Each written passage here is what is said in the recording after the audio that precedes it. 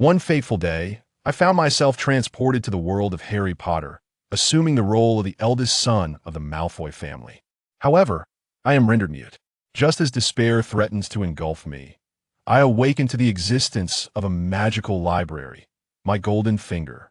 Zysage questions, is it truly appropriate for a mute to engage with such a contraption? Fortunately, a rather artificial intelligence-like creature named Dobby allows me to wield magical power, albeit on the condition that I traverse time and space to complete special tasks. In the Wuu Orphanage, I propose, let us become dear friends. No nos. Oh, I mean Tom/Zysage. It was you who first instigated this. You shall remain by my side until the end of your days. At Neumgard, I tease, enjoying yourself, are you, my dear boy? Greetings. It is a pleasure to make your acquaintance, my beloved pupil. In Hogwarts, I inquire, where are you taking me? To sell me? Chapter 1. The Transmigration. Greetings, everyone. My name is Cheen Ran, a recent university graduate. As I was en route to an interview, I met with an untimely demise while attempting to save a young girl crossing the street, and thus I was transported to another realm. Darling, look how adorable he is. Narcissa gently rocked the cradle, smiling at Lucius. Narcissa, he is our child, the future head of the Malfoy family. Despite his cuteness, I shall not be lenient in his upbringing. Lucius approached, wrapping his arm around Narcissa's waist, affectionately pinching her cheek. I know you all too well, Narcissa retorted, swatting his hand away. You might end up spoiling him even more than I do. Lucius merely chuckled softly, remaining silent. Darling, the child is nearly a month old, and you still have not found a name for him in the dictionary? No, I have indeed found one. At that moment, the child in the cradle appeared to awaken, slowly opening his eyes. Upon opening his eyes, Cheen Ran beheld his elegantly refined parents, instantly igniting his affinity for beauty. With arms outstretched, he cooed in delight. The two adults were instantly captivated by Cheen Ran, and Lucius affectionately lifted him. Child, your name shall be Zysage Malfoy. Do you like it? Zysage? Oh no, Zysage thinks I do not quite comprehend English. After all, I was a law-abiding citizen in my previous life. How did I find myself swept up in the tide of transmigration, landing in Harry Potter's world? I must confess, English was the bane of my existence in my former life. Fortunately, as Zysage is but a child, not understanding the language is of little consequence. Under the devoted care of my parents, Zysage grew up healthily until the age of 5 and forged a close friendship with Colin Creevy, also a pure-blood aristocrat. Mummy, today Colin invited me to his house to play. Early in the morning, Zysage exclaimed excitedly while eating breakfast. Zysage, I understand your joy, but this does not excuse you from eating properly. Narcissa replied, somewhat irked. Mummy, I truly am full, Zysage whined playfully. Dobby, please take me to Colin's house. Of course, young master, Dobby replied, taking Zysage's hand and performing apparition. Watching their vanishing figures, Narcissa let out a resigned sigh. Narcissa, do not worry about that boy. He will certainly find something to eat at the Creevy household. Lucius placed slices of bread onto Narcissa's plate. Honestly, consuming too many snacks is detrimental. Narcissa took a bite of her bread, shooting an exasperated glare at Lucius. However, when he returns, we must assign him a greater amount of homework. Just a few phrases, yet he still mispronounces them. My dear, we have excelled in our studies since childhood. Why has he encountered issues here at Siskier? It is no wonder that Narcissa began to feel anxious so early. After all, Siskier has never possessed a fondness for learning since his youth. Siskier. Go away. I toiled relentlessly in my past life for the college entrance examination, thinking university would be a respite, only to discover it was a ruse. In his early years, things were manageable, but as he grew older, problems began to surface. Even with simple sentences, Siskier responds sluggishly. When faced with something more complex, he merely blinks in bewilderment, gazing vacantly at everyone, scarcely uttering a word. Several healers were consulted, all asserting there to be no issues. Were it not for the concern for their noble reputation, Narcissa and Lucius would have taken Siskier to consult a muggle doctor. Fortunately, Siskier himself felt embarrassed, striving earnestly to learn English. Perhaps it was a change in environment, but he felt his English had improved significantly compared to his previous life, Those certain pronunciations seemed ingrained and impossible to alter. Meanwhile, Colin stood eagerly at the entrance, and upon seeing Siskier, he dashed forward. Let go, let go. Are you trying to strangle me? I apologize, Siskier. I am simply overwhelmed with excitement, considering we have not seen each other for over a month. Colin joyfully clung to Siskier's shoulders. As they entered the hall, they spotted a gentleman seated by the window, attired in a black suit jacket with a light gray shirt underneath, engrossed in a book. Father, Siskier has arrived. The gentleman lifted his gaze, his deep blue eyes mirroring Colin's as he smiled graciously. Siskier, it has been a long time. You seem to have grown taller. Good day, Uncle D. Sale. Father asked me to convey his regards to you. At that moment, a figure clad in light blue appeared in the hall. Oh, Siskier, you remain as adorable as ever. Llewellyn affectionately caressed Siskier's cheek. Llewellyn, we must take our leave, D. Sale announced, already positioned at the doorway. I apologize, Siskier. It seems we can only converse another time. Goodbye, father, mother. Farewell, uncle and aunt. Once they confirmed their departure, Colin eagerly pulled Siskier towards the kitchen. Siskier, look, everything you requested is right here. Now you can prepare the year buns you mentioned. Siskier gazed in astonishment at the array of spices and ingredients on the table. Bean sprouts, cooking wine, oyster sauce, zongzi leaves, pork, glutinous rice flour, and rice flour. Did you sneak off to the Muggle world? I didn't go. It was Lit who fetched them. Oh, Merlin socks. To think I was merely speaking offhandedly. Why did he take it seriously? Very well, Lit. Come here quickly. Young Master Malfoy, how may I assist you? Responding to the call, the house elf promptly appeared in the kitchen. I need to prepare some food. Just follow my instructions. Of course, young Master Malfoy. He finally chopped the defrosted pork and minced the washed bean sprouts, placing them together in a dish for later use. Heating the pan with cold oil, he sautéed the minced pork, gradually adding cooking wine, salt, and oyster sauce to enhance the flavor. Once cooked, he incorporated the bean sprouts and continued to stir for 2 or 3 minutes before removing it from the heat. He mixed the glutinous rice flour and rice flour in a ratio of 7:3, kneading it into a dough and dividing it into evenly sized portions. Rolling the dough into balls, he encased them with the filling, shaping them into cylindrical forms and wrapping them in zongzi leaves. He placed the year buns on the steamer, ensuring to leave space between them, and steamed them for over 10 minutes once the water reached a vigorous boil. Thus, a delectable batch of year buns was completed. As Siskier savored the year bun, tears welled in his eyes. At last, he could experience a taste of the Middle Summer Kingdom. Although British cuisine is not unpleasant, one cannot endure it daily. After Siskier developed cavities in his childhood, Narcissus strictly regulated his snacks and sweets, allowing him only to indulge during visits to Colin's home. Siskier, this year bun you mentioned is truly delicious. How did you come to know of it? Of course, the year bun Colin held differed from Siskier's, as it was specially made with peanuts, sesame, nuts, and sugar for a sweet flavor. Oh, I merely read about it in a miscellaneous book. Siskier averted his gaze, feeling guilty. After a satisfying meal, he accompanied Colin for a brief session of wizard chess. I don't want to play anymore. You always win. Colin tossed aside the chess piece in frustration. It's quite all right, Colin. I simply have the advantage of frequently playing chess with my father at home. Siskier reassured him verbally while secretly reveling in his triumph. After all, with a lifetime of experience, one might as well use it to outsmart the younger ones.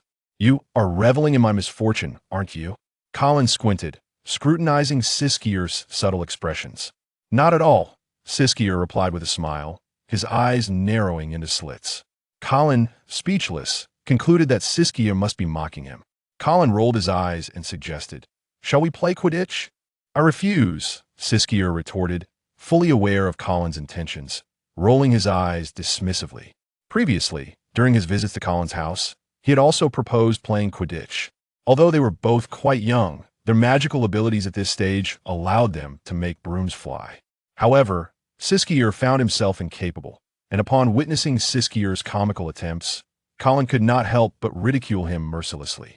Ultimately, he could only reluctantly occupy a seat behind Colin, experiencing the sensation of soaring through the skies.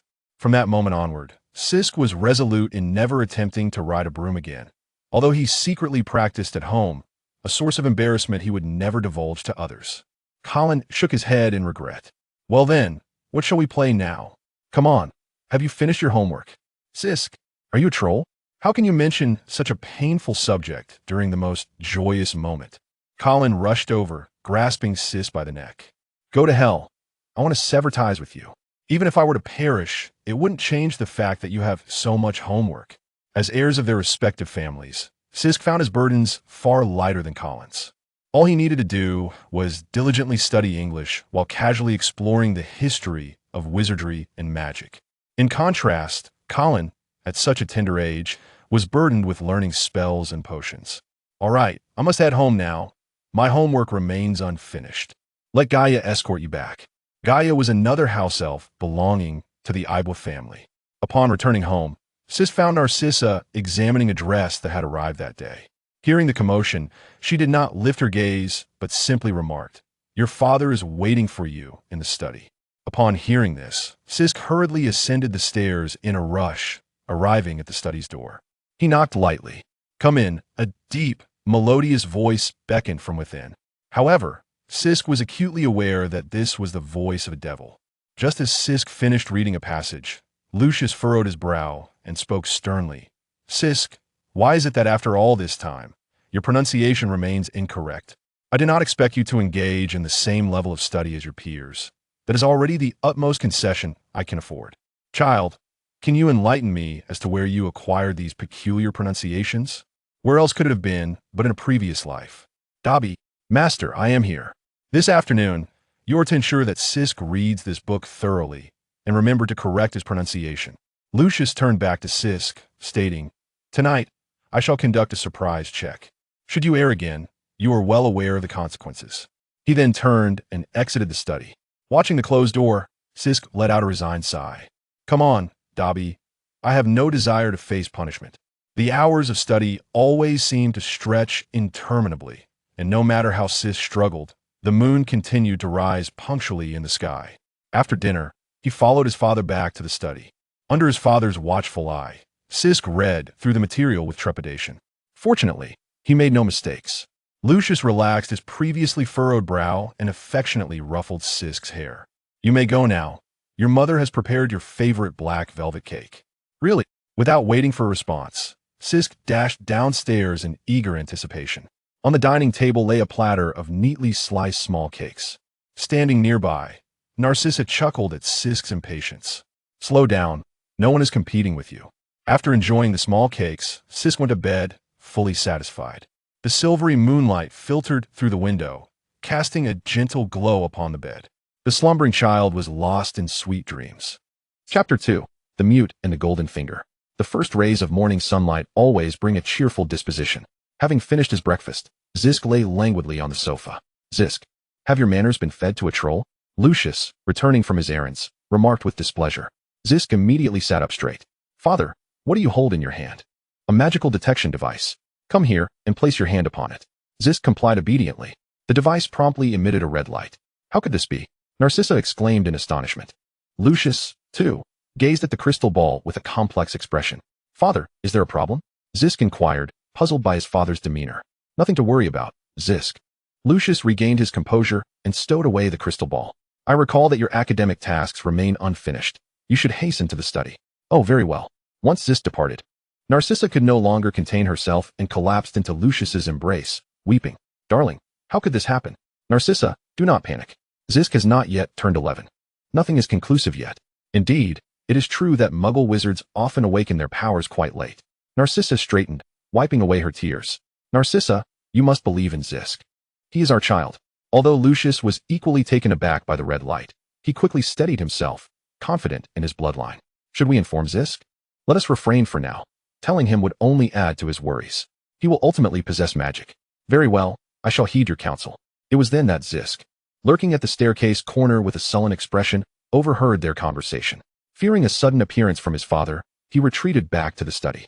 Closing the door, Zisk struggled to suppress his emotions, pacing frantically within the room. "What should I do? If I am a squib, what will become of me?" Unlike Lucius and Narcissa, Zisk was far from optimistic. He understood his uniqueness all too well. He was an outsider in this world, perhaps one that would not acknowledge his existence. "No, I cannot remain idle. I must prepare for both possibilities." The following day, Everyone was astonished to see Zisk fervently studying. Initially, they assumed it was merely a fleeting enthusiasm. However, after a month passed, the adults concluded that Zisk must have been spurred by something. Yet, he remained at home every day. What could possibly have motivated him? Could it be, Zisk, I baked some Sif cookies. Let us enjoy them together. Narcissa, holding a fragrant plate, stood at the study door, speaking gently. Mother, please eat first. I shall join you shortly. My dear, what troubles you? Were you bullied at the Abernathy's?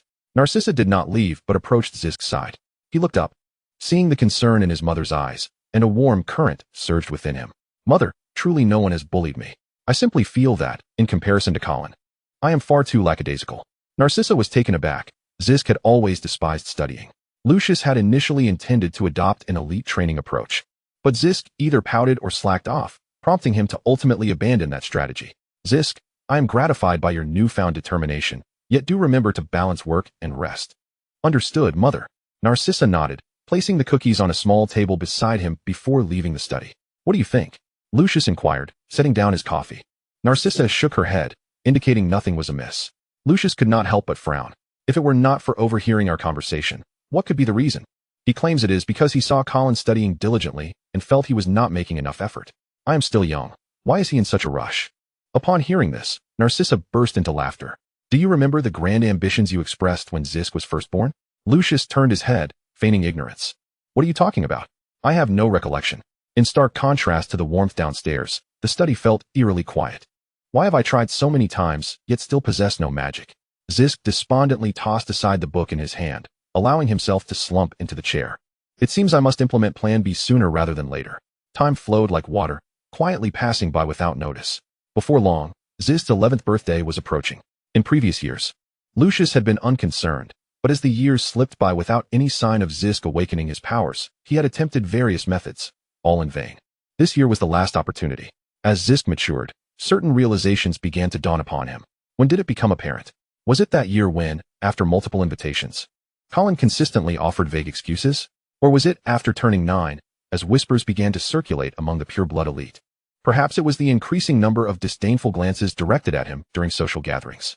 Or was it the complex and disappointed expressions that his parents cast upon him? Zisk understood everything. He offered no outward sign of his feelings, but the lights in the study burned later and later. His 11th birthday soon approached. Yet it was a dreary day. Early in the morning, the family sat together in the living room, occasionally glancing out the window. Master, there is an owl. Dobby pointed toward the west. Everyone turned to look, and in the distance beneath the cloudy sky, an owl appeared. Lucius excitedly stood and walked over to open the window. The owl flew in, depositing a letter upon the windowsill. Lucius picked up the envelope but hesitated to take further action. Narcissa felt a foreboding sensation. Indeed, it is nothing. Merely a letter from an old friend, Lucius said, turning around with a forced smile. It seems Hogwarts has accepted many Muggle wizards this year. The owls are overwhelmed. Let us wait a while longer. Time trickled by. By evening, the family had yet to see the owl bearing the acceptance letter. Lucius's patience had worn thin. My dear, let us wait a little longer. Narcissa pleaded, her eyes brimming with tears. She already knew the outcome, yet she was unwilling to accept it.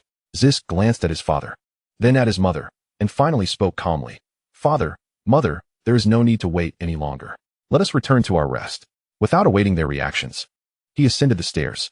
Entering his bedroom, Zisk threw himself onto the bed. Zisk, it is not a catastrophe. It is merely a lack of magic. After all, did I not live well in my previous life? He consoled himself in this manner, yet tears unwittingly soaked his pillow. How foolish it is to cry. I am over 30, how embarrassing. Zisk furiously wiped away his tears. Ding, the host has met the conditions. Would you like to activate the alternate space? Yes. Zisk heard a voice suddenly resonate in his mind, and looked in astonishment at the panel that appeared out of thin air. I knew it. Those who traverse dimensions must possess some extraordinary abilities. Yes. Opening alternate space. Please prepare. 3, 2, 1. Entering the magical library. Siskier felt a wave of dizziness wash over him, and upon reopening his eyes, he found himself gazing upon a pristine white wall. Adorning the wall were 2 winged angels, jointly cradling a timer in their hands. Aside from the table and chairs placed in the center, endless bookshelves flanked either side, stretching into oblivion. No, is this truly the appropriate setting for a mute? In this day and age, even a golden finger would mock my plight. Siskier immediately yearned to depart. To return. Ding, warning, time requirement not met. So this is the purpose of the timer. But how long must I wait to meet the criteria? Answer, A minimum of 24 hours, with no upper limit. This is absurd. What if they cannot locate me? Furthermore, how will I manage my basic needs? Answer. 1. The flow of time inside and outside the space is at a ratio of 41. 2. The host's consciousness merely enters the space, while the physical body remains in a state of slumber. 3. Within the space, the host's conscious form does not engage in biological functions. I am but a mute, incapable of learning magic. Answer. Detection indicates that the host possesses a significant amount of magical energy. Various attributes can be accessed via the personal panel. Open the personal panel. Host, Siskier Malfoy, Chinran. Age, 11, 33. Height, 168 centimeters. Weight, 48 kilograms. Race, male human. Magical energy, inactive. Potionology, 0-100. Dark magic, 10100. Transfiguration, 0-100. Alchemy, 0-100. Divination, 0-100. Ancient spells, 0-100. Special talent, none. Current points, 0. Note: points are earned through study duration, with a ratio of 10:1. Points can be exchanged for experience points at the same ratio. Activating magical energy and obtaining special talents require the completion of specific tasks. Upon seeing the inactive status next to his magical energy, Siskier felt a surge of joy. At last, I can attempt magic. What are the specific tasks? When do they commence? Yet this time, Siskier received no response. It appears that not all inquiries are met with answers. Perhaps my questions are beyond the scope. Before activating my magical energy, can I utilize the experience points I have accrued? Answer: no. So, this is merely theoretical knowledge without any practical application? What is the difference between this and studying mathematics or physics without doing the homework? But there is a difference. The experience points gained will not regress. Alas, I suppose I must diligently read instead. It seems I cannot escape the burdens of learning in 2 lifetimes. Chapter 3, Brother Draco. Exit space. Ding, time requirement met. Confirming exit. In the next moment, Siskier felt himself sprawled upon his bed. Ding, points distribution in progress. Duration, 24 hours. Total, 240 points. Siskier had little interest in his points at that moment. After such an extensive period of study, albeit interspersed with intermittent rest, he felt utterly drained. It was akin to the feeling of wanting to sleep during the midday but being unable to, or the fatigue experienced after staying up all night. I cannot endure this daily. It will surely wear me down. Ding. Suddenly, Siskier felt a warmth envelop him, akin to a soothing massage, as all his fatigue dissipated. Wow.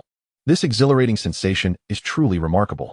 Little ding. Is this function something I can activate at will? Answer: no. That function is exclusively for alleviating study fatigue. Curse you. Merlin's spotted high-slit camisole dress. Glancing at the time, he realized it was time to descend for breakfast. As he approached the staircase, Siskier hesitated, uncertain of how to face his parents, fearful of their reactions. What are you dawdling there for? Lucius's voice echoed from behind. Siskier whirled around in a flurry. Father. Good morning. Lucius merely acknowledged him with a curt nod and proceeded downstairs. In the living room, Narcissa was already seated, her fork poised over a piece of bread. Yet untouched, Lucius sat beside her, and Siskier hastily took a seat opposite them. Unlike before, the atmosphere was enveloped in a heavy silence, as everyone ate breakfast quietly. The stillness reminiscent of the calm before a storm. Seizing the opportunity to sip his milk, Siskier cautiously glanced at his parents. At that moment, Narcissa happened to look up, and their eyes met inadvertently. Both quickly averted their gazes, as if the prior moment had been nothing but an illusion. Siskier lowered his head to consume his bread, attempting to hide his reddened eyes, feeling a wave of grievance wash over him. However, he remained oblivious to Narcissa's similarly reddened eyes, betraying her unmasked concern. Lucius observed the two, but chose to remain silent. After breakfast, as Siskier was about to return to his room, he heard Lucius call him back. Come, sit down. Siskier complied, sitting in silence for what felt like an eternity, waiting for Lucius to speak. But he dared not utter a word. At last, Lucius broke the silence. Siskier, there is something we have long wished to tell you. Narcissa abruptly grasped Lucius's hand, shaking her head fervently. Lucius paused momentarily, then gently stroked Narcissa's hair. Now, we agreed on this yesterday. If you cannot voice it, then I shall take on the role of the villain. Siskier observed their exchange, a sense of foreboding creeping into his mind. Siskier, your mother is pregnant. As anticipated, perhaps having harbored suspicions all along. The revelation brought an unexpected sense of relief to Siskier, though he was momentarily at a loss for how to respond. The two adults gazed at him anxiously, awaiting a reaction. Siskier, we did not intend to keep this from you. We were merely concerned that you might overthink it. Your mother has been grappling with how to convey this to you, and we never anticipated it would come to this. Siskier, you have grown. You must understand that the Malfoy family requires an heir, but he need not be exceptionally intelligent, composed, or even powerful. However, he cannot be mute. Am I correct? These words bore an accusatory tone, laced with unbridled anger, yet Siskier felt a profound calmness wash over him. Lucius and Narcissa could only respond with silence. From that day forth, Siskier seldom left his room, save for meals or the occasional venture into the Muggle world. He ceased visiting the study altogether. His transformation did not escape their notice, yet whenever they attempted to engage him in conversation, Siskier would respond with cold indifference. Gradually, they ceased their attempts to disturb him, often sending curious trinkets from the Muggle world his way, which he did not refuse. Before long, on a certain day, Narcissa successfully gave birth to a baby boy. This infant, unlike Siskier, displayed remarkable talent, manifesting his magical energy from the moment of birth. Both Narcissa and Lucius cherished him dearly. Siskier made his way to the nursery.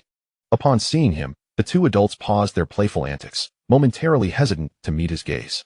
He is quite robust, Siskier remarked as he approached the crib. Observing his younger brother within, the child smiled at him, reaching out his hand as if yearning to be held. Siskier remained motionless. Has he been named? Not yet. Lucius replied. Then let us call him Draco Malfoy. Very well, as you wish. With that, Siskier returned to his room. Chapter 4, Departure from Home. Time is akin to sand slipping through one's fingers. The tighter one grasps, the faster it escapes.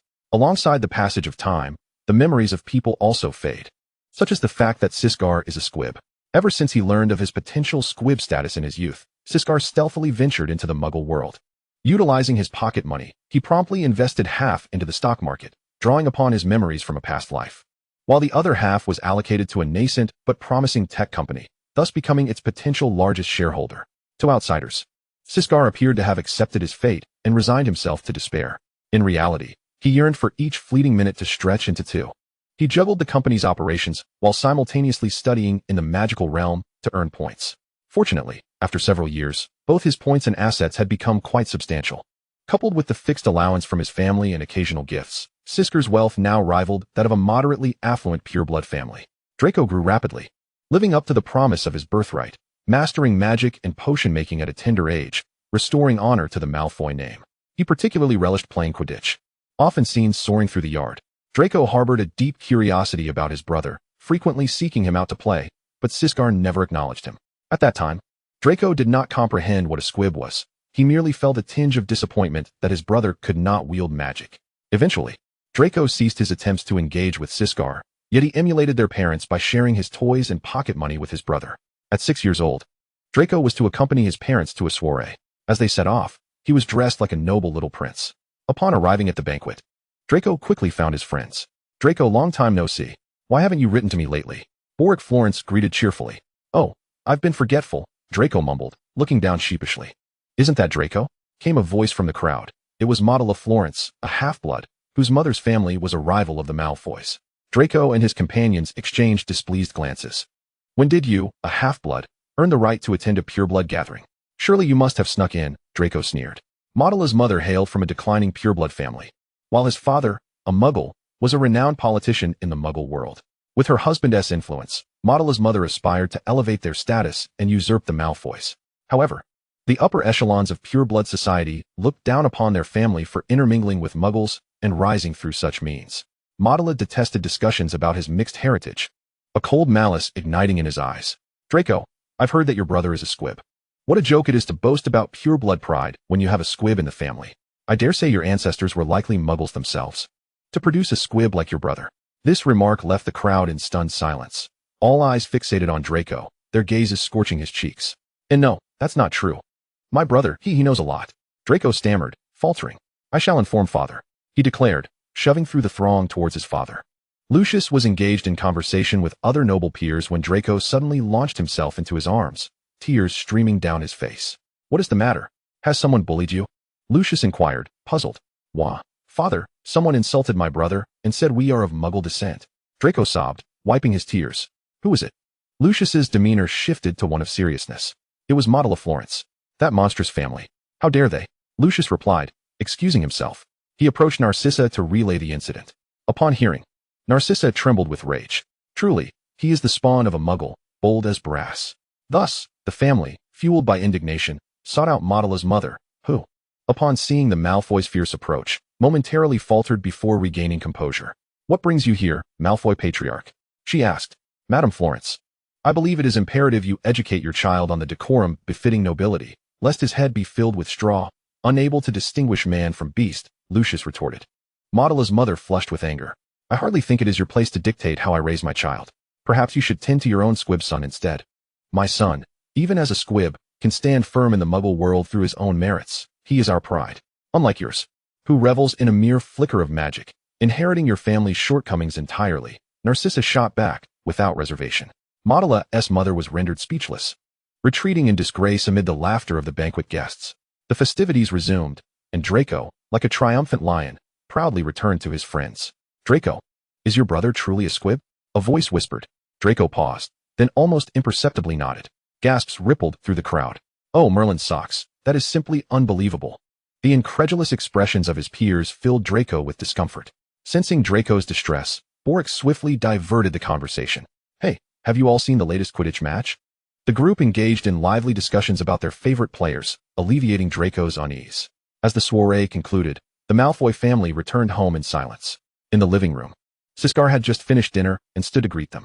"Father, Mother, Draco, good evening." After exchanging pleasantries, Siskar began to ascend the stairs. Just as he stepped up a few rungs, Draco suddenly charged at him, knocking Siskar down. Siskar stumbled and slid down the stairs, the sharp edges grazing his elbows and knees through his clothing. "Draco, what are you doing?" Narcissa and Lucius rushed over to assist Siskar, ignoring his wounds. Siskar stared in astonishment at Draco's furious countenance. "Draco, what is your problem?" "Siskar is your brother," Narcissa exclaimed, casting a healing spell on Siskar as she scolded Draco. "Draco, regardless of your reasons, you must face consequences for your actions today," Lucius added coldly. Draco, frightened by their reprimands, instinctively took a step back. Seeing the pain etched on Siskar's pale face, he felt a pang of guilt. He had not anticipated the severity of his actions, merely intending to express frustration and deliver a minor lesson. Yet, as Draco recalled the humiliation at the banquet and observed the disapproving looks from his parents, he felt a swell of grievance. "Why must you be a squib? Are you aware of how they mocked me? Why are you my brother? I detest you." With that, Draco burst into tears and fled to his room. "Oh, child, how could you speak such words to your brother?" Lucius remarked, preparing to ascend the stairs. "Do not go. He has already endured enough today. Let him rest," sighed Slytherin, casting a hopeful glance at Narcissa. "Could you share what transpired at the banquet today?" "Very well. I shall tell you," Narcissa replied, exasperated. After hearing everything, Slytherin fell into a long silence. "Father, Mother, it is getting late. You have both worked hard, so please rest early.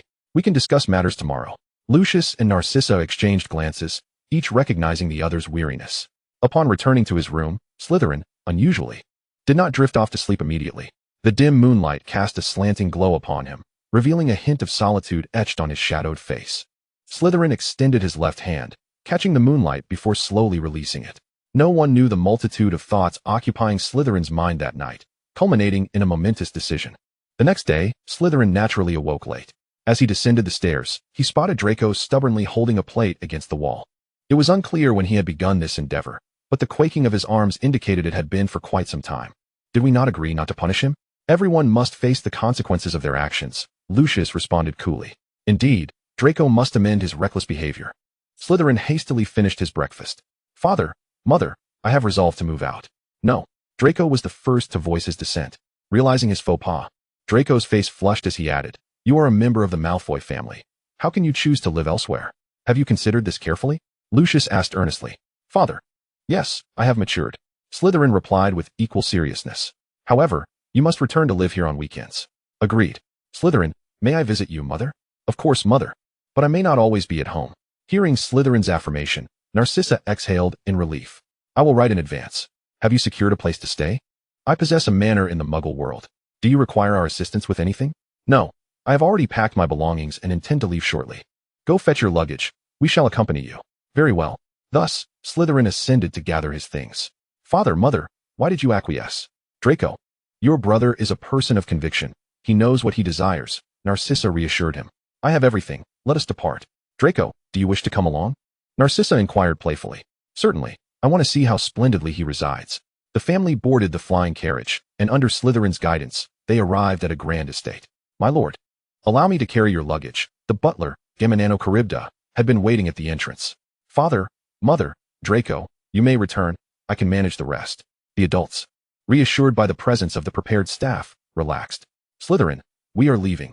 Remember to come home on the weekend. Chapter 5. The First Encounter with Tom Riddle. Father, Mother.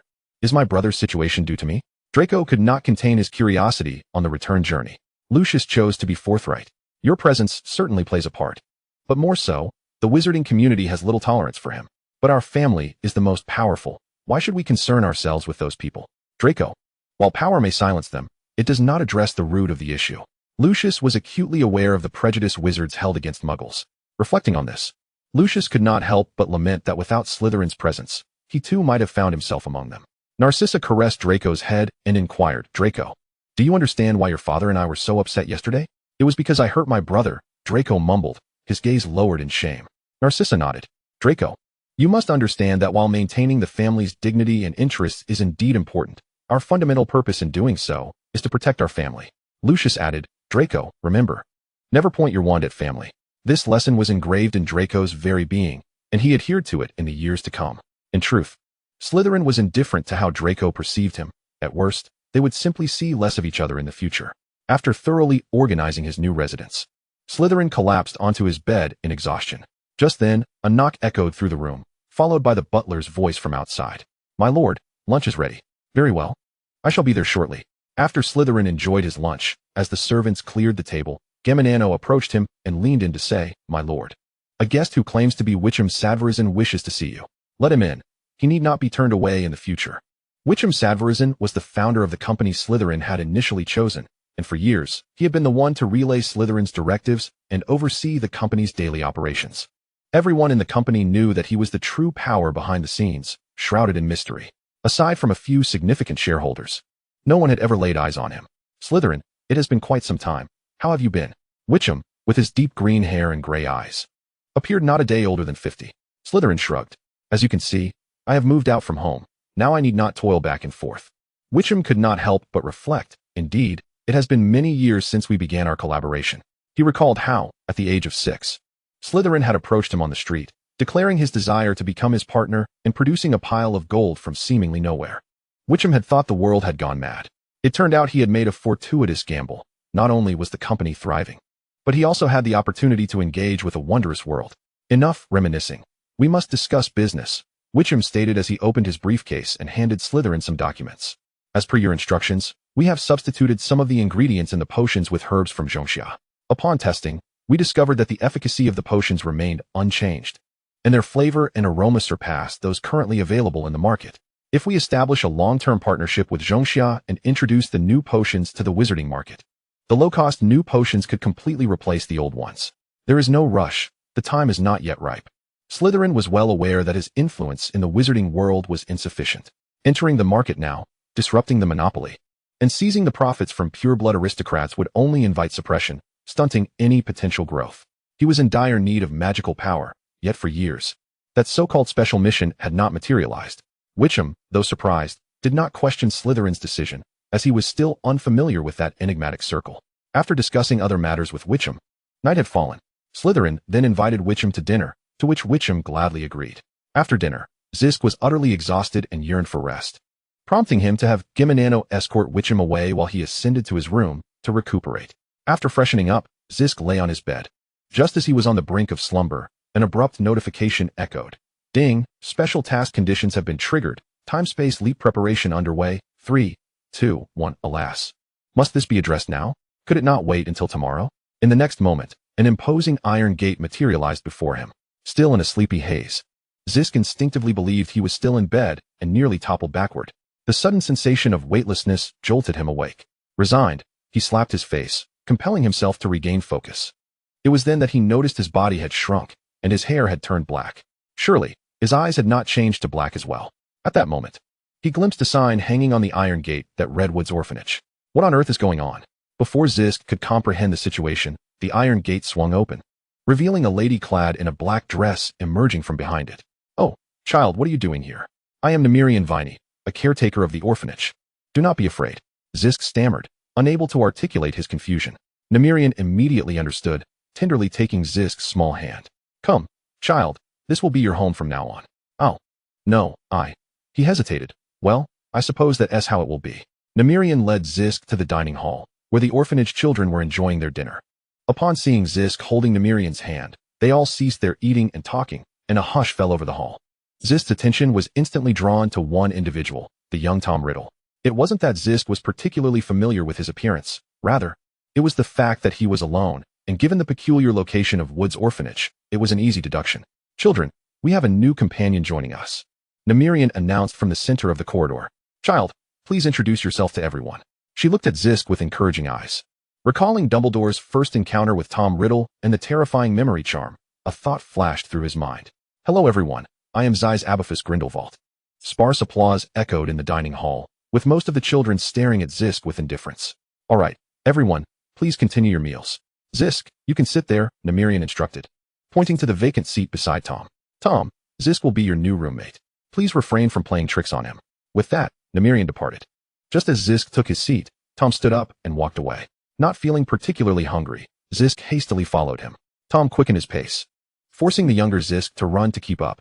Hearing the patter of footsteps behind him, Tom's face contorted in distaste. Soon, Tom entered a room at the end of the corridor, and Zisk squeezed in just before the door could close. Tom furrowed his brow, glaring at the sleeve Zisk had just touched. Zisk rolled his eyes at him and walked over to the unmade bed. Tom's cold gaze scrutinized Zisk, already plotting how to torment him that night. Zisk, indifferent to the brooding boy behind him, busied himself unpacking his bedding from the cupboard. All he wanted was to sleep. He lay on the bed, closed his eyes, and was just about to drift off when ding, special task in progress, unlocking 1/10 of magical power. Task 1, become friends with Tom Riddle, deadline 3 days. Failure results in a deduction of 1,000 points. Success rewards 1,000 points. Him? That noseless boy is worth 1,000 points? No, the important thing is that I have magical power now. Chapter 6, Tidying Up. Open the panel. Host, Zisk Malfoy. Age, 8, temporarily. Magic power, 10,100, temporarily. Potions, 0,100. Dark magic, 10100. Transfiguration, 0,100. Alchemy, 0,100. Divination, 0,100. Ancient charms, 0,100. Special talent, none. Current points, 5,126. After accumulating points for so long, they finally proved useful. Everything was maxed out except for divination. Panel updated as follows. Magic power, 10,100, temporarily. Potions, 100,100. Dark magic, 100,100. Transfiguration, 100,100. Alchemy, 100,100. Divination, 0,100. Ancient charms, 100,100. Special talent, none. Current points, 226. As Zisk gazed at the panel, joy swelled within him. Moreover, if he achieved the first task's reward, he would no longer need to toil over his studies. He chuckled wickedly. Noseless one. Oh no, Tom, let us become good friends. Meanwhile, Tom, lying on the adjacent bed, suddenly felt a chill run down his spine. What was this? Such a nauseating sensation. That night, Zisk slept exceedingly soundly. In the middle of the night, he felt something cool pressing against his neck. Groggily opening one eye, he discerned 2 glowing red dots moving slowly in the darkness. It took him a moment to realize it was a snake. Ugh, can't I have a peaceful night's sleep? Zisk was irritated. Tom, sitting against the wall with a book in hand, had tested this angle to get a clear view of Zisk's face. In the next moment, he noticed his little snake had gone stiff. What is happening? Soon, Tom figured it out. Zisk sat up, clutching the snake, and upon noticing Tom watching him, he tossed the petrified serpent onto Tom. Family, who understands? Someone is staying up in the dead of night, cloaked in darkness, reading a book. Tom caught the snake, his eyes lighting up with surprise as he looked at Zisk.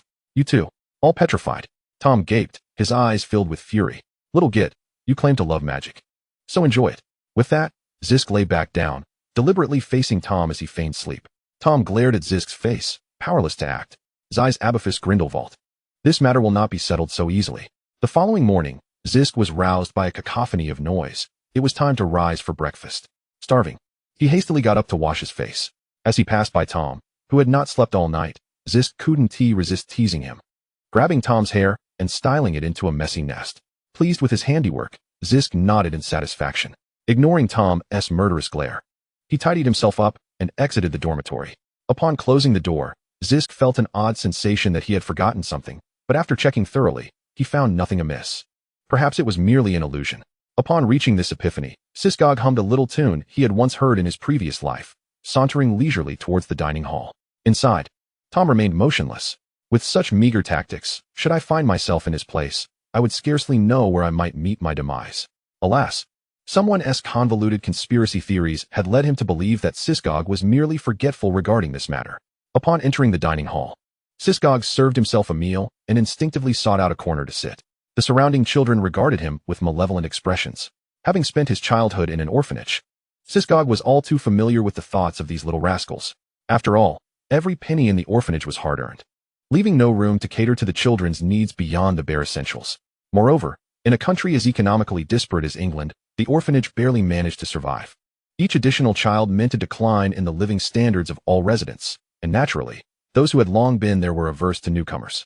After finishing his meal, the adults directed the older children to clean the dining hall. The remaining children naturally divided into several groups, with Sysgog isolated on his own. At that moment, he finally recalled what he had forgotten. Observing the nearly tidy dining hall, Sysgog thought to himself, surely, missing breakfast once one tea be catastrophic. Just as he contemplated returning to the dormitory to check on Tom, a gang of boys marched towards him with purpose. Sysgog quickly surmised their intentions and turned to flee. Hey, new kid. Sysgog, feeling resigned, turned back. The group of boys cornered him in a secluded spot. The others feigned ignorance, choosing not to alert any adults, who were far too preoccupied to intervene. After all, they had more pressing concerns, like finding ways to earn extra money. Sysgog eyed the leader of the group and asked, "Speak up, what do you want?" "Listen well, Sysgog Grindelwald," the boy declared. "This is our leader, Janedek." The boy beside him proudly introduced their chief. And then, Sysgog inquired, intrigued, "Newcomer, I advise you to be sensible and willingly become our leader's underling. What's in it for me?" Sysgog replied with a hint of amusement. "Incentives? The benefit lies in our leader's protection, of course, provided you willingly hand over your toys and snacks to him." Sysgog could not suppress a laugh. "What are you laughing at, brat? We are the fiercest fighters. Beware lest we thrash you." "Is that so?" The leader, unable to withstand Sysgog's provocation, raised his fist. Sysgog merely extended a finger and effortlessly caught the punch. "Impossible." The surrounding boys gasped in astonishment. Sysgog lowered his arm, while Janedek's fist remained suspended. The latter, realizing his arm was immobilized, looked at Sysgog in terror. He's a monster, just like Tom Riddle. The onlookers displayed a mixture of fear and disgust, scattering in haste. "Hey, don't run away." Janedek, half his arm still trapped, joined the crowd in flight. Sysgog called after him, "Calm down. I haven't even unleashed my full potential yet." Relenting, he decided to lift the enchantment on Janedek's arm. Returning to the dormitory, Sysgog was met with Tom's ominous gaze. "Sorry, I forgot." Sysgog chuckled awkwardly as he lifted the spell. Tom shifted his stiff body, unwilling to converse with someone he deemed lacking in intellect. Still mindful of his task, Sysgog felt a twinge of awkwardness and urgency when Tom refused to engage. "Hey, brother. It wasn't intentional. Can you forgive me? Besides, you threw the first punch last night, and I merely taught you a lesson." Tom had been waiting for Sysgog to say this. "Considering we are of the same kind, I can overlook it, but you must teach me this spell." "This spell is on me," Sysgog replied. Having taught math and physics to classmates in his previous life, he was quite experienced in instructing others. "But can you read?" A hint of discomfort crossed Tom's face. "I know some." "No worries, I'll teach you." To Sysgog's surprise, the effort he had put into learning English as a child would finally prove useful.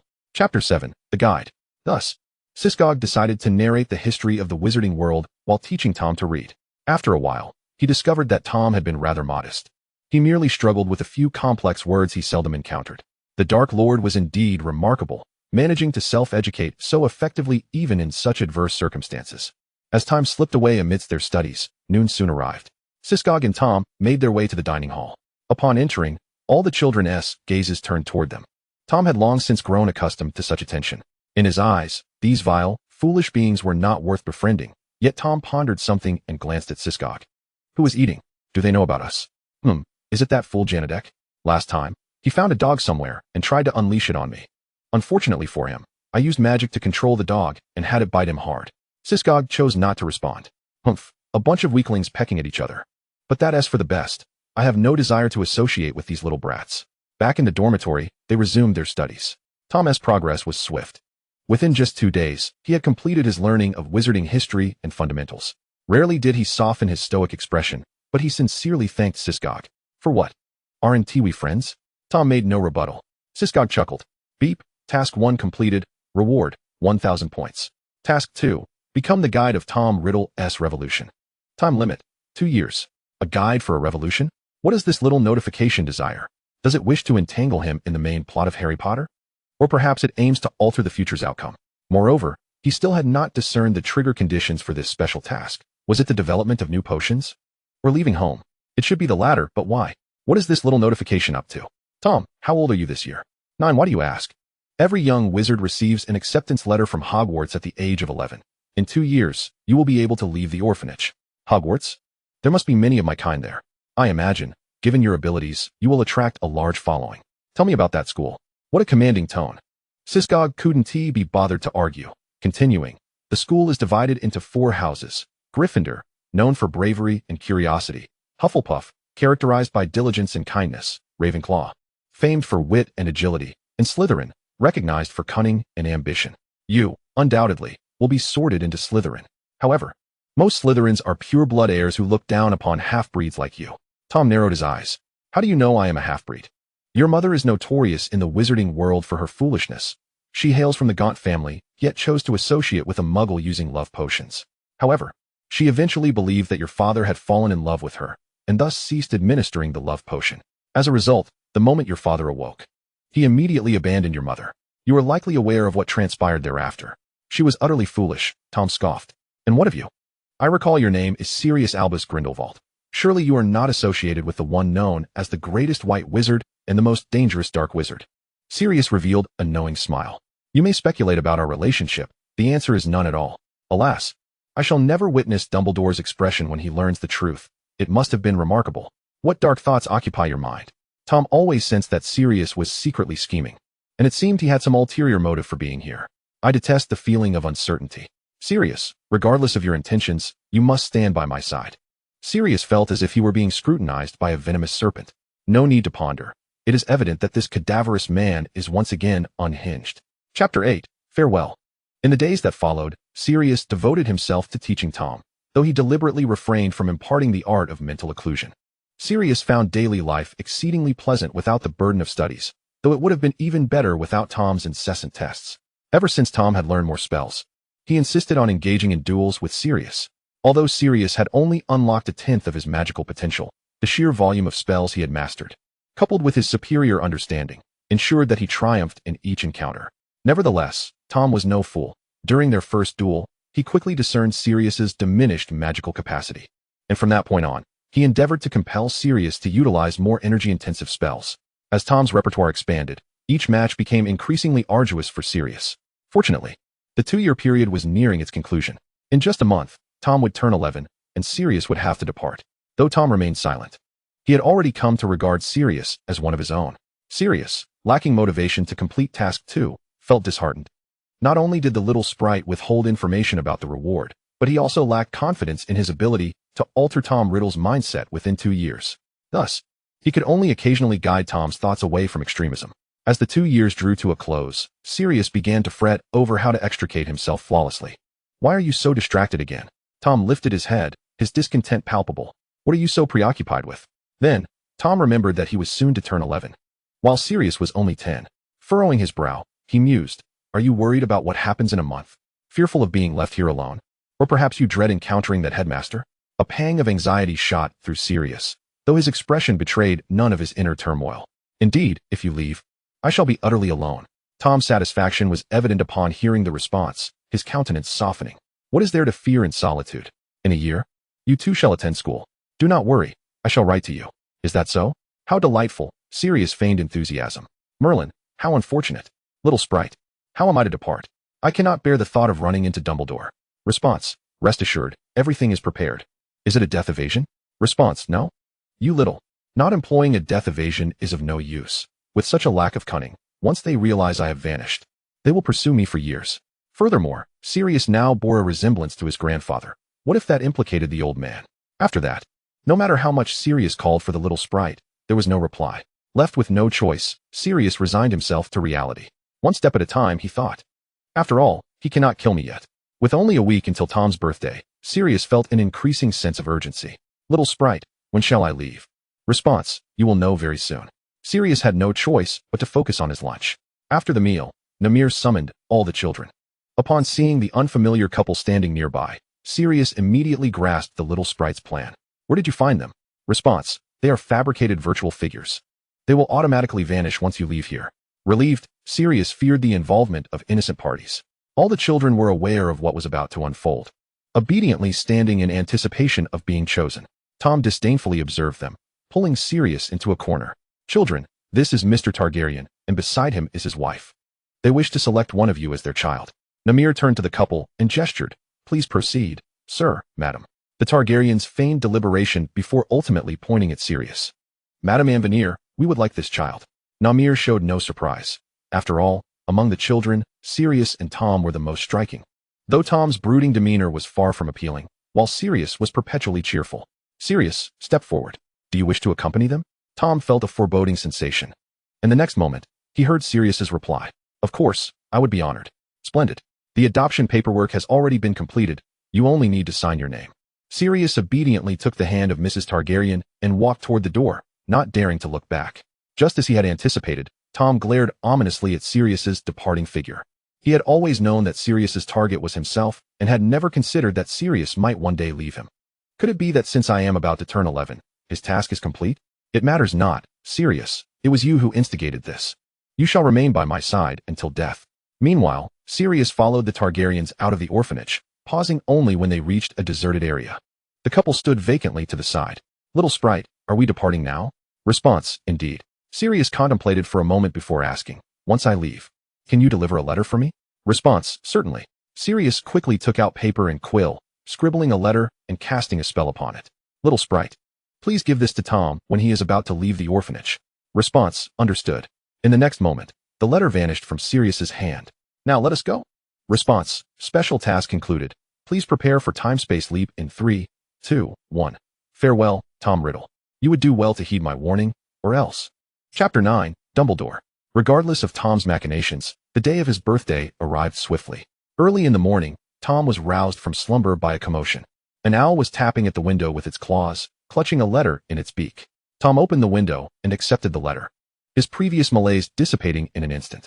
He scrutinized the letter, which bore a prominent H at its center, encircled by a lion, an eagle, a badger, and a serpent, along with a wax seal adorned with a shield emblem. In the lower right corner, the orphanage's address and Tom's name were inscribed in emerald green ink. Tom carefully opened the letter, revealing a sheet of substantial parchment. Hogwarts School of Witchcraft and Wizardry. Headmaster, Albus Dumbledore. Dear Mr. Riddle, I am delighted to inform you that you have been granted admission to Hogwarts School of Witchcraft and Wizardry. Enclosed is a list of required books and supplies. The term is set to commence on September 1st, and we eagerly await your OWL's response by July 31st. Sincerely, Professor Albus Dumbledore. First-year students are required to prepare 3 plain black robes, 1 plain black pointed hat for daytime wear, due to a prior notification from Sirius. Upon finishing the letter, Tom began to pack his belongings, anticipating the arrival of the professor. The following day, Mr. Dumbledore, the child is right here. Namri led Dumbledore to the door of Tom's dormitory. Madame Anvenir, I believe I shall speak with the child alone from this point. Of course, sir. But do be warned that the child's temperament is somewhat challenging. With that, Namri departed. Dumbledore gently rapped on the door. Come in. A slender boy opened the door. Dumbledore entered and found a stool to sit upon. Mr. Riddle, greetings. I am Albus Dumbledore, a professor at Hogwarts School of Witchcraft and Wizardry. You may have seen my name in the letter you received yesterday. Hello, Professor Dumbledore. I am Tom Riddle. Taken aback by Tom's composed demeanor, Dumbledore felt a surge of curiosity and decided to use legitimacy. Mr. Riddle, I sense that you are indeed exceptional. You are a wizard. However, before we engage in conversation, I believe we should address a few matters. In the next moment, a blaze erupted from the wardrobe beside Tom's bed. Mr. Riddle, I presume these items do not belong to you. Perhaps you ought to. Tom felt a pang of panic. How did he know? I apologize, Mr. Dumbledore. I realize my error and shall repent for it. Dumbledore sighed in resignation, a flicker of concern crossing his eyes. Good lad, I hope you truly mean that. Who is this child? Sirius Albus Grindelwald. Dumbledore silently pondered this name. Gellert, is this child connected to you? What are your intentions? And why draw this child into Riddle's life? Professor Dumbledore? Tom called softly as Dumbledore remained pensive. Forgive me, Tom. May I address you as such? Certainly, Professor. I had intended to discuss school life and the wizarding world with you, but it seems Sirius has already facilitated that. Tom, perplexed by Dumbledore's words, dared not dwell on it further. Well then, Professor, let us proceed directly to the school. Tom, do not rush. We must first procure the necessary supplies for the term. Come, gather your belongings, and we shall bid farewell to Madame Anvenier. At the entrance, Dumbledore expressed his gratitude. Madame Anvenier, I am profoundly thankful that your school is willing to accept Tom as a student. Tom, be sure to heed the professor's guidance once at school. Madame Anvenier, it is getting quite late. I must take my leave with Tom. Wait, Tom, I have a letter from Sirius for you. Tom accepted the letter from Namari, a faint smile gracing his lips. Dumbledore regarded the letter thoughtfully, ultimately choosing to remain silent. Through apparition, Dumbledore and Tom arrived at Diagon Alley. After a flurry of activity, they successfully acquired the school supplies. Once Tom was settled at the Leaky Cauldron, Dumbledore took his leave. Austria, Neumgard. Dumbledore stood at a distance, quietly observing the castle. After a few moments, he slowly approached the castle. As he reached the entrance, a voice called from within. Come in, the door is ajar. Thus, Dumbledore pushed the door open. Gellert sat at the edge of his bed, his frail form a stark contrast to the vibrant vigor he once possessed. Al, it has been ages. How have you been? Gellert greedily scrutinized Dumbledore, the fervor in his gaze causing Dumbledore to avert his eyes. Gellert. Dumbledore called with an air of exasperation.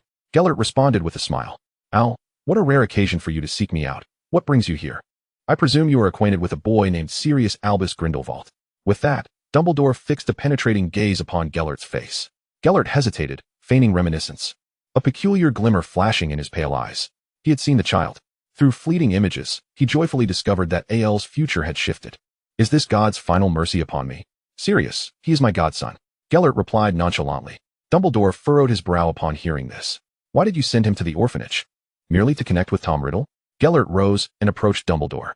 Dumbledore instinctively leaned back, though he did not retreat. Gellert brushed his now graying hair back, caressing it gently.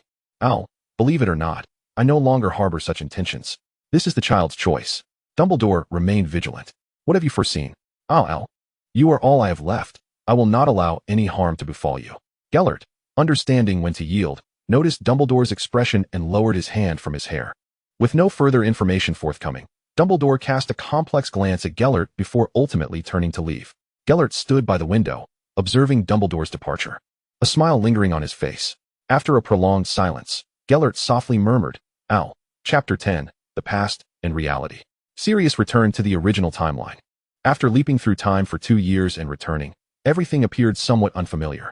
What time is it now? Response, for the convenience of the host. It is the morning following the triggering of the special task. Master, have you risen? Breakfast is prepared. Gaminaro's voice called from outside the door. Coming. Sirius pinched his brow, struggling to rise and wash up. Gazing at the breakfast specially prepared by the servants, Sirius felt a surge of joy. 2 years at the orphanage had been truly tormenting. After dining, Sirius returned to his room to review his progress. Beep, querying status of Task 2 query complete. Task 2 incomplete, penalty, deduct 1,000 points. The first special task has concluded, as only half was accomplished. The magical energy released is merely 10. Very well. You noseless one, just you wait. Though Sirius considered Task 2 excessively harsh and was mentally prepared for the consequences of failure, it did not prevent him from placing the blame on the noseless one. Sirius first penned a letter, instructing Hemingway, Sirius's owl, to deliver it to Christina.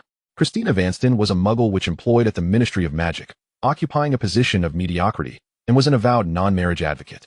Just as Sirius sought to support a new Minister of Magic, he decisively chose to collaborate with her. Before long, Christina replied, Dear Mr. Malfoy, greetings. You requested that I conduct an investigation, and I have placed my findings into an envelope. Although I fail to comprehend your reasons for scrutinizing that esteemed individual, should you possess any insider knowledge, I implore you to share it, as it would undoubtedly benefit our collaboration. Sincerely, Christina Vanston. Siskier picked up the document and meticulously perused its contents. Indeed, Voldemort's history remained largely unchanged. Yet Siskier discerned a singular alteration. While Voldemort continued to advocate for the supremacy of pure bloods and the preeminence of magic, alongside a pursuit of personal dominion, he no longer exhibited extreme aversion to the existence of half-bloods or muggle-born wizards. Though the shift was subtle, given the sensitivity of the wizarding community towards Voldemort, it should not have gone unnoticed. It appears that my return to the past has genuinely altered the course of history, thus allowing me to lay the groundwork for the future while accomplishing my tasks. A harbinger of revolution? Might Task 2 require me to modify the actions of the noseless one, rather than necessitating a complete transformation of his ideology? Little Ding, can I still revisit Tom's childhood? Response, no. Siskier fell silent for a moment before inquiring, what is the full reward for this special task? Can I still obtain it? Response. The reward for this special task is the unsealing of 20 magical power points and the unique talent Grim Reaper, level 1. Should you exceed expectations in future tasks, additional rewards may be granted. What exactly is the Grim Reaper talent? Response. The host will know upon acquisition. Sigh. This special task has proven to be quite the loss. I've squandered time and gained naught. It's all your fault, noseless one. At that moment, another owl arrived bearing a letter, this one belonging to Draco. Upon opening it, Siskier couldn't help but chuckle after reading just a few lines. This prideful boy, he would not realize he was apologizing until he reached the end of the letter. Considering Draco's haughty nature, Siskier resolved to leave him hanging, refraining from replying. Thus, Draco awaited a response for an entire month, only to eventually discover that his brother had been toying with him. Tom, are you adapting well at school? Professor Dumbledore inquired gently, offering Tom a glass of chilled lemonade within the confines of his office. Thank you for your concern, Professor. I am doing quite well, Tom replied. Recently, every professor has praised your talent in my presence, especially Professor Slughorn. However, I am more concerned about your daily life. Perhaps you should consider making a friend. The professors are overestimating my abilities. You are well aware that this is all due to Siskier. Ultimately, I do not believe I require friends. The thought of the foolish Slytherins irritated Tom. Dumbledore gazed at Tom with concern. Tom was increasingly resembling that individual. Was this his intention? Tom, I have made every effort to locate that child Siskier, but I have been unable to find the couple. Is that so? Tom asked skeptically. Dumbledore, sensing Tom's distrust, felt a wave of helplessness. He later sought out Gellert, yet the latter refused to divulge any information. Did the child not leave you a letter? Was there no clue within? It merely contained apologies and well wishes, Tom replied with a faint smile, unhurried in his response. Upon finishing, Tom noticed the same doubt reflected in Dumbledore's eyes. He inwardly scoffed, thinking, see, you do not believe me either. Dumbledore remained unfazed by being seen through. His sole concern was whether Tom would tread down that path. He did not believe that the letter was as straightforward as it appeared. Very well. Let us conclude our conversation for today. You should be capable of finding your way back to your dormitory. Tom immediately rose to leave the office, eager to distance himself from this insincere individual. In truth, Dumbledore was only partially correct, as Tom was unaware of the letter's contents.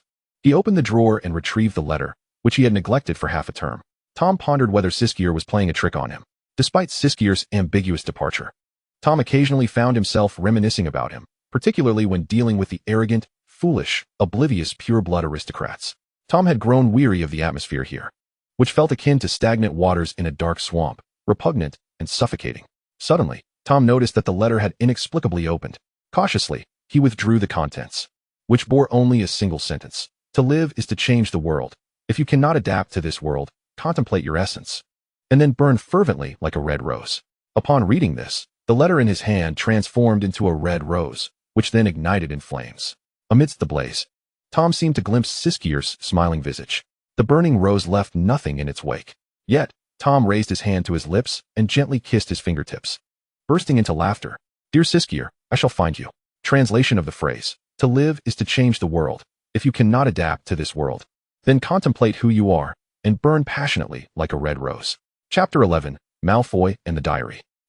Have you not yet located him? I apologize, my lord. I have searched the entire family with the portrait and found no trace of this individual. Abraxas Malfoy bowed his head, kneeling respectfully before Voldemort. What of Dumbledore and Grindelwald? No trace has been found there either. Useless. To be unable to find a single person after all this time. What purpose do I have for you? Voldemort furiously shattered a wine glass. The surrounding Death Eaters cowered, immediately dropping to their knees, terrified by Voldemort's wrath. Cruciatus curse. Ah! The room echoed with cries of agony, with only Abraxas spared from the torment. Abraxas's back was already drenched in cold sweat, fully aware that this was due to the striking resemblance he bore to the individual in the portrait. Voldemort relished the sounds of suffering, his displeasure somewhat alleviated, and thus ceased his incantation. You remain here, the others may leave. The remaining Death Eaters scrambled to their feet and hastily exited. Abraxas continued to kneel, awaiting Voldemort's next command. Voldemort approached the window, where a vast expanse of out-of-season red roses bloomed, vibrant and full of life, starkly contrasting the gloomy, ancient castle. Voldemort plucked a red rose from a nearby vase, gently caressing its petals with his right hand. Suddenly, with force, he tore all the vivid petals away. He then stepped before Abraxas, placing his right hand atop his head before releasing it. Slowly, the crimson petals cascaded down onto Abraxas's hair, shoulders, and back. You are the one I trust the most. It is my honor, my lord. Voldemort smiled enigmatically and handed him a black notebook from the shelf. Guard it with your family's lives. Should the individual from the portrait appear, present it to him. Do not let me down, Abraxas accepted the notebook with both hands. Yes, my lord. In accordance with the agreement, Siskier returned to Malfoy Manor over the weekend. The family enjoyed a warm dinner together. Yet Siskier noted that his father's gaze upon him was rather peculiar. After dinner, Draco insisted on having Scourge play with him, and Scourge, feeling helpless, indulged him for quite some time. Eventually, Narcissa could no longer bear to watch and sent Draco off to bed. Scourge, come with me to the study, Lucius commanded. Standing behind Scourge, his expression obscured by shadows. Confused, Scourge followed him. Upon entering the study, Narcissa was rummaging through the bookshelf. Scourge, where did you acquire that time turner? Father, what are you talking about? How could I possibly possess such an item? Scourge was increasingly bewildered. Then tell me, why does the figure in the portrait given by that gentleman resemble you so closely, aside from the hair and eyes? Lucius bellowed, throwing a scroll at Scourge. Shocked, Scourge gazed at the scroll, which depicted him during a mission. This noseless one is bound to bring me trouble. Father, I don't know either. You know I'm mute, Scourge protested, feigning innocence and trembling as he responded to the accusation. Thanks to the intervention of the house elf, Scourge's magical powers remained undetectable to others until they were fully unsealed. My dear, it could merely be a coincidence, Lucius remarked, regaining his composure. I apologize, Scourge. But you must understand, times have changed. The Malfoy family has only just severed ties with Voldemort. Scourge, although I too am at a loss regarding this matter. You can no longer be seen in the wizarding world. Some pureblood families may still possess portraits, and the risk of you being implicated is far too great. My dear, must we truly do this? Narcissa lamented. For Scourge's safety and the future of the Malfoy family, we have no other choice. Overwhelmed with sorrow, Narcissa wept silently. Lucius's eyes glistened with unshed tears, yet he spoke sternly to Scourge. It is our failure as parents. I am sorry, Scourge, we could not protect you. From now on, you must never return, nor involve yourself in any matters of the wizarding world. Tomorrow, I will announce your disownment from the family. Stunned, Scourge stood in disbelief, murmuring, Father, Mother. He had not anticipated the situation escalating to such a degree, his eyes glistening with unshed tears. Damn Voldemort. I understand, I do not blame you. Lucius and Narcissa embraced Scourge, feeling the weight of their unfulfilled responsibilities towards this child. After a long moment, Lucius released Scourge and handed him a black notebook. Initially, that gentleman instructed the Malfoy family to safeguard this notebook at all costs and to ensure it was delivered to the person depicted in the portrait. While I am unaware of the connection you share or the purpose of this notebook, I believe it would be safer in the Muggle world. Therefore, Scourge, take the portrait and this notebook with you. Having read the original work, Scourge immediately recognized this as Voldemort's diary, one of his Horcruxes. With the main storyline yet to unfold, he was to carry away the diary. Would there still be a chamber of secrets for Harry Potter and his friends?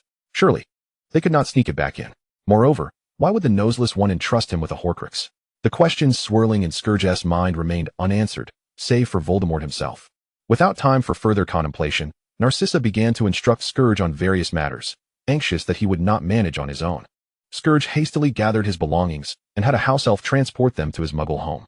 Though Narcissa and Lucius were reluctant, they could not prevent the arrival of the following day. Draco hurriedly devoured his breakfast, eager for his brother to play with him again. Oblivious to the somber atmosphere enveloping his parents and brother. Brother, let us play. I have something new. Just then, Scourge was suddenly struck by a spell, the immense force propelling him toward the manor's entrance. Brother, Draco exclaimed, rushing to intervene. Narcissa restrained him and rendered him unconscious.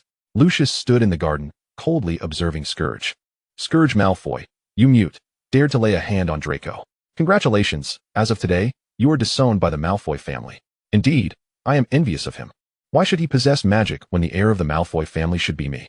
Stubbornly, he commanded, Butler, send him to the Muggle world and ensure he never returns. As you command, my lord. Farewell, father, mother, and Draco. In Diagon Alley, at the Broken Wand pub, whispers circulated. Have you heard? The Malfoy family's eldest son has been disowned. Impossible. Isn't their family the most protective? Well, a relative of mine works as a servant at Malfoy Manor. He witnessed it firsthand, so the news is undoubtedly true. What did this young master do to be disowned? You're unaware?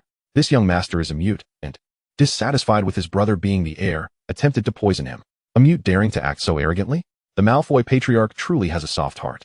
In my opinion, he should have been dealt with. After all, they share blood. How could one be so ruthless? Yet this young master has shown no mercy to his brother. Such a mute should have been disowned long ago. Indeed, indeed. Chapter 12, Educating the Child. Scourge perused the latest edition of the Daily Prophet. Lost in thought for an extended period.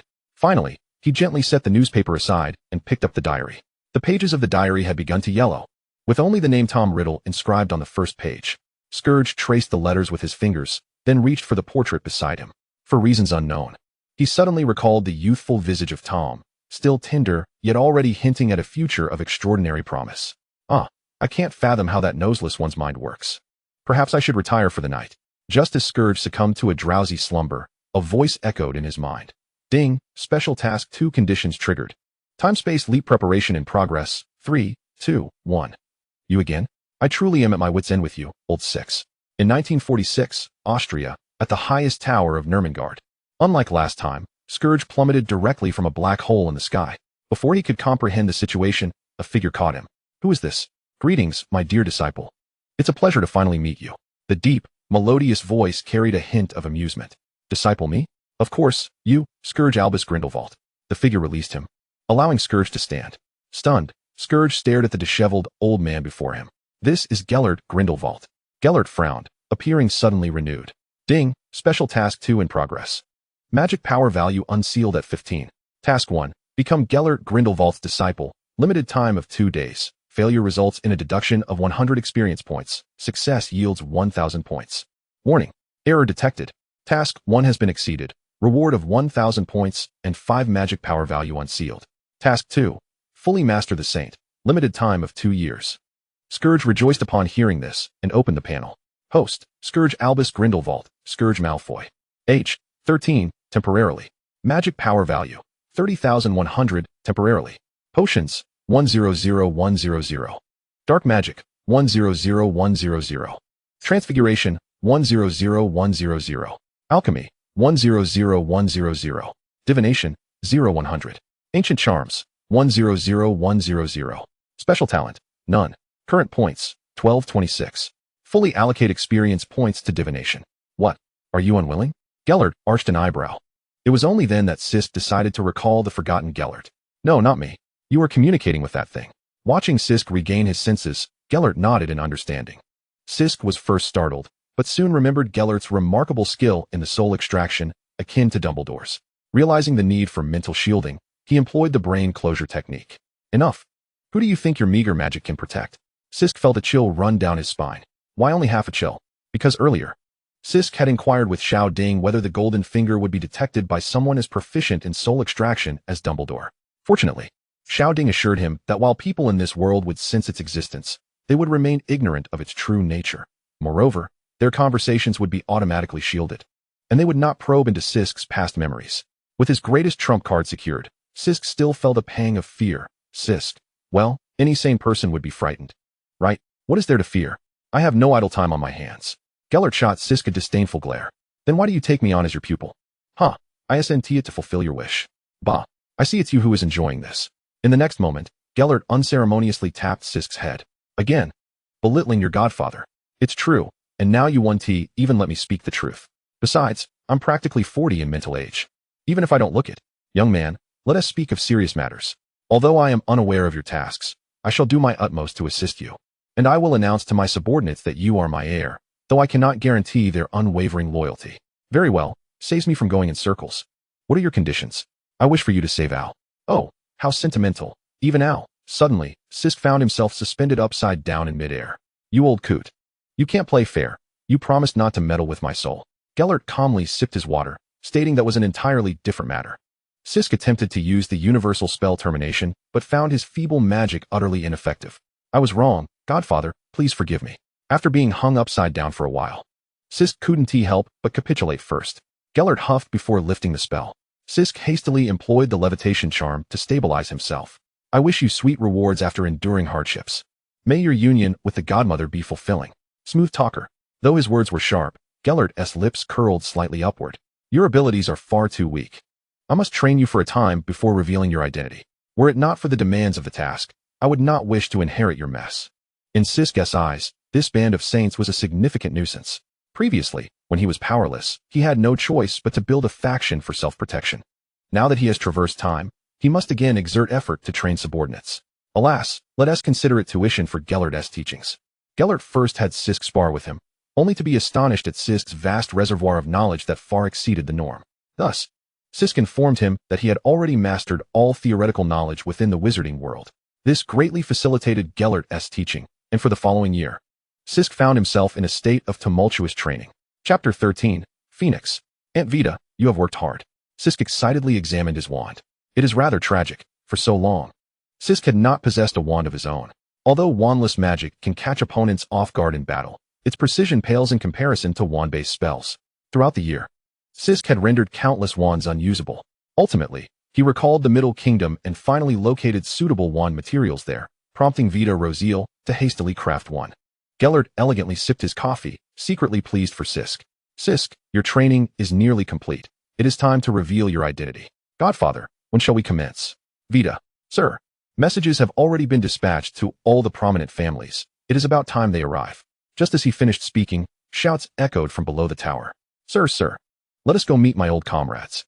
In the hall at the tower's base, a dense crowd gathered, comprising both elders and youths. Upon seeing Gellert descend, the elders were instantly stirred, their eyes filled with sincere emotion, as always. Yet, like Gellert, their faces bore the weight of time, hair grayed, with the passage of years leaving indelible marks. The youths, though they had not lived through their era, were deeply inspired by the fragments of stories recounted by adults, cultivating a profound respect and yearning for this venerable figure. Observing these individuals, Sisk could not help but admire Gellert's unique charisma once more. Perhaps this era denies them, dismissing their ideals, but as long as the Sir remains, their faith endures. Comrades, it has been a long time. Sir, a few elders in the front row could not help but call out. You may think I have summoned you today to reignite our endeavors, but I must apologize. I have already failed, and thus I shall not incite a revolution. In an instant, the hall erupted in uproar. No, sir, you will never fail. With just a word from you, we shall follow you to the death. The crowd could not restrain themselves, urging Gellert. Gellert raised his hand, and the hall fell silent. Today, I wish to introduce someone. My pupil, and also my heir, Sisk Aberforth Grindelwald. From now on, you shall heed his commands. It was at this moment that the crowd finally noticed the boy beside Gellert. Sisk shyly smiled at the crowd. This is unacceptable. He is still a child. Surely this child is not related to Dumbledore in any way. Gellert said nothing and turned to leave the hall. Vita Rosiel cast a worried glance at Sisk amidst the crowd. Listening to the opposition from the crowd, Sisk remained unfazed, appearing quite easy to bully. Yet, in the next moment, vibrant blue flames encircled the hall, isolating everyone. Fiendfire. The subordinates gasped, astonished by the boy's talent, realizing he was not to be trifled with. Ladies and gentlemen, can you be quiet? The crowd anxiously gazed at the boy in the center, too fearful to speak. Excellent. I do not possess my godfather's patience. I have always preferred to take action. Before we commence today's agenda, I would like to ask you a question. Who among you is familiar with the Super Fortress? The elders awkwardly shook their heads, though some of the younger lads vaguely recalled it as something from the Muggle world. Very well. With a flick of his wand, Sisk conjured a cloud of black mist, revealing the form of the Super Fortress. This is the most advanced military weapon in the Muggle realm. A strategic bomber capable of carrying extensive munitions and executing long-range strikes. This is the Meteor Jet Fighter. As Sisk elaborated, the black mist began to take on corresponding shapes. The Wuzue faction may not grasp the intricacies of specific matters, yet they fully comprehend the implications of the Sith grasp. Most wizards, when confronted with such a weapon, find themselves utterly powerless. Do you recall the true motive behind the revolution instigated by the father? It was for the liberation of the wizarding world. A bold youth proclaimed. Foolishness. The saints, filled with dissatisfaction, retorted, as heirs to Grindelwald, you may intimidate them, but you must never deny the ideals of our esteemed leader. Before they could counter, flames erupted around them, stifling their voices. I speak of your foolishness. You presume to be the most devoted followers of the Father. Yet you cannot fathom his true intentions. After all the groundwork I laid, it turns out I am surrounded by a band of dim-witted brutes. Currently, the wizarding community comprises roughly 3,000 souls, a mere fraction of the British population. Meanwhile, the Muggle world is advancing at a breakneck pace. If one day the Muggle world were to wage war against the wizards, do you think you could prevail wielding nothing but that wand? The Father's opposition to the Statute of Secrecy was a revolutionary act aimed at seizing the remaining advantages of the wizarding realm and swiftly carving a path for wizards, urging them to cease their insular ways.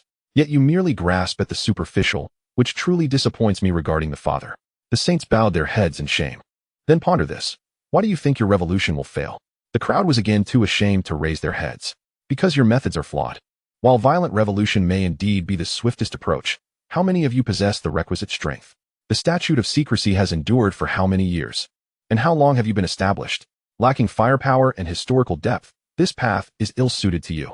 What then shall we do? Where do you go to shop? Diagon Alley. Where do you save money? Gringotts. Where do you conduct business? The Ministry of Magic. The chorus of answers grew louder. If these places are under our influence, to whom will the wizarding world heed? They will heed us. The saint's eyes burned with desire.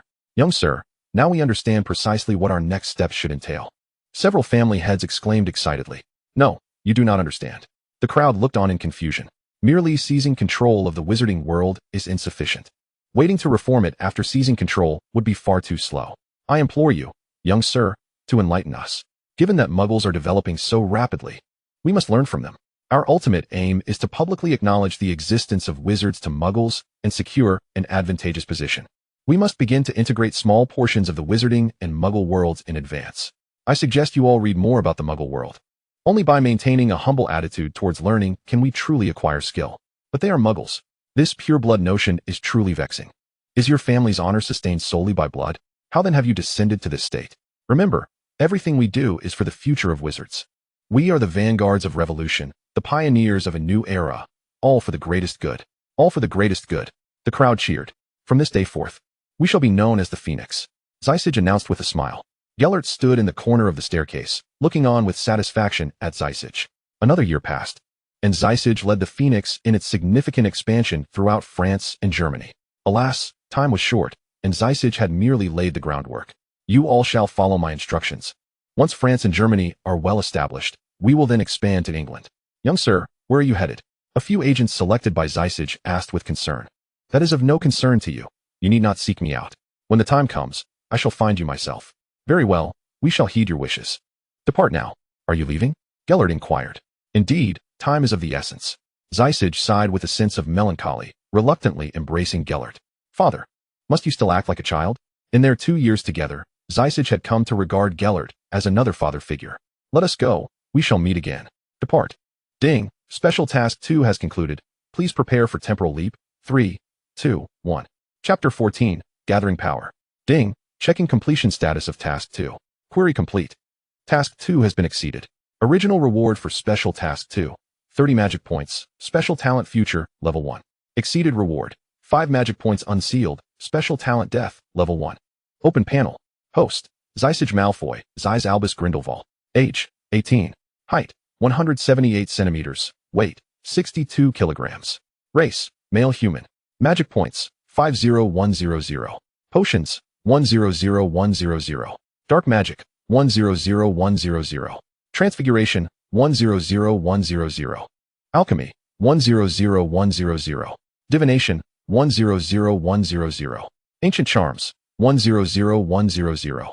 Special talent, Death, Level 1. Future, Level 1. Current points, 226.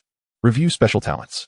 Death, Level 1 can briefly detach the soul from the body for 1 month, gaining a space to store the souls of 5 individuals. Future, Level 1 can predict the future for 1 minute. Active skill. Note, special talents have 5 levels, and upgrading requires points, with a Level 1 exchange rate of 1001. Upgrade special talents by 1 level each. Panel updated as follows. Death, Level 2 can briefly detach the soul from the body for 1 month, gaining a space to store 5 souls while enhancing their strength, and the ability to review other soul memories, ignoring brain-sealing techniques, memory charms, and oblivion spells. Upon the user's death, Future, Level 2 can predict the future for 5 minutes, becomes a passive skill in danger. Truly, such special talents are extraordinary. Yet my magic points remain insufficient. Alas, I shall first observe how the Phoenix is faring. It has nearly been 40 years. Zysage directly apparat to Neumgard. Who? It is I, father. Facing the green light from Gellert's wand, Zysage broke into a cold sweat. Zys, you are looking rather less pleasing than before. Can you revert to your former appearance? Father. Zysage was at a loss for words. His gray-blue eyes and light golden hair were undeniably striking. You have too strong a Malfoy flavor. I am, after all, of the Malfoy lineage. Because of you, over the past few years, Al and Voldemort have sought me out incessantly. It has nearly driven me mad. Oh, and what did you say? What else could I say? In their eyes, you were conjured by me through some unknown means, and are linked to the Malfoy family. This misunderstanding has escalated greatly. I cannot hide from them forever. Zysage felt somewhat troubled. Yet Gellert laughed heartily. Merlin, how I wish to see their expressions when they discover the truth. It will surely be amusing.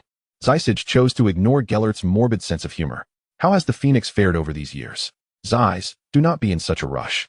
Perhaps you should sit down and enjoy lunch with me. Very well, I am indeed a bit hungry. Vita, what is it, sir? Vita ascended the stairs. Oh, Sif, you have returned, and how you have changed. It has been quite some time, Aunt Vita. Vita, now is not the moment for reminiscing. Could you kindly fetch some more food? Just in time, for Sisk's stomach lets out a rumble. Galette and Vita both smile, while Sisk blushes shyly. Vita, it appears our dear little gentleman can hardly wait. Suppressing a laugh, Vita feigns seriousness. Right away, sir. Once Sisk has indulged in a delightful lunch, the members of the Finnegas have already arrived, having received word of his return. Little sir, after so many years, you finally grace us with your presence. However, what is this? The members, elated by Sisk's return, are astonished by the transformation in his appearance. Do not concern yourselves with trivial matters. Instead, tell me of your accomplishments over these years. Little sir, this is the development information we have temporarily compiled for your review. The chosen representative presents a hefty stack of documents. Elpis Group, Extraordinary Affairs Handling Office, Spa's Social Party. Everyone anxiously watches Sisk, fearful that they have fallen short of his expectations. Sisk swiftly peruses all the materials. You have done exceptionally well. It is our honor to receive your praise. This is merely our duty. However, I observe that your progress in the realms of wizarding and Muggle technology has been sluggish. And despite beginning your expansion into Britain a decade ago, you have yet to make a genuine breakthrough. I apologize, little sir. We have not exerted enough effort. The shadow left by the pureblood party looms too large. It is of no consequence. I can surmise the reasons. You have accomplished much, and you should take pride in your endeavors. Our grand enterprise is poised for a bright future. Furthermore, I have made preparations concerning these two aspects. Little sir. The crowd gazes at Sisk with admiration. I shall host a banquet, the day after tomorrow at 7 o'clock, at 5, Mokalati Street, London, England. That afternoon, Sisk inspected all the outcomes, working tirelessly until midnight before collapsing into bed.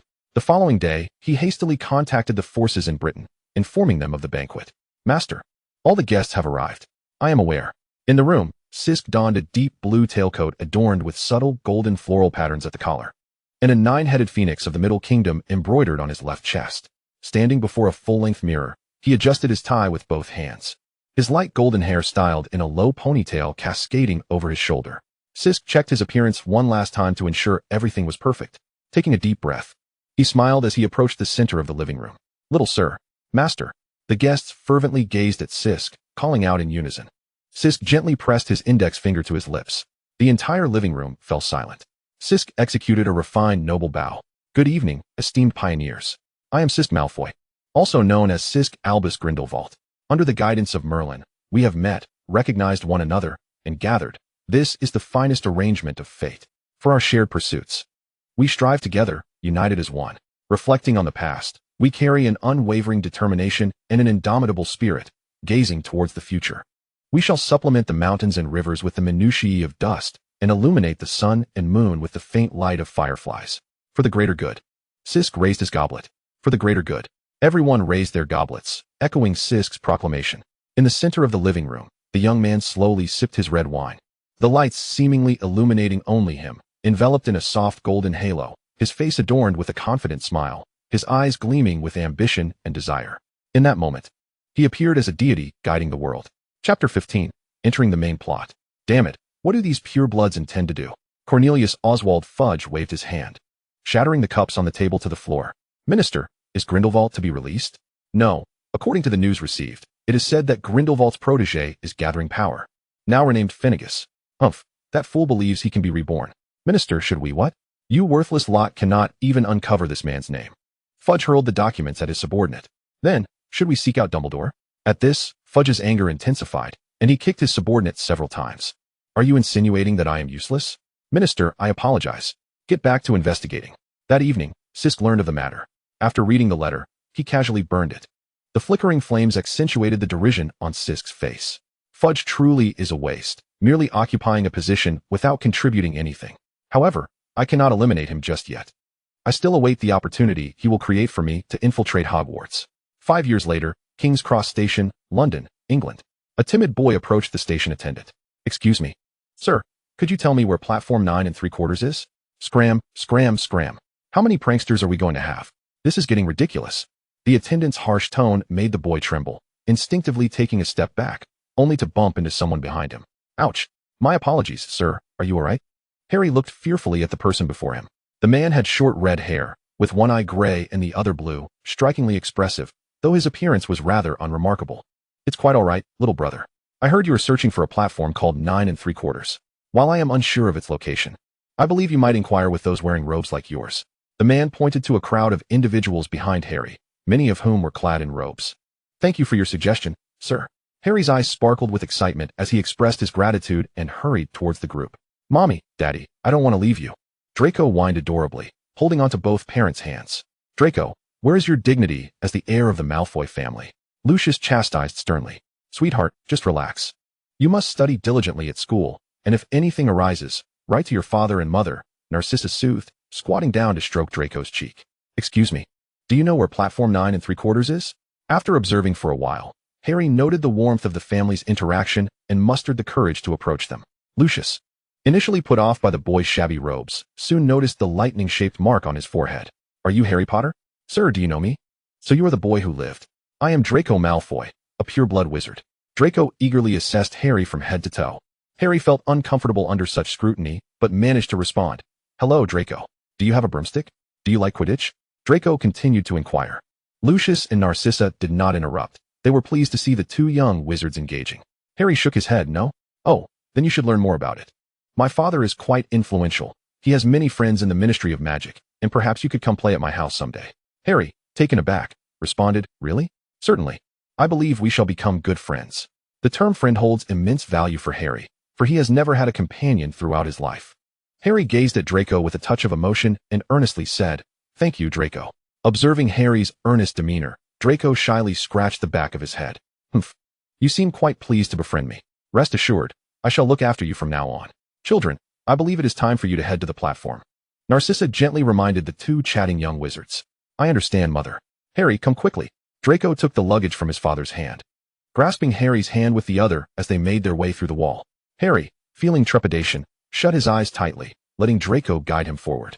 After a moment, as a flash of white light passed, Harry slowly opened his eyes, astonished at the sight of the train before him. Without time to fully comprehend, Draco eagerly pulled him aboard. Goodbye, Mum and Dad. Draco did not forget to wave farewell to his parents. Lucius and Narcissa waved back with smiles. This lad is overjoyed to have a playmate, Lucius remarked. Dear, there is nothing wrong with that. Harry Potter is indeed a fitting friend for him. The couple stood in place until the train began to depart, at which point they left. Unbeknownst to them, someone had been observing them intently. Scorpius stood where the couple had once been, gazing silently in the direction of the departing train, a hint of envy flickering in his eyes. After a long while, he sighed and departed the platform.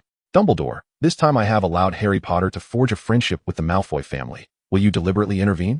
On the train, Draco successfully found an empty compartment for himself and Harry. Harry, which house do you think you will be sorted into? I don't know. I haven't thought about it. Harry replied uncertainly. Draco confidently patted his chest and lifted his chin, declaring, I am certain I shall be in Slytherin, where the most exceptional wizards reside. I hope we can be in the same house, for we could do so much together. How is the sorting done? I'm not sure. My mother said it involves battling a troll, while my father mentioned an examination. Regardless of the method, I shall undoubtedly be the best. Oh dear, what should I do? I will surely perform poorly, which would mean I cannot be in the same house as you. It's all right, Harry, as long as you are not in Gryffindor. We can continue our friendship. What is wrong with Gryffindor? Humph, it's filled with raucous lions, foolish and reckless, always up to mischief. At the mention of mischief, Harry immediately recalled his experiences at the Dursleys, shuddering in fear as he resolved not to be sorted into Gryffindor. Throughout the journey, Harry and Draco engaged in lively conversation.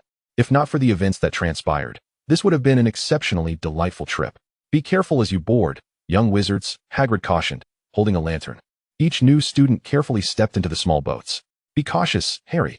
Draco boarded first, gently supporting Harry's left hand with his right. Harry sat tensely in the boat, afraid to move lest he fall overboard. Do not worry, Harry. This boat is enchanted and will not capsize. Draco casually leaned against the side of the boat, and seeing Harry's anxiety, he was able to relax. After a while, the boats reached the shore. Professor McGonagall stood on the steps and inquired, Is everyone here? We are all present, Professor McGonagall, came the reply. All new students, follow me. The young wizards nervously surveyed their surroundings, carefully following the professor. Ron Weasley trailed at the back, casting a resentful glance at Draco's back, harboring grievances about everything that had occurred on the train. Quietly, he drew his wand. "Draco!" Harry suddenly called out from the crowd. Just then, Draco, who had been walking steadily, stumbled and fell backward. Harry hurriedly caught him. "What happened?" Upon hearing the commotion, Professor McGonagall turned to inquire. Upon discovering it was Draco, she approached to check for any injuries.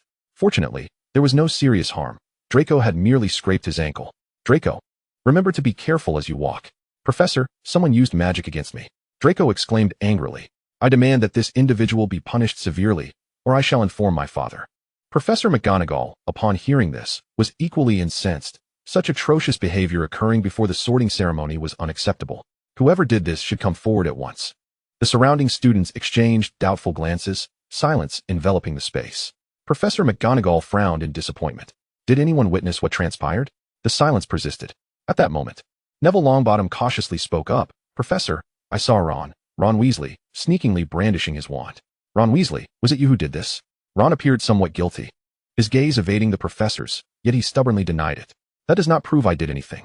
Professor McGonagall shook her head in disappointment.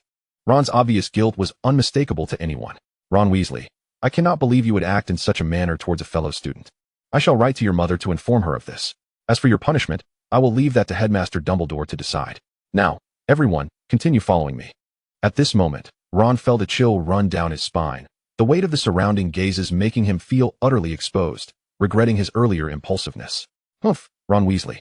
That is all you are capable of, sneaking around and attacking from the shadows." Draco scoffed, tugging Harry along as he rejoined the group. Hermione Granger passed by Ron, unable to suppress an eye roll. "Oh, Merlin's beard. I cannot tolerate his foolishness." After walking a while longer, they entered the Great Hall.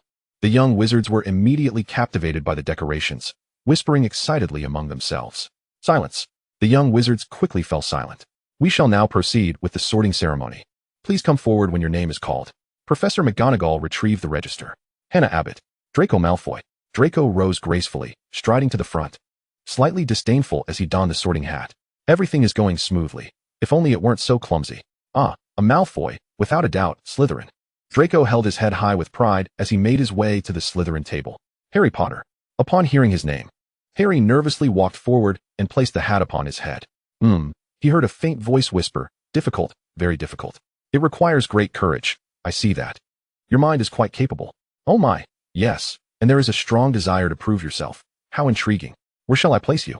Harry gripped the edges of the stool tightly, recalling the events on the train and what had just happened, fervently thinking, "Not Gryffindor, not Gryffindor. Not Gryffindor, is it?" The soft voice inquired, "Have you made up your mind? Do you not wish to make friends? Gryffindor is undoubtedly the easiest place to find companionship." "Very well. Since you have made your decision, Slytherin it shall be." Harry joyfully made his way towards Draco. "Come sit here with me, Harry," Draco beckoned, his heart brimming with delight. Soon, the sorting ceremony came to an end. If Cyril were present, he would surely be taken aback. He merely nudged the situation slightly, yet ended up inadvertently mixing up the trio entirely. Ron remained unchanged, joining Gryffindor as in the original narrative, while Hermione was sorted into Ravenclaw. As the sorting ceremony concluded, Professor Dumbledore rose to speak. "Good evening, children. Welcome to Hogwarts School of Witchcraft and Wizardry. What I wish to discuss are the fools, the dregs, the whiners, and the twists of fate. Now, let your appetites be whetted as you indulge in your dinner." The hall buzzed with life once more. After the meal, the heads of the houses led their students to the dormitories. "Mr. Ron Weasley, could you please accompany me to my office?" Dumbledore's voice rang out unexpectedly. Apart from the new students who had just enrolled, everyone else gasped in astonishment, pondering what made this new student, Ron Weasley, so special as to be summoned to the headmaster's office on the very first day of school. Draco smiled smugly. It seemed the redhead was in for a rough time. A pure-blood aristocrat foolishly consorting with muggle wizards. No wonder he had fallen into poverty. "Draco," Harry interjected, feeling that speaking ill of others behind their backs was unbecoming. The older Slytherins, having overheard Draco's words, began to speculate. Regardless of the reason, Slytherin took pleasure in any misfortune that befell Gryffindor. Chapter 17, A Journey Once More. For 5 years, Cyril had adhered to the esteemed traditional virtues of his homeland while developing in a rather furtive manner. Aside from those he trusted, he seldom revealed himself to outsiders. This led to the name of Finnegas growing increasingly prominent, inciting curiosity about the figure behind this power. All that was known was that he was a protege of Grindelwald, seemingly connected to Dumbledore. Fudge suspected that the individual backing Finnegas was none other than Dumbledore himself. Thus, he frequently sought to undermine Dumbledore's authority. Though Dumbledore found himself in a position of helplessness and, after several explanations, chose to acquiesce. Families of pure-blood lineage, feeling their interests threatened, incessantly pressured the Ministry of Magic, but to no avail. Instead, their own enterprises suffered even greater setbacks over time. In desperation, they turned to the most prosperous Malfoy family, seeking an alliance. Regrettably, Lucius perceived their intentions clearly. He feigned agreement while secretly collaborating with Finnegas. Throughout these years, the third special task had yet to be activated, leaving Cyril's emotions akin to a roller coaster, oscillating from tranquility to anxiety, and then back to calm once more. Moreover, he discovered that since the commencement of the special tasks, his study hours could no longer be exchanged for points. This indicated that in order to elevate his special talents, he must trigger a special task. From his observations of the previous two occurrences, these special tasks seemed to arise following significant upheavals in his life. Cyril surmised that his next journey would similarly require him to undergo a momentous event, yet he struggled to conceive of what grand ordeal might lie ahead. In truth, beyond these musings, Cyril had an unsettling sensation of being guided by invisible hands. Every choice appeared to be his own, yet it was clear that someone was orchestrating events from behind the scenes. What ulterior motives lay behind this unseen puppeteer? Reflecting upon a letter from Hogwarts spies, which described the peculiar interactions between Draco and Harry, he found it rather odd, almost as if they were a pair of lovers. Surely the old Malfoy line cannot come to an end. I have no intention of seeking a partner. Should I perhaps develop a potion for offspring or delve into alchemy? The more Cyril pondered, the more sense it seemed, prompting him to instruct his subordinates to commence research. Young master, do you have a lady of interest? One of his subordinates inquired eagerly. Of course not. I am instructing you to investigate two gentlemen, Cyril replied, oblivious to the misunderstanding that ensued. The subordinate's eyes widened in shock. You. As long as you are happy, I shall have someone look into it immediately. Cyril, absorbed in his tasks, merely nodded in acknowledgement. Once his subordinate exited the office, their expression contorted with disbelief. Which audacious individual was corrupting the young master right under their noses? Regardless, the original plot had been thoroughly disrupted. Astonishingly, Dumbledore had refrained from any underhanded schemes. Beep. The conditions for the third special task have been triggered. Time-space leap preparation in progress. 3, 2, 1. I haven't encountered any significant events this time, Cyril mused. In the blink of an eye, he found himself amidst a dense forest. What kind of cataclysmic beginning was this? Were they intending to starve me on the very first day? Beep. Special task 3 in progress. Current magic value unlocked. 25. Task 1. Gain the trust of Severus Snape and be taken to his home. Time limit, 5 days. Success rewards, 1,000 points. Failure results in a deduction of 100 experience points. Opening the panel, he noted, Host, Cyril Albus Grindelwald, Cyril Malfoy. Age, 11, temporarily. Magic value, 75,100, temporarily. Potions, 100100. Dark Arts, 100100. Transfiguration, 100100. Alchemy, 100100. Divination, 100100. Ancient Charms, 100100. Special Talent, Grim Reaper, Level 2, Future, Level 2. Current points, 26. 11 years old. Little D, how old is Snape now? Reply, almost 11 years old. Does that mean I must attend Hogwarts again? Reply, yes. This simply cannot be. If I encounter Dumbledore, I'm finished. Reply, rest assured, with your current magic value, you are more than capable of resisting any attempts by Albus Dumbledore to read your mind.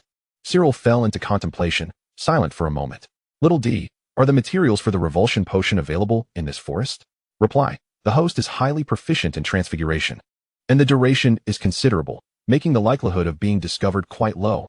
However, one must consider the consumption of magic. The revulsion potion lasts only 1 hour. It is advised not to use it. You raise a valid point, but what if I exhaust my magic and encounter danger? Reply, the host will rewind time upon nearing death. Cyril felt a slight sense of relief, but was still pondering further inquiries when his stomach suddenly growled. It dawned on him that this time was different.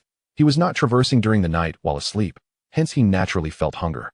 With this interruption, Cyril momentarily forgot what he had intended to ask. Never mind, where there's a will, there's a way. The most pressing concern is to satiate my hunger. Fortunately, the forest was abundant with food, and Cyril effortlessly hunted his prey, finding a precarious resting spot on the branches of a large tree. Thus, He spent his days either hunting for food and water or seeking secure, concealed places to sleep. After 3 days, Cyril finally recalled what he had meant to inquire. Little D, do you think I might encounter the task target in this forest? Reply.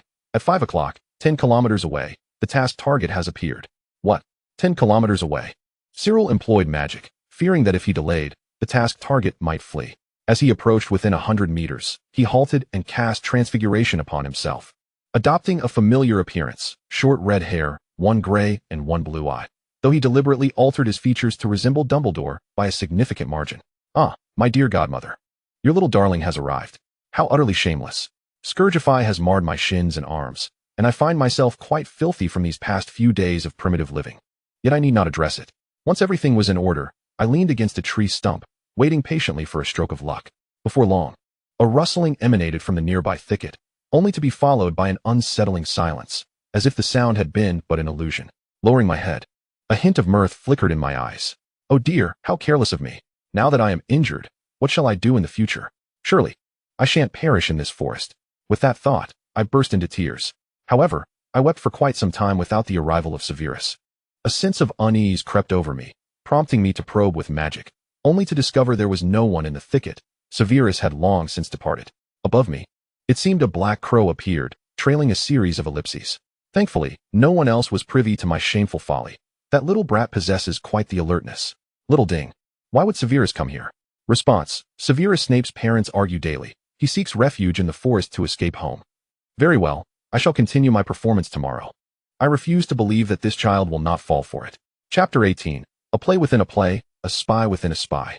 The following day, I lay in my previous position, feigning slumber, with the scratches I had intentionally inflicted upon myself still fresh, and half-eaten wild fruits beside me. It was not until the afternoon that Severus finally reappeared at the spot in the thicket where he had been yesterday. This time, I did not feign tears but instead wore an expression of despondent melancholy. After what felt like an eternity, Severus finally emerged, and my face had nearly frozen in place. Who goes there? I exclaimed, terror gripping me as I glanced toward the thicket, retreating on hands and feet. If you wish to exacerbate your ghastly wounds, by all means. Continue to back away, Severus replied, his tone nonchalant. Ah, now this feels familiar. I halted, yet trembled in fear. Who are you? And how did you come to be here? You are here as well. And no, I am. It's because. I hesitated, unable to finish my thought. It matters not.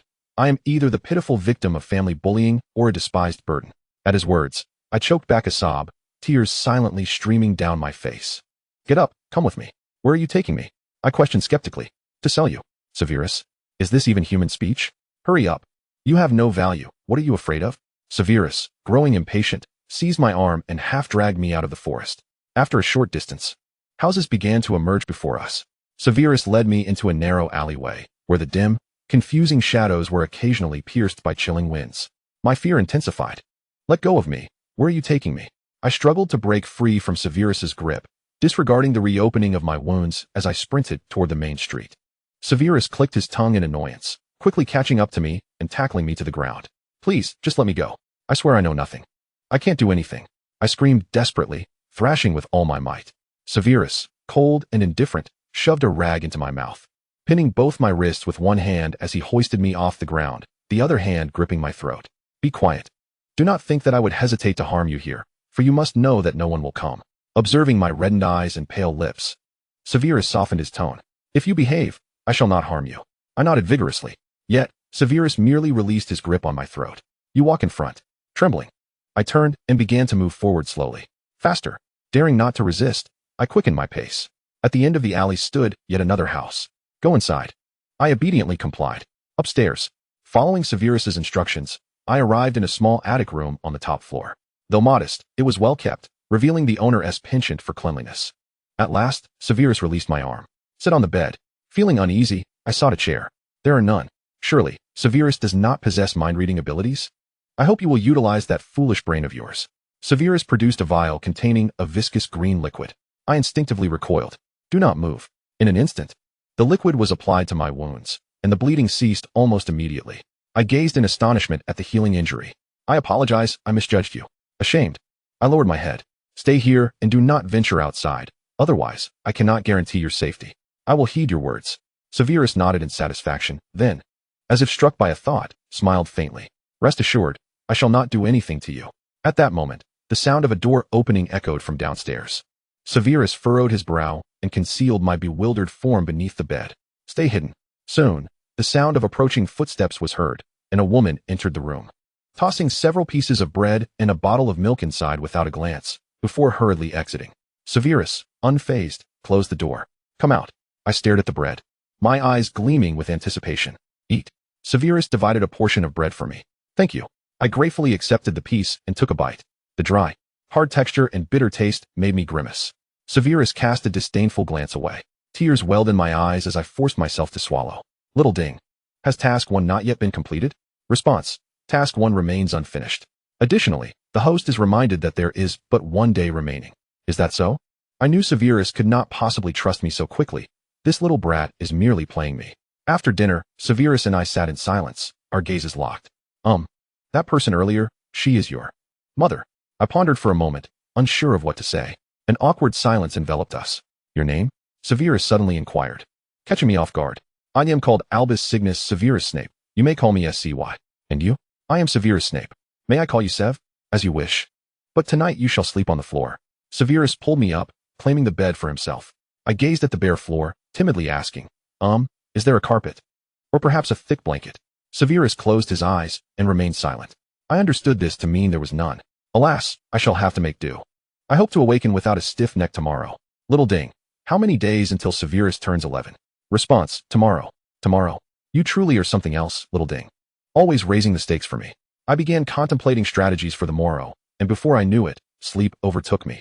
The following day, Snape and Sisk were roused from their slumber by the incessant sound of clucking. As Sisk opened his eyes, he beheld Snape grasping 2 letters in his hand. You understand what this is, do you not? Snape gazed down at Sisk with an imposing demeanor, his expressionless face exuding an overwhelming sense of pressure. Yet, Sisk was no ordinary individual. I have no idea, he replied, his eyes wide with confusion. Enough with the pretense. We are both wizards, are we not? Snape retorted. I do not comprehend what you are saying. TSK, must I elucidate your feeble masquerade in explicit detail? What are you talking about? I can't understand you, Sisk insisted, adamantly refusing to acknowledge the truth.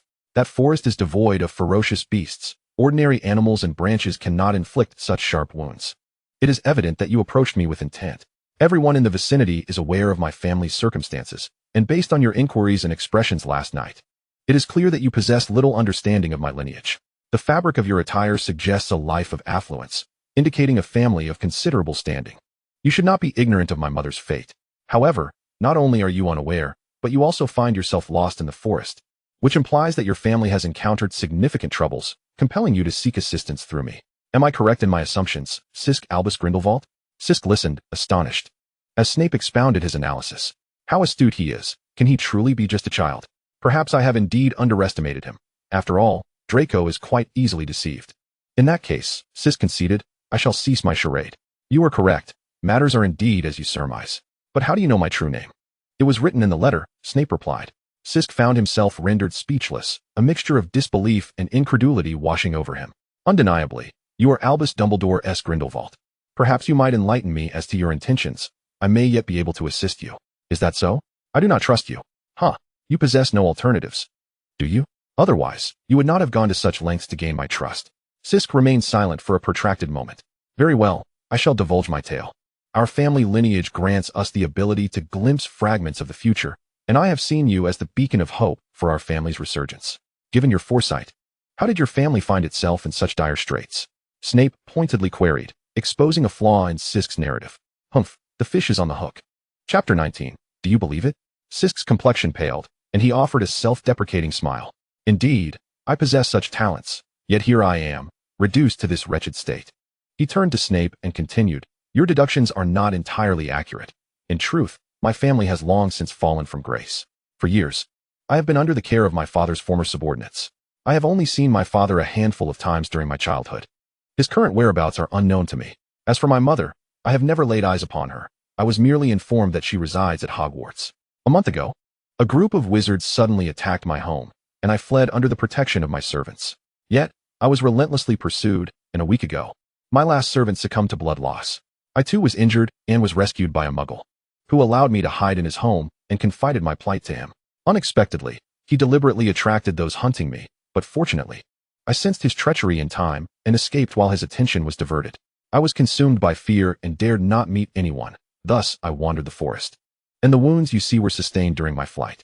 Perhaps the owls of Hogwarts took some time to locate me due to my constant relocation. And they coincidentally delivered my letters alongside yours. Then why did you choose to accompany me? Snape interrogated. I merely exploited you. I feared that those pursuing me would trace me through the owl. Seeing that you are of similar age, I decided to take a gamble. I do not believe you. Why not? Your story is too flawless, devoid of any blemish. Yet it only serves to convince me that you would not so readily divulge it. I will only trust half of your tale. Suddenly, Sisk erupted, seizing Snape's collar with both hands, his eyes fiercely locked onto Snape's. Must you force my hand? Yes. I have deceived you again. You claim not to believe me, yet you harbor the same skepticism towards me, do you not? Although Snape's face reddened from the grip, he maintained his impassive demeanor. Did you speak the truth? Sisk faltered, rendered speechless by the question. Release me. Seizing the opportunity, Snape broke free. Sisk, there is no need for further deceit. I merely wish to forge a mutually beneficial opportunity. Knowing the truth serves no advantage for you. Whether it holds value is for me to determine. Just you? Snape replied. Let me assure you, revealing the truth would benefit me little. It would merely provide you with leverage over me. You need not worry about my informing anyone, as long as it does not impede my ability to attend Hogwarts. What you choose to do is of no concern to me. What is it that you seek from me? You must first disclose your intentions. On what grounds? I would not mind discussing matters with the headmaster of Hogwarts. Are you not afraid that I might end your life right now? I am indifferent. Provided you do not fear Hogwarts investigating the matter. Snape shrugged. Sisk remained silent for a lengthy period, and after a moment of hesitation, he finally spoke. The first half of my story is indeed true. It was my servant who had long since fled to that forest. Before his death, he informed me that the pursuit may be connected to my parents. As I am unaware of my father's whereabouts, I could only attempt to find my mother. I merely stumbled upon you and sought your aid, as I cannot survive in the forest. Snape remained silent, observing Sisk intently. Very well, I admit. I also wish to locate my mother to exact vengeance upon her. I despise her for her neglect. Do you possess any other leads regarding your mother? No. My servant did mention that I bear a resemblance to her. How trivial of you to withhold such information. It is useless. I will neither inform anyone nor assist you. You what? Do you contest this? Who's to blame for your lack of worth? Remember, this counts as a favor owed to me. Sisk attempted to retort, but stammered, unable to articulate his thoughts. Snape raised the letters in his hand. You know where these were prepared, correct? And do you have any money on your person? Of course I do, but why should I assist you in covering expenses? I believe your mother should be relatively easy to locate. I shall cover the costs, but you must repay me double. Double is out of the question. You cannot expect to contribute nothing at all. What of our agreement for mutual benefit? Very well, I cannot guarantee when I will repay you. But you must not add interest. Snape contemplated before conceding. Agreed. I noted that the start of term is tomorrow. We must procure our supplies today. Where is your money? At Gringotts. Thank goodness for my previous journey, or I would be a pauper now. Will your withdrawal raise any suspicions? Yes, but what of it? I am officially registered at Hogwarts. Otherwise, why would they have acted before I turned 11? That is fortunate. Let us retrieve your funds, and then procure our supplies. Take my hand. Sisk guided Snape, and they apparat to Diagon Alley. Upon arrival, Snape could not help but retch. Sisk looked on with glee, having intentionally refrained from offering a warning.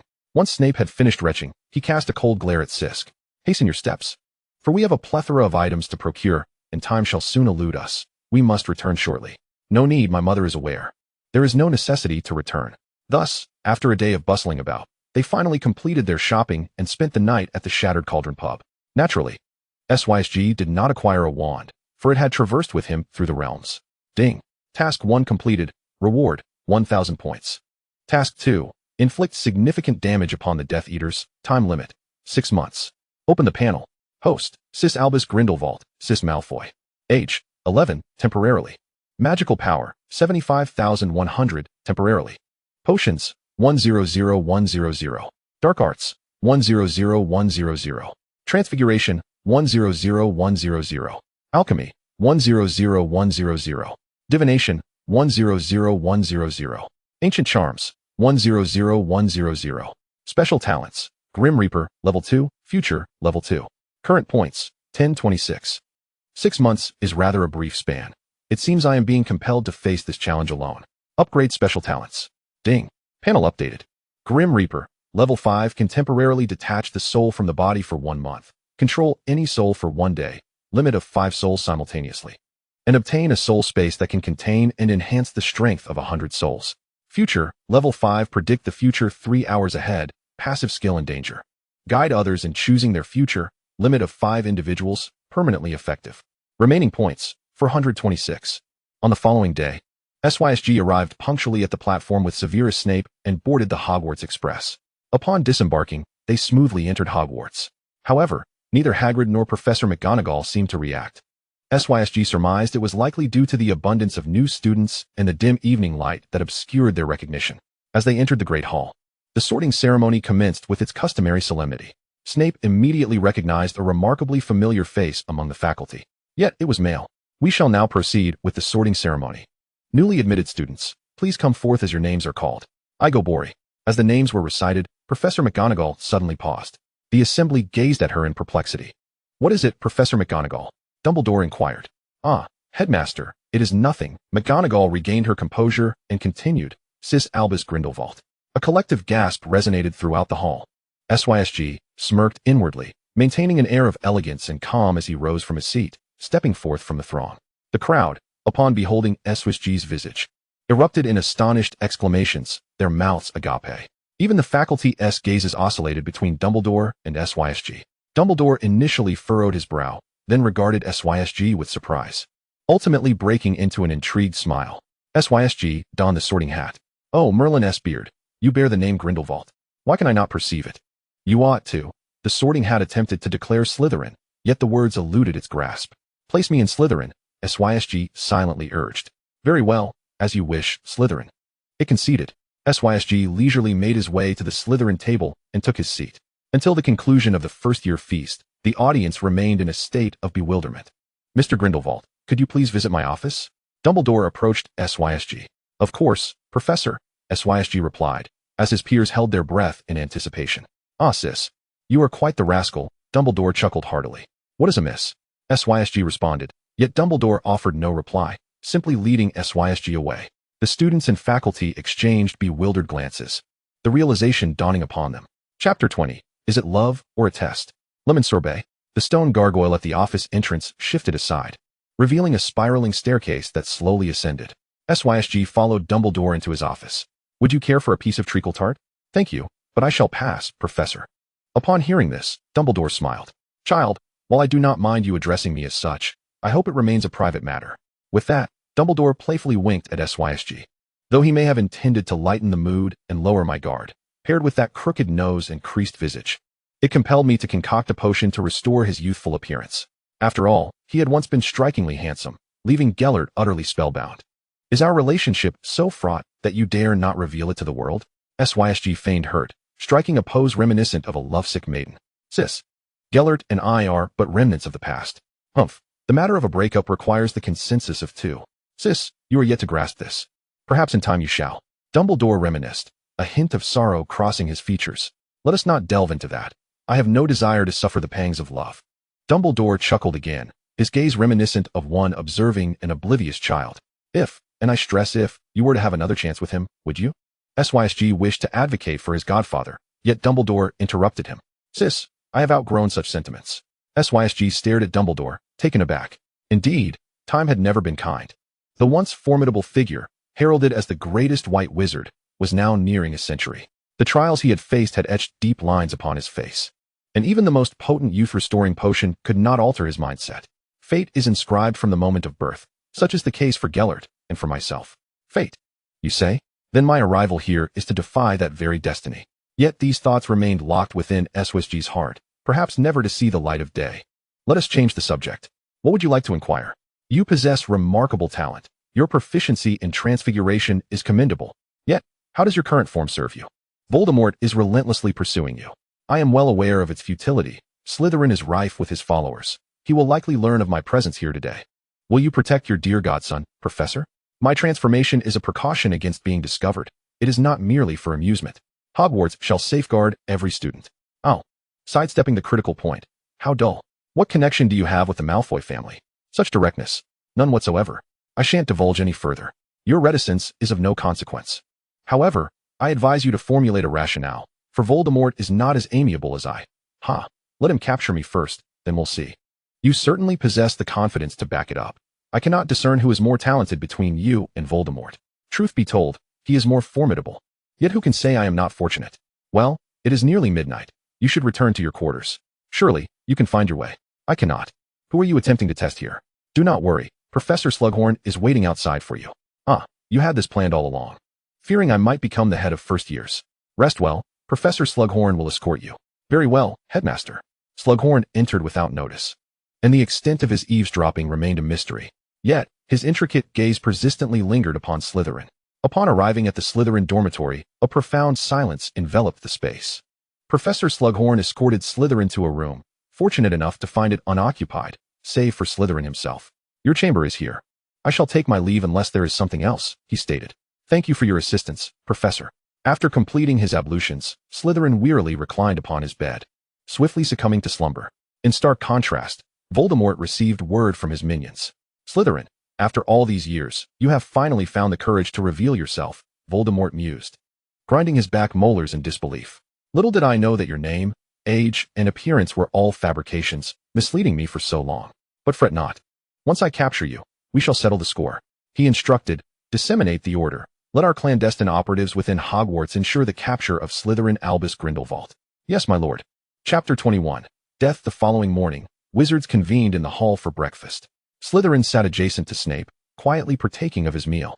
Snape, unable to endure the overt scrutiny surrounding him, remarked, Must the illustrious Grindelwald sit beside me?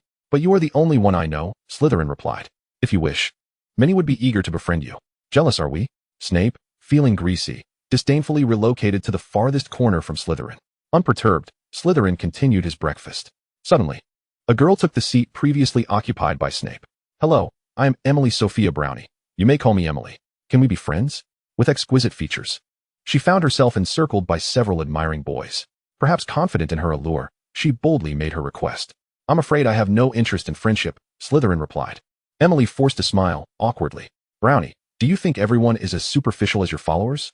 A boy interjected, his tone unapologetically mocking. Miller, if you have nothing worthwhile to say, perhaps you should refrain from speaking, Emily retorted, rolling her eyes in a rather ungraceful manner. I cannot abide your pretentiousness. With a huff, she turned and departed. We are both fifth-year students. She has always been this way. Previously, she even attempted to court me, only to secretly strive for the top rank. Miller shrugged, but my sole interest lies in achieving first place. Apologies for the laughter, Junior. I will not permit you to speak ill of Emily. A hefty boy charged forth, his fists raised in anger toward Miller. Miller, unhurried, cast a spell to immobilize the boy. Jim Williams, I constantly ponder how such a brute like you could find a place in Slytherin. You should belong to Gryffindor. Jim's face flushed crimson. Had his glare been lethal, Miller would have met his demise several times over. Miller, release your spell, Professor Slughorn commanded, approaching from behind. Very well. Professor, Miller replied. How could you lay hands on a fellow student? Were it not for my position as head of Slytherin, I would deduct points from you. Professor, I was merely jesting with Jim. It shall not happen again. Right, Jim? Indeed, Professor. I merely wish to spar with Miller, Jim begrudgingly agreed. Professor Slughorn scrutinized them with suspicion. If that is the case, then let it suffice. With that, he departed. You will regret this, Miller, Jim spat, hastening to find Emily. I have yet to formally introduce myself. Junior, I am Hagrid Miller. Greetings, Hagrid. I am Slytherin Albus Grindelwald. You certainly garnered much attention on the opening day. You must be the individual they seek, though you appear different from your portrait. Another portrait? Surely they wouldn't have handed out copies to his subordinates, Slytherin mused.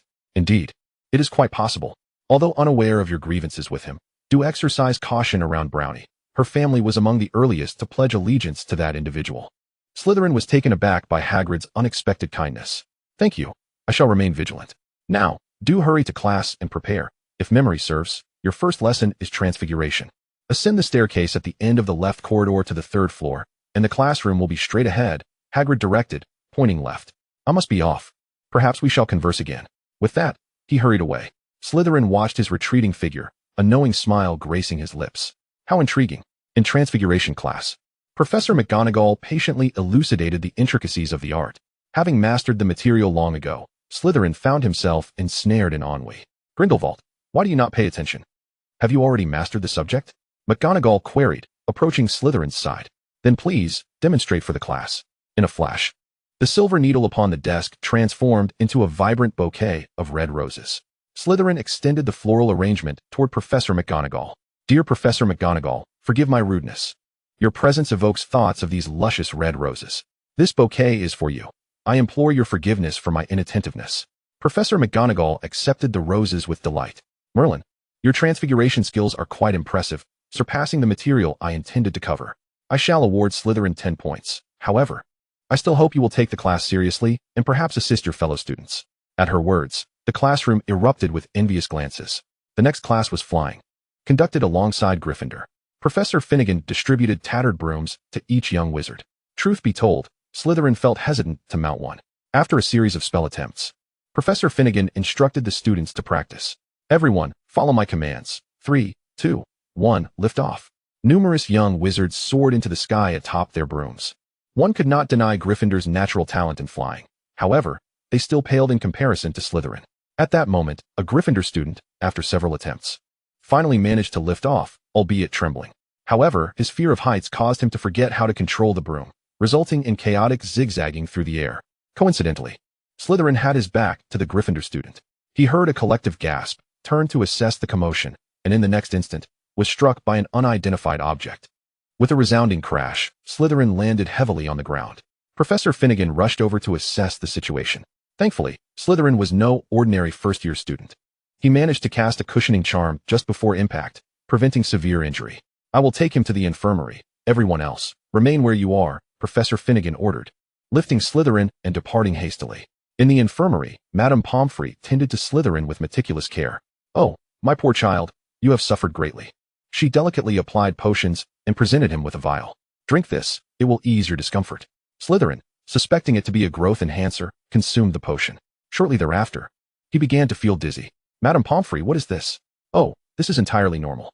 I feared you might experience pain, so I added a sleeping draught. Just relax and take a nap. I have other matters to attend to, so I shall leave you be. With that, Madame Pomfrey straightened her back and departed from the infirmary. No, Pomfrey, Sisgar attempted to utter, but his head felt heavy and muddled, and he sensed his magical energy waning. This potion is problematic. No, I cannot succumb to slumber so easily. Drawing upon his last reserves, Sisgar cast the heart-wrenching curse upon himself. Oh, the effect was instantaneous. Sisgar regained consciousness, barely able to control his body. He rose, intent on returning to his dormitory. Suddenly, Emily materialized in the infirmary. Sisgar Albus Grindelwald, cease your struggles. The master wishes to see you. Come along obediently. Sisgar, without hesitation, unleashed the killing curse at Emily. Alas, due to his sluggish physical response, she evaded it. Just as Emily was about to mock Sisgar's audacity, she was petrified in the next moment. It turned out that Sisgar had never intended to incapacitate her with a single spell. He had used the killing curse as a diversion, silently casting the Petrificus Totalis. Before Sisgar could catch his breath, he too was immobilized. Clap, clap, clap. The sound of applause echoed unexpectedly in the infirmary as a figure stepped forth from behind the curtains. It was Hagrid. Truly splendid. No wonder the master seeks you. But I suppose you didn't anticipate that Emily and I are allied. Hagrid levitated Sisgar and prepared to render him invisible and transport him to the Forbidden Forest. At that moment, a sharp pain struck Hagrid's skull, and he collapsed, unconscious, revealing Jim William, who had been concealed behind him. Sisgar's eyes widened in confusion, utterly bewildered by the unfolding events. Before you perish, allow me to clarify, Jim said, a smirk playing on his lips. I am not like them. My family is loyal to Lord Bella.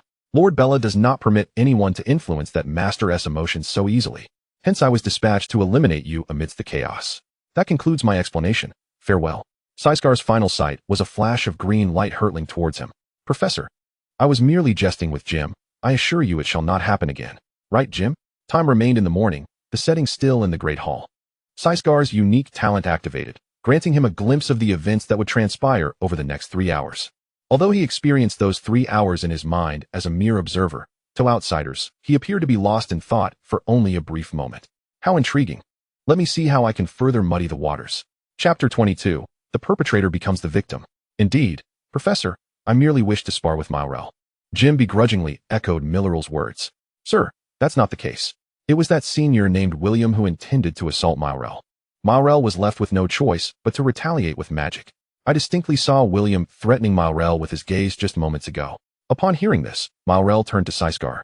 Astonished, Professor Slughorn's skeptical gaze vanished in an instant. He did not believe a first year would lie intentionally, thus accepting the truth of the matter. Jim William, I am going to place you in detention. Today, the 5th years have only the first period, come to my office after class.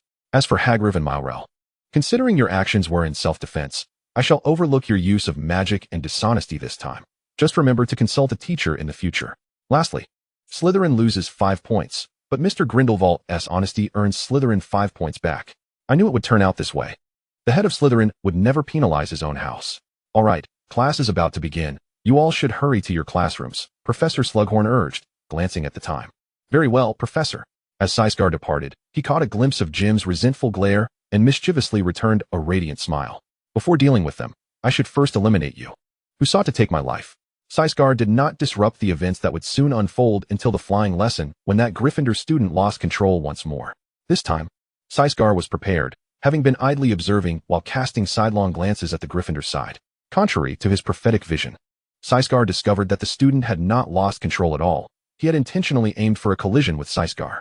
Indeed, despite Sysgar hiding within the crowd, the student managed to seemingly fortuitously dodge everyone else and charge towards Sysgar. Dumbledore, what are you doing? Gryffindor has a follower of Voldemort among them. What is the point of this rivalry? Perhaps before the battle even begins, our own will be dealt with. Sysgar smirked. Dazed, the student fell, unable to evade the inevitable, plummeting from his broomstick. Oh my god! The surrounding students instinctively clutched their hands. Fortunately, Professor Finwitta arrived just in time to catch him before he hit the ground. Having secured the student, Professor Finwitta exhaled a sigh of relief. Mr. Grindelwald, next time, perhaps opt for a different spell. That was far too perilous. My apologies, Professor. I was overwhelmed with fear and failed to think clearly. One of the Gryffindor students, please escort him back to the dormitory. Professor, I am his roommate. I shall take him back. Make haste and return swiftly, while the others continue practicing. Sysgar remained still, requesting a moment of respite from the professor. Given the earlier incident, the professor consented to Sysgar's request. That was intentional, wasn't it? At some point, Snape had flown over on his broomstick to Sysgar's side. You noticed too? I am not a Gryffindor whose mind is only filled with nonsense. Hey, stoic face, are you bad-mouthing Gryffindor again? Sirius Black huffed as he bumped into Snape. Snape furrowed his brow and effortlessly sidestepped. Isn't that precisely how you are? As Snape spoke, he dodged another sneak attack from James Potter. Take that. Sirius, not one to back down, charged again. We'll join in. James called upon the rest of the Marauders. Truly impressive, it's only the start of the term. And they're already having such fun. No matter how skilled Snape was, he could not contend with 4 opponents. Sysgar, unable to bear witness any longer, was about to intervene when Lily Evans rushed over, anxious. What are you all doing? James, noticing the presence of the goddess, quickly called for a halt. We're merely having some fun with Severus. Sirius scoffed. He genuinely could not understand what was so special about Evans that made his friends so infatuated. Severus's eyes lit up upon seeing Lily. He had discovered his childhood friend had come to Hogwarts. He had intended to greet her, but was unable to find the opportunity due to the ever-present annoyance beside her. Lily, wishing to avoid the clingy boy, addressed Severus. It's been a while, Sev. How have you been? Lily, it's been ages. I'm doing as I always have. I never expected you to be a witch. I only discovered that after moving. I intended to write to inform you, but I thought it would be a pleasant surprise since school was starting soon. James, unable to bear the sight of the goddess conversing warmly with someone he loathed, interjected forcefully. Lily, do you two know each other? Lily, wishing to evade the question, turned to continue speaking with Severus. James immediately became agitated, positioning himself squarely in front of Lily. Lily has no talent in flying. She cannot evade. Potter, step aside. Just tell me. If you do, I'll let you go. Lily was utterly incensed, yet found herself with no alternative but to respond. Severus and I are childhood friends. Him? James seethed, his teeth grinding in frustration. Why did he deserve such fortune? Classmates, we shall conclude our practice for today. Please gather your brooms and feel free to leave, Professor Flitwick announced from his aerial perch. Lily was unable to converse further with Snape, casting a resentful glare at James before declaring, Severus, we shall have the opportunity to speak again. With that, she landed, stowed her broom, and proceeded towards the hall. James immediately sought to ingratiate himself. I shall let you off this time.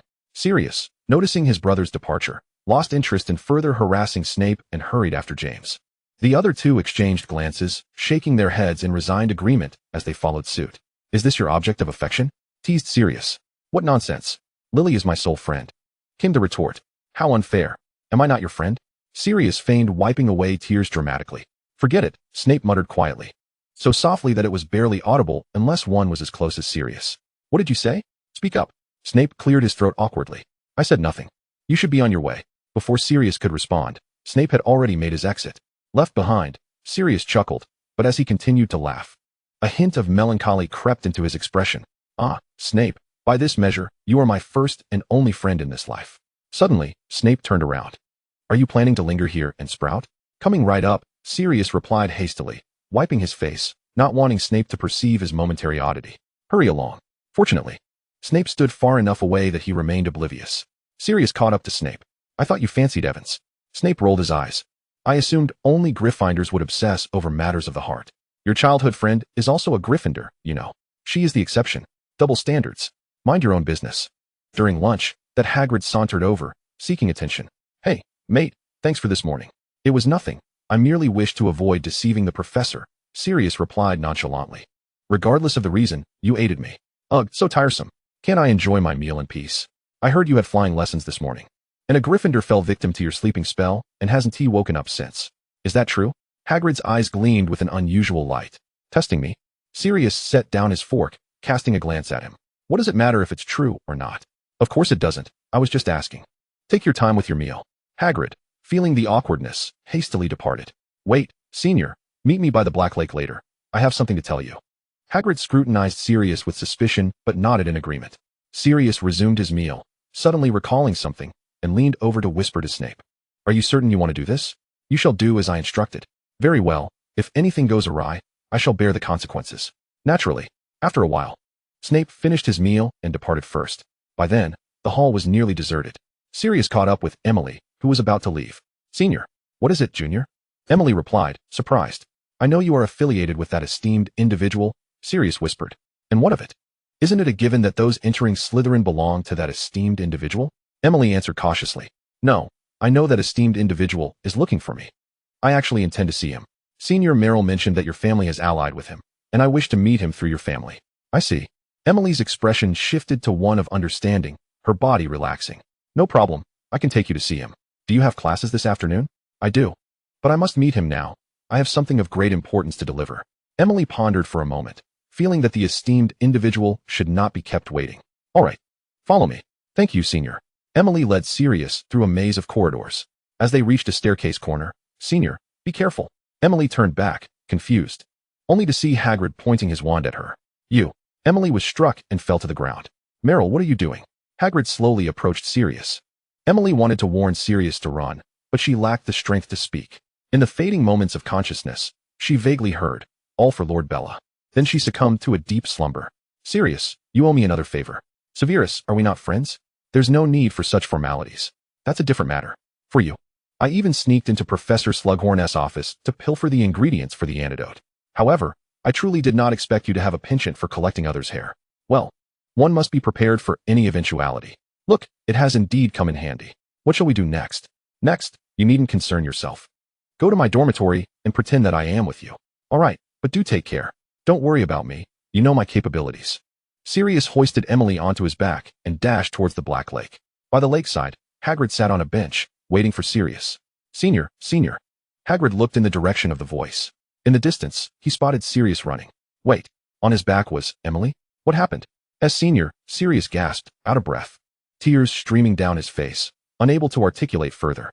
What on earth transpired, Junior? Hagrid inquired anxiously. Someone is trying to kill my Senior. What? Who?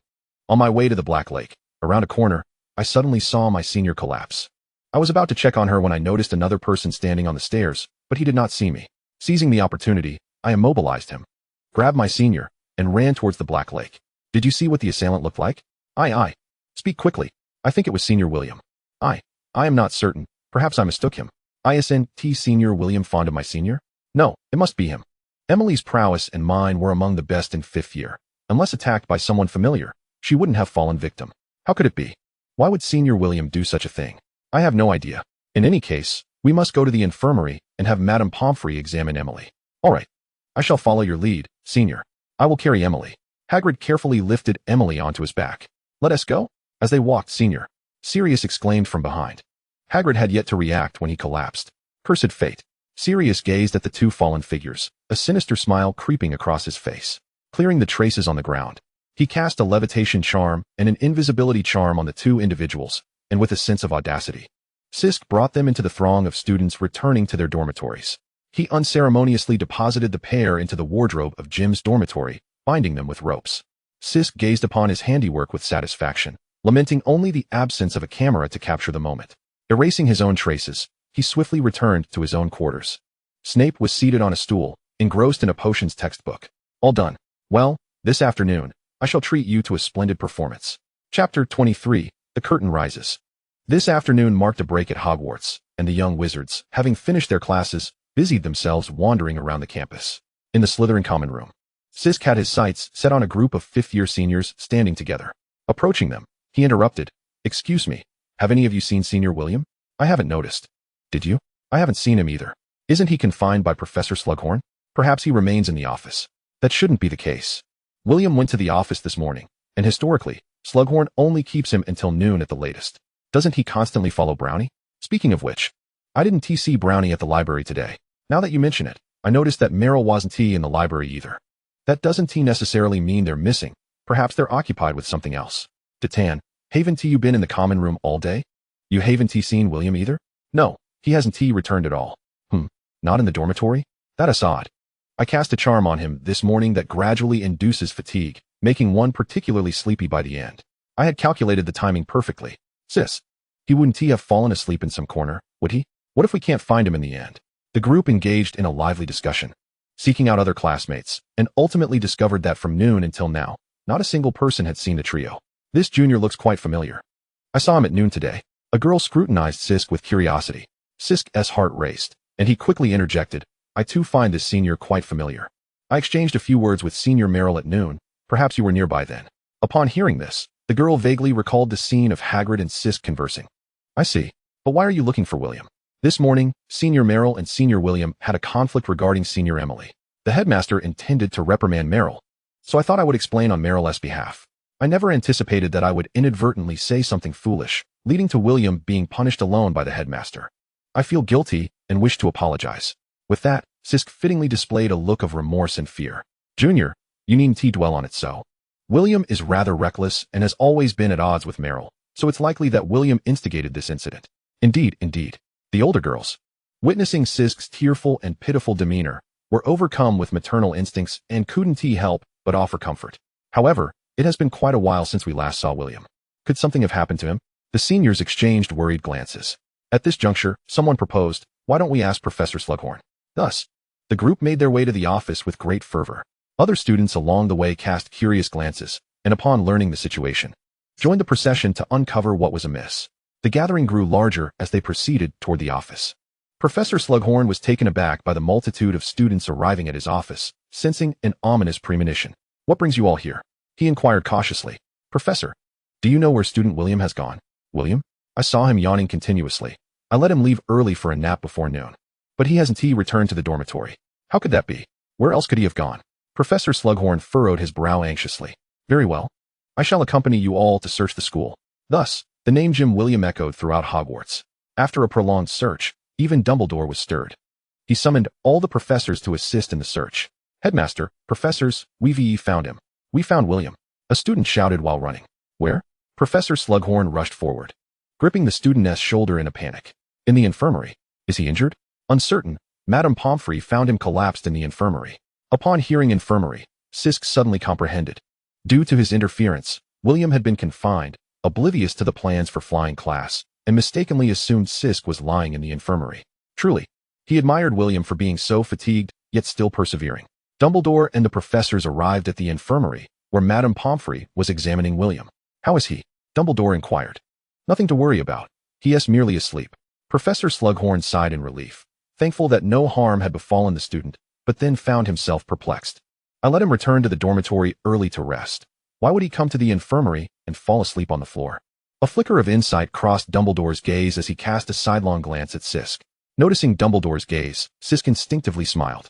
Dumbledore perceived Sisk's smile as somewhat foolish and slowly averted his gaze. "Since William is fine, everyone may disperse." "Headmaster, actually, both Merrill and Brownie are also missing," a student reminded the gathering. Upon hearing this, Professor Slughorn felt a wave of darkness wash over him. "Why was this not mentioned earlier?" The student replied, somewhat aggrieved. "We all assumed they were engaged in other activities, but when we searched for William, we didn't see them either." Dumbledore felt compelled to take the matter seriously. 3 students were missing. Who was behind this mischief? "Everyone, please continue searching. Do not wander off, professors as well. With that, Dumbledore departed the infirmary. Sisk observed Dumbledore's retreating figure, surmising his next course of action. He was undoubtedly returning to his office to inquire with the portraits and ghosts. He silently thanked Emily for the carefully chosen route, which was rather safe. Taking advantage of the distraction, Sisk stealthily made his way back to William's room, tossing Emily's hairpin into a corner while exclaiming loudly, "Isn't this Brownie's hairpin?" The others were drawn by the sound. Hey, how did Emily's hairpin end up near the boys' dormitory? Did Brownie come looking for Senior William? That makes sense. Let us check William's room. Upon entering, however, they discovered it was completely devoid of life. What is this? A detail-oriented student noticed a strand of golden hair peeking from the wardrobe door. The closer student promptly opened the wardrobe. This is those near the wardrobe. Upon realizing what lay within, were left speechless in astonishment. Quick, let us untie them. The students swiftly extricated the two from the wardrobe, loosening the ropes before hurriedly escorting them to the infirmary, while others dashed to inform the professors. Upon receiving the news, Dumbledore hurried to the scene. What is their condition? They fell victim to a sleeping curse, and once they awaken, all shall be well. Surrounding students engaged in fervent discussion. What on earth transpired? How did Brownie and Myler find themselves in William's wardrobe? Could it be the doing of William himself? Is it not often depicted in novels that love can breed hatred?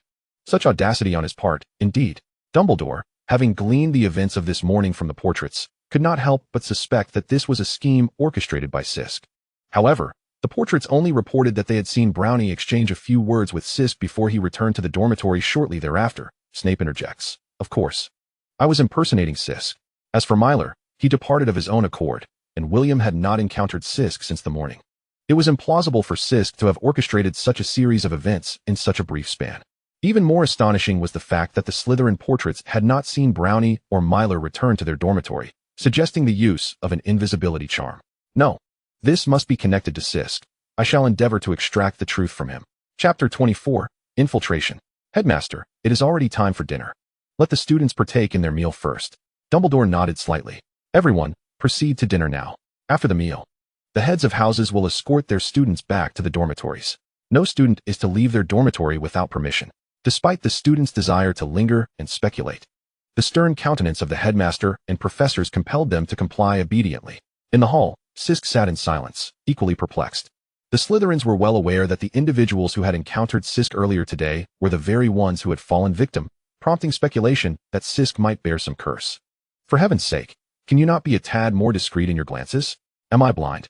Sisk lifted his head to deliver a warning, only to find Dumbledore observing him as well. All right, I suppose I am quite the charmer, he mused. Understanding that this minor ruse would not suffice to absolve him of suspicion, Sisk discreetly prodded Snape beside him. Snape turned impatiently, his pupils dilating. Sisk. At that moment, Sisk collapsed in a heap. Snape reacted swiftly, catching him before he could meet the same fate as the floor. The professors on stage, ever vigilant of the students, immediately rushed over to assess the situation. What is it? It is as before, came the heavy response from the examining professor. Dumbledore, puzzled, turned to Snape, who was cradling Sisk. Severus, I would appreciate it if you could escort Grindelwald back to the dormitory. One professor, unable to contain himself, speculated aloud. Is there a connection between all these incidents and that individual? Upon hearing this, the already frightened students, unnerved by yet another inexplicable slumber, erupted into a cacophony of panic. Caution, Dumbledore admonished the speaking professor sternly, then pointed his wand at his throat. Silence. The little wizards, sensing the headmaster's imposing presence, fell silent at once. All students, return to your dormitories immediately. The young wizards understood the gravity of the moment and dutifully followed their prefects back, save for the marauders. In the Gryffindor common room, everyone retreated to their respective rooms. Once the prefect concluded his remarks, the gathering dispersed, leaving the common room devoid of life. After a while, a multitude of disordered footprints of varying sizes appeared on the carpet. Ouch! Shoo! Keep it down. James, who was leading, halted to caution. I know. Sirius replied with a nudge to Remus. Hurry up, this position is unbearable, Peter urged from the rear. Upon closer inspection, the four huddled closely together, half squatting and tilting their heads, cloaked beneath James's invisibility cloak, cautiously making their way towards the door. After a protracted journey, they finally emerged into the corridor. Sirius was the first to wriggle out from beneath the cloak. Merlin's saggy underpants. I can barely breathe. Same here, Remus concurred. Let us move. James, catching his breath, couldn't contain his excitement and shouted, let's go boldly towards Slytherin. Unbeknownst to them, their every move was being observed. Do you know the password? Fear not. I have already inquired. It is pure blood. As the words fell, the Slytherin door swung open. The group, as before, proceeded with utmost caution. Where to first? To the slug's quarters. Sounds good. Aren't we here to investigate today's events? No worries. We have time. The quartet soon located Snape's room. James produced a key. What is this? Sirius inquired curiously. A prank device I purchased from a vendor. It can unlock any door. A splendid find. Sirius's eyes sparkled as he exchanged a knowing glance with James, both of them sharing a silent amusement. Upon unlocking the door, they found Snape sprawled on his bed, asleep. The four tiptoed closer. James then revealed a pen he had prepared in advance. Without waiting for Sirius to ask, James explained, "This pen leaves a mark that lasts for a week." They gently began to draw on Snape's face. After a considerable time, they finally ceased, having run out of space on Snape's visage. James and Sirius admired their handiwork, already envisioning the spectacle of Slug's embarrassment the following morning. Do you think he will be too ashamed to even exit his room? Then we shall pay a visit to our dear friend, Sirius suggested. Great idea. Now, let us proceed to Grindelwald's room. He is quite chummy with Slug. As luck would have it, he lives next door. Repeating their earlier actions, the four entered Sisk's room. Sisk, having been subjected to a low-grade sleeping spell, was just about to rise when he heard a commotion outside. Quickly, he lay back down and closed his eyes, eager to discern who possessed such audacity. Listening intently to the footsteps, Sisk noted their chaotic nature. For individuals? How flattering, he thought. As he sensed their presence approaching his face, Sisk abruptly opened his eyes. James and Sirius recoiled in shock. What are you doing here? The four felt a wave of awkwardness wash over them, but upon realizing their numerical advantage, they asserted themselves. Indeed, we cannot abide your presence. Let us settle this. Sisk was bewildered. Why do these individuals increasingly resemble fools? No, you must be cautious of what lies behind you. In an unexpected turn, four figures in black appeared outside the window. The marauders, believing Sisk was attempting to deceive them, retorted smugly, we shall not be fooled. The quartet had no time to react before they found themselves ensnared, each grasping their throats. What are you doing? Sisk gripped his wand tightly, his mind racing for a plan. For adult wizards, how could he possibly rescue them? Sisk Albus Grindelwald, we. Chapter 25, Caught in the Trap. Sith Albus Grindelwald. Our master summons you. Surely, you would not stand idly by while your classmates perish, would you? To be honest, I would prefer their demise. I find the self-proclaimed jesters utterly insufferable. I truly cannot fathom how Lily could ever be attracted to James. Alas, such thoughts are but fleeting. For Harry's birth is yet to come, and I cannot extinguish my sister-in-law's existence. I shall accompany you. There is no need for such impatience at this late hour. Please, toss me the wand. That is not permissible. The cloaked figure tightened its grip around the necks of the marauders with increasing severity. Sith, for mercy's sake. Heed their words, Peter stammered. Peter. The other three exclaimed in exasperation, their eyes filled with disbelief. Peter, however, was too preoccupied with his own survival to care about his friend's astonishment. Sith Grig chuckled softly, nonchalantly tossing the wand at the feet of the cloaked figure. Did you truly believe Sith Grig had relinquished his resistance? Setting aside the fact that Sith Grig could cast spells without a wand, the wand had been enchanted with a tracking charm. As long as he willed it, it would return to his hand regardless of its location. Observing this, the cloaked figure deftly immobilized all the students. Naturally, Sith Grig was merely feigning compliance. To his surprise, the cloaked figure honored its word and only took Sith Grig away. Likely fearful of inciting Dumbledore's wrath, the cloaked figure hoisted Sith Grig upon its back and departed through the window. Sith Grig was taken away amidst the furious gazes of James and the others, who felt a profound sense of helplessness. However, Sith Grig paid them no mind. For in his daze, he seemed to catch a glimpse of a white figure behind the wardrobe. Was that Dumbledore's beard? You wily old man, using me as bait. In Hogsmeade Village, within a modest castle, the cramped room held but a long table, at the head of which sat Voldemort, flanked by his subordinates. While Sith Grig was placed at the center of the table. Organization, may I request a stool? This is rather awkward. I would rather face death than social disgrace. The room fell into a tense silence. Voldemort remained silent, and his subordinates dared not utter a word, all fixated on Sith Grig. What to do? My feet could carve out a Hogwarts at this point. After a prolonged silence, Voldemort finally deemed it time to speak. Lazily perched in his chair, he inquired, his gaze fixated on the micro-expressions of Sith Grig. Sith, what is the relationship between the four individuals in your room? Upon hearing this, his subordinates stifled their coughs.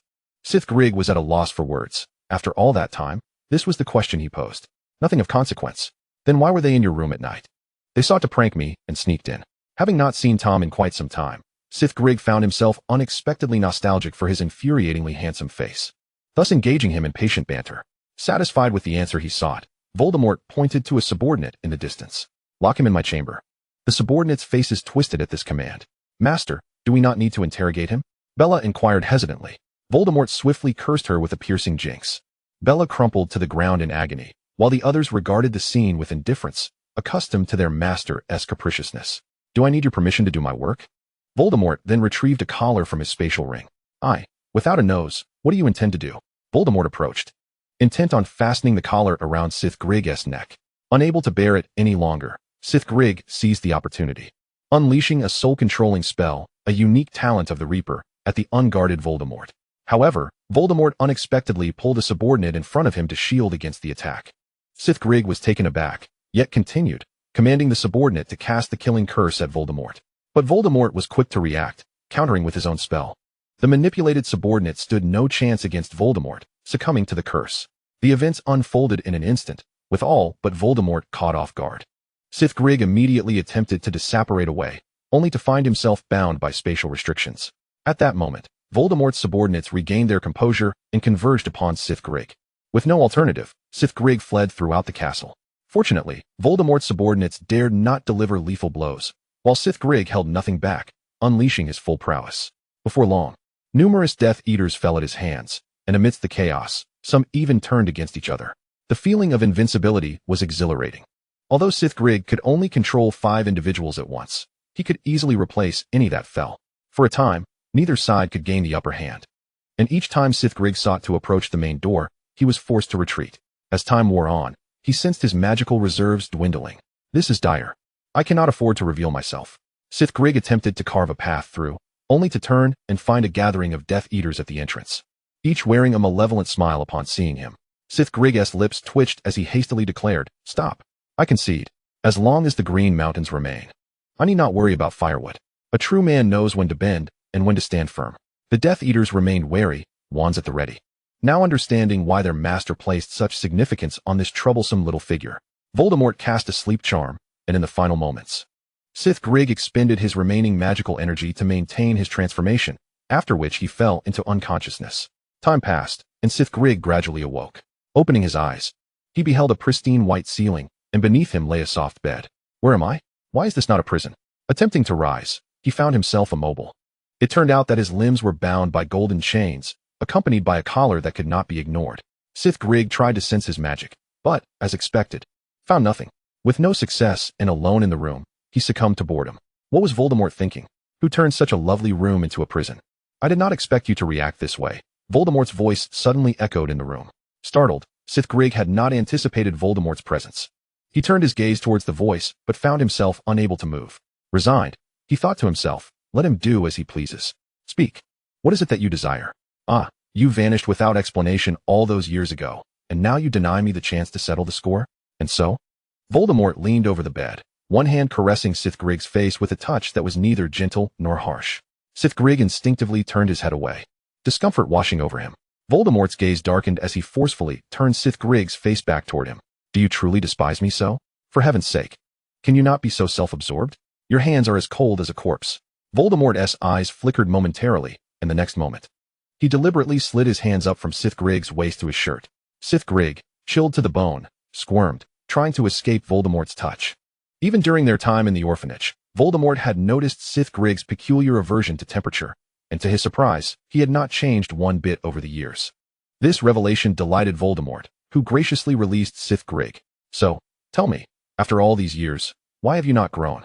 Oh, it's nothing. I merely exaggerated my age back then. I do not believe you. There is something peculiar about you.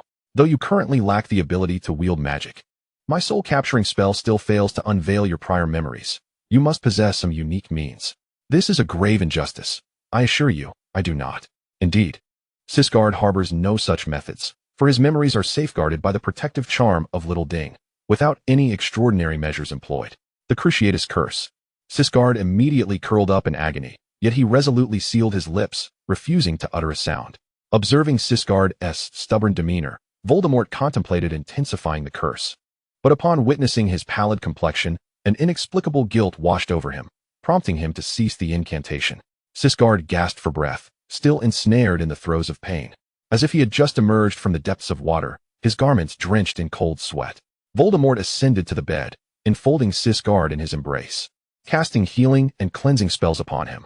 Sisgard shut his eyes, unwilling to glance at him any longer. Voldemort tightened his hold around Sisgard's waist, choosing silence. After a moment, Voldemort leaned closer, his lips brushing against Sisgard's ear, whispering gently. Chapter 26. The Overbearing Wizard's Coerced Affection. If you choose not to speak, so be it. You are bound to remain here. Sisgard, disinclined to respond, ignored him, wary of potential changes in Voldemort's mood. Voldemort, observing Sisgard's reluctance to engage, despite his displeasure, refrained from further tormenting him, intent on making Sisgard willingly stay by his side. Unbeknownst to Voldemort, his fury was intertwined with a sense of grievance. After all, his own letter had compelled him to act thus. So why did Sisgard refuse to assist him? Sisgard pondered. Oh heavens, discern loyalty from treachery. That was not my intention.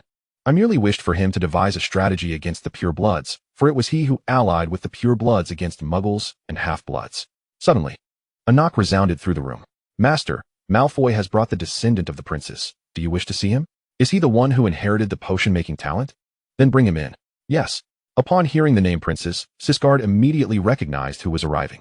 Yet, he dared not dwell on the thought, for he could not employ the mental blocking spell at present. After a while, the door swung open.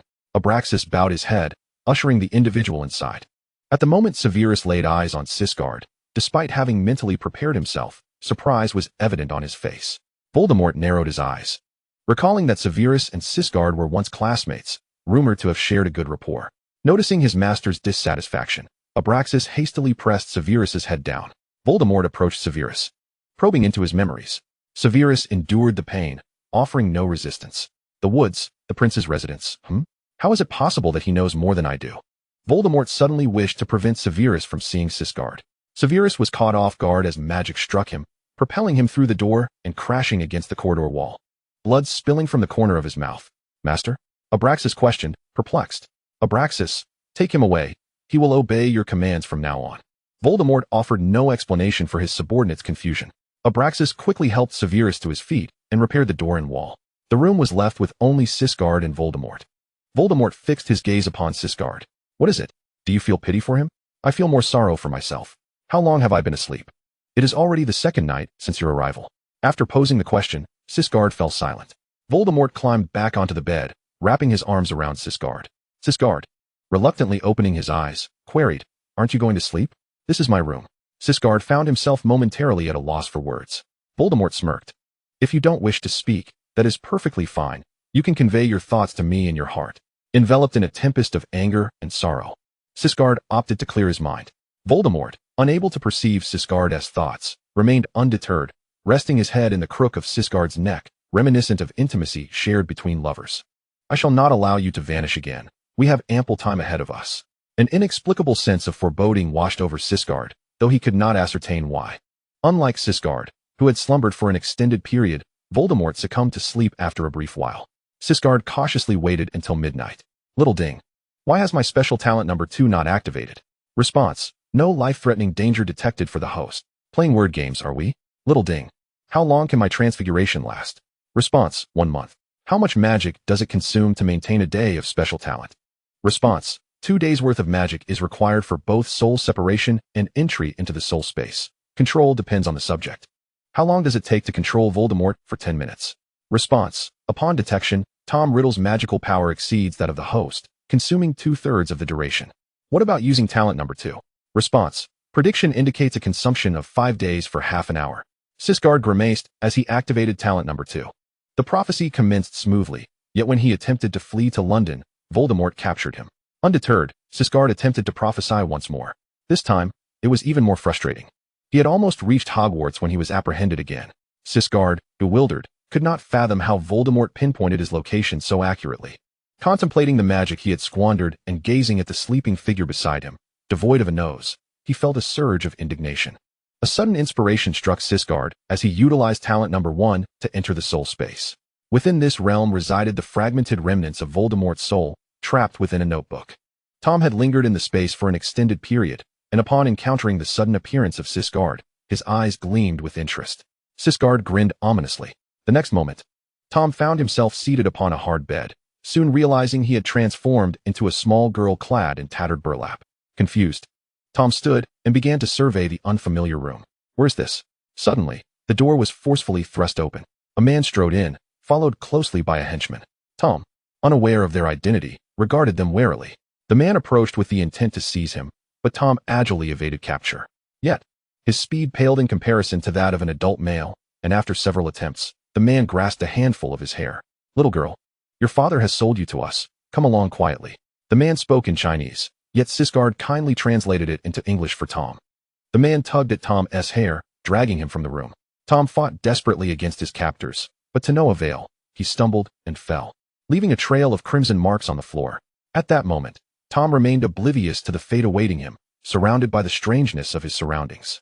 Neumgard stood beside him, invisible to Tom. No-nos, do you not despise the weak? Then immerse yourself in this immersive experience of Chinese horror.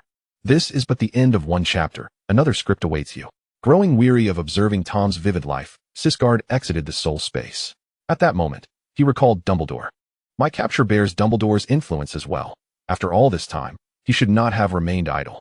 Neumgard calculated his remaining magical power and decided to use his soul to see what Dumbledore was up to. What a light and airy sensation. Neumgard floated through the air, unable to resist soaring about.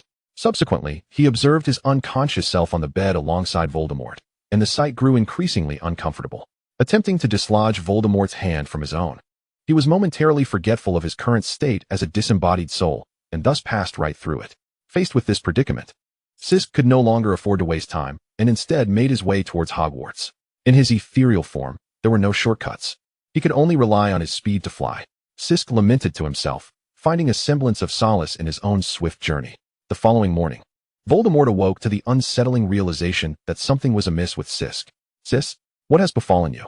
He inquired, but Sisk remained unresponsive, resembling a feigned state of death. A wave of panic washed over Voldemort as he recalled the Prince Heir he had encountered the day prior, commanding Abraxas to procure the individual immediately. Abraxas hesitated. It was daylight, and Severus Snape was at Hogwarts, yet he had no choice but to comply. Upon receiving the summons, Snape reluctantly excused himself from his colleagues. Feigning a need to rest in his dormitory, he then hastily made his way to the Forbidden Forest, where he was unceremoniously ushered into a chamber within the castle without having the chance to question Abraxas. Examine him, Voldemort commanded. Snape approached with trepidation, scrutinizing Sisk's condition. The next moment, his mouth fell agape in disbelief. How could this be? What has Voldemort done to him? A wave of sorrow surged within Snape. I have done nothing. He quickly steadied his thoughts. Master, Sis, he should be. The remainder of his words faltered on his lips. Impossible. Abraxas, summon all renowned healers. Voldemort insisted, though his soul-sucking curse revealed nothing. Yes, master. Meanwhile, Sisk continued his earnest journey. Chapter 27, The Scheme for Rescue. After a full day of flight, Sisk arrived at Dumbledore's office. Dumbledore seemed to sense his presence and turned to face him. Which wizard might be so bold as to seek my counsel? Sisk was not surprised that Dumbledore had noticed him, manifesting before him. This time, it was Dumbledore who was taken aback, never having anticipated Sisk's capabilities. However, he felt a deeper regret regarding Sisk's current state, having traversed dimensions. Sisk caught a glimpse of the regret in Dumbledore's eyes, feeling exasperated. Indeed, one cannot produce two distinct individuals from a single cocoon. These two old men were strikingly alike. Headmaster, what happened to the promise of safeguarding me? I am presently imprisoned in a dungeon by Voldemort. Fortunately for Sisk, he appeared as a child. Otherwise, his current display of vulnerability would be quite unbecoming. Aware that Dumbledore had manipulated him, Sisk pondered that rather than voicing his grievances, he might as well seize this opportunity for personal gain. As the conversation progressed, Dumbledore's face was etched with guilt. He recognized that it was wrong to exploit a child, yet Sisk represented the most viable breakthrough. I am sorry, child. Once this ordeal is over, I shall make amends. And how do you intend to compensate me? Sisk inquired. What do you desire? I am not greedy. Merely grant me 3 requests. Dumbledore hesitated for a moment. They must be within my capacity. Of course. Very well, I shall acquiesce. Now, let us discuss your intended rescue plan. Dumbledore fell silent. Sisk understood that he was reluctant to divulge details, yet he maintained a steadfast gaze upon him. Eventually, Dumbledore relented. I have long suspected a connection between Severus and Voldemort, thus I tampered with his wand to uncover Voldemort's hidden location. However, I did not anticipate your emergence. You may not be aware of how much Voldemort cares for you. Once he learned you were at Hogwarts, he would undoubtedly seek to capture you forthwith. That evening, when I saw you unrestrained, I realized you had your own intentions, and since Voldemort had searched for you for so long, he would not readily dispose of you. Consequently, I allowed your capture, hoping to divert Voldemort's attention toward you. Sisk chuckled coldly within. Indeed, he was now under constant scrutiny, subjected to the Cruciatus curse every few moments as his subordinates took turns torturing him. Maintaining a stoic facade, Sisk spun a tale, embellishing it with increasingly dire embellishments. Voldemort is aggrieved. I did not do that. Dumbledore's expression of guilt deepened. Continue. I have gathered a team, and tonight we shall launch a joint assault on Voldemort alongside the Ministry of Magic. Is that all? What further preparations are necessary? Sisk's furrowed brow could have squashed a mosquito. Given that it is a nighttime assault, do you not intend to prepare some high-impact, wide-ranging weaponry? When has the wizarding world possessed such weapons? I speak of the Muggle world's dynamite. Dynamite from the Muggle world? Dumbledore recalled having seen it in Muggle newspapers and, upon reflection, deemed Sisk's assertion reasonable. There is still time. I shall send someone to procure some. Do you have any additional suggestions? Dumbledore regarded Sisk with eager anticipation. After a moment of contemplation, Sisk proposed, your assembled team could be subdivided into smaller units based on their strengths. Those skilled in defense should lead, followed by those proficient in close combat, then those adept at ranged attacks, with the weakest positioned at the rear for support. Healers are particularly unique. They should be interspersed throughout the ranks, accompanied by those skilled in retreating. Dumbledore's eyes brightened at this insight. It seemed that confiding in Sisk had been a prudent choice. Additionally, I require you to send someone to infiltrate Voldemort's chamber. What lies within? Voldemort's fragment of a soul resides there. Sisk interjected, are you not aware of its existence? You know of Horcruxes. Dumbledore's skepticism arose, yet Sisk swiftly dispelled his doubts. I harbor no intentions regarding that. To divide one's soul is the height of folly. Do you know where his chamber is? At the end of the second-floor corridor, to the left. Is one individual sufficient? Voldemort would not leave it unguarded. One is adequate. It is merely a book and will not pose a threat to anyone. Understood. I shall proceed as you advise. And you are now? I must return. I cannot maintain this state for long. With that, Sisk vanished in a flash. Time pressed on, and nightfall arrived. When Sisk returned to Voldemort's chamber, he was met with a shocking sight. The grand bed had vanished, replaced by a chilling ice coffin, within which Sisk found himself. His golden chains remained. Yet the collar around his neck had disappeared. A pang of regret washed over Sisk for his earlier words to Dumbledore. Had he not been overly ambitious? At that moment, Voldemort entered the room. Sisk, foreseeing his arrival, deftly concealed himself outside the window. Voldemort's expression was grim. A pack of inept fools, utterly devoid of solutions. Voldemort examined the occupant of the coffin with a sinister undertone. Sis, did you truly believe this would render you beyond my reach? Voldemort chuckled ominously before opening the coffin and retrieving a dagger. He grasped one of Sisk's hands, beginning to etch something into the back of it. As Siskier observed Voldemort's actions, an ominous premonition gripped him, compelling him to fly back to his body in an attempt to thwart whatever nefarious scheme Voldemort was concocting. However, it was too late.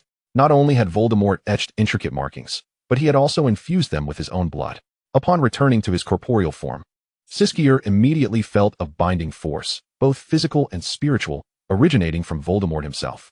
He opened his eyes and glanced at the back of his hand, where a simplistic rose had been drawn, its center marked by a solitary red.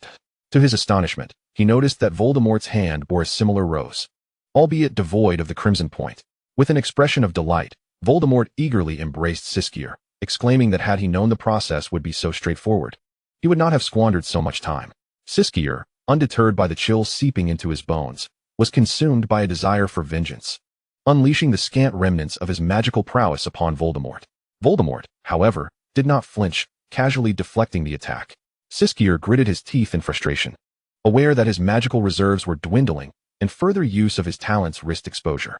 His gaze fell upon a dagger lying nearby. He seized it and lunged at Voldemort. To his surprise, Voldemort merely chuckled, seizing Siskier's wrist, his eyes reflecting the amusement one might reserve for a mischievous child. Siskier struggled to reclaim his hand, contemplating his next move, and ultimately chose to slice his fingertip, allowing his blood to flow. Voldemort, mistaking this act for a suicide attempt, instinctively reached out to intervene, only to find himself grasped by Siskier's hand as the latter planted his own blood into the markings. Now, the balance was restored. Voldemort regarded the scene with satisfaction, offering no resistance. Just as he was about to speak, a cacophony of explosions erupted from outside the castle. Chapter 28, The Battle. Amidst the tumult, anguished cries echoed. Voldemort's expression darkened as he discerned the source of the commotion. Seizing the moment when Siskier was unawares, he rendered him unconscious. He retrieved a black collar. But after a moment's contemplation, fearing that Siskier might revert to his former state, he abandoned that plan and hastened downstairs, heeding the advice of others to eat well. Dumbledore had successfully breached the castle using Siskier's strategy. Meanwhile, unbeknownst to the Death Eaters, an individual stealthily ascended to the second floor. At that moment, Voldemort was engaged in a fierce duel with Dumbledore. Mycalithel arrived unobstructed at the left-hand room at the end of the corridor. Upon opening the door, he was taken aback. How could this child be here, subjected to such treatment? Voldemort truly was despicable. The remainder of Mycalithel's thoughts remained unspoken, yet his disdain for Voldemort deepened. With compassion, he lifted Siskier from the coffin, breaking the golden chains that bound his limbs, and assessed Siskier's condition. A sigh of relief escaped him. Fortunately, Voldemort had not harmed the child. He then placed Siskier on a nearby sofa. The priority now was to locate the tome mentioned by Mr. Dumbledore. The room contained only a modest bookshelf, and Mycalithel quickly perused its contents, yet failed to find the book imbued with the soul's essence. Had Mr. Dumbledore's intelligence been erroneous? With no means to consult Dumbledore and knowing they could not linger, Mycalithel hoisted Siskier and activated an invisibility charm, navigating through the chaotic castle. Voldemort, engrossed in his duel with Dumbledore, suddenly sensed Siskier's presence. Who could it be? In his moment of distraction, Voldemort was struck by Dumbledore's spell, sustaining severe injuries. Master. The surrounding Death Eaters quickly encircled Voldemort. He swallowed the blood pooling in his mouth, the metallic taste permeating his senses, yet he paid no heed to his injuries. Unleashing a spell towards the source of the disturbance, Mycalithel, caught off guard by Voldemort's assault, fell to the ground, his invisibility charm dissipating. Dumbledore, noticing him and Siskier, rushed to shield them. In a fit of rage, Voldemort commanded the Death Eaters to concentrate their fire on Dumbledore, while members of the Order of the Phoenix arrived to assist. When Mycalithel fell, Siskier tumbled from his arms, striking the back of his head and jolting him awake. Siskier gingerly touched the tender spot on his skull. It's swollen. Child, you're awake. Are there any other injuries? Mycalithel inquired gently, healing Siskier's wounds. Siskier quickly deduced that this was the individual Dumbledore had dispatched to infiltrate the second floor. Initially, he had feared his efforts were in vain, but it now seemed fortuitous. Otherwise, he might still have been trapped in that room. Siskier comprehended how Mycalithel had been discovered, guilt welling within him. This matter must be resolved. However, now was not the time. They needed to repel Voldemort. Yet, it appeared his assistance would not be required. Thanks to Dumbledore's prior preparations, the Death Eaters suffered heavy casualties, tilting the scales of victory in Dumbledore's favor. Unfortunately, Voldemort could not be allowed to perish just yet. Recognizing the precarious situation, Voldemort devised an escape plan. Maintaining the facade of his relentless pursuit for Siskier, Aurors and members of the Order guarded Siskier closely, though they could not fathom Voldemort's interest in the child. It was evident he held some significance for him. The Death Eaters retreated in disarray, and upon receiving the signal for Voldemort's withdrawal, they fled with remarkable speed. Voldemort, too, made his escape. However, as he turned to flee, a fallen Auror hurled a sword towards him. Siskier, having spotted the impending threat before Voldemort, discreetly activated his talent, causing the Auror's throw to veer slightly off course. Voldemort seized the opportunity to escape unscathed. The onlookers remained oblivious to the subtle manipulation, including the Auror himself. After Voldemort's departure, the Auror was left to grapple with his self-reproach, while Siskier, feeling guilty, refrained from offering consolation. The battle raged on for 2 hours, leaving every combatant weary. Those still possessing stamina began clearing the battlefield, binding any remaining foes. Dumbledore turned to Mycalithel. Did you find it? Alas, no, Mycalithel replied, shaking his head. Dumbledore then looked at Siskier. Actually, I was hoping you would send someone to rescue me. Why not just say so? Dumbledore questioned, perplexed by the need for secrecy. Siskier faltered. Mycalithel, sensing the tension, cleared his throat and intervened. All right, Mr. Dumbledore, children must have their own secrets. Dumbledore scrutinized the pair, then conceded, very well, I shan't pry. However, is the tome you mentioned genuine? That was also a fabrication of mine. This inquiry prompted Siskier to recall the tormented remnants of the soul still trapped within the spiritual realm. I did not intend to forget about him. Dumbledore acknowledged this with a murmured affirmation before turning to converse with the head of the Aurors, leaving Siskier uncertain of his belief. Once all matters were resolved, Siskier accompanied Dumbledore back to Hogwarts. The following day, all eyes were astonishingly fixed on Siskier. After all, only yesterday had they discovered his disappearance, yet today he had returned. Among the Gryffindors, those privy to the truth rejoiced at Siskier's homecoming. James, accompanied by his companions, ventured into the Slytherin domain. Chapter 29, A Rescue. I apologize, Grindelwald, for the trouble we have caused you, James said, and the three of them bowed in unison. Why three, you may wonder. It turned out that following the events of that fateful night, the Marauders had expelled Peter from their ranks. Sirius chuckled nonchalantly. Whether they were present or not, the outcome would remain unchanged. As long as there was a mission at hand, he would inevitably come into contact with Voldemort. No matter. Consider it as each of you owing me a favor, he added. The trio exchanged glances and nodded in agreement. They were taken aback by Grindelwald's amiable demeanor, which was quite uncharacteristic of a Slytherin. As Sirius watched them depart with laughter, he was reminded of Snape. Ever since their return today, Snape had been avoiding him. Sirius understood what was on Snape's mind. Initially, he had intended to confront Snape, but the latter was as slippery as a snake, and he had failed to catch him despite several attempts, leading Sirius to abandon the search altogether. Snape was like a stubborn, foolish mule. After the great battle, Sirius remained a beleaguered early riser, especially having had little rest the previous night. Thus, he took it upon himself to find a seat in the last row and demonstrated the art of falling asleep in class to his fellow students. As he drifted in and out of consciousness, the morning slipped away. Unlike his fellow classmates, who resembled the living dead, Sirius was invigorated. After lunch, he returned to the dormitory. Ding! Special task 3 has concluded. Please prepare for time-space leap in 3, 2, 1. Wait, hold on. Sirius's words were cut short as he was whisked away. Oh no, I am about to vanish mysteriously. Indeed, as Sirius had foreseen, by afternoon, everyone was aware of his disappearance once more. Dumbledore conducted multiple investigations, but found no trace of Sirius. To soothe the students, Dumbledore announced in the Great Hall that Sirius had voluntarily withdrawn from school due to family issues. However, those aware of the previous incident tacitly assumed that Voldemort had once again captured him.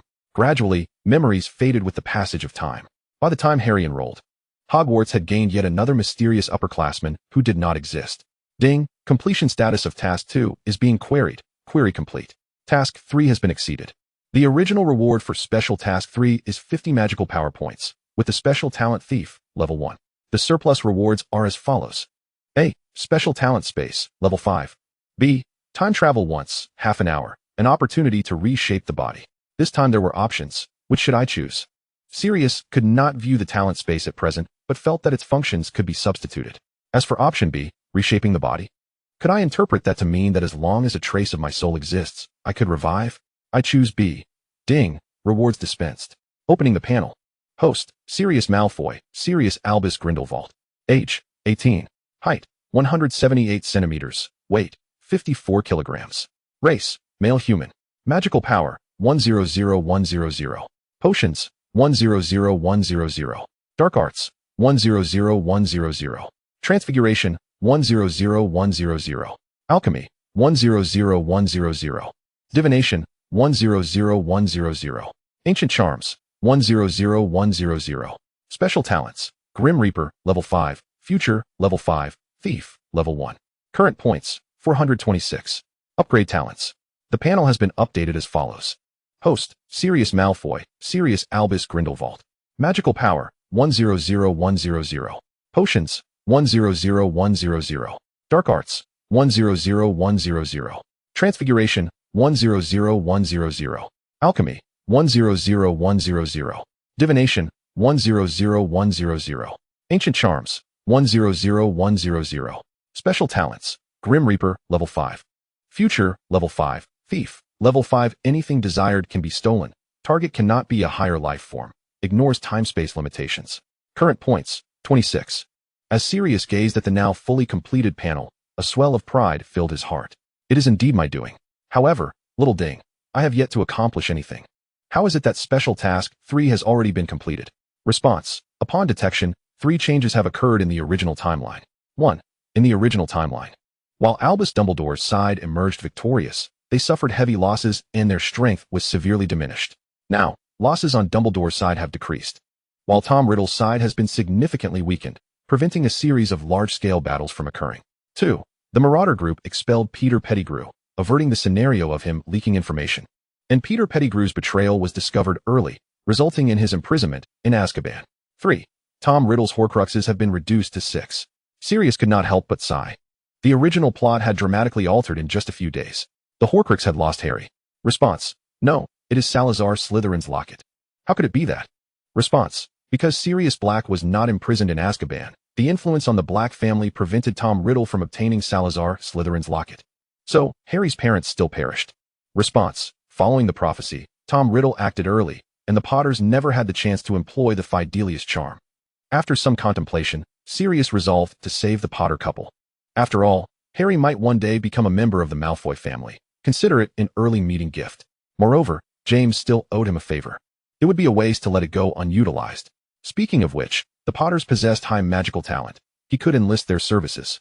The thought of having two individuals who would potentially work for him for a lifetime without charge brought Sirius immense satisfaction. Without further ado, he decided to act. Wait. I must first resolve this blood mark. After a moment of contemplation, he recalled that ancient magic held relevant records, although the required materials were numerous and complex. They posed no challenge to Sirius. Utilizing his newly acquired special talent, he soon gathered all the necessary ingredients: phoenix blood, Abyssinian shrivelfig, unicorn horn, and dragon blood. After preparing the materials, Sirius meticulously added them to the cauldron in precise proportions and stirred thoroughly, resulting in a vial of blood-red potion. Upon consuming it, the peculiar taste nearly caused Sirius to perish on the spot. After a while, the potion took effect, the red mark on the back of his hand dimmed, and he felt a faint barrier enveloping both his body and soul. Little ding, I wish to travel to the moment just before Voldemort infiltrates the Potter household. Ding. Please prepare for time-space leap in 3, 2, 1. When Sirius opened his eyes again, he found himself in the Potter home. The Potter couple stared in shock at the sudden appearance of a stranger. Without a wand in hand, James, in a flurry, could only brandish a sword towards Sirius, shielding his wife and child behind him. Long time no see, Potter Evans. Who are you? James thought the figure before him looked familiar, but could not recall where he had seen him. You are Sirius Albus Grindelwald, Lily exclaimed after pondering for a moment. What? This individual is Grindelwald. James laid down his sword, gazing at Sirius with a complex expression. At last, you have escaped from Voldemort. What? What does having no nose have to do with anything? Never mind, I will inquire later. In the next moment, the Potters witnessed Sirius vanish into thin air. Where has he gone? The couple exchanged bewildered glances. Suddenly, a cloud of black smoke filled the room. As the smoke dissipated, Voldemort materialized. Voldemort, Lily, take our son and flee. With that, James charged recklessly towards Voldemort. None shall escape today. Without a wand, James stood no chance against Voldemort, despite his evasive maneuvers. He was struck by the green light. Tears streamed down Lily's face. She understood that Voldemort would not spare their family today. At that moment, she recalled the ancient magic Dumbledore had taught her. Looking at her cooing son, her gaze softened, only to be replaced by anguish. I'm so sorry, my dear child. But your father and mother cannot be there to watch you grow. Lily placed Harry on the bed and turned to face Voldemort. Why aren't you running? Voldemort taunted with glee. You will never comprehend what love truly is. Voldemort scoffed, dismissing love as a mere illusion, something he had no need for. He intended to continue mocking Lily. However, she suddenly radiated a blinding white light. Her body aged rapidly before succumbing to death. Voldemort, perplexed, cautiously approached to investigate, confirming that Lily was indeed lifeless. Unable to contain his laughter, he was soon distracted by the sound of a child's cries. Poor little one. I shall send you to reunite with your parents. Avada Kedavra. At the moment the spell concentrated on baby Harry's forehead, Harry unleashed a surge of formidable magic. No, Voldemort had no time to evade, and his physical form began to dissipate. Although his soul remained, he dared not linger and fled swiftly, unaware that a fragment of his soul had lodged itself within the little boy. After Voldemort's departure, Sirius revealed himself. Oh dear, he is becoming less human by the day. He used to be so handsome. I truly cannot fathom what he is thinking. Sirius glanced at baby Harry, who, unafraid, smiled at him and reached out, yearning to be held. One must admit, the genes of the Potter couple are remarkable. Ding, time is up. Prepare for time jump in 3, 2, 1. Sirius returned to the room and hurriedly entered the soul space. What was happening? In truth, just as the Potters were on the brink of death, Sirius had extracted their souls. Within the space, the Potters and a youthful Tom stared wide-eyed at one another. Upon spotting Sirius, they all turned their gaze towards him. Sirius? Who are they? Tom inquired first. He is Sirius, though he looks different, replied the Potters in astonishment. Sirius, disinterested in explaining, promptly confined Tom to a separate space. After a brief silence, James and Lily realized that Sirius had come to rescue them. Friends should not indulge in such formalities, Sirius waved dismissively. The Potters expressed their gratitude with their eyes. Please sign this agreement. As he spoke, Sirius presented them with a sheet of white paper and a pen. We, James Potter and Lily Potter, willingly and unconditionally submit to all commands of our master, Sirius Malfoy. He lives, I live. He dies, I die. Sirius had anticipated that the Potters would hesitate to sign, but was taken aback when they signed without discussion. Noticing his surprise, Lily smiled. Our lives are in your hands, so we must obey you. Moreover, we believe you are not an evil person. Hearing their words of praise, Sirius shyly pressed his lips together and accepted the agreement. This evil is not that evil. In the near future, the Potters would deeply feel the treachery of society, regretting their choices. However, I never imagined you were of the Malfoy lineage. I have never heard of a Malfoy offspring. I suppose I can be considered a Malfoy too, albeit a different one. Isn't it the case that the Malfoy family traditionally has only one child? You will learn more in due time. But Lily sensed serious reluctance to discuss the matter further and quickly covered James' mouth. What he wished to ask was whether they would have a chance to see Harry again. Of course, but not at this moment. That is splendid. As long as we can meet him, we will be satisfied. Since you cannot go out now, you may as well read extensively. With a wave of his hand, a mountain of books appeared in the space. The Potters were left speechless. All of them. James stammered in disbelief. Even the studious Lily waited eagerly for Sirius to deny it. Indeed, all of them. Sirius coldly shattered their hopes, adding with a hint of malice. I will conduct periodic assessments of your studies, and there will be consequences should you fail. James, who always dozed off at the mention of studying, felt despondent. Sirius, can't we have a little less? In response, Sirius exited the space. After leaving, he glanced at the time. It was already midnight. Consequently, Sirius apparat to Malfoy Manor.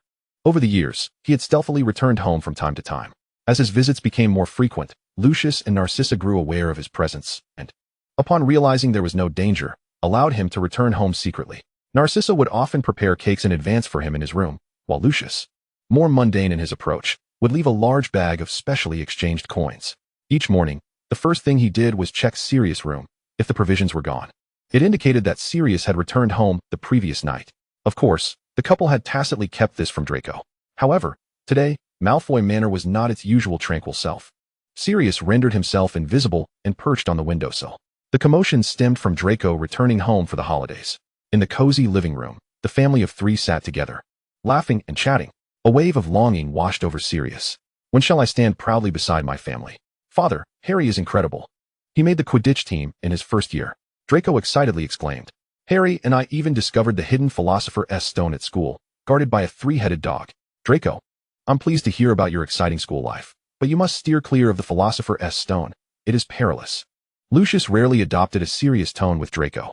Although Draco did not fully comprehend, he nodded obediently. However, after meeting Harry at school, those words fell on deaf ears. The plot had already progressed to the Philosopher's Stone, but the trio had been reduced to a duo. It is quite late now, Draco. You should retire for the night. All right. Reluctantly, Draco returned to his bedroom. I haven't tea finished yet. Sigh. I shall continue tomorrow. After Draco departed, Narcissa finally spoke. At last, I've managed to send him off to bed. Every time he returns from holiday, he can prattle on for hours, and I feel utterly exhausted. Lucius agreed with his wife's sentiments, his eyes filled with affirmation. Alas, it has been quite some time since we last heard from Scorpius. I do hope he has not encountered any misfortune. Narcissa could not help but feel a twinge of worry. Narcissa, you must understand that Scorpius possesses no magical abilities. Each time he sneaks back, it must require immense effort. It is only natural for him to be absent for such a long duration, Lucius comforted her. Wrapping his arms around Narcissa, you must have faith in Scorpius. That boy is exceptionally clever, and with the provisions we have prepared for him, he will not face danger in the Muggle world. Narcissa embraced her husband in return. My dear, I cannot help but worry. He is still just a child. Why must Merlin allow him to endure such suffering? As she spoke, tears began to flow once more. Lucius gently patted her back, offering silent solace. Each thought of Scorpius pierced Narcissa's heart. On several occasions, she had felt an overwhelming urge to seek him out, but Lucius had always intervened. His refrain was consistent. One visit will lead to countless others. The more frequent the visits, the greater the risk of exposing Scorpius. After a long while, Narcissa ceased her tears, and Lucius thoughtfully handed her a handkerchief. Well then, did you not mention feeling tired? Let us retire for the night. Now, Malfoy Manor lay in an eerie silence. The endless darkness seemed poised to engulf Scorpius, yet a faint glimmer of light persisted to illuminate him. Scorpius quietly entered his room, where three items lay upon the table: a cake, gold coins, and a letter. He picked up a fork and began to eat the cake, savoring each small bite. Yet, the cake was limited in size, and inevitably, it would come to an end. Once he finished the cake, Scorpius opened the letter. Indeed, The message urged him not to return. Humans are such complex and contradictory beings. They yearn deeply yet cannot help but feel fear. Scorpius felt a dryness in his eyes. Father, Mother, Draco, I hold on to the belief that one day we will be reunited. When that day arrives, flowers will bloom abundantly, and sunshine will grace each of us. Days later, Draco's holiday came to an end. Entering Hogwarts with a palpable sense of resentment, Draco's demeanor brightened upon seeing Harry in the Great Hall. The ensuing days unfolded much like the narrative of old. Perhaps it was the hand of fate. The adventures continued with Ron and Hermione by their side. Draco stood resolutely beside Harry until they faced Voldemort, trembling with fear. Yet, witnessing Harry's bravery emboldened Draco to stand together with him against the looming danger. The conclusion remained unchanged. Voldemort was defeated by the ancient magic embedded within Harry, while Dumbledore, hidden in the shadows, destroyed the Philosopher's Stone. We must hurry, Draco. Hermione and the others are waiting for us. As Harry reached the doorway, he noticed Draco standing transfixed before the mirror of Eriste. Realizing this was Draco's first encounter with the mirror, Harry approached him. Isn't it fascinating? Harry caught another glimpse of himself alongside his parents, each face beaming with joyful smiles. What do you see? Draco remained silent. Turning to him, Harry noticed tears streaming down Draco's face. Draco, what is the matter? Harry quickly offered him a handkerchief. Draco snapped back to reality, bewildered, grasping the handkerchief and touching his face, only then realizing he was weeping. What could Draco have seen that caused such sorrow? Harry was curious. To Harry's eyes, Draco came from a wealthy family, doted upon by his parents. He could not fathom what could bring such sadness to Draco. However, Harry refrained from asking. This was Draco's wound, and he could not bear to pry. Witnessing Draco's tears tugged at Harry's heart, and he wished for Draco to forever embody confidence and pride. Chapter 31, The Chamber of Secrets. It is nothing. I merely saw a family together. Harry was somewhat puzzled. For had they not always lived together? You must be referring to your mute brother, Ron interjected. Harry and Draco turned to see Hermione supporting Ron as they entered. Your brother has been ruthless towards you. How can you still think of him? So, Draco had an older brother. That is a private matter for my family. It is not your place to comment, Draco retorted disdainfully, lifting his chin. Harry, we must take our leave. With that, Draco pulled Harry away, leaving Ron, who was still injured, to be assisted by Hermione. As the four departed, Dumbledore emerged from the shadows, standing before the mirror of Eriste, motionless for an extended period.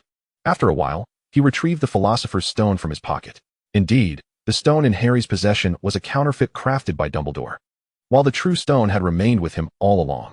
Such a significant object, Dumbledore would never entrust to anyone else. However, despite its importance, it held little value in Dumbledore's eyes, particularly when compared to Voldemort.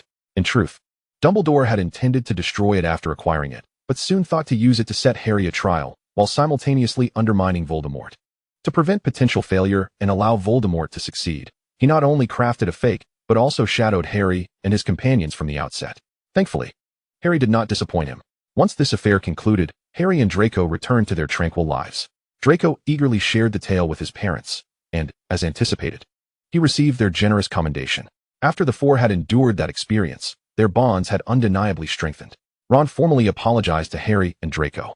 Meanwhile, Scorpius, far away in the Muggle world, observed all that transpired, unable to suppress his admiration for the stubbornness of the plotline. Even at the beginning of the school year, they were still able to enjoy one another's company. Another year passed, and Draco embarked on his second year at Hogwarts. Scorpius' influence had expanded beyond imagination, rendering him a dominant force within the wizarding community. Yet, outside the upper echelons, no one was aware that these powers belonged to a single individual. Scorpius even found time to practice law in the Muggle world. As Harry's return to school approached, Scorpius recalled that it was time for the Chamber of Secrets storyline. He returned the tormented Tom to the notebook. What do you intend to do with me now? Tom asked warily. Please, I assure you, I will do nothing. Scorpius was puzzled, wondering when he had left such a poor impression on Tom. Dismissing his concerns, he forcibly rendered Tom unconscious. When Tom regained consciousness, he found himself in the hands of a young girl, with red hair, unmistakably a member of the Weasley family. How fortuitous. Thus, Tom activated his manipulative charm. Scorpius, however, would not allow Tom to escape so easily. He inscribed a mark upon Tom's soul, granting him the ability to monitor and control Tom at will. Had it been at the height of his power, Voldemort would undoubtedly have perceived the situation. Alas, his mind is not entirely sound. Everything unfolded as scripted. Yet Tom was unable to lay a hand on Ginny. Each time he attempted to strike, he was met with an excruciating pain that resonated within his very soul, causing him to lose consciousness. Upon regaining awareness, Tom discerned that it was Slytherin's doing, Yet after prolonged inspection, he could not ascertain the flaw within his soul. But who is Tom? Unyielding and relentless, he persisted in his endeavor to siphon Ginny's life force, only to emerge even more weakened. Reluctantly, Tom abandoned that course.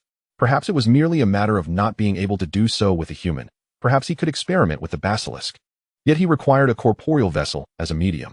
Thus, Tom spent his days meticulously plotting in his notebook, while Slytherin observed him, eager to devise schemes against others. Harry, are you certain you haven't gone astray? Draco's expression was one of complex discomfort, making Harry acutely aware of his presence. I saw Ginny enter here, Harry retorted. His cheeks flushed as he uttered a phrase in Parseltongue before the sink. With a resounding clang, the basin shifted, revealing a hidden opening. Now you must believe me. I believe, Draco responded, amusement dancing in his eyes as he observed Harry's fervent attempts to vindicate himself. In truth, he had never doubted Harry's discovery, merely wishing to tease him. With relief, Harry inquired, but how do we descend? Why not jump? Draco's expression of disdain spoke volumes, reflecting his discontent with the situation.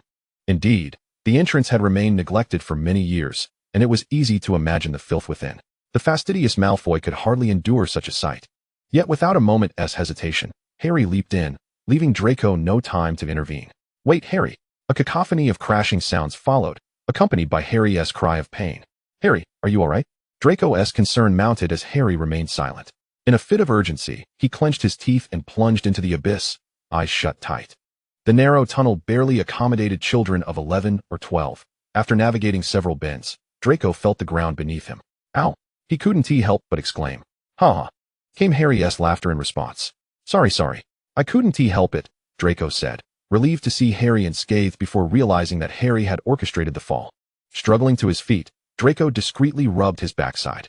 Chapter 32, The Basilisk and Tom. Harry, witnessing Draco's antics, erupted into another fit of laughter. Draco gazed at him with a wounded expression, prompting Harry to avert his gaze. You initiated this, Draco admitted, recognizing his fault. Let us proceed. As they walked, Draco's distaste for their surroundings grew. I must inform my father. If Hogwarts continues to decay, it may end up like this. The Chamber of Secrets lay in disrepair, cloaked in darkness and mildew, thick with dust, appearing a sickly green from afar. Draco, just a little longer. I know you're capable, Harry encouraged, leading the way. Indeed, Draco replied, his pride swelling at the compliment. Upon reaching the innermost part of the chamber, Harry instinctively pulled Draco to conceal themselves in the shadows. What is the matter? Someone lies on the ground. It appears to be Ginny. Red-haired troublemakers, Draco quipped, though his relationship with Ron had softened somewhat after an apology. After observing for a moment and finding no one else, Harry crossed the bridge to Ginny's side. She lay pallid, her breath shallow, her abdomen unnaturally distended. Draco, we must get her out of here immediately. Draco remained silent for an extended moment. Draco? Harry turned to find Draco standing rigidly, his back to him. Harry reached out, tapping Draco's shoulder. What is wrong? Suddenly, Draco collapsed forward. Draco. Harry rushed to his side, realizing he had been petrified. Harry. He felt a cold sweat break out. Recalling the large serpent skin they had passed earlier. The basilisk was near. Harry stood, cautiously scanning their surroundings. Where is it? Where could it be? Suddenly, an overwhelming sense of danger enveloped him. He lunged to the left, narrowly evading the basilisk's gaping maw. Its elongated body coiled around a human-shaped statue. Its head reminiscent of both serpent and dragon, dwarfed Harry, who felt as insignificant as a mere grain of sand. Desperately, Harry fled, soon covered in numerous wounds, each laced with the basilisk's venom. He unleashed every spell he had learned thus far, yet none inflicted harm upon the creature.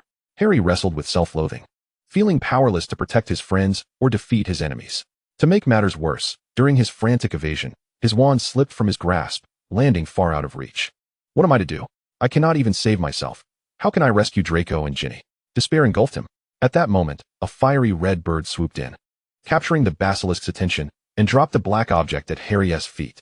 The sorting hat, he realized, then noticed a sword materializing from within it. With no time to ponder, Harry seized the sword. As the basilisk turned away, he climbed the statue, waiting for the opportune moment before leaping, driving the sword deep into the creature's skull. The basilisk thrashed in agony, its massive head swinging violently. Harry clung to its scales, yet was ultimately thrown off. In a critical moment, Fawkes the Phoenix intervened, distracting the basilisk. Summoning his courage, Harry lunged once more, this time aiming for the creature's chin. As the basilisk writhed, Harry fell, but the sword remained lodged within its body, piercing deeper with each convulsion. After several agonizing moments, the basilisk succumbed, its eyes closing forever. With a sigh of relief, Harry mused, I never anticipated you possessed such prowess. Who? He turned toward the voice, spotting only Ginny lying on the ground and the black notebook. As he pondered, he saw a soul materializing from the open notebook, a strikingly handsome young man clad in Slytherin robes. Though merely a spectre, Harry instinctively raised the sword in defense. Who are you? That is an intriguing inquiry, the young man smiled. I am Tom Riddle. With a flourish, Tom conjured a segment of blue text beside him. Harry had never encountered that name before. Perhaps you are more familiar with my other moniker. The blue text shifted, revealing the words, I am Voldemort. Voldemort. Harry shuddered involuntarily. What is your intention? As you can see, I am presently a mere soul, hence I require a corporeal form. Harry's gaze darted back to Ginny, noting her increasingly swollen abdomen. As you envisioned, Tom caressed Ginny's abdomen, declaring that everything was about to come to a swift conclusion and that she could not thwart his intentions. However, you are indeed a nuisance, and it is imperative that I eliminate you now. Upon hearing this, Harry rolled to the side, narrowly evading Tom's lethal curse. How long can you evade me? Tom taunted. Harry's gaze fell upon the diary, a spark of inspiration igniting within him. Thus, while dodging Tom's relentless assaults, he deliberately maneuvered toward the basilisk's maw. In the blind spot of Tom's vision, Harry extracted one of the basilisk's venomous fangs. Then, with sudden ferocity, he lunged toward the diary. And in the fleeting moment that Tom was caught off guard, he plunged the fang into the pages, causing dark, viscous liquid to surge forth. Tom reached out, attempting to halt Harry, but his form began to disintegrate. In no time, Tom vanished completely, and Ginny's abdomen returned to its original state. The tension within Harry dissipated, and he collapsed, his consciousness fading as he belatedly recognized that the basilisk's venom was taking effect. Yet, Harry was unwilling to succumb. He had triumphed over the basilisk and could not perish here. He still needed to bring Draco and Ginny back. With great effort, he propped himself up, only to falter once more. Dragging himself toward Draco, he found his strength waning, his eyelids growing heavy with fatigue. Was he truly destined to die here? Such a fate felt unbearable. Fawkes swooped down beside Harry, tilting his head, a single tear cascading from his eye and landing upon Harry's wound. Instantly, Harry felt the wound heal at an astonishing rate, and he gazed at Fawkes in astonishment. Thank you, Fawkes. Fawkes responded with a melodic call. Where am I? Ginny regained her senses. Ginny, do you feel any discomfort? She shook her head. That's splendid. I will explain everything to you later. For now, we must leave. Harry lifted Draco in his arms, and under Fawkes' guidance, the trio returned to Hogwarts, where they recounted their ordeal to Dumbledore. You have shown remarkable bravery, Harry. Dumbledore expressed with appropriate astonishment, followed by commendation. This achievement is a testament to the efforts of many. Harry felt his cheeks flush at the praise. I shall award Slytherin 50 points. Thank you, Headmaster. Harry had not anticipated such a delightful surprise. After some time, the mandrakes matured, liberating all those petrified from the infirmary. Consequently, everyone learned of Harry's sacrifices and expressed their gratitude. In his office, Dumbledore, in high spirits, stored away the diary that had been pierced by the fang. Though a shadow of concern crossed his brow, he pondered how many more Horcruxes Voldemort might have concealed. But had Tom truly vanished? Chapter 33, Reunion with Dumbledore. The answer was no. At the very moment Tom dissipated, the entity known as Slytherin summoned him back to the realm. Following this incident, the already fragmented Tom was left in a state of extreme weakness, his soul appearing translucent. Although James was unaware that Tom was the youthful Voldemort, he instinctively felt a sense of repulsion. Witnessing Tom, who seemed perpetually on the brink of disappearance, James relished in the moment. Well. If it isn't the emotionless statue who wouldn't even spare a glance. How did you end up in such a pitiable state? Tom, having been separated from his prime self for too long, was oblivious to the animosity between James and his true self, erroneously believing he simply found this fool intolerable. At least you're not confined to this space, unable to interact with anyone. James, stung by the remark, felt the weight of confinement, where every waking moment was filled with study. Had he not been in a spiritual state, he might have met his end numerous times over. Slytherin contemplated the apparent lack of empathy shown towards the Potters and soon devised an idea. James, Lily, I have conceived a method that allows for both amusement and learning. Would you care to try it? Of course. James, already weary from his studies, eagerly agreed at the prospect of such a diversion, while Lily's curious gaze spoke volumes. In the next moment, James, Lily, and Tom found their surroundings transformed. What is this? Greetings, host. I am the elf, Xiao Bo Xiao Yi Xiao Li.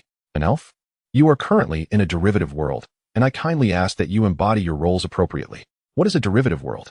It is a realm created through novels, films, and the like. So everything here is fictional? Indeed, host. Your task is to act according to the established narrative without being discovered. What book is this world based on? Apologies, host, but I can only disclose the parameters. I will reveal more once you have traversed this world. Are James, Lily, and the others in the same world? I do not know. Slytherin gazed with great interest at the 3 screens before him. Haha, their expressions are utterly delightful. I am eager to see what unfolds when they realize they inhabit the same world. Beep, host, Gaimanano Korabuta has arrived. Slytherin exited the space, only to hear a knock at the door. What is it? Master, a gentleman named Dumbledore seeks your audience. Dumbledore? How could he find this place? A torrent of thoughts raced through Slytherin's mind. Master? Slytherin regained his composure. Understood. Please inform him that I shall be there shortly. Yes. Slytherin transformed into his appearance from the Slytherin days. Thankfully, when he purchased the property, he was still a minor, and the deed bore his subordinate's name. With renewed resolve, Slytherin descended the stairs. In the parlor, Dumbledore was savoring a floral tea brewed by the butler. Upon seeing Slytherin, he set down his cup in astonishment. Long time no see, Slytherin. Indeed, it has been quite a while, Professor, Slytherin replied with deliberate formality. Dumbledore wore an expression of mild exasperation. Slytherin. Slytherin took a seat across from Dumbledore, while Gaimanano discreetly exited the room. I am quite curious as to how you located this place. Dumbledore smiled slyly, though subtle. I sensed a disturbance in the fabric of space at that moment, which led me to suspect that Tom was not entirely deceased. Following the trace of his lingering soul essence, I tracked it here, though I must admit I did not expect to find you. Dumbledore paused to sip his tea, his gaze sharpening. May I inquire as to why you chose to preserve Voldemort's residual essence? Slytherin met his gaze unwaveringly. I have my reasons. Slytherin. Voldemort's fragmented soul must be eradicated. Dumbledore stated solemnly. Rest assured, Headmaster, I harbor no intentions of causing societal harm. That is a separate matter. Slytherin absently stirred his floral tea. Headmaster, I believe we should establish a fundamental trust between us. You are not unfamiliar with my capabilities. Slytherin. It is not a matter of trust. Rather, Slytherin interrupted him. Dumbledore, do you recall the 3 requests you owe me? Dumbledore was momentarily taken aback. You intend to. I hereby present my first request. You must refrain from intervening in my decision to retain Voldemort's soul. Slytherin. I have stated that it must be within my capabilities. Is it not? The headmaster need only be informed that Tom's soul has been obliterated within the Chamber of Secrets. Sith, can you ensure that you have complete control over Voldemort's soul? Sith remained silent, directly utilizing his innate ability to compel Dumbledore to rise. Dumbledore, taken aback, was acutely aware of his own peak abilities and the disparity in age between them. You have employed forbidden magic. What forbidden magic? Sith, gazing into his teacup, caught a glimpse of his own reflection. Oh dear, I forgot to alter my age. With a contemplative expression, Sith caressed his face. This is merely a minor side effect. Dumbledore regarded him with a complex expression. Isn't that rather fortunate? There are those who would covet such a gift. Does Gellert not concern himself with you? He is aware, though he has chosen not to comment. Dumbledore's face immediately darkened with anger. I apologize, Godfather, but for now, you shall bear the brunt of the blame. Gellert lamented, Albus. I am wronged. I have another question. Did you not harbor a grudge against Voldemort?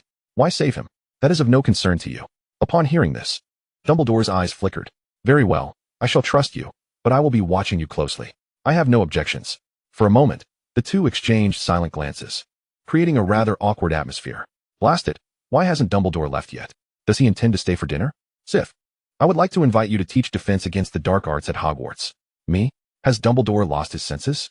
You must understand. I have not received much formal education. How could I possibly be a professor? Your capabilities are more than sufficient.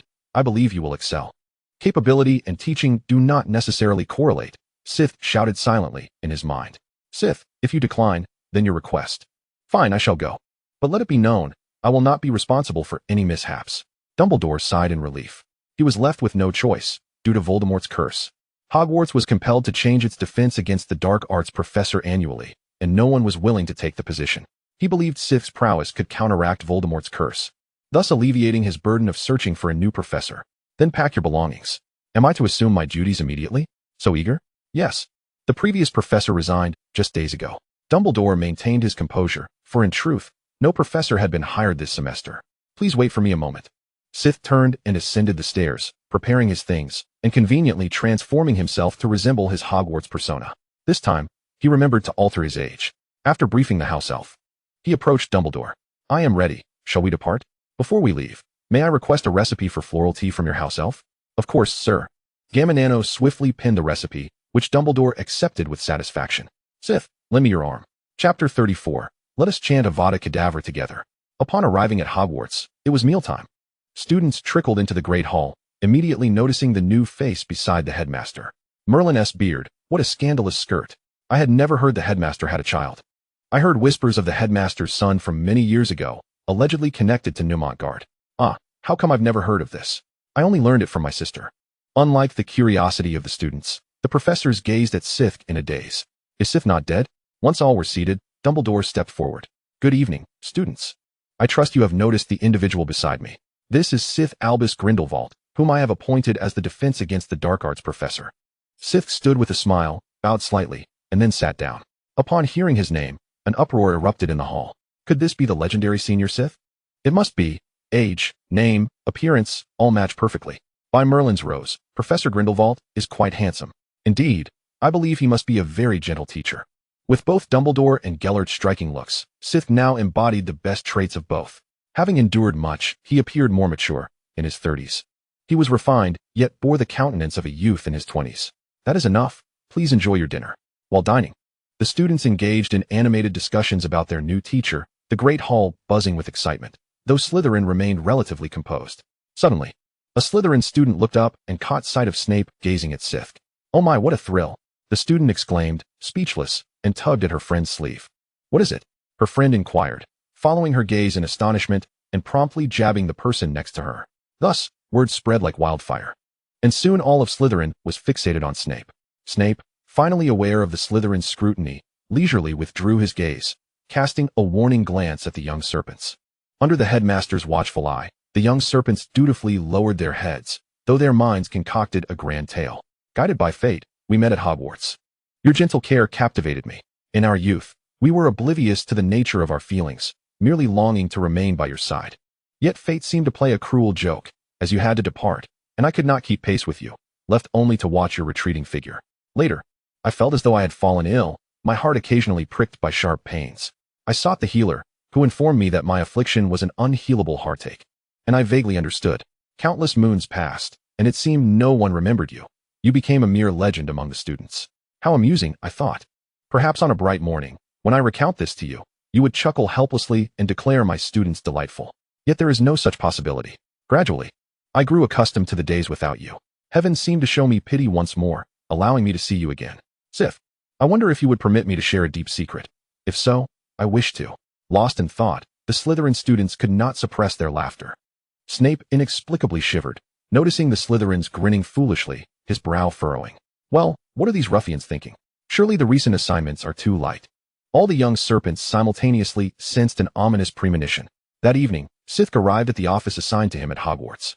Compared to modern times, Hogwarts offered remarkable conditions, room and board, generous salary, and relatively easy tasks. Sith placed the storage bag Dumbledore had given him on the desk and pulled out all the textbooks, intending to prepare some lecture notes. I still possess a strong sense of ethics as a teacher.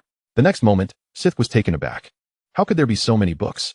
Hasn't he Hogwarts always championed joyful learning? Wait, first years, second years, third years. Oh, old B, you are quite ruthless. Assigning me to teach all 7 grades.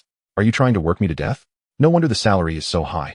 Indeed, there is no such thing as a free lunch. The following day, as the alarm clock rang, Sith reached out to grope around, silencing it before returning to his slumber.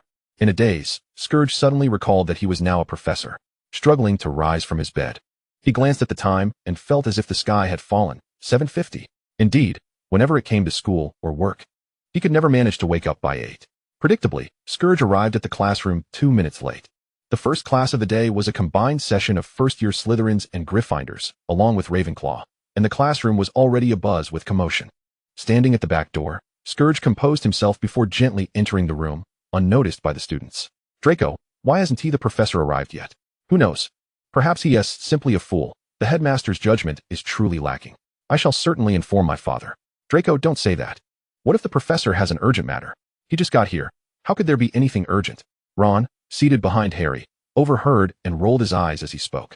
Mr. Malfoy and Mr. Weasley, do you have some grievances concerning the professor? Scourge, standing beside them, smiled gently. The 4 students stiffly turned to face him. Merlin's beard. When did the professor arrive? Fear not. Any concerns you may have after class can be addressed with me. With that, Scourge disregarded their reactions and strode confidently to the podium. He then drew his wand and cast a silencing charm on all the students. The classroom fell silent. All eyes fixed fearfully upon the professor. Good day, students. Allow me to reintroduce myself. I am Scourge Albus Grindelwald, and I shall be guiding you in the study of defense against the dark arts. As I am not yet well acquainted with you, I took the liberty of observing from the back door for a couple of minutes, but the outcome was rather surprising. Scourge's expression revealed his disappointment. The students looked on with guilt. However, fret not. I shall appoint one student to oversee the collection and distribution of assignments and to help guide you in reviewing or previewing the textbook material. Now, who shall take on this responsibility? At this, Hermione immediately raised her hand. Very well, Miss Granger shall take on this role. Scourge scanned the room before announcing. And then he lifted the silencing charm from the students. Did everyone bring their textbooks? Yes. Excellent. Please pass them forward. The students were perplexed as to what Scourge intended to do. I have perused your textbooks, and the knowledge contained within is rather elementary. I trust you can comprehend it yourselves. Therefore, I shall teach you something you have never learned before. The students were intrigued, their eyes shining with anticipation as they focused intently on Scourge. How delightful, he thought, somewhat out of place. In a few days, I will distribute new books to you. Miss Granger, remember to visit my office before our next class. Certainly, Professor. Now, let us commence today's lesson. With a wave of his hand, a glass vial appeared before each student, containing a spider. Regarding the 3 unforgivable curses, can anyone recall their specific names? The Slytherins and Gryffindors gasped in astonishment. Professor, this is dark magic. Are you truly going to teach us this? Indeed. So does anyone know what those 3 curses are? They are Avada Kedavra, Cruciatus Curse, and Imperius Curse. Excellent response. 5 points to Gryffindor. Today, I will teach you the foremost of the 3 curses, Avada Kedavra. Scourge stepped into the midst of the students and conjured a spider upon the ground. Avada Kedavra. The spider perished in a flash of green light. The students watched in fear, though their eyes betrayed an eagerness for the lesson. The incantation is straightforward. You may begin practicing independently, and I will provide guidance individually. Chapter 35. An old friend headmaster. Are you aware that Professor Grindelwald is teaching students the unforgivable curses? This matter must be taken seriously. Professor McGonagall stormed into Dumbledore's office, her temper flaring. Heaven knows that during her rounds, she had overheard discussions of the killing curse among students of all years. Professor McGonagall, calm down. Would you care for a cup of hot chocolate first? Dumbledore calmly attempted to placate her. Headmaster. McGonagall did not accept the teacup. Dumbledore, regrettably withdrawing his hand, sighed in resignation as he observed her fury. I trust that Scourge knows what he is doing.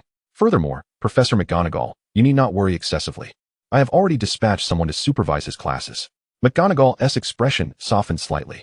However, that still does not guarantee the student's safety. Indeed, I should find time to discuss this with Scourge and encourage him to devise a solution. Headmaster, the best solution would be to halt Professor Grindelwald's actions. Ah, Professor McGonagall, do you not think we have overly sheltered our students? What if they encounter danger one day?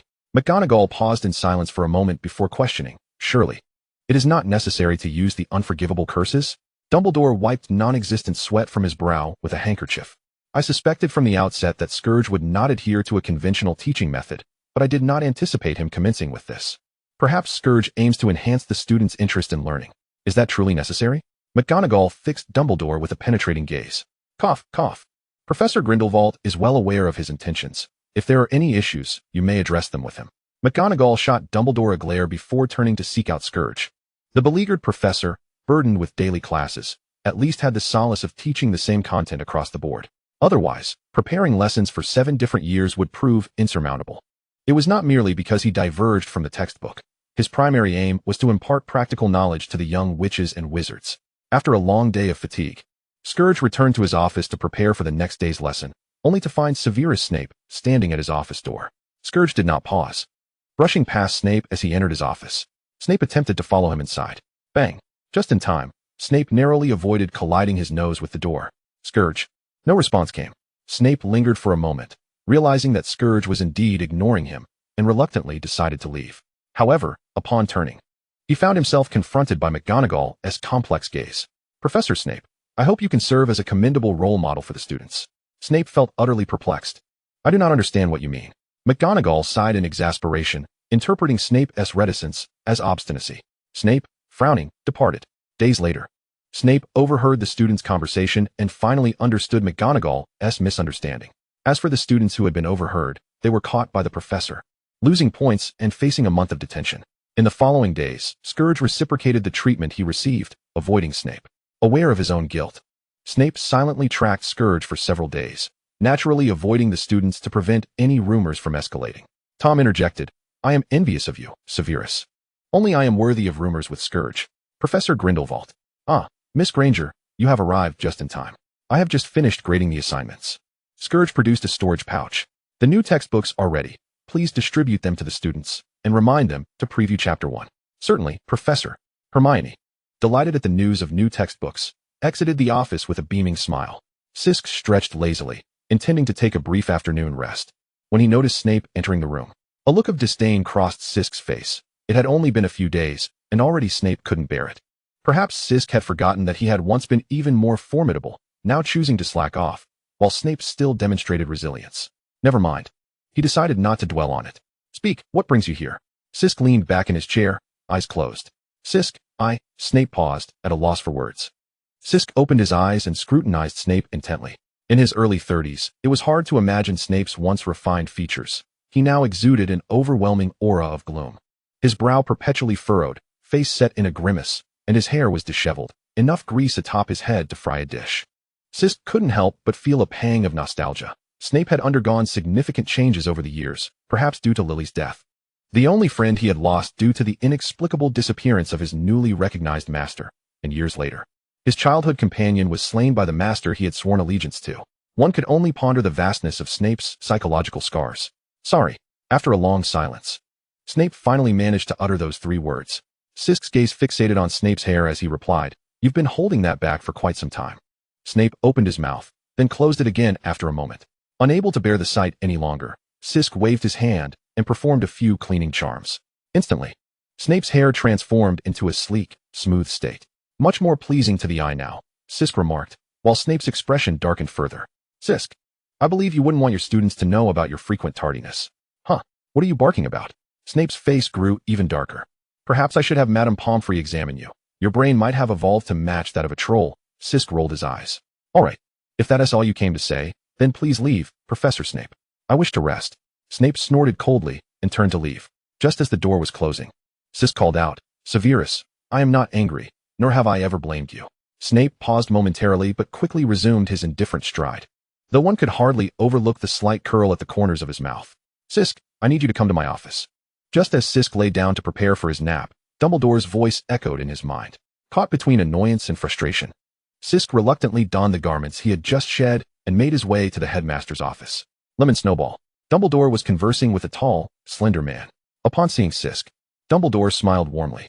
"Sisk, how have you been adjusting to life at Hogwarts?" "Thanks to you, it's been rather tolerable." Sisk gritted his teeth, still recalling Professor McGonagall's authoritative tone and demeanor. "Sisk, you're alive." It was only then that Sisk turned his gaze to the man beside Dumbledore. "Oh, it's you. You look somewhat familiar," Sisk remarked.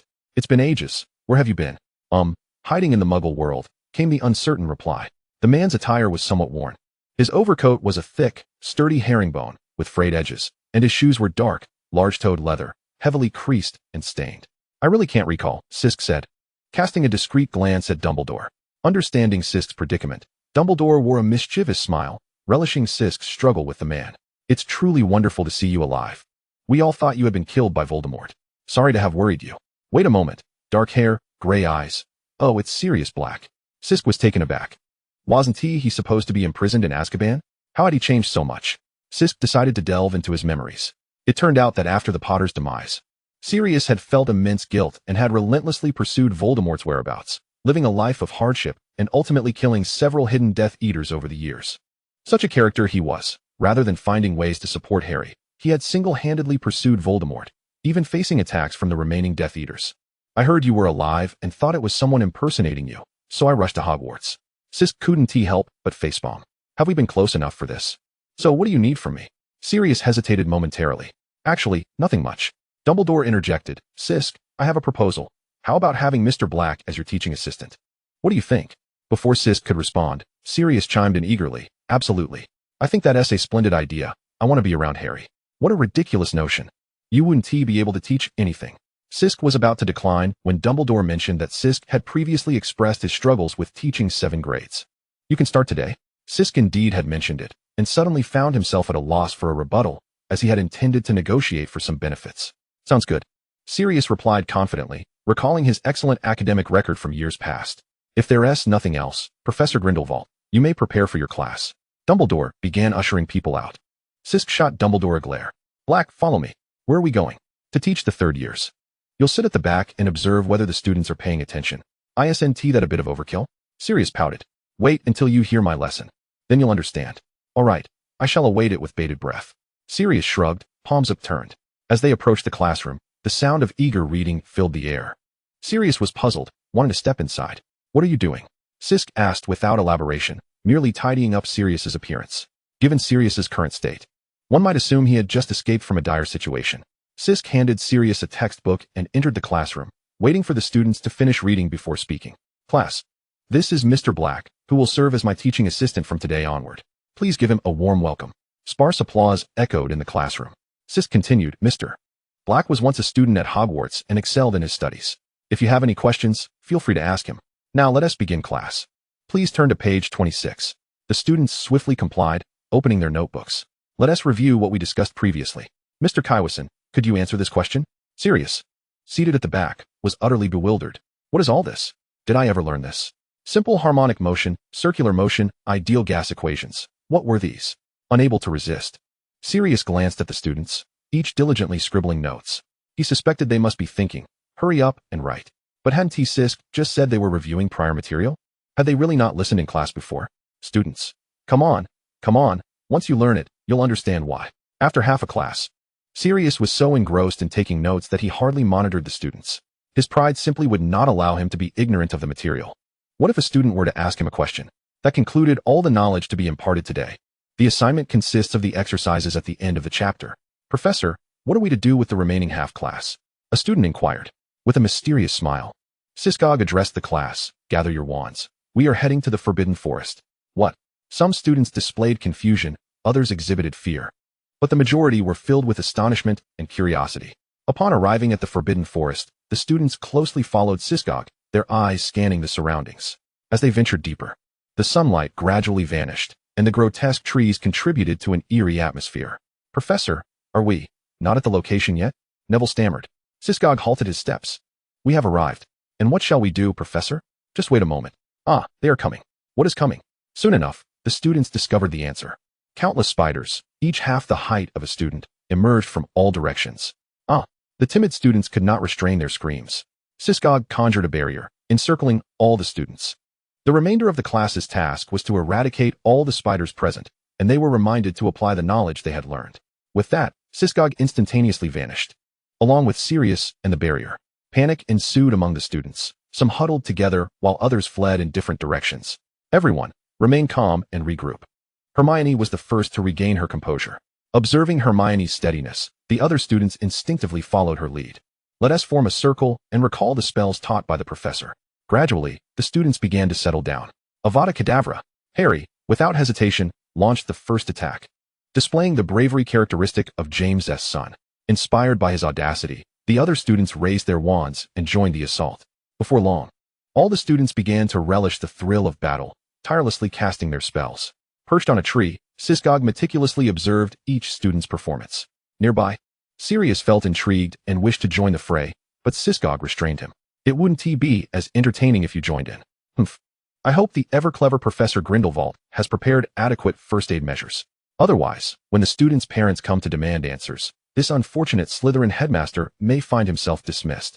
Standing beside another tree, Severus Snape spoke. Severus, fret not. I will not dismiss you, Dumbledore stated, watching the students intently. Oh, it is because both potions class and the infirmary rely on my capabilities as a useful tool. Look, Harry is performing remarkably well. Only he, with his head brimming with nonsense, could devise such a foolish strategy. Severus, Harry is merely a third-year student, Dumbledore sighed. Eventually, all the students exhausted their last reserves of magic, and in their moment of despair, Siskog descended from above. With a single motion, he obliterated all the spiders. Siskog cast a sidelong glance at the spider matriarch, which, sensing danger, reluctantly recalled her offspring and retreated deeper into the Forbidden Forest. The reason for not annihilating all the spiders, of course, was to ensure sustainable development. Subsequently, the 4 adults escorted the students back to Hogwarts. Once they recovered their composure, the students could not resist boasting during dinner, proudly accepting the envious gazes of their peers from other years. However, Syskog soon found himself besieged, as students approached him incessantly, inquiring if they too could venture into the Forbidden Forest. Frustrated by the persistent questions, Syskog finally declared loudly that every class would have the opportunity to visit the forest, which calmed the restless students. Chapter 37. The Escapee. Wormtail, what did you say? Well, it seems there are indeed individuals whose rectum is directly connected to their brain. A brain is a valuable asset. I hope you do not treat it as mere decoration. I see you are the one lacking intellect. Which sewer did you crawl out of? Sirius, nearly engulfed by the venom of the Serpent King, grasped his wand, ready to duel Snape. Syskog deftly raised his hand and delivered a precise slap to the back of Sirius's head, firm enough to disorient, but not injure. Only then did Sirius regain his composure. Recalling the students surrounding them, Syskog continued to eat his breakfast nonchalantly. Ever since Sirius arrived at Hogwarts, he and Snape had engaged in daily squabbles, with larger confrontations occurring every 2 days. It was not that Syskog favored Snape. Rather, this fellow deliberately sought trouble, resorting to physical altercations when losing arguments, with neither able to gain the upper hand. Look, yesterday's injuries have yet to heal, and Sirius is already bouncing back. Must you strike me here? Can't you choose another location? Sirius lamented. Initially, after being struck, Sirius was indignant and sought to retaliate against Syskog, only to be thoroughly defeated. Undeterred, he returned for another bout once his injuries healed, and Syskog, relishing the opportunity to vent his frustrations, readily engaged Sirius again, though he ensured not to injure him to the point of being unable to write. After several attempts, Sirius finally conceded, acknowledging, "I cannot win. It is impossible." Moreover, Syskog only intervened when Sirius blatantly disregarded the presence of students.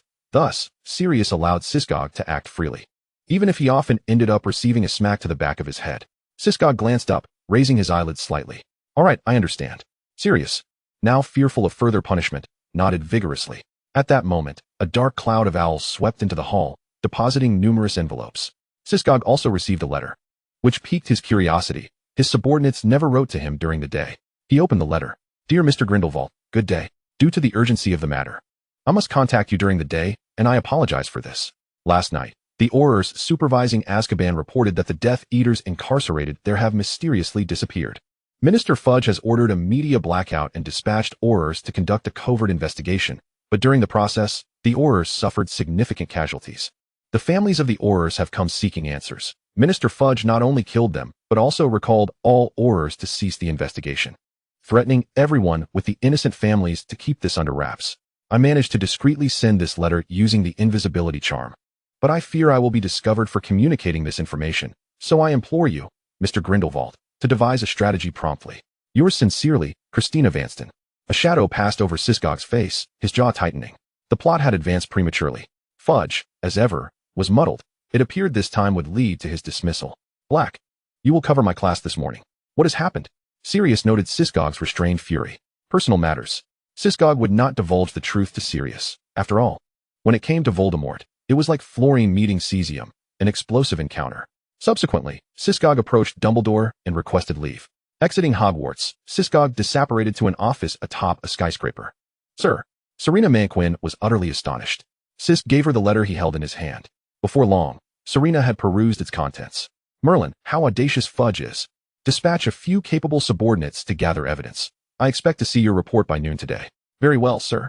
Subsequently, Sisk returned home to find the subordinates who had received the confidential letter awaiting him in the hall. "Sir, is what you wrote in the letter true?" Despite knowing that Sisk would not jest about such matters, the events surrounding Voldemort had left an indelible mark on them. They were reluctant to acknowledge the resurgence of Voldemort. "Gregory, you seem frightened, but he is merely a callow youth." The speaker was Shaw Barnum, his grizzled hair meticulously arranged, leaning on a cane, his back slightly stooped. He was one of the earliest followers of Gellert. "How could that be? I merely find Fudge's actions so foolish that they are hard to believe. This matter will be made public by noon today, and by afternoon, Vanston will be elevated to the position of minister. Now, Shaw Barnum, you will investigate the escapees among the Death Eaters. Deal with them on the spot after interrogation." Sisk paused, adding, "If you encounter a woman named Bella, leave her breathing. I will handle her personally." Sisk had not forgotten the prophecy, and although nothing had happened yet, it did not mean he bore no grudges. Vika, dinner is ready. Coming. Did you hear this morning? The entire Caesar family next door has gone missing. Oh, but I saw them just yesterday. You must be imagining things. I am not imagining anything. Today is Mrs. Caesar's birthday, and her relatives and friends came over in the morning, yet there was no one home. Isn't Mr. Caesar employed at the Ministry of Magic? Did you not go to look for him? I did, but the ministry said Mr. Caesar did not come to work. That certainly raises concerns. Extra. The Wizarding Daily has released a special edition. Death Eaters have escaped from Azkaban. What? Upon hearing the sound of the newsboy, the couple was taken aback. Vika immediately stepped outside. Young man, I would like a copy. 5 nuts. Thank you for your patronage. Neighbors also hastily procured copies of the newspaper. The Wizarding Daily Special Edition. Death Eaters have escaped? Why has Minister Fudge ordered the ministry to go into lockdown? On the night of May 7, 1994, the Azkaban warden sent word to the Ministry of Magic, claiming that the Death Eaters had mysteriously vanished. Following an investigation by our newspaper, the information was confirmed. It is evident that someone assisted the Death Eaters in their escape from Azkaban. Curiously, Minister Cornelius Oswald Fudge ordered a media blackout and dispatched numerous Aurors to secretly search for the whereabouts of the Death Eaters, raising suspicions about Fudge's inexplicable behavior and its potential connection to the escape. However, during the investigation, the Aurors were ambushed by the Death Eaters, suffering heavy casualties, and Minister Fudge forbade them from returning home or seeking medical treatment.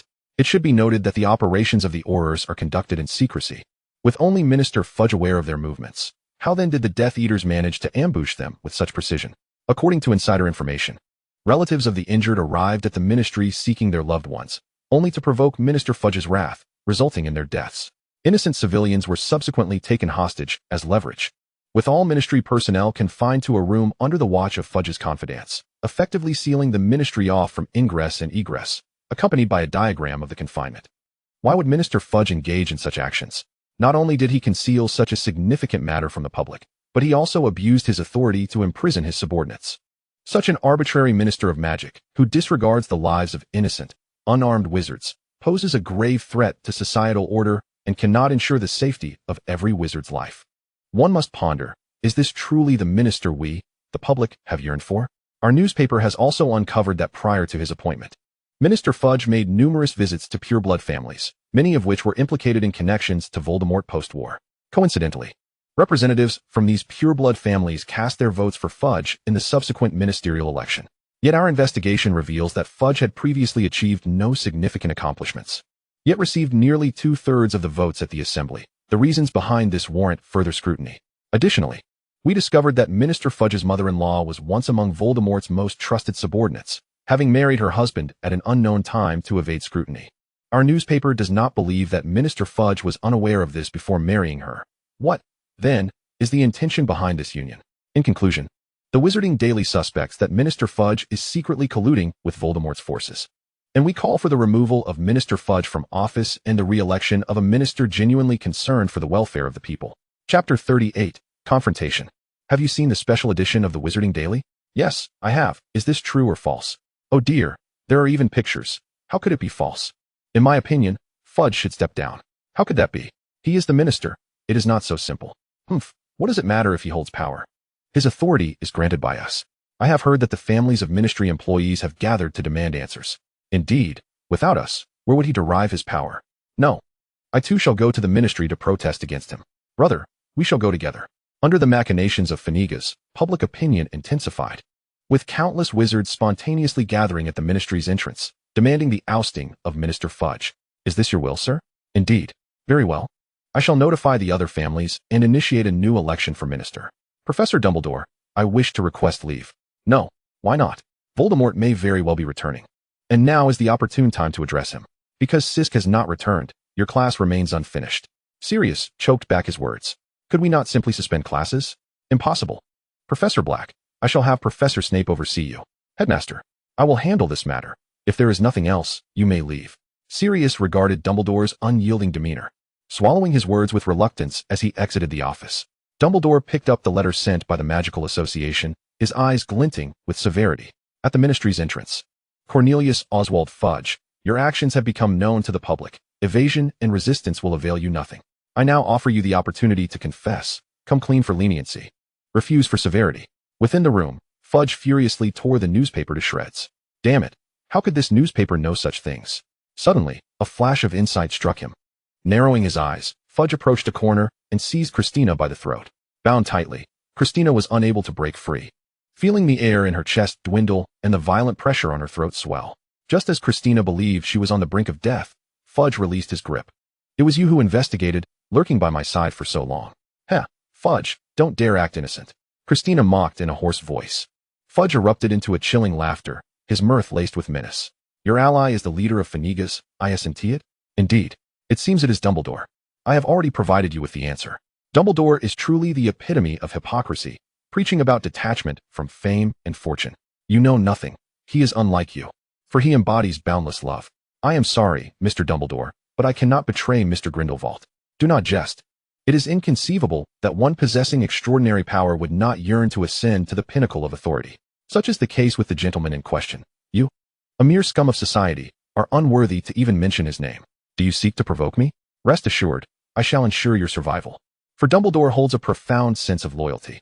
Fudge turned and commanded, everyone, listen closely, we are all in this together. Do not delude yourselves into thinking that surrendering can amend anything. Consider how we previously dealt with Death Eaters. The Daily Prophet has effectively branded us as such in the public's mind. At these words, Fudge's subordinates shuddered. Now, each person should take a hostage. We must breach the encirclement to have a glimmer of hope. With that, Fudge made the first move, forcefully grabbing Christina by her hair. His subordinates mimicked his actions, specifically selecting women and children. Outside, Dumbledore observed Fudge and his men. Fudge, are you certain you wish to proceed in this manner? Spare me your pretentiousness. Do you have any notion of the sacrifices I have made to attain this position? And you, Dumbledore, why do you oppose me? Fudge thrust Christina forward. If you wish for this woman, and the hostages behind her, to live, then allow us to leave. Dumbledore pressed his fingers to his brow, shielding the coldness in his eyes. Let them go. Mr. Dumbledore, are we truly to stand idly by while they escape? The hostages' lives are paramount. The encirclement gradually formed a narrow passageway. Release the hostages, and you may depart. Fudge scoffed and turned to exchange glances with his subordinates. They released the hostages, then restrained them, forming a protective barrier around Fudge as they inched toward the passage. Fudge, your hostage is equally important. Fudge tightened his grip on Christina's neck. That will not do. I need her to escape. Dumbledore remained still, biding his time for Fudge to lower his guard. Just as Fudge and his cohort fully passed through the encirclement, an assault erupted from the crowd. Fudge instinctively raised Christina, but it was merely a simple levitation charm aimed at rescuing her. A figure deftly caught Christina midair, then vanished, eluding Fudge's grasp. Quick, seize them. Fudge and his men fought back with fervor, but were ultimately captured, and amidst the chaos, Fudge himself was slain. The Ministry of Magic convened an emergency meeting to elect a new minister following the release of the hostages. We urgently require the selection of a new minister to reassure the ordinary wizards. Who do you believe is qualified? A long silence enveloped the meeting room. I believe Miss Vanston is fit to become the new Minister of Magic. Indeed, Miss Vanston has contributed significantly to the advancement of the wizarding community over the years, and it was her valor that enabled the timely resolution of this incident. I concur with that sentiment. Agreed. I too agree. Statistics revealed that 50 individuals attended the election, with 46 possessing voting rights. The results were 42 in favor, 3 opposed, and 1 abstention. Based on these results, let us congratulate Miss Vanston on her appointment as the new Minister of Magic, and may she continue to uphold her duties. As the host announced the outcome, the room erupted in enthusiastic applause. Unnoticed, the door to the meeting room quivered slightly. Sisk, follow me to my office. That evening, as Sisk patrolled the dormitory, Dumbledore appeared unexpectedly. Very well. The two entered the office, and Sisk sat in silence, waiting for Dumbledore to speak. If you remain silent, so shall I. I do not believe that a young man like myself can be outlasted by an old man like you. After what felt like an eternity, Dumbledore finally set down his teacup and spoke first. Miss Vanston is your ally, is she not? Indeed. Sisk was not surprised that Dumbledore had discerned this. Those who voted for her today must also be your supporters. I cannot say. After all, Miss Vanston is exceptionally capable. After the conclusion of the election, Dumbledore grew increasingly uneasy, repeatedly using the pensieve to review the events of the day until he finally uncovered a clue. I believe the name was Fernigus. Oh, that name is rather intriguing. I agree. The two engaged in idle banter for a while. Speak plainly. What is it you intend to do, Sisk? I have but a humble wish, to see the wizarding world flourish. Dumbledore's gaze grew wary, as if weighing his options. Sisk, the wizarding world cannot withstand further turmoil. Huh. How can one know without trying? Sisk, do not forget that Voldemort could return at any moment. The wizarding community must maintain the hard-won balance. Is your notion of balance merely to allow various factions to grow in power and keep each other in check? Dumbledore remained silent, tacitly agreeing with Sisk's assertion. Headmaster, the current state of the wizarding world presents the best opportunity for change. No, Sisk, I believe. Dumbledore, what I said today was a notification to you. Sisk tilted his head slightly, gazing intently at Dumbledore with a gentle smile, as always. That gaze was reminiscent of him, Dumbledore thought, somewhat out of place. Do remember to rest early, Headmaster. With that, Sisk rose and departed. Dumbledore remained motionless, his once steadfast convictions wavering in that moment. He sat there, his expression complex, unable to reach any decision. Chapter 39, Silence. Greetings, everyone. I am Christina Vanston, and I am honored to be elected as the new Minister of Magic. The ministry will provide generous compensation and medical, employment benefits to the families of the victims of this incident. Furthermore, please rest assured that the ministry will exert every effort to apprehend the Death Eaters. After delivering her speech, Christina returned to her office, opening the door to find the occupants somewhat astonished. Mr. Mina, has Mr. Grindelwald given you any instructions? Shaw handed her a document titled A Central Idea for the Economic and Social Development of the Wizarding World, 2 goals, and a 3-year plan. Christina examined the first page of the document, utterly captivated by Sisk's intellect. This is partially thanks to the ideological education lessons from Zhongxia. However, might this document incite societal opposition? It shall be executed according to the gentleman's directives. Shaw tapped his cane on the ground. I do not comprehend, does Mr. Grindelwald also wish to remain concealed regarding such a significant matter? The gentleman has his own resolutions. I understand, however. The scope of this document exceeds my authority and must be submitted to the association. You shall act boldly. The gentleman is well prepared. Hogwarts. Sisk. Was your personal matter yesterday morning related to Fudge's incident? Indeed. Why did you not inform me? What could you have done after telling you? It would have been more beneficial to teach the students. You. No more. I have a class to teach. Sisk entered the classroom, leaving Sirius outside. That infuriating Sisk. Sirius clenched his fists, then weakly released them. He is right. I can do nothing, and it is more useful to teach the students. After class, Sisk went to the headmaster's office, hoping to solicit some advantages from Dumbledore to facilitate the advancement of reforms. However, Dumbledore was not present in the office, and Sisk inquired with other professors, none of whom knew where Dumbledore had gone. The question then arises, where could Dumbledore be? The answer lies in Neumgard. Al, here is your favorite hot chocolate, Gellert said with a smile, personally handing a cup to Dumbledore. What brings you to visit this old friend today? You are quite aware of what Sisk is up to, aren't you? Gellert, upon hearing this, shook his head. No, I only have a general idea of his reform ideas. I am not privy to the specifics of their implementation. He hasn't even informed you? Dumbledore expressed disbelief, considering their close mentor-mentee relationship. This world now belongs to the younger generation. We old bones simply need to focus on living our daily lives, Gellert remarked, noticing the weariness on Dumbledore's face. With a weary sigh, he added, Al, Sisk, and I are fundamentally different from Voldemort. You might consider trusting him. In the future, I foresee, he succeeds. Is that so? Dumbledore mused. Al, the ideals we once held, Sisk will fulfill them. Gellert gazed intently at Dumbledore, who could not help but reminisce about the days of yore. In a humble room, 2 young men fervently discussed their dreams. Yet, they ultimately diverged on separate paths. He crossed a line, and I broke my word. The past was fraught with bitterness, and Dumbledore wished to avoid further emotional turmoil, halting his reflections. However, Gellert, who understood Dumbledore profoundly, could perceive the sorrow buried deep within him. In the afternoon, Sisk returned to the office, and this time Dumbledore was indeed present. Headmaster. Dumbledore chuckled as he observed Sisk's exaggerated display of affection. Speak, what do you wish for me to assist you with? It's quite simple. I request that you accept an interview with the Wizarding Daily to promote the forthcoming new policies. Is it necessary for me, an old man, to promote it when half of the association consists of your supporters? It's aimed at the general wizarding populace. Despite Dumbledore's scarce public appearances, his influence within the wizarding community remained significant, and Sisk was keen not to miss such a valuable resource. Dumbledore pondered for a moment. Very well. Upon hearing Dumbledore's consent, Sisk immediately shed his previously irksome demeanor. By the way, this is a letter Gellert asked me to give you. Dumbledore produced an envelope. Oh, so you went to see the Godfather? Sisk said with an air of understanding. It's not what you think, Dumbledore sighed, feeling a headache coming on. Gellert. Both the old and the young are troublesome. He hastily redirected the conversation. Sisk, may I inquire what Gellert wrote to you? The letter contained a postcard featuring an image of Neumgard, with several phrases inscribed on the back. I wouldn't mind showing you, Sisk said, raising an eyebrow playfully. not revealing Dumbledore's true thoughts, and handed him the postcard. Revolution is painful. It inevitably encompasses filth and blood, and is by no means as interesting, perfect, or romantic as poets might imagine. It's rare for him to pen such words. Dumbledore's eyes shimmered with evident emotion, revealing a complexity of feelings. Indeed, it is uncommon. However, I have come across even rarer instances. Oh, pray tell. Dumbledore's interest was piqued. It's the letters he writes to you every so often. I happened upon one previously, and it was rather sentimental. Dumbledore's mind went blank. He had never received any letters from Gellert. He recalled Gellert's words upon leaving Neumgard that day. Ow, is there still a possibility for us? Dumbledore hesitated, then heard his own response echo in his mind. Gellert. We have outgrown that phase. Dumbledore was uncertain of Gellert's subsequent reaction, yet he was acutely aware that although he occasionally reminisced about youthful infatuations, it was merely an elderly man's nostalgia. Dumbledore could not predict what the future held for him and Gellert, but for now, it seemed impossible. Sisk, is there anything else?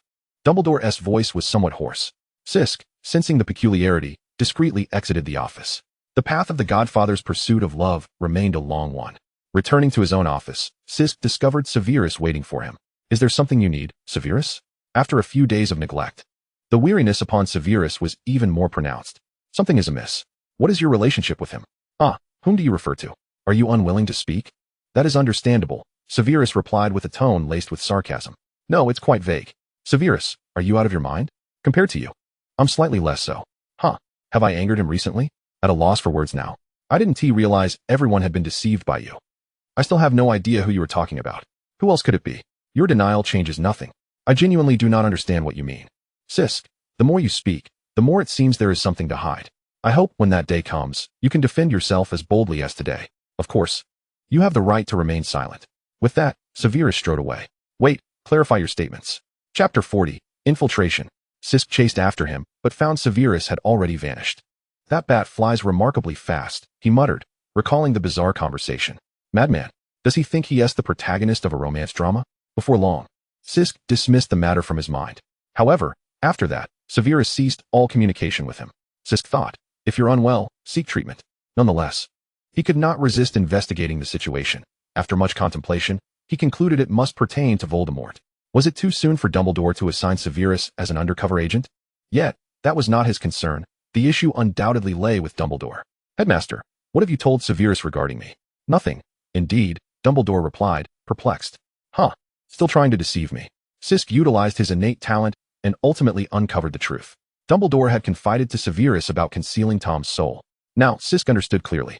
From Severus's perspective, your trusted friend is taken by your superior. You anticipate your friend will endure torment, yet he is confined within your superior's quarters, seemingly harboring an unspeakable secret. Subsequently, for some unknown reason, your friend falls into a coma, prompting your superior to frantically summon numerous healers for his rescue.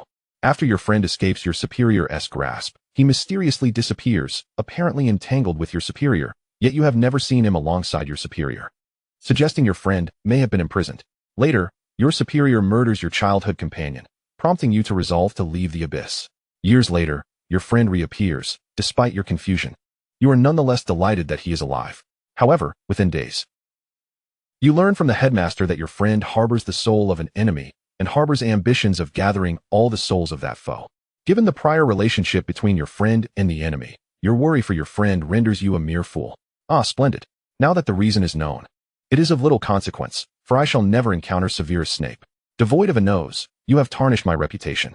Subsequently, Sirius attempted to seek out Snape for an explanation, yet his efforts were in vain, as Dumbledore offered no assistance. Ultimately, Sirius chose to abandon all pretense. He would allow others to think as they wished. He would no longer be at their service. In the days that followed, Sirius adhered to a monotonous routine, moving between the office, the hall, and the classroom, with only work to occupy his thoughts. Strangely, following the fudge incident, the Death Eaters ceased all activities. Sirius's associates could not uncover any trace of Voldemort. He surmised that Voldemort likely intended to make his move during the Triwizard Tournament. Thus, Harry was fortunate enough to experience the only peaceful year at Hogwarts. Of course, Sirius did not neglect the matter of the Horcruxes. Throughout the year, he resolved the remnants within Ravenclaw's diadem and the ring of the Gaunt family, while deliberately setting traps in anticipation of Voldemort's minions. Ladies and gentlemen, I must announce a significant matter for the new year. This year's Quidditch matches will be postponed. Why? Before Dumbledore could finish, the young witches and wizards below became restless, protesting in unison. Silence. Dumbledore raised his wand to his throat, amplifying his voice. Gradually, the hall quieted. This is because we shall be hosting the Triwizard Tournament, which occurs every 5 years. Tomorrow, representatives from Beauxbatons Academy of Magic and Durmstrang Institute will arrive at our school, and in the evening, a welcoming banquet will be held to announce the rules of the tournament. That is all I have to say. You may now enjoy your meal. The hall erupted in excitement, with upperclassmen speculating on the challenges of this year's tournament, while the younger students inquired of their seniors about the nature of the tournament. Time flew by, and in the evening, all students gathered outdoors. I wonder what the other School S students will be like. What could they possibly be like? I suspect they are much like us. Hermione shot Ron a disapproving glance, ignoring his pessimistic remark. Harry was equally curious, having previously thought that the wizarding world contained only one magical school. Look, what is that in the sky? Suddenly, a student cried out, and everyone looked up. In the distance, a dark shape grew larger, and soon they discerned that it was a magnificent flying carriage. As it landed, a group of young ladies disembarked, clad in exquisite silk robes, some of the students even wrapping their heads in scarves or shawls. Madame Maxime, it has been far too long. Dumbledore approached, greeting her in French. Ah, Professor Dumbledore, indeed it has been quite a while. Just then, she was interrupted by a commotion. Merlin. A boat has suddenly emerged from the Black Lake. A group of students descended from a grand ship, dressed in thick cloaks and blood-red robes. Isn't it cold? Why are they dressed so warmly? Ron voiced the thoughts of many students. That is because Durmstrang Institute is situated in a frigid region. They must wear heavy clothing year-round. An upperclassman explained. Good evening, Professor Dumbledore, Madame Maxime, called Karkaroff, the headmaster of Durmstrang. Good evening, Karkaroff. Shall we proceed inside? The students must be quite hungry. Then let us go. Once everyone was seated, Dumbledore began to speak. Now, I invite Mr. Crouch to present the rules of the tournament. The Triwizard Tournament involves each school selecting a champion. The 3 champions will undertake 3 magical tasks, and they will be scored based on the quality of their performance in each task. The champion with the highest cumulative score will be declared the victor.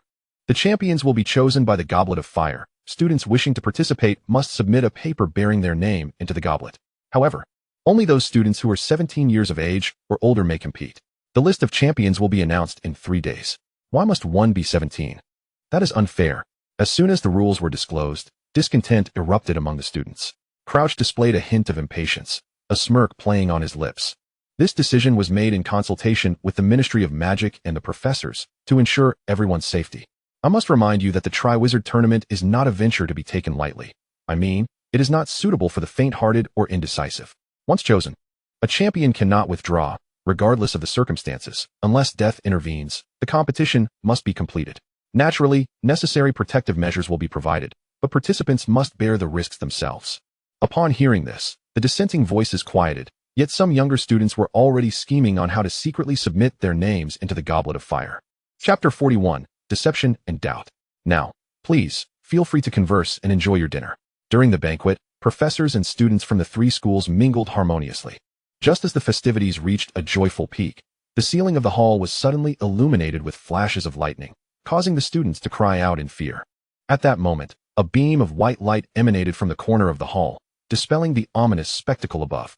Some recognized the wizard responsible for the magic. Goodness, it's Mad-Eye Moody.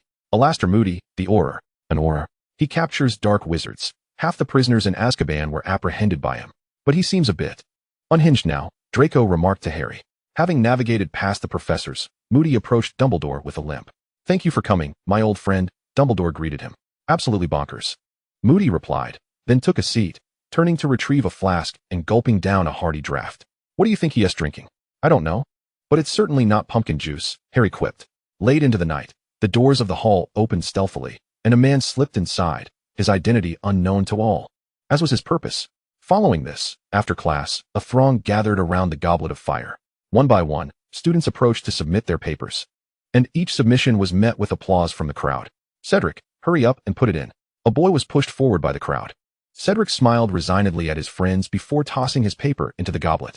Eternal glory, how splendid. Too bad we can't participate, Draco sighed enviously, watching Cedric. No worries. We can always join next time.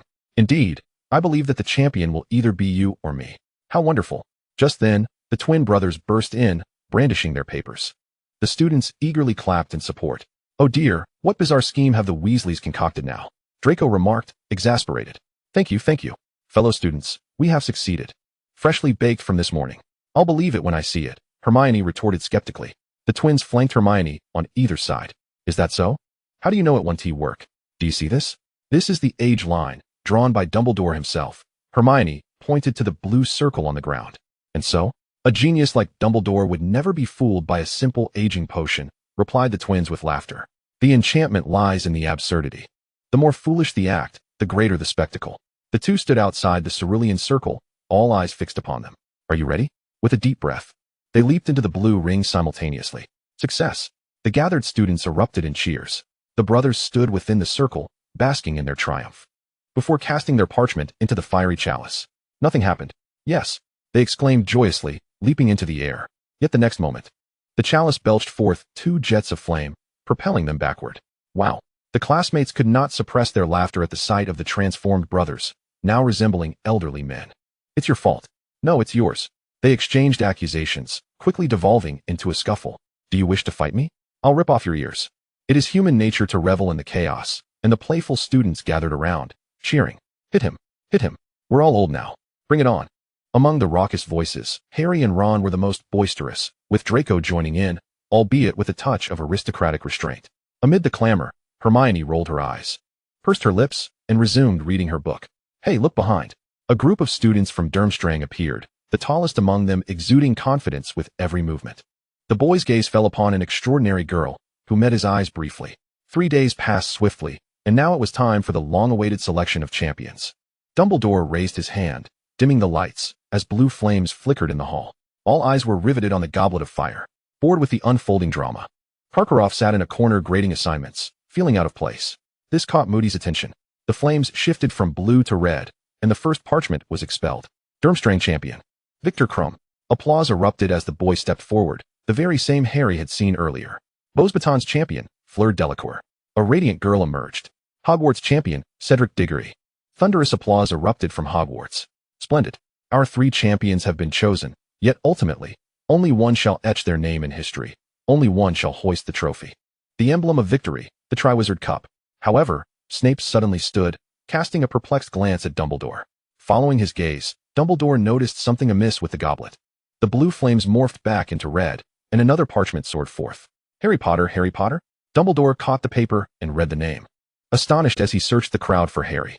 No. Hagrid shook his head in disbelief. Draco also stared at Harry, equally incredulous. How is this possible? Harry Potter. Dumbledore exclaimed angrily. Go on, Harry, urged a senior student beside him. Hurry up. Bewildered, Harry stood and, under the scrutiny of his peers, took hesitant steps toward the front. He's a fraud. He isn't even 17. Harry walked aimlessly, meeting Snape's gaze before slowly passing by him. Professor McGonagall gently placed a hand on Harry's shoulder, silently offering comfort. Finally, he entered the chamber designated for the champions. He cheated, he is not of age. The only girl among the other 3 champions spoke up. You must tell me what is going on. You need to explain. The professor's voices grew increasingly heated. I protest. Harry. Dumbledore swiftly descended the steps. Harry looked at the professors, stepping back in fear. Dumbledore confronted Harry directly. Did you put your name in the Goblet of Fire? As he spoke, Dumbledore placed his hands on Harry's shoulders, pushing him back. No, I didn't. Harry immediately denied it. Was it your older classmates who did it for you? No. Are you absolutely certain? I am certain. He must be lying, Mrs. Maxim declared. He is not lying, Dumbledore defended Harry. Mrs. Maxim, I trust my student.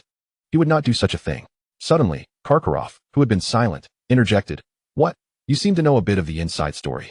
Snape fixed a steely gaze upon Karkaroff. Moody, taking note, regarded Snape thoughtfully. I know nothing. I merely understand Harry. The Goblet of Fire is an enchanted object of immense power. Only a powerful Confundus charm could deceive it, and a 4th-year student could not possess such magical prowess. Moody also defended Harry. Your reasoning holds some merit, Mad-Eye, someone challenged. My previous work required me to think like a dark wizard. You haven't forgotten that, have you? This discussion resolves nothing, Alastair. You decide, Barty. Mr. Crouch pondered for a moment. The rules cannot be changed. The goblet selection must be honored. It cannot be altered. He turned to Dumbledore. Mr. Potter has no choice. From this night forth, he is a champion of the Triwizard Tournament. Upon hearing this, all the professors turned their gaze to Harry. He could only stand there, bewildered, in the headmaster's office. This cannot continue. Professor McGonagall broke the silence. First the fudge incident. And now this. What is your opinion, Minerva? Dumbledore inquired. End this immediately. Do not let Potter participate in the tournament, McGonagall replied without hesitation. Barty has stated that the rules cannot be altered. Let Barty go to hell with his rules. Since when did you start catering to the Ministry of Magic? Headmaster. I too find it hard to believe this is merely coincidence, Snape interjected. However, if we truly wish to uncover the truth, perhaps we should allow it to unfold for now. What? Let it happen. Use him as bait. McGonagall looked at Snape incredulously, then turned to Dumbledore. Potter is a child, not a pawn. I agree with Snape, Dumbledore said solemnly. Karkaroff, please keep an eye on Harry. Of course, it is the professor's duty. Now go. I fear for Harry's safety. He is already anxious, and a severe trial awaits him. You might offer him some comfort. Certainly, we are all concerned. Very well, Headmaster. Karkaroff smirked, casting a knowing glance at Dumbledore before departing the office. Once Karkaroff had left, Dumbledore said, Alastair, please keep a close watch on Karkaroff. But do not let him suspect. No problem, Moody readily agreed. Exiting the office, Moody caught up with Snape. Wait a moment, Professor Snape, I wish to speak with you. In the dormitory, Harry lay in bed, lost in confusion. How did you manage that? Draco inquired while arranging his garments. Draco, I truly do not know. You cannot possibly be unaware. Who would go through the trouble of casting your name into the goblet of fire? I genuinely have no idea. Draco seethed with fury, unwilling to engage with Harry. Observing Draco's distrust, Harry felt a pang of sadness. Yet, amidst the enveloping darkness of the dormitory, Draco's voice broke the silence. Harry, I apologize. Regardless of the circumstances, I should have placed my trust in you. Really? Indeed, I believe what you say, Harry. Thank you for your willingness to trust me. Harry thought gratefully in his heart. The charming quartet, are you ready for our interview? Noticing the young wizard's trepidation, Serena intentionally lightened the atmosphere. Greetings, I am Serena Moncoin, a reporter from the Daily Prophet. Good day, madam. Shall we commence the interview, starting with the youngest? Harry. The following day, Sirius pulled Harry aside into an empty classroom. Godfather, what is it? Time is of the essence. I shall ask you directly. Did you place your name in the goblet of fire? Godfather, I assure you. Everything I said yesterday is true. I must inquire, Sirius continued. Now tell me about your dream. You mentioned Wormtail and Voldemort. Who was the third person in the room? I do not know. You did not hear a name? No, Voldemort assigned him 2 tasks, significant tasks. What tasks? He wants me, and also Professor Grindelwald, Harry stammered. Uncertain of what to ask. He intends to use that individual to eliminate me and also wishes to capture Professor Grindelwald. But that was merely a dream, correct? Harry looked at Sirius with hope. Indeed, it was merely a dream. Listen, Harry, first there was the incident with Fudge, and then your name emerged from the goblet. These are not mere coincidences. Hogwarts is currently very unsafe. So you were saying? I am saying that a dark force has infiltrated. Igor Karkaroff. He was once a Death Eater. Those who have been Death Eaters cannot change their nature. And the cold-hearted Barty Crouch, who imprisoned his own son in Azkaban. One of them assisted in registering you. Harry, I do not know who it was that helped you, but they certainly harbor ill intentions. Someone will die in this competition. I am not prepared for this. You have no choice. It's time for class. Harry glanced toward the door. Remember not to stray from my sight or that of your friends. Harry, what are you doing here? I have been searching for you. I was asking Professor Black for clarification. I see. Let us hurry. Class is about to begin. As Cisco entered the classroom, he felt Moody's intense gaze upon him. Yet he remained unfazed, calmly delivering his lesson to the students. Harry, would you care to answer this question? Cisco noticed Harry drifting off. Apologies, Professor. I do not know the answer. Humph, what could this filthy liar possibly know? Cisco frowned at the remark. Saganive, you answer. The student who had been called upon stammered. I do not know either. Saganive's face flushed red. Is that so? Then I hope Mr. Saganive remembers that he should not mock others when he himself cannot answer. Moreover, the truth about Mr. Potter's situation has yet to be revealed. I hope you will believe Mr. Potter, and I do not wish to hear similar comments again. The latter statement was directed at all the students. Chapter 42. The loved ones. Upon hearing Cisco's words, the classmates blushed, yet some remained defiant. Cisco paid no mind. The long-standing education at Hogwarts had instilled in students a lack of fear towards professors, as only those professors who were superior to the students could command their obedience. However, Cisco abhorred bullying. Even if he could not prevent them from belittling others in their hearts, there should at least be restrictions on their words and actions. Thus, Cisco intended to discuss this matter with Dumbledore when the opportunity arose. After class, Moody intercepted Cisco.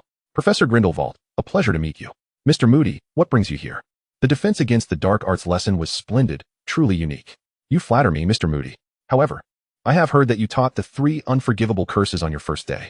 Indeed, I believe students should learn more practical knowledge. While I agree with your sentiments, The use of unforgivable curses can land one in Azkaban. If I recall correctly, their application involves targeting individuals, whereas I merely utilized magical creatures for educational purposes. Furthermore, Mr. Moody, you have already been dismissed by the Ministry of Magic. Capturing criminals is not your concern. I merely wish to remind you, Professor, after all, dark magic is the most corrosive to the human heart. I appreciate your concern, Mr. Moody, but I have matters to attend to. We can converse further another time. Cisco nodded and took his leave. Potter is a filthy piece of dung. Oh, Harry, do you fancy this badge? Please step aside. Ha. Look at what it says on the badge. Potter stinks. Almost every student in the corridor wore a badge mocking Harry. They have gone too far. I must seek my father's intervention against them, Draco seethed. Harry endured the ridicule of his classmates, feeling despair and sorrow. Yet he could not help but chuckle at Draco's words. Thank you for believing in me, Draco. Humph, you are a friend of mine. They have no right to speak ill of you.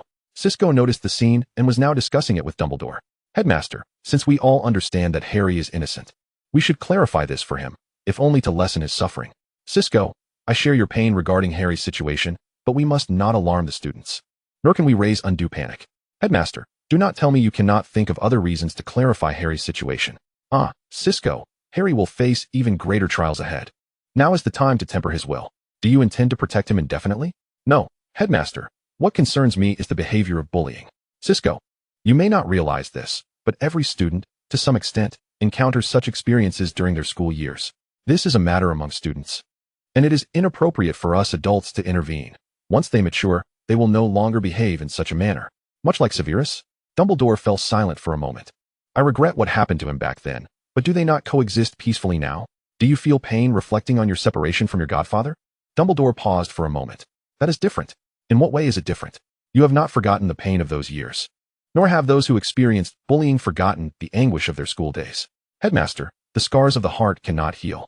Cisco gazed at Harry, as if he were witnessing his younger self from a past life, unable to forget the faces of those who had tormented him. You speak the truth, Cisco. It is my fault. I shall implement new school regulations. Dumbledore acknowledged Cisco's perspective, recognizing that perhaps not only the Ministry of Magic required reform, but Hogwarts as well. Dumbledore acted swiftly, posting the new school regulations on the wall by midday.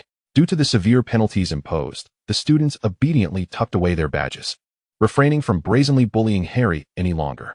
Harry, Ron asked me to inform you that Seamus told Ron that Dean overheard Parvati say that Hagrid is looking for you. Is that so? Then why hasn't he come to tell me himself? Harry gazed quizzically at Ron, who stood some distance away. How should I know what madness he is up to now? Harry contemplated approaching Ron for clarification, only to have Ron angrily turn and dash away. It seems Ron also believes I am a fraud, Harry thought helplessly. Harry, let me accompany you to find Hagrid, Draco offered. Tonight, in the Forbidden Forest. Merlin, Hagrid, where are you taking us? Draco clung tightly to Harry's arm, his voice tinged with apprehension.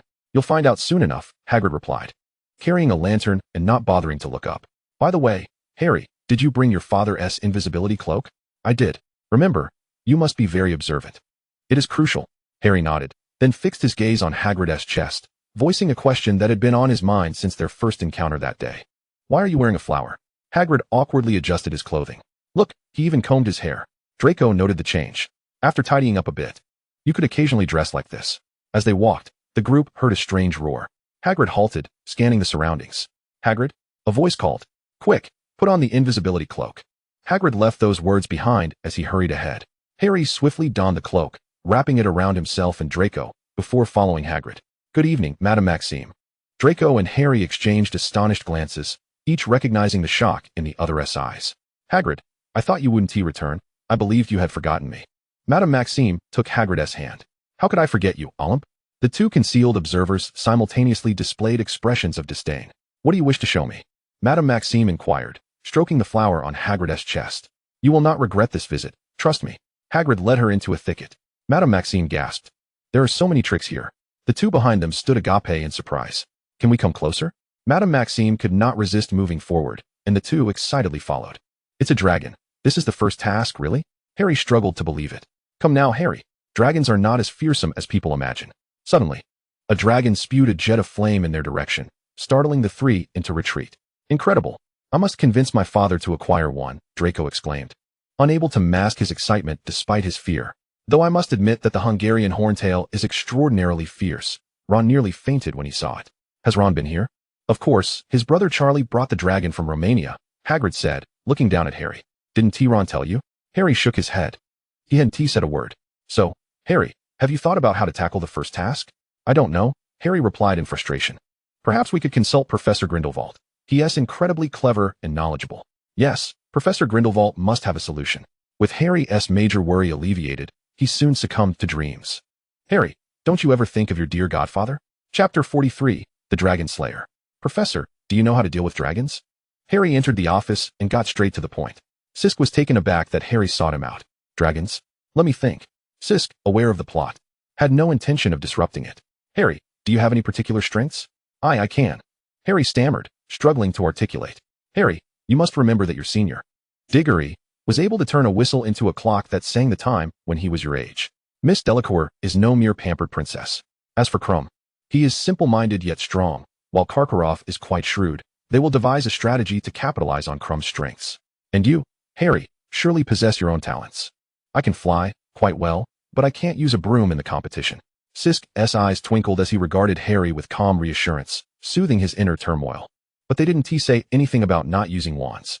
Being able to fly is an excellent strength, for the sake of the student's safety. The dragon will be confined to a limited area, but the competition will not restrict your movements, and you won't be directly fighting the dragon. As long as you avoid being caught, you'll be fine. Moreover, you've learned for so long.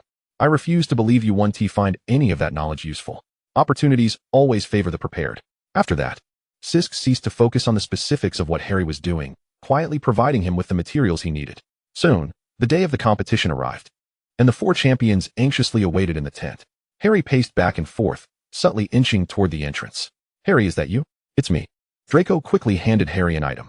This is the last thing you needed, but, Harry, is this really okay? I don't know what the final outcome will be. But with these items, I won't perish in the first task. I'm sure we all wish our champion good luck. How are you feeling? Are you alright? It turned out Hermione had come to cheer Harry on due to her worries. The key is to stay focused, and then just deal with the dragon, Draco added. Unable to resist embracing Harry tightly. Harry, you'll be just fine. Everyone gather round. Dumbledore lifted the tent flap, followed by the professors. The moment you've been anxiously awaiting has finally arrived. Its true essence can only be grasped by the four of you. Barty, the bag. Barty promptly produced a black cloth bag hidden within his robes. Champions, please stand in a circle around me. Once the four stood in place, Dumbledore continued.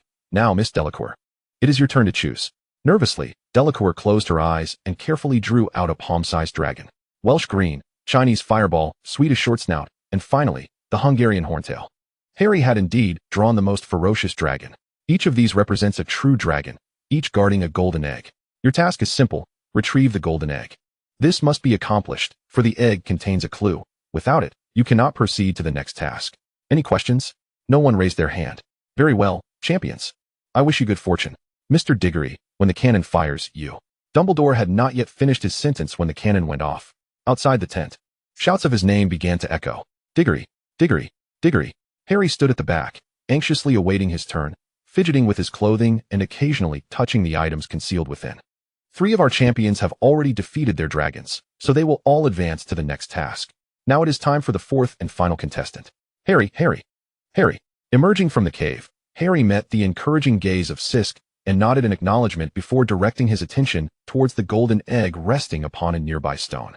As he approached the egg, the tree-horned dragon suddenly appeared, swatting Harry away with its powerful tail. The dragon shook its head and unleashed a torrent of flames towards Harry. He hastily dodged, only to be struck again by another lash of the tail. Wand, Harry. Quickly use your wand. Draco called anxiously from the stands. The firebolt was approaching. After narrowly evading yet another attack, Harry adeptly mounted his broom. The crowd erupted in gasps of admiration. Ascending into the sky, Harry found the tree-horned dragon hampered by the collar around its neck, unable to pursue him. Yet the dragon's strength was formidable, and it soon broke free from its shackles. In a panic, Harry zigzagged through the professor's section. The dragon relentlessly pursued him, its claws smashing the wooden seats to splinters. Well done, little dragon, the professors lamented while the students reveled in their misfortune. Of course, Sisk had already dashed to the students' section at the onset of Harry's appearance, allowing Moody to escape the chaos. Harry paused to catch his breath. Extracting magnesium powder from his pocket, timing his move carefully, he thrust the powder into the dragon's throat as it opened its mouth, then magically enveloped the dragon's head with helium from the air. The unfortunate tree-horn dragon found its attempt to breathe fire igniting the magnesium powder within. Boom. Fortunately, being a dragon, its tough hide absorbed the explosion, resulting in only minor injuries to its throat. Merlin's beard. What is this technique that can harm a dragon? Students from the other schools inquired with curiosity, including their headmaster. The Hogwarts students proudly explained, "You see, this is magnesium powder, which reacts violently when exposed to an open flame." Albus, may we inquire which professor imparted this knowledge to the students? One asked. You have met him. It is Professor Grindelwald. Your son? Dumbledore paused, refraining from denying it. No wonder you two are so gifted. Albus, may I invite him to teach at our school? You should direct that question to the individual in question. Dumbledore surveyed the crowd. Severus, where is Sisk? I do not know, Snape replied, his gaze fixed on Harry, oblivious to Sisk's whereabouts. Sirius, I am uncertain. Sirius scratched his head. It appears we must wait until the competition concludes to locate him. Unlike the others, those from the Dragon's Sanctuary regarded Harry with an expression akin to mourning. Back on the field, Harry's intention to encase the dragon's head with helium was to prevent the explosion from harming anyone, yet he overlooked that this would render the dragon unable to breathe. The tree-horn dragon thrashed its head, desperately trying to dislodge the encumbrance, but to no avail. Attempting to breathe fire resulted in a worsening of its condition. In its distress, the dragon careened through the air, ultimately charging angrily at the source of its torment, Harry. As the dragon threatened to go berserk, Dumbledore prepared to intervene. But Harry was swifter.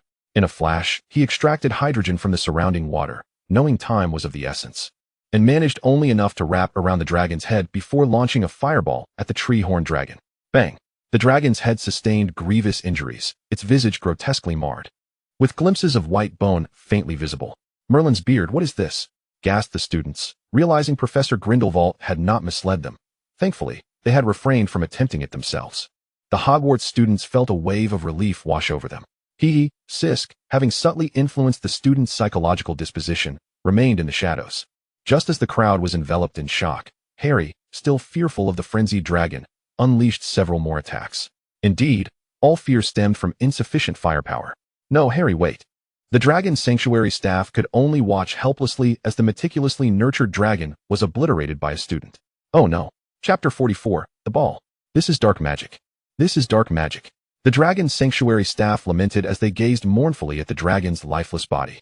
Holding the golden egg, Harry stood by, utterly at a loss. The accusations of the man were profoundly unjust. Harry had merely employed knowledge from the Muggle world. What? From the Muggle world? Initially, a faction of students from pureblood families at Hogwarts had resisted learning this material, even causing disruptions in class. However, through Sisk's patient encouragement and witnessing their classmates excel in dueling, they had been thoroughly captivated by the new knowledge. The Dragon Sanctuary staff, having once attended Hogwarts, had never encountered such an extraordinary professor. But that was not the crux of the matter. Mr. Potter, you must take responsibility for this incident and provide compensation to the Dragon Sanctuary. Harry felt overwhelmed, while his parents had bequeathed him considerable wealth. How much could one pay for a dragon? Dumbledore would not allow a student to shoulder that burden and was poised to assume the responsibility of compensation. Sisk, however, interjected. Sir, the rules of the competition do not stipulate that champions must compensate affected parties. But, moreover, if a champion were to be harmed by your dragon during the competition, neither the parents nor the school would demand compensation from you. The staff from the Dragon's Sanctuary fell silent, and the matter of compensation was thus brushed aside. That evening, the Slytherins crowded into the common room, eagerly awaiting Harry. Are you ready, everyone? Harry held up the golden egg. All right, open it quickly. Without hesitation, Harry deftly opened the egg. A piercing scream erupted from the egg, causing everyone to cover their ears, yet they could not escape the shrill sound. Hastily, Harry closed it. What on earth is that? Ugh, how dull, disperse. A night devoid of dreams ensued. The Christmas ball was a cherished tradition, one that had persisted since the inception of the Triwizard Tournament. It was celebrated on Christmas Eve, where we and our guests gathered in the Great Hall, reveling in both elegance and merriment. As representatives of the host school, I expect each of you to present your finest demeanor. I emphasize this because the essence of the Christmas ball lies in the dance. Professor McGonagall stood at the center, eloquently addressing the assembly. Gryffindor House has enjoyed nearly a millennium of respect within the magical community, and I will not permit you to tarnish its reputation in a single night. No chattering, no jumping about, and certainly no disgraceful behavior. Everyone come together. Oh, boys. Do not just sit idly. Draco, have you found a dance partner? Harry inquired, troubled. No, those girls are always clustered together. I can't invite them individually. What will we do at the ball? Those people are unworthy of my time. You may continue your search for a partner. Draco, inexplicably agitated, flung the remark before storming off. Draco. Harry was utterly perplexed by Draco's sudden ire. Sisk, have you found a dance partner? Dumbledore inquired curiously. No. I do not intend to dance, thus I do not require a partner. Oh, Sirius, do you not have a lady of your fancy? No. Do not emulate Snape. Look at James and Lily, their child has already grown. Dumbledore, should you find yourself at a loss, you may seek out my godfather. I believe he would be most pleased to see you. Dumbledore fell silent. In a dim, dilapidated room in a remote wilderness. What has he been up to lately? He is still serving as a professor, but I have heard that Hogwarts is to hold a Christmas ball. On what day? Tomorrow. At the entrance of the Great Hall. Students entered in pairs, the girls exquisite and beautiful, the boys gentlemanly and handsome. Sirius stood at the doorway, savoring the sight of the passing beauties and handsome lads. Professor Grindelwald, I believe you ought to possess the decorum befitting a professor. As Snape passed by, he could not help but turn back. Everyone has an appreciation for beauty. Yet, a heart devoid of warmth perceives all is sullied. Sirius retorted cheerfully. Snape scoffed, entering the hall. Amongst the throng of students, two figures clad in stark black and white stood out conspicuously. They were Harry and Draco. You've arrived. Harry, are you prepared? McGonagall approached. And where is your dance partner? Apologies, Professor, I couldn't find a partner. Is there anything else I need to prepare? For dancing, of course. This is tradition. The 3 champions, this time 4, must lead the dance at the ball, as I have informed you. No, you haven't, Harry replied. Well, now you know. McGonagall awkwardly touched her cheek. But how can you manage without a partner? Why not pair Harry with Draco? It seems neither of them has a partner, Sirius suggested from behind them. Professor Grindelwald. Draco exclaimed in surprise.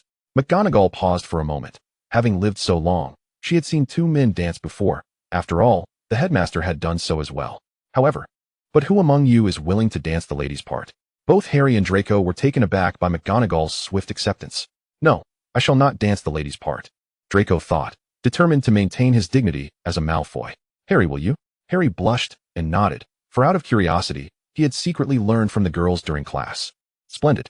It is settled then. Off you go. Enter swiftly, McGonagall instructed, striding towards the other champions. Now, I ask you all to line up, she announced. Harry shyly glanced at Draco. Sorry, Draco, I didn't anticipate it would come to this. That's all right. I don't mind, Draco replied. His cheeks flushed at the thought of dancing with Harry under the scrutiny of so many eyes. Let us proceed. Harry bashfully linked his arm with Draco's. Draco froze momentarily, straightening his posture awkwardly. Very well, lead on, he acquiesced. Sirius watched them with a smile. At that moment, a bird flew in and perched upon Sirius's shoulder. He withdrew a note from the bird's beak, read its contents, and joyfully rushed to the school entrance. Outside the gates, a tall lady donned in a fiery red evening gown, adorned with a black and gold half-mask, entered. As the music commenced, the 4 champions entered gracefully with their partners.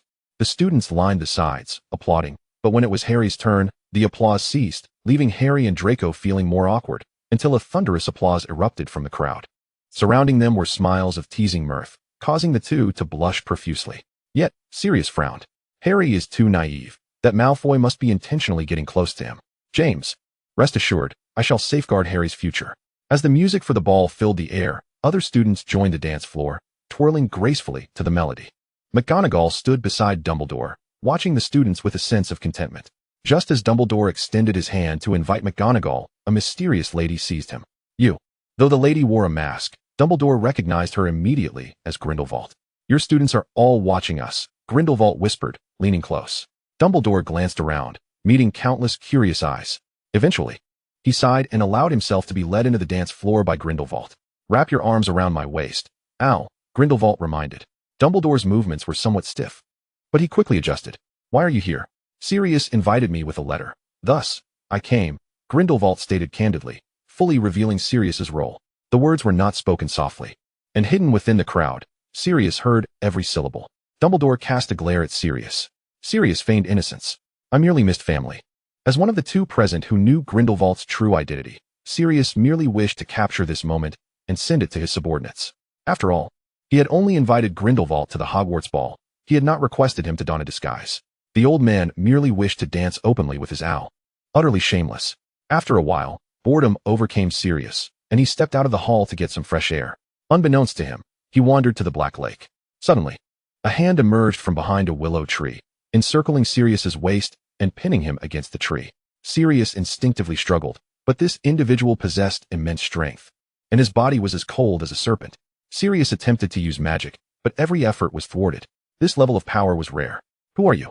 As he spoke, Sirius employed his innate abilities, only to discover that this person's soul was not only fractured but also bound by a formidable seal and curse, rendering him incapable of controlling the individual's spirit. It is truly disheartening. You have forgotten me so swiftly. The figure toyed with Sirius's tousled hair, chuckling softly. Sirius turned his head away. The man released his grip on Sirius's hair, then leisurely caressed his face, his gaze sinister and focused. Sirius remained oblivious to the subtle tension in the air, as the man's icy touch sent shivers down his spine. Voldemort? Sirius pondered before uttering the name. Very good, but I would prefer to hear you call me Master. Get lost. Not a chance. You shall teach me. After years apart, Voldemort had returned, capable of uttering such words. Voldemort, dissatisfied with Sirius's distraction, grasped his chin, compelling him to meet his gaze. I heard you lacked a dance partner. Allow me the indulgence of becoming yours. Unnecessary. Sirius replied with a forced smile. Voldemort, seemingly deaf to his words, seized Sirius's hand and began to dance. Voldemort certainly could not dance the lady's part. He forcefully compelled Sirius to do so. Though Sirius lacked the strength to resist, he did not refrain from stepping on Voldemort's feet multiple times. After several attempts, Sirius realized it was futile. Voldemort's body was a product of alchemy, devoid of any sensation beyond movement. Sirius, left with no choice, could only dance the lady's part. For Voldemort would indeed trample on him. After all, he would not lose a limb. Let him have his way. After Voldemort finished his dance, he did not make any further advances, for his current strength would falter against Sisk. However, seizing an opportune moment when Sisk was distracted, Voldemort yanked a few strands of his hair. Blimey! Sisk winced in pain, his eyes widening as he attempted to reclaim what was taken. Voldemort swiftly fled the scene. Professor Grindelwald, what are you doing here? The sudden appearance of Moody and Snape hindered Sisk's pursuit of Voldemort. Just getting some fresh air, he replied. Yet Snape was skeptical. He had sensed an unusual disturbance from the dark mark on his arm, indicating that something was amiss. Chapter 45, The Turn of Events. I hope you never find yourself in my grasp, Snape remarked before turning to leave. I truly cannot comprehend why his temperament is becoming increasingly peculiar, Sisk lamented to Moody. I concur with that sentiment. Just then, the small bird from earlier returned, landing on Sisk's shoulder, though it bore no note. Ah, quite the sprinter, isn't he? No matter. There will be a day of reckoning. Let me take one last look. Time is indeed drawing near. In a daze, Harry traversed the staircase and arrived at a partially ajar door. Harry, at last, we meet. Caught. Step aside. I must properly greet our guest. Ah. Harry awoke with a start. What is it? Draco slowly opened his eyes. Upon seeing the familiar dormitory, Harry began to calm his racing heart. Are you all right, Harry? I'm fine. You should go back to sleep. Draco nodded, his head lolling as he succumbed to slumber once more. Harry, just weeks ago you mentioned deciphering the clue of the golden egg. The second task is just 2 days away. Really? I have no idea. I bet Victor has figured it out. Harry felt indifferent. I don't know. I hardly converse with him about the competition, or even speak to him much at all. Victor is athletic. What I mean is, he is not very articulate, and often just watches me study, which is rather annoying. Hermione chuckled as she spoke. You are quite eager to solve the golden egg, aren't you? What do you mean by that? The tasks are designed to test you, and they do so through nearly brutal methods. I am genuinely worried for you. You vanquished the dragon through courage and skill, but this time, perhaps, more than just these qualities will be required. Harry, Draco exclaimed, rushing towards him. Have you stumbled upon good news? Aren't you troubled by the golden egg? I sought out Cedric, Draco declared proudly, wearing a look that demanded praise, resembling a small puppy. What did he say? Harry inquired, suppressing a laugh. He said to take the golden egg to the prefect's private bath. A soak will reveal the answer. Come on, what are you waiting for? Harry hastily shed his clothes and stepped into the pool, beckoning Draco, who stood frozen beside him. The lighting was dim, and Harry did not notice the pink hue creeping into Draco's ears. Oh, I'm coming, Draco stammered in response. As he entered the bath, Draco turned his head away, mentally reciting eyes averted. Yet his mind kept replaying the earlier images of Harry's toned muscles and fair skin. Suddenly, Draco felt a rush of warmth in his nose, nervously wiping it. Relieved it was merely an illusion. Snap out of it. Draco. What? Did you hear what I said? I did. Let us open the golden egg now. Draco proceeded to open the golden egg, only to be met with the same piercing scream. Harry grimaced, swiftly slamming the egg shut. I must be out of my mind to have believed Cedric's nonsense. If anyone is to go mad, it will be me for seeking advice from a rival. Draco gazed out the window. Mermaids? Mermaids. Harry, Perhaps we can try submerging it in water. Harry submerged the golden egg, opening it once more, and this time, no scream erupted. They exchanged knowing smiles before taking a deep breath and plunging beneath the surface. Come seek the source of our voices. On the surface, we cannot sing. 1 hour is all you are given. You must retrieve what was taken from us. As the song concluded, Draco marveled at the revelation of actual mermaids beneath the Black Lake. Harry, repeat that. Harry rested his head on the desk, sighing. Come seek the source of our voices. This clearly refers to the Black Lake. The time limit is evident. You must retrieve it. That is blatantly obvious, though executing it may prove challenging. Challenging. Who can hold their breath for an hour underwater? Hermione? Don't panic, Harry. We will surely find a way, Draco reassured him. You are interrupting our fervent discussion. Professor McGonagall requires your presence in her office. Harry rose to his feet. Without you, just Malfoy and Granger. But Professor, the second task begins in a few hours. I must. Indeed, Potter should be ready by now. A good night's sleep is essential. Go quickly. Draco glared at Moody with indignation, begrudgingly making his way to the office. Moody followed closely behind, suddenly turning his head. Longbottom, go assist Potter in organizing his books. The following day. Do you feel confident, Neville? Can you last an hour? I should be able to. Should be able? There is contention among herbology experts regarding the influence of fresh and salt water. You only mention this now? What a jest. I merely wish to assist you. You are far more capable than Draco and Hermione. Where have they gone? You seem a bit anxious, Harry. Am I? 3 towers rose above the Black Lake. Welcome to the second task. Last night, the champions had their cherished belongings stolen, their treasures. 4 items, 1 for each champion. Now lie at the bottom of the Black Lake. To win, each champion must retrieve their treasure and return to the surface, but time is of the essence. They only have 1 hour. 1 hour. Exceed the time limit, and they must rely on themselves. No magic will save them. With the sound of the cannon, the competition commenced. Bang. Is Harry all right? Sirius anxiously observed the still surface of the water. I don't know. I can't see him. My God, I've doomed Harry. Neville was in a frenzy. Yeah. Harry burst forth from the water, shouting as he performed a somersault. Wow. Sirius erupted into laughter. Sisk found the scene amusing. A real-life fish leaping over the dragon gate. Fortunately, Harry was the protagonist. Otherwise, with the time he spent showing off, he would have fallen behind the other champions. The champion from Beau's Batons, Miss Delacour, has regrettably been forced to withdraw. She will no longer continue in this task. Sirius paced back and forth, glancing at the water and then at his watch. Stop fidgeting, it's making me dizzy. Sirius, preoccupied with Harry, had been poring over materials for the past few days, leaving Sisk to grade all the students' assignments, resulting in Sisk suffering from sleep deprivation and now feeling even more disoriented. Aren't you worried about him? Worried about what? With so many people around, if the rules prevent you from intervening, will you truly refrain? Of course, I would not. As the hour drew to a close, the other 3 champions returned, yet Harry was still conspicuously absent. No, I must descend to search for Harry. Dumbledore swiftly interposed. Remain calm, Sirius. The time has not yet elapsed, and you must have faith in Harry. However, when the hour concluded, Harry and the others had still not reappeared. It appeared that the ensuing contest would consist of only 3 champions. Karkaroff proclaimed with satisfaction. Silence, you squint-eyed fool. Sirius retaliated by delivering a forceful blow to Karkaroff's face. Yet, the judges and students alike felt a growing dread that Harry had met with misfortune. Professor Grindelwald. No one anticipated that Sisk would leap into the Black Lake the moment the countdown ceased. Snape felt perplexed. In his mind, Sisk was aligned with Voldemort's faction. Why then? Was he more anxious than anyone upon hearing of Harry's predicament? Sisk's urgency stemmed from the fact that Draco had remained at the lake's bottom in place of Ron. Draco, I will not allow you to come to harm. Chapter 46, The Yin-Yang Conspiracy. Sisk employed a bubblehead charm, swiftly locating Harry and the others. He beheld Draco and a young girl floating unconscious in the water, while Harry stood defiantly before them, confronting a multitude of octopuses and trident-wielding merfolk. As Harry felt the air in his chest dwindle, he seemed to glimpse a figure before losing consciousness.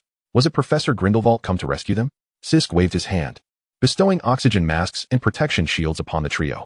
As he surveyed the clearly deranged merfolk and octopuses, he realized that, in an instant, the area surrounding him was littered with corpses, save for the 3 children.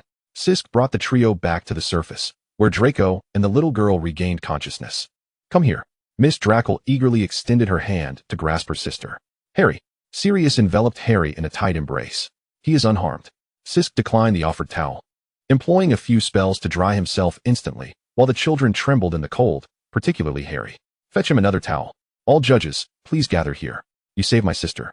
Though it was not your obligation, Miss Drackle exclaimed, showering Harry's face with kisses. Thank you. Thank you. And Professor Grindelwald, I am eternally grateful. Harry. Draco felt a pang of jealousy as he witnessed the scene of Harry being kissed, pushing past Miss Drackle. Draco, are you all right? You must be exhausted. With that, Draco draped his thicker blanket over Harry. You were incredible. I finished last, Harry replied bitterly. Second to last, Fleur didn't even pass this round. Hermione corrected as she rushed over. Attention, attention. The victor is Mr. Diggory, while Mr. Potter, who could have secured first place, resolutely chose to rescue Mr. Malfoy, as well as others. We have decided to award him second place. Well done. Splendid, second place. Draco felt a profound joy for Harry upon hearing this. Speaking of which, we must thank Professor Grindelwald. Had it not been for him, we would likely be in some fish's belly by now. I shall have my father prepare a valuable token of gratitude. As Harry and his companions returned to the shore in a small boat, congratulations poured in. Well done, Potter. Your performance was commendable, Barty praised. Thank you. We never had the chance to converse, as I am already quite familiar with your tale. You are indeed remarkable. However, losing family members is a tragic ordeal, leaving one with a sense of incompleteness, is it not? Barty halted, gazing intently into Harry's eyes. Nevertheless, we must persevere. We have not fallen. Harry did not grasp what Mr. Barty was attempting to convey and merely nodded in agreement. Potter, if your parents were alive, they would undoubtedly be proud of you. Barty, the ever-watchful Moody interjected, you are not attempting to lure Potter into a summer internship at the Ministry of Magic, are you? The last boy who did that vanished without a trace. Barty's eyes widened in surprise as he leaned closer to Moody, deep in thought. Yet he said nothing further before departing. Professor Grindelwald, you are injured, McGonagall called out to Sisk. Injured? Sisk followed McGonagall's gaze to discover a scrape on his forearm. I must have brushed against something in the water, which is why I didn't notice. A trivial injury, nothing to concern oneself with. Sisk cast a healing charm and resolved the matter. Night fell. I still remember when I first met you. At that time, you all appeared devoid of magical talent, reminding me of my former self. But look at us now, for years later, and we still lack magical prowess. Perhaps so, yet we have each other. And of course Harry, who is poised to become the youngest champion of the Triwizard Tournament. Draco envisioned Harry lifting the trophy in triumph. Huzzah! Harry, leading ahead, felt a sense of resignation as he glanced back at his companions, ultimately deciding not to dampen his friend's spirits and continued onward. After a few steps, Harry noticed a black hat on the ground. Curiously, he approached and discovered a body lying behind a tree. It was Mr. Crouch. The spiral staircase leading to the headmaster's office opened, and as Harry approached the door, he overheard Dumbledore's voice within. One person is already dead, Madam Fawcett. And he will not be the last. Measures must be taken. I understand. I will dispatch a contingent of elite Aurors to Hogwarts. We must swiftly apprehend the infiltrator lurking within the school. However, the Triwizard Tournament cannot be cancelled. Why, Madam Fawcett? Dumbledore could not comprehend, based on his observations. Fawcett was not akin to Fudge and could not fathom any rationale for insisting on continuing the tournament. Fawcett, I do not understand why you insist on proceeding, Mr. Dumbledore. This presents an excellent opportunity to locate Voldemort. I beg your pardon, but it seems your conversation has lost its privacy. Moody, leaning against a pillar, suddenly interrupted, producing his wand to open the door, revealing Harry behind it. Oh, Harry. I apologize, Professor. I shall return shortly. No need, Harry. The Minister and I have concluded our discussion, and I shall be along momentarily. Minister, please go ahead. Before departing, Dumbledore turned to Harry and advised, Harry, while you wait, feel free to indulge in some licorice wands. However, I must caution you, they can be rather potent. Then, the office was left with Harry alone. He seized a handful of licorice wands, intending to sample one, when suddenly they transformed into swarming insects that relentlessly pursued his hand, biting at him. In a panic, Harry flicked his hand, causing the licorice wands to tumble to the ground. He then attempted to pick them up, but they bounced away, making it impossible for him to catch them. The invisible Sisk struggled to suppress his laughter, ensuring Harry remained oblivious. At that moment, a cabinet swung open. Curiously, Harry stepped inside and discovered a basin glowing with a blue light. He drew his wand and stirred the water, soon finding himself in an unfamiliar place, invisible and untouchable. Before long, Dumbledore returned, gently patting Harry on the back. Startled, Harry stumbled backward, his fear causing him to fall. Harry sprang to his feet in alarm. Curiosity is not a sin, Harry, but you must exercise caution. Bathed in an ethereal blue light, Dumbledore's expressionless visage morphed into one of grave solemnity, tinged with an unsettling air. Before them lay the pensieve, an invaluable tool, particularly when one's mind, like mine, is burdened with an overabundance of thoughts. It allows me to relive the echoes of my past experiences. I found myself in a relentless pursuit. A quest for elusive details that Dumbledore became increasingly animated about. Those subtle nuances I had previously overlooked, which might elucidate the horrifying occurrences at hand. Just as I approached the brink of discovery, the answers would slip through my fingers, driving me to the brink of madness. Dumbledore sank despondently into a corner. Professor, what of Mr. Crouch's son? What is the truth of his predicament? He had been imprisoned in Azkaban, and old Barty's heart was shattered. Yet, he had no alternative. The evidence was irrefutable. Why inquire? Because I dreamt of him. Upon hearing this, Dumbledore's eyes widened in surprise. This was before the summer term commenced. I dreamt I was in a house where Voldemort was present, though he lacked a human form. Mr. Crouch's son was there, along with an unfamiliar figure whose gender was indiscernible. Have you had such dreams since? I have. The content remains unchanged. Dumbledore rose and approached the pensive. Professor, in my dreams, the visions I witnessed, surely, you do not believe them to be reality? Harry, observing Dumbledore's peculiar behavior, cautiously inquired, is something amiss? Dumbledore's gaze sharpened, his pupils slightly dilating. It would be prudent to refrain from dwelling on these dreams, Harry. It would be best to cast them aside. Once Harry departed, Snape entered post-haste. Have you gleaned any information? Indeed, Black is aware of Harry's dreams and claims they involve Voldemort conspiring against him and Grindelwald. The atmosphere darkened with the mention of Sirius. Ah, indeed. Chapter 47, The Resurrection. Dumbledore's expression remained inscrutable, shrouded in mystery. Harry's assertion that Voldemort's targets included Sirius echoed the past. Grindelwald is not to be trusted. Dumbledore discerned Snape's misunderstanding and felt compelled to clarify. Snape, Sirius and Voldemort do not share that sort of relationship. The wizarding world is largely under his influence now. You must place your trust in him. Upon hearing his own words, Dumbledore's pupils constricted, his expression reflecting profound shock and disbelief. When did Sirius become involved? Sirius, Snape interjected. That was certainly during your reckless utterances that tarnished my reputation. Humph. Surely you are not shielding him merely because he is your son. You might take a lesson from Barty in that regard. That is not the case. Dumbledore found himself at a loss for how to convince Snape. Moreover, Harry did not convey the full extent. He dreamt of Voldemort's 3 henchmen. 3. And one of them is Pettigrew? It seems they escaped from prison together. What are the ministry officials doing? The list of fugitives does not include these individuals. I cannot fathom what the minister is contemplating. It is likely that those behind Fudge are orchestrating something. In my estimation, we should administer a few drops of Veritaserum directly. Snape, we cannot presume Sirius allegiance is established. Do not be so extreme. You now consider me radical? Dumbledore gazed at the obstinate Snape, wishing he could retract his words from that fateful day. Ahem, have we resolved the matter of today's match? Dumbledore opted to shift the subject. The merfolk and the octopuses underwater were all slain by Grindelwald in a singular strike. Dumbledore's demeanor grew somber at this revelation. Sirius acted with excessive brutality. What was the cause? It appears they were under some form of control, or rather, they were drugged, compelling them to violate the agreement and assault Harry and his companions. Snape, do you believe this could have been orchestrated by the same individual? One cannot dismiss the possibility of collaborators. If so, they are exceedingly well hidden. Professor Grindelwald, I am immensely grateful for your life-saving intervention during the tournament. Please accept this modest token of appreciation. Draco bent low, cradling the gift in his hands. Sirius did not hesitate to accept it. Draco, thank you for your gift. After Draco exited, Sirius unwrapped the present, revealing the familiar trio of items: a space ring containing galleons, a letter of gratitude, and a promise.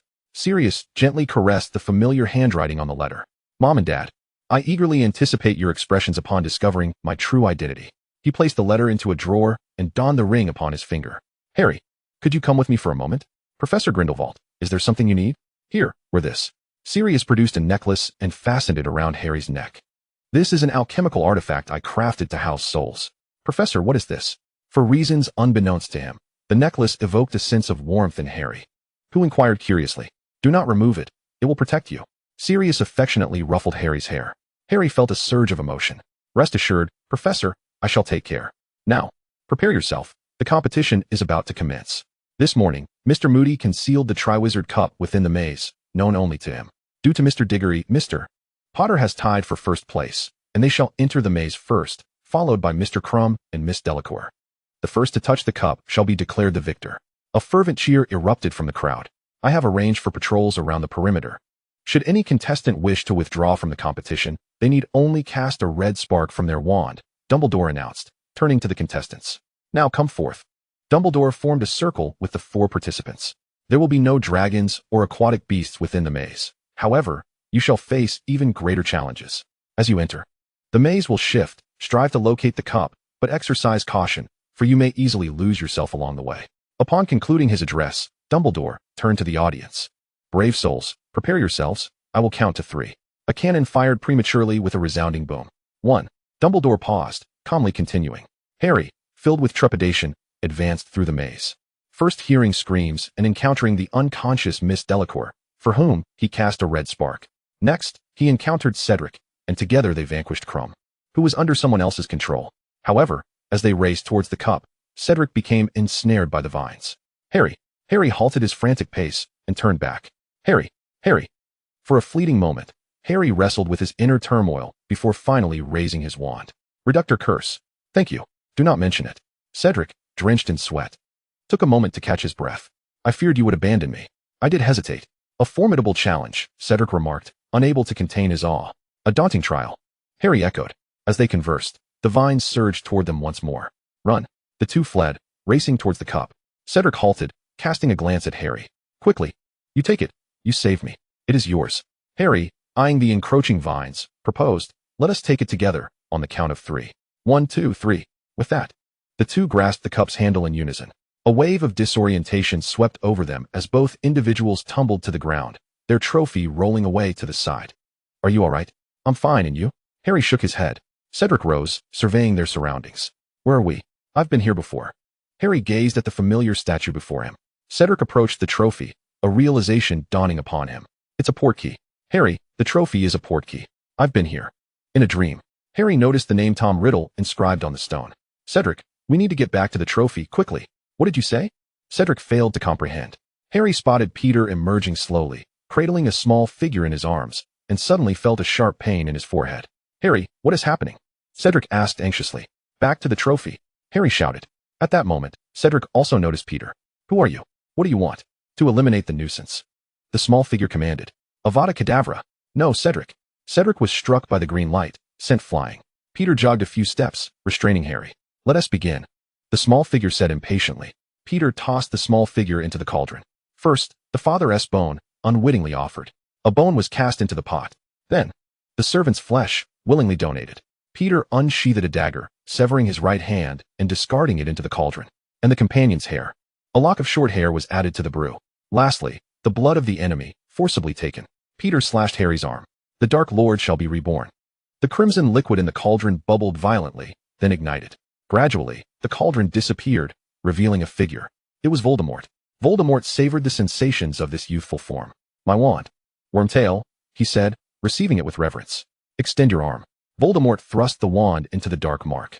Immediately, a black skull materialized in the sky, from which several dark figures emerged. Welcome, my friends. It has been 13 years, yet now you stand before me as if it occurred just yesterday. I must confess, I am quite disappointed that none of you sought me out. Voldemort unveiled the masks of his followers. Crabbe, Goyle, and you, Lucius. Harry stared incredulously at Lucius. Why was Draco's father aligned with Voldemort? All knelt before him, trembling.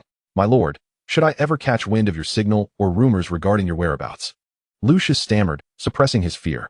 I have had signals, my crafty friend, and not merely rumors.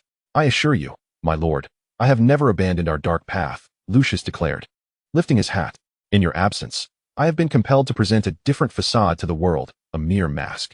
But I have returned. Wormtail interjected hastily to pledge loyalty. Out of fear, not loyalty, Voldemort retorted, turning his gaze to Peter. Yet you have proven useful, especially in recent months, Wormtail. With that, Voldemort conjured a right hand for him. Thank you, my lord, thank you. Peter raised his new hand in excitement. My lord, I have also brought you a gift. Crabbe crawled to Voldemort's feet. Oh, what is it? Look who this is. Crabbe produced a bag, releasing its contents. Chapter 48, Reunion. Sissy, Voldemort exclaimed, delightfully caressing Narcissa's face. You've done well, Crabbe. What reward do you seek? To alleviate my lord's burdens is my honor. Remove your filthy hands from Professor Grindelwald's face. Oh, Harry, I almost forgot you were here. Voldemort approached Harry step by step. You stand upon my father's remains. Voldemort leaned closer to Harry. You need no introduction. I hear your fame rivals my own. The boy who lived, your legend is built upon lies. Shall I recount the truth of that fateful night 13 years ago? Would you like to know what stripped me of my power? Voldemort glanced at each of his followers. Shall I reveal it? It was love. When that dear Lily Potter sacrificed her life to save her son, she bestowed upon him the greatest protection, rendering me unable to touch him. It was an ancient magic. I should have foreseen it. But no matter, the circumstances have changed. As Voldemort spoke, he lunged at Harry, extending his finger to poke Harry's forehead. Now I can touch you. As Voldemort's hand made contact, Harry was overwhelmed by excruciating pain, causing him to scream. His agonized groans mingled with Voldemort's triumphant laughter. After a time, the torment ceased. I bet you never expected your few drops of blood to be so useful, Harry. Harry glared fiercely at Voldemort. Pick up your wand. Potter. Voldemort relinquished his hold over Harry, who collapsed to the ground. I command you to pick it up. Rise, rise. A vision of an eager servant seeking to prove himself to his master emerged. The followers instinctively cleared a space, yet no one noticed the figure lying in the shadows. Trembling slightly, Harry hastily retrieved his wand. You should have learned how to duel. First, we bow to each other. Harry stood, his mind still reeling. Come on, Harry. Etiquette must be observed. Dumbledore wouldn't want you to forget your manners, would he? Harry remained motionless. I said bow. Voldemort, losing patience, directly controlled Harry. This is much better. A few followers applauded Voldemort. The Cruciatus Curse. The incantation erupted, causing Harry to writhe in agony on the ground. Well done, Harry. Voldemort leaned closer. I will kill you. I will destroy you. After tonight, no one will question my power. After tonight, if people speak of you, they will only recount how you pleaded for me not to kill you, and how I graciously granted your request. Stand. Voldemort commanded Harry to rise. Voldemort then took a few steps back, allowing Harry to hide behind the statue. You may not turn your back to me, Harry Potter. You must look at me as I kill you. I want to see the light fade from your eyes. Harry took a deep breath and slowly stepped out. Then let it be. Both uttered their spells simultaneously. Disarming charm. Avada Kedavra. At that moment, a soft blue light emanated from Harry's chest, and several figures appeared beside him. Harry, when this connection breaks, you must retrieve the portkey. Harry, we can only buy you a little time. Do you understand? Harry looked at them and nodded. Harry, remember to bring my body back. And sissies, break the connection. Darling, are you ready? Break. Break. Harry severed the link, and the three souls simultaneously cast their spells. The killing curse. The united assault of the three compelled Voldemort to adopt a defensive stance, rendering him incapable of attending to Harry, as his subordinates were ardently focused on safeguarding their master. Fortunately, Sirius and Cedric stood in close proximity, allowing Harry to dart between them. He soared. The trophy landed in Harry's grasp. No. Thanks to the assistance of his followers, Voldemort was momentarily diverted from thwarting Harry's actions. The killing curse. In a desperate bid to evade the attack, Harry was forced to relinquish his hold on Sirius, while the portkey had already been activated. Time was of the essence. And it was too late. The brilliance faded, leaving only Sirius behind. No. Voldemort bellowed in frustration. The audience erupted in cheers upon witnessing Harry and Cedric materializing at the scene, with celebratory music echoing in the air. Yet, the headmaster and the students seated in the front row discerned a grave issue. Delacour gasped, covering her mouth in disbelief and sorrow. The jubilant atmosphere shattered. Harry, Harry, Harry. Dumbledore rushed forward, incessantly calling Harry's name, attempting to pull him away. No, no, no. Harry clutched Cedric's lifeless body, tears streaming down his face. My God, Dumbledore. What has happened? He has returned. He has returned. Harry lifted his gaze. Voldemort has returned. Cedric, he asked me to bring his body back. I cannot leave him there. It's all right, Harry, it's all right. Dumbledore cradled Harry's head in his hands, comforting him. He has returned home. You both have returned home. Everyone, please return to your seats, the referee commanded. What is happening? The professors inquired, perplexed. A boy has been murdered. The referee lowered his voice. The body must be removed. Dumbledore, Snape stepped forward to remind him. There are too many people here. Let me through, let me through. In the crowd, Cedric's father, Amos Diggory, felt a wave of panic wash over him, a dreadful suspicion taking root in his heart. My son, my son, my son. Amos knelt sorrowfully on the ground, caressing the figure lying there, calling out piece by piece. My son, my son. The crowd erupted in sobs. A blue light once again emanated from Harry's chest. The same three souls. Father. Cedric called softly. Amos, hearing the familiar voice, felt a surge of hope and fear, slowly raising his head. It is him, it is him. Cedric smiled and called out again. Father. My son. Amos embraced Cedric tightly, yet only grasped at air. Son, you. Father, I am in a state of soul. It's all right, as long as you are alive, as long as you are alive. Tears streamed down Amos's face. Meanwhile, Snape stood in stunned silence, gazing at a familiar face. Lily. It has been a long time, Snape and Headmaster Dumbledore. Are you both still alive? Sirius saved us. James shielded Lily while responding. Wormtail. Keep away from my wife. James. Lily helplessly grasped her husband. Sirius? Dumbledore and Snape exchanged incredulous glances, recognizing the astonishment in each other's eyes. So, is it possible for my son to return to his body? I am not entirely sure. You must ask Sirius, James replied. Yes, and Professor Grindelwald. Professor Grindelwald. Harry exclaimed in panic. I was unable to bring back Professor Grindelwald. It's over. It's over. I caused Professor Grindelwald's demise. It was me. It was me. I killed him. It was me. Potter, get up. Calm down. Calm down. Moody forcibly embraced Harry. Harry, don't panic. Sirius won't fall so easily. James remained composed. You guessed correctly. A voice emerged from behind the crowd. Fenton, what are you doing here, along with those Aurors? There are too many people. Let us retreat to your office to discuss this in detail. Christina gestured behind her. You are right. We should not linger here. Let us go. In a corner unnoticed by the crowd, Moody held Harry tightly.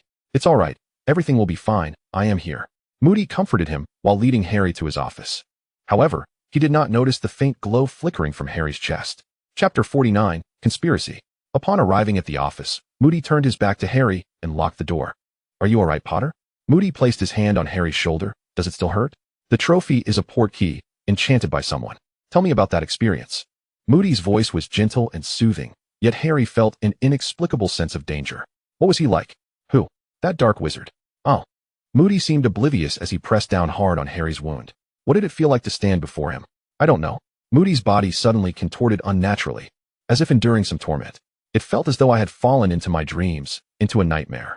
Harry became lost in memories, overlooking Moody's faint groans. Moody opened a flask attached to his waist, pouring it into his mouth, yet nothing emerged. Moody grew frantic, rushing into the inner room, opening a trunk and rummaging through it, which was filled with various sized vials. His actions drew Harry's attention. Were there others? Were there other people in the graveyard?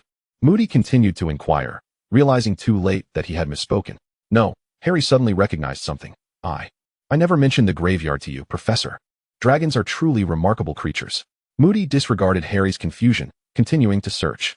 Do you think Hagrid, that fool, could have led you into the forest? I reminded him.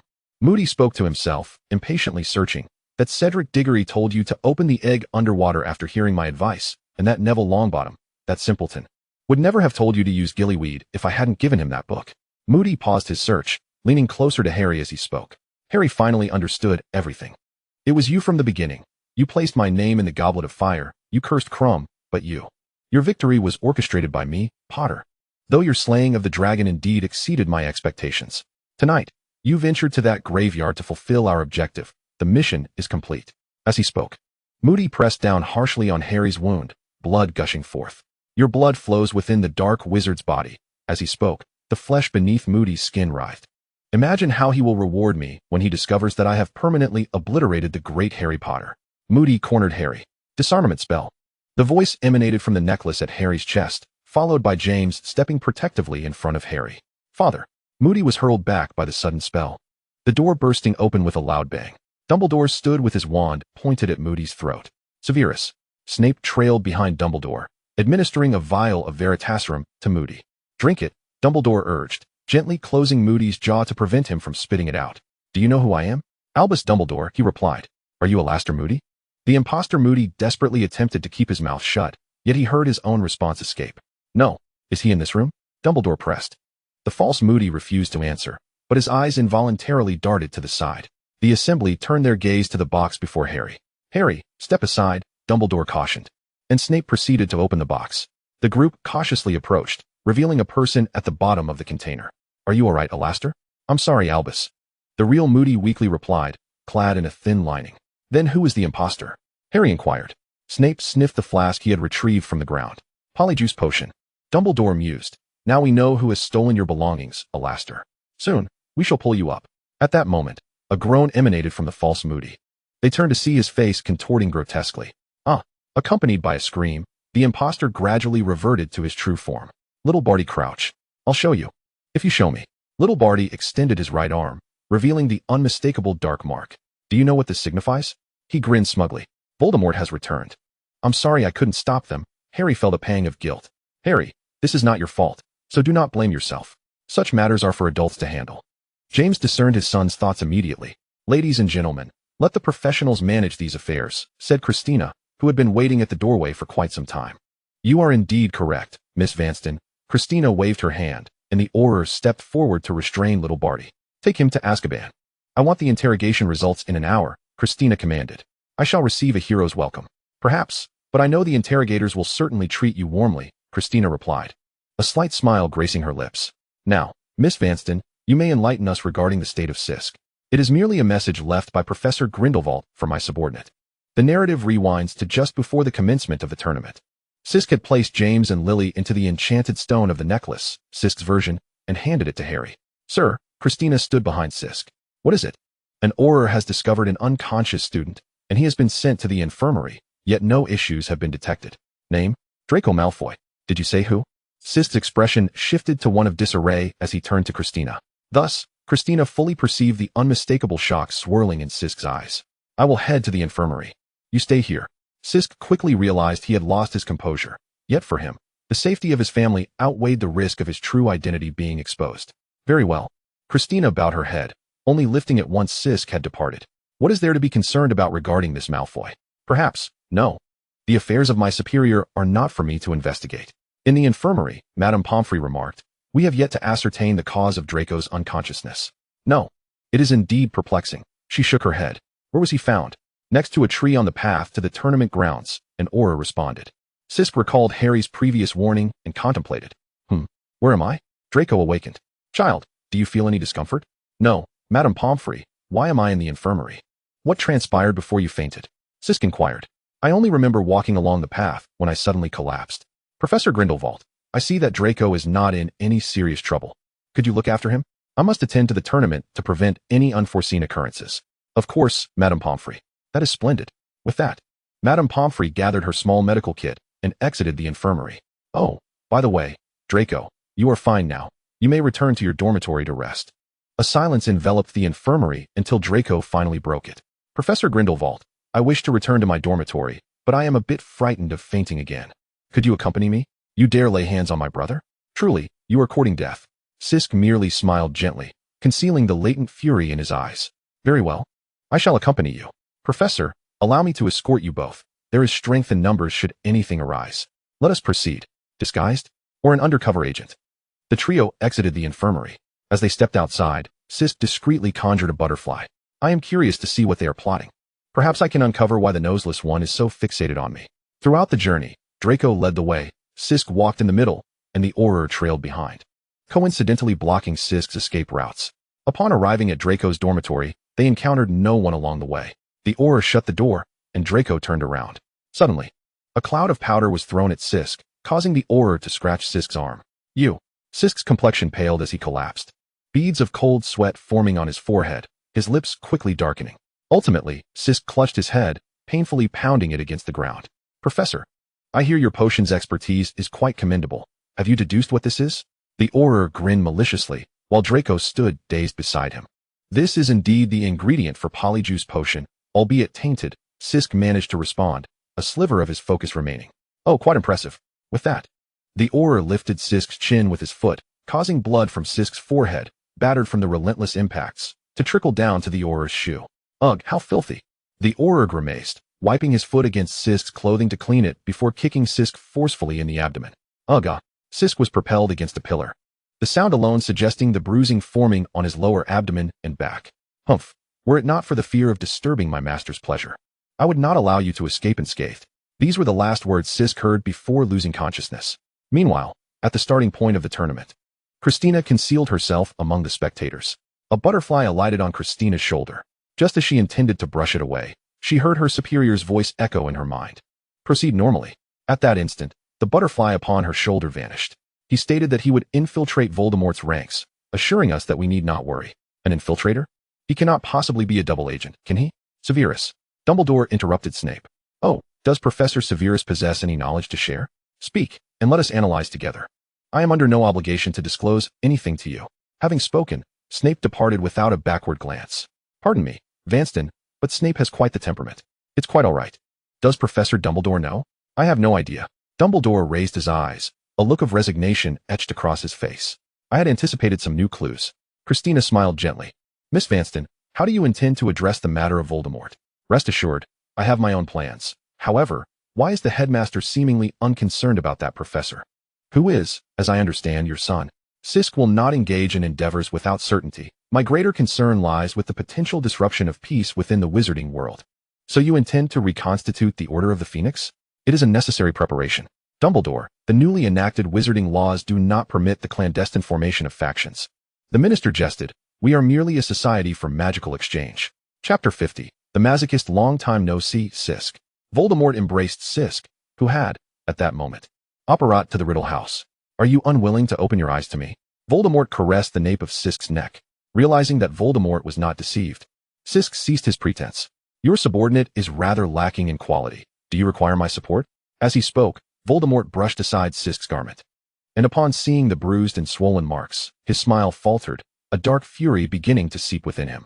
Sisk sensed this surge of anger. Each time I see you, the Cruciatus curse seems to come so easily to you. I did not expect you to be so protective. Voldemort's icy fingers traced Sisk's back, from the nape to the injured area, pressing down. Ugh! The sudden assault elicited a faint groan from Sisk. Is it painful? A glint of cold malice flickered in Voldemort's gaze. You could give it a try. I wouldn't mind lending you a hand. To prevent Voldemort from indulging in his sadistic tendencies, Sisk healed all his wounds. The youth, disinclined towards physical exertion, displayed skin that was pale and rosy. The previously bruised marks now smooth, inciting in Voldemort an urge to destroy. Seizing the moment, Voldemort produced a dagger. Sisk, with his back turned, felt an ominous chill, a foreboding sensation washing over him, prompting him to break free from Voldemort's embrace. The dagger fell to the ground, and Voldemort felt a pang of regret. Why are you no longer controlling me? Voldemort propped his head on one hand, tilting his body to gaze at Sisk. Who could be more ruthless than you? With all your seals and curses? Sisk remained silent, leisurely finding a chair to sit upon. Once seated, he scrutinized Voldemort's current appearance. Still retaining your charm. How is it that you differ so from your original portrayal? Noticing Sisk's gaze fixed upon his face, Voldemort felt a swell of pride. His efforts in reshaping his body had not been in vain. I have always been curious about your repeated attempts to capture me. Sisk, you were meant to stand by my side. Who gave you that delusion? If memory serves, I have been opposing you for most of my life. Except for those 2 years in childhood. Do you have a penchant for masochism? Perhaps I do, Voldemort replied nonchalantly. Sisk's eyes narrowed in disdain. Then a thought crossed his mind. Come here. Voldemort frowned. This is my domain. Thus, you should heed my commands. Just come here, will you? Sisk continued to beckon. Curious about Sisk's intentions, Voldemort complied, rising from the bed and approaching. Slap. As Voldemort neared, Sisk delivered a resounding slap. Sisk beamed, revealing a perfect set of 8 teeth. Slap. Another blow followed, and Voldemort's face visibly swelled. Enraged, he attempted to restore his visage. Cruciatus curse. Cruciatus curse. As Voldemort bent over, Sisk anticipated his next move and countered with magic. Observing Sisk's unabashed mirth, Voldemort, in a fit of rage, realized that in earnest conflict. He could not best Sisk. Thus, he donned a smile, believing Sisk wished to test his limits. Are you pleased? Shall we continue? Sisk, this fellow is indeed a masochist. Very well, I shall indulge you. Slap. Voldemort stared in disbelief at Sisk's raised hand. Still want more? Sisk raised an eyebrow, gesturing once more. However, Voldemort swiftly evaded. Sisk, why shout? Is this not what you desired? I have no need for it. Now and in the future, Voldemort gritted through clenched teeth. All right, I shall cease my jesting. Sisk retracted his hand. So, are you going to kill me? Voldemort was no longer susceptible to Sisk's provocations. I shall not kill you. Voldemort, ever arrogant, maintained his belief that no one could thwart him in his grand ambitions, even with the troublesome Sisk opposing him. Moreover, Sisk, have you not yet realized? Voldemort removed his glove, revealing the mark. Sisk immediately glanced at the back of his own hand. Indeed, the rose hue had deepened, the barrier of the mark shattered. It's your hair. Who would have thought a few strands could prove so useful? It took me quite some time to devise this method. Now every inch of me bears your essence. Damn it, the shielding method can only be used once on the same object. You shall never escape my grasp. Voldemort gripped Sisk's chin firmly. Sisk felt the pain and swatted Voldemort's hand away. Another bruise? What have you been consuming to grow so strong? Do you have nowhere else to channel your energy? Now what do you intend to do? Just remain here. I shall arrange for sustenance to be delivered. Furthermore, do not entertain thoughts of sending messages. My years of research into souls are not in vain. With that, Voldemort exited the room. Sisk immediately began to survey his surroundings. It turned out that Voldemort had constructed a soul-binding array within a 10-mile radius. Attempting to fly out would result in a severe backlash, particularly for a strong soul.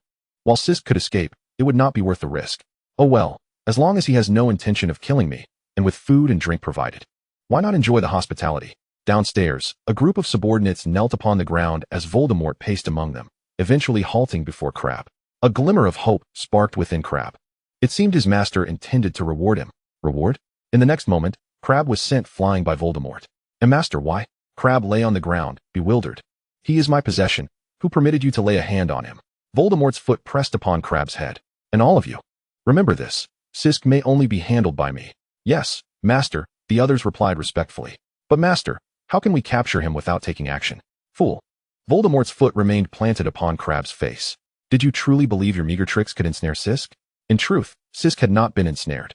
Upon discovering his wounds, Sisk had sensed something amiss. The unseen orchestrator would not go to such elaborate lengths merely to inflict minor injuries upon him.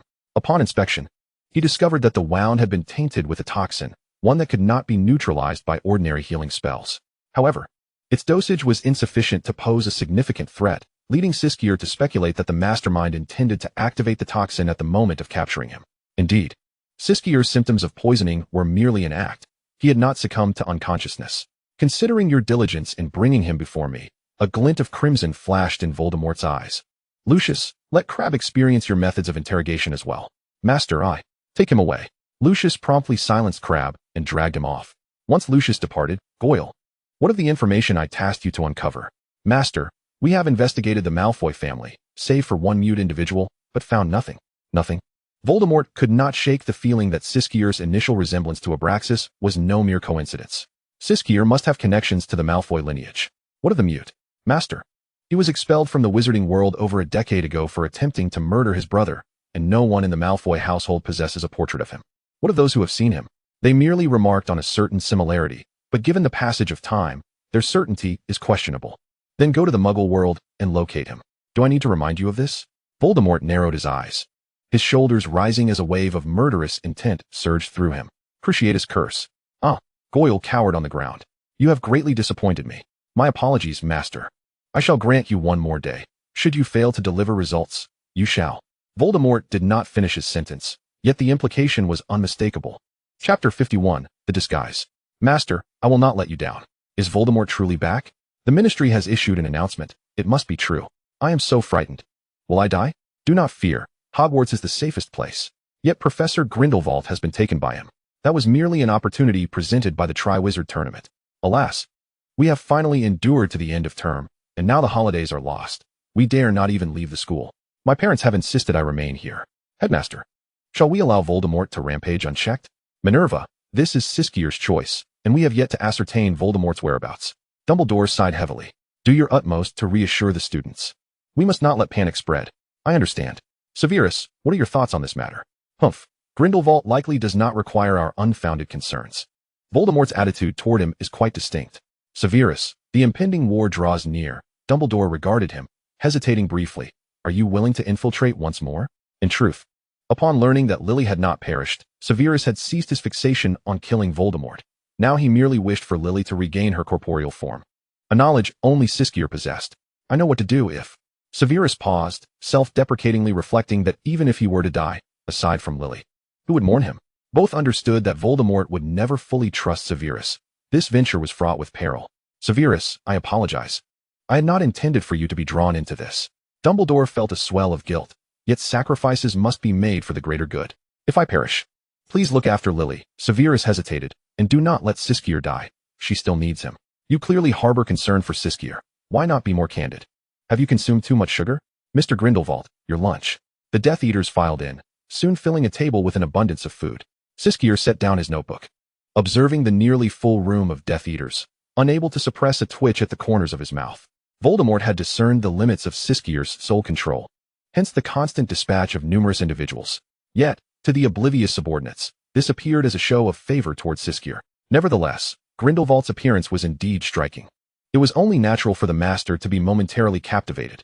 Master, the mute individual vanished for a spell after being expelled from the wizarding world, only to reappear at a Muggle school, attending classes like the Muggles, and is now a lawyer. Here is his photograph. There was indeed a resemblance. Master, I believe Grindelwald and this Muggle are not the same person. Bring this muggle to me. Goyle was momentarily taken aback. Yes. Voldemort ascended the staircase. Siskier, I wish for you to meet someone. Who? Siskier inquired without lifting his gaze.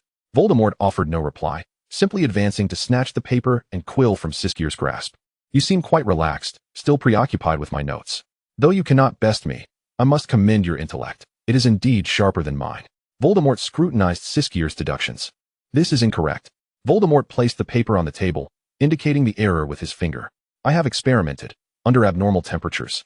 The flow of magic within the body exhibits subtle differences. I see. Siskier took up the quill and began to write on the paper. If you are interested, I could teach you.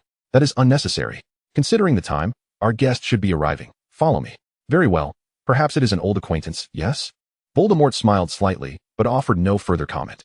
Only Lucius remained in the hall. Master, what is your command? Patience. You shall know soon enough. As the door swung open, Goyle entered, dragging someone with him, then unceremoniously tossing the individual before Voldemort. Master, this is the mute. Siskier. Lucius gasped in shock upon recognizing the face. Father. Siskier's pupils dilated slightly, his gaze reflecting confusion, astonishment, and fear. Master, what is this? Lucius's mind went blank, his heart pounding violently. Lucius, do you still possess the portrait I once gave you? My apologies, Master. I was so focused on fulfilling your grand designs that I completely overlooked this matter. I no longer know the portrait's whereabouts. I beg for your leniency. Lucius knelt on one knee, his head bowed low. Indeed, you deserve punishment. Voldemort's expression remained impassive, his tone calm as he placed a hand on Lucius's neck, gradually applying pressure. You are well aware that I am searching for him. Had you encountered someone resembling him, you ought to have brought them to me immediately. With Voldemort's grip tightening, Lucius's face turned crimson, his eyes bulging, unable to utter a word. You deliberately expelled this mute from the wizarding world, fearing I would find him, did you not? Lucius, your loyalty has truly opened my eyes. Just as Lucius believed his end was nigh, Voldemort released his hold. Cough. Lucius gasped for air. Voldemort then turned towards Siskier. You, do not approach me. Siskier retreated in fear. Voldemort's piercing gaze flicked between Lucius and Siskier several times before finally resting on Siskier's face, watching him in silence, laden with significance. Lucius cast a furtive glance before swiftly averting his gaze, yet his heart could not quell its apprehension. You are neither him, nor are you him. Voldemort, finding the situation tedious, reclined back into his chair. Goyle, take him away, he is not the one I seek. Master, may I then? Lucius ventured cautiously. Voldemort lowered his eyelids slightly, giving a slight nod. Thank you, Master. Lucius promptly rose and pursued Goyle's departing figure. Only Cygnus and Voldemort remained in the hall, enveloped in a lengthy silence. You brought me down here merely to witness the tender bond between the Malfoys? Cygnus feigned jest. Pray tell, who are you searching for? I can assist you in your quest. Surely you cannot be unaware of my search. How could I possibly know whom you wish to find? I have never been one to concern myself with matters of pure-blood families. Is it truly disinterest or an inability to care? Voldemort's eyes darkened as he scrutinized Cygnus. Well, one cannot say I am entirely indifferent. After all, my godfather is none other than Grindelwald, and I must ultimately inherit his legacy. Thus, you have your people within the ministry and the association. To some extent, it is also a means of self-preservation. Self-preservation? If you so desire. Your power is sufficient to accomplish anything. I harbor no interest in power. Spending too much time with Dumbledore has undoubtedly tainted me with his hypocrisy, Voldemort scoffed. Who is this mute? We both understand, don't we? Voldemort revealed a sinister smile. I take delight in the fact that they remain oblivious. Since you wish to keep your identity concealed, then let it remain a secret forever. This way, only I shall be privy to this knowledge. And Cygnus will not be burdened with unnecessary family ties. However, Cygnus does seem to hold his brother in considerable regard. Perhaps I could make good use of him. Chapter 52. The Order of the Phoenix. Goyle, the Master has granted me permission to take my son. You may hand him over to me now. Very well, I too have no desire to deal with this mute. Goyle effortlessly tossed Cygnus to the ground. Father, Cygnus timidly called out. Lucius halted his unbinding motions upon hearing his son's voice and comforted him. It's all right.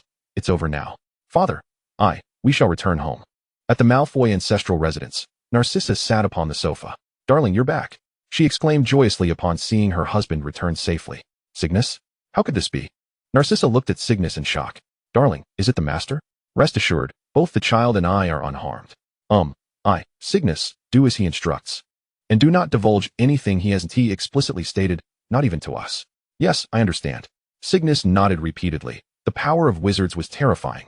and any one of them could easily extinguish his life. Take him to the guest room. The house elf stepped forward. Please follow me, sir. Lucius, have we managed to deceive that gentleman? I doubt it. What shall we do about Cygnus? He cannot fall into his hands. Narcissa, remain optimistic. Lucius embraced his wife. The gentleman has intentionally concealed his investigations from me for so long without yielding results. I believe the child will not be in danger in the immediate future. You say it's only for the immediate future. Narcissa, trust me, I will ensure our child remains safe. Moreover, that person, no, it is impossible. Cygnus is a mute. That much is beyond dispute. Even if he were to awaken later, he would never possess such power. Darling, perhaps it is time we considered our own well-being. The couple exchanged knowing glances. In the dormitory, Harry lay tossing and turning in bed. After a while, he glanced at the empty bed beside him and sighed deeply. Not long ago, many young wizards had returned home, including Draco, perhaps out of fear that Voldemort would intensify his attacks on Hogwarts. Given Harry's title as the Savior and his residence in Slytherin, he could not escape exclusion and targeting. Draco, when will you return? Can we not be friends again? Suddenly, Harry heard faint footsteps at the door, followed by the noise of the door being pried open. He sprang up, grasping his wand, and eyed the door with caution. Scarcely daring to breathe, the door swung open, and the blinding light compelled Harry to squint, revealing the arrival of none other than Professor Moody. What are you doing here? And why have you brought so many strangers? Indeed, after Cygnus was captured, Dumbledore had appointed Moody to substitute. I'm taking you to a certain location. Moody grabbed Harry and dashed out of Hogwarts. Why? Where are we going? Do not fret. Once we reach headquarters, someone will explain everything. A short-haired woman interjected. We'll discuss it upon arrival. Nymphadora, Moody reminded her. Do not call me Nymphadora, she retorted, her tone carrying an undertone of annoyance. Moody, feeling somewhat awkward, remained silent, merely tapping his cane on the ground. Shortly thereafter, a multitude of broomsticks arrived, including Harry's firebolt. Maintain formation, Moody asserted emphatically, even if lives are lost. We must not break ranks. Under the veil of night, the 6 of them soared swiftly on their broomsticks. Harry could not help but revel in the exhilarating flight. Eventually, they halted in a grove along a street. Standing before a building, Moody tapped the ground 3 times. In a moment, the structure before them split in 2, revealing a new edifice, all while the Muggles remained blissfully unaware. Harry gazed in astonishment at the unfolding spectacle, marveling once more at the wonders of magic. Step inside, child. We must trust Dumbledore. His power is ever growing, and we must act. At the end of the corridor, voices rose in heated debate. Harry cautiously approached until he spotted his godfather and several familiar elders. Harry, Mrs. Weasley, thank heavens you are unharmed. Molly closed the door behind her and enveloped Harry in a warm embrace, which he returned with a smile. You've lost weight, Mrs. Weasley. I apologize. We cannot explain everything right now. Molly interrupted Harry. First, head upstairs, the first room on the left. Mudbloods, werewolves, traitors, thieves. The poor mistress knows what scum these wretches are. What would she say to Creature? It is truly a disgrace. As Harry ascended the staircase, he overheard a resentful voice. It was a house elf, far from the amiable Dobby of Draco's household. This one appeared sour and menacing. Harry felt a twinge of fear. Monster, Creature continued his work, muttering. Very well, mistress. Scum, in my father's day, but Creature was still here. Casting one last glance at the deranged Creature, Harry opened his own room. Oh, Harry. Hermione rushed forward and embraced him. Are you all right? Hermione, I'm not quite sure. I haven't encountered any real danger. Yet you all seem so. That's wonderful. You weren't attacked by Dementors. Dementors? Aren't they supposed to be at Azkaban? It seems quite a lot has transpired. Where's this place? Headquarters. The Order of the Phoenix headquarters, Ron clarified for him. A secret organization set up by Dumbledore to resist the Dark Lord. Why was none of this mentioned in the letters? I've been at school, receiving no news at all. We wish to write, truly. Ron feels a deep sense of guilt. Yet why? It is merely that Dumbledore forbids us from telling you. Hermione blurted out in one breath. Dumbledore forbids? Harry felt a wave of sorrow and anger wash over him. Why is he keeping this from me? I could be of assistance. I was the one who witnessed Voldemort's return, the one who faced him. And it was even Professor Grindelwald who entrusted me with the necklace that harbors the souls of my parents and Cedric. Harry, I can tell it to you just by the sound of your voice. The Weasley twins suddenly materialized in the room. You'd better not hold it in. Harry glanced at them, somewhat abashed. Let it out. Once you've finished your shouting, would you like to hear something amusing? The two spoke in tandem, effectively diffusing the tense atmosphere. The 5 of them stood on the staircase. George produced a string with an ear attached, and then lowered it towards the floor below. If anyone deserves to be informed, it is undoubtedly Harry. Were it not for him, we would still be oblivious to Voldemort's resurrection. He's too young. Molly, came the protest. He is not of age. He is neither James nor Sirius, and he certainly isn't your son. I have already come to regard him as my own, Molly countered. I believe Harry is fully capable of knowing these matters. Lily, control James, came the retort. How touching. Perhaps Potter can be as reckless and foolish as his two fathers. None of your business, Snevellis. Snape is in the order as well? Harry was taken aback. Shoo. I am well aware of your so-called transformation. You cannot change. Then tell him. A cat stood before the ear, instinctively treating it as a toy. Go away. Quickly. Reel it back. Crookshanks, let go. Release it, you unfortunate feline. The five urged in hushed tones. Oh. As anticipated, the string snapped under the cat's antics. Hermione, I despise your cat. Bad kitty. The adults' conversation was shorter than expected. Dinner is in the kitchen, Molly called to Harry and the others, as the twins appeared suddenly beside her. Hey. Oh. Molly jumped in surprise. You can use magic. But that doesn't mean you should use it for everything. She swatted the twins lightly, scolding them. The experienced duo easily evaded their mother's affectionate swats. Are you hungry, Harry? Upon seeing him descend, Molly immediately brightened. At the dining table, she asked, Now can you tell me what has happened? Tell him. Well, there is not much to say. Chapter 53, Crisis. Someone handed Harry several newspapers. Through them, he gleaned a rough understanding of recent events. A week prior, Minister of Magic Fudge had officially announced Voldemort's return. Initially, people were skeptical of the ministry, but the very next day, Death Eaters launched a significant attack in Diagon Alley, plunging society into panic. It was unclear who leaked the information, but the public became aware of the Triwizard Tournament, leading some to blame Harry for Voldemort's resurrection. Parents from Hogwarts learned that Harry had remained at school and promptly retrieved their children, fearing for their safety. Even some conservatives within the ministry and the association proposed expelling Harry from the wizarding world for the sake of temporary peace. A ludicrous suggestion that the ministry and the association swiftly dismissed. They also attacked Dumbledore, alleging that he had conspired with students to stage a hoax to seize power. Rational individuals would never think this way. Harry found it unfathomable. They are devoid of reason. They are frightened, and fear can drive people to commit terrible acts. Harry. The last time Voldemort was in power, he nearly destroyed everything we cherished. His return is something no one wishes to witness, even if they know it to be true. Sirius added. Voldemort is already reassembling his army, just as he did 14 years ago, and he possesses a great number of followers, including various dark magical creatures. He is recruiting, just as we are. However, he seeks more than just followers. We believe he desires something else. Sirius. Sirius remained oblivious. It is something he failed to obtain last time. A weapon? Enough, he is still young. Molly interjected, halting the dialogue. If you have more to say, you might as well let him join the order. At this, Harry felt a sudden clarity. That would be splendid.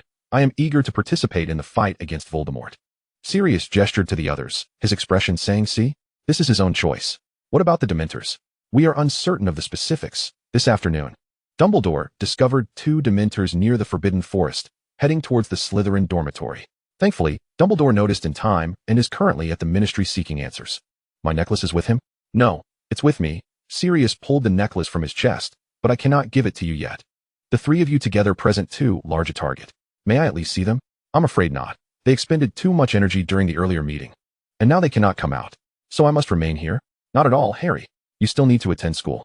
The reason you're not allowed to stay is that Dumbledore has matters to attend to and is concerned for your safety.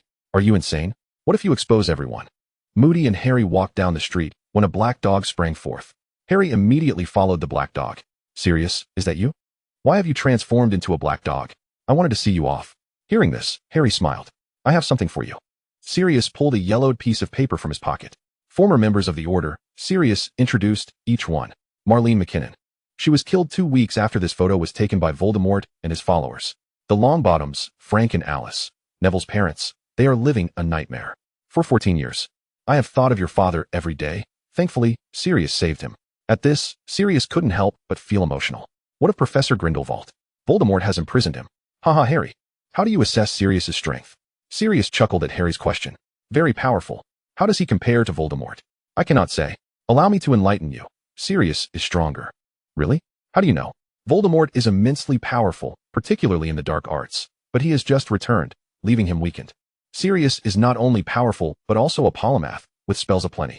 Even alone, he would be a formidable opponent against Voldemort and his Death Eaters. Sirius winked as he spoke. Moreover, Sirius was captured by Voldemort in his first year, yet he returned unscathed.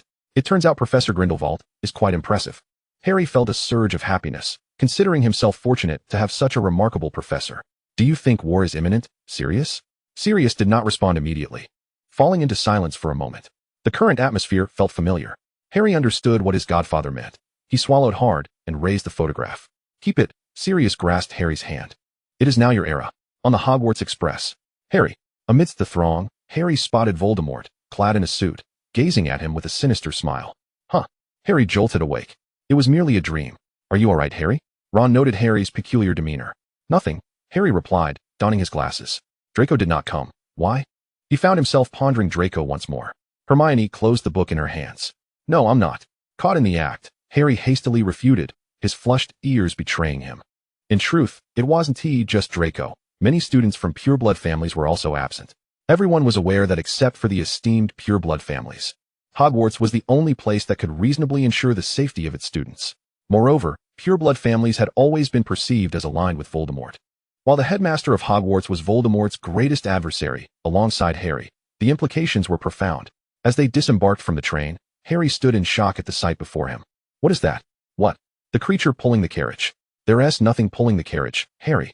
The carriage is enchanted, as it always has been. Hermione and Ron exchanged dubious glances at Harry. He scrutinized the peculiar creature before him. You're not insane. The carriage has a long-haired girl holding a comic book. I can see it too. You and I are equally sane. The group boarded the carriage. This is Luna Lovegood, Hermione introduced, initiating conversation with Luna. Your necklace is lovely. It's actually a protective charm against Nargles, Luna replied, leaning closer to the three opposite her. Hermione and Neville suppressed the urge to recoil. What are Nargles? Neville whispered to Hermione. I have no idea. In the Slytherin common room, Harry entered, immediately receiving countless gazes, yet he remained unperturbed. Moby, how was your summer? Not bad. At least better than Sal, a boy replied. Suddenly, another boy stood up and approached Harry. My mom doesn't want me to return to school this year. Why? Let me think, it's because of you. The Daily Prophet reported extensively on your dealings with Dumbledore, such as fabricating tales about the Dark Lord. Does your mother believe what's written in the Daily Prophet? The Daily Prophet had previously been exposed for its intentional fabrications regarding events. No one was present the night Cedric died. Cedric isn't dead, Harry exclaimed, his voice filled with fervor. You should read the Daily Prophet, just like your foolish mother. It might contain everything you wish to know. How dare you speak of my mother that way? If anyone calls me a liar, I let it slide. What is happening? The head boy entered. He's gone mad. Sal pointed at Harry. Do you believe him? About the Dark Lord's nonsense? I do believe. Another student interjected. That is impossible. Enough, Sal. Voldemort's resurrection is a certainty. Some students could no longer bear the confrontation. Yes, Sal. I was present during the Death Eater attack in Diagon Alley that day. This matter ends here. We need not concern ourselves with it at school. The head boy's decree concluded the dispute. That evening, Harry. Countless images flashed through Harry's mind until he saw Voldemort. Harry straightened up. He dreamt of Voldemort again. This year at Hogwarts felt rather desolate for Harry, especially in Slytherin. Everyone was anxious about Voldemort's return.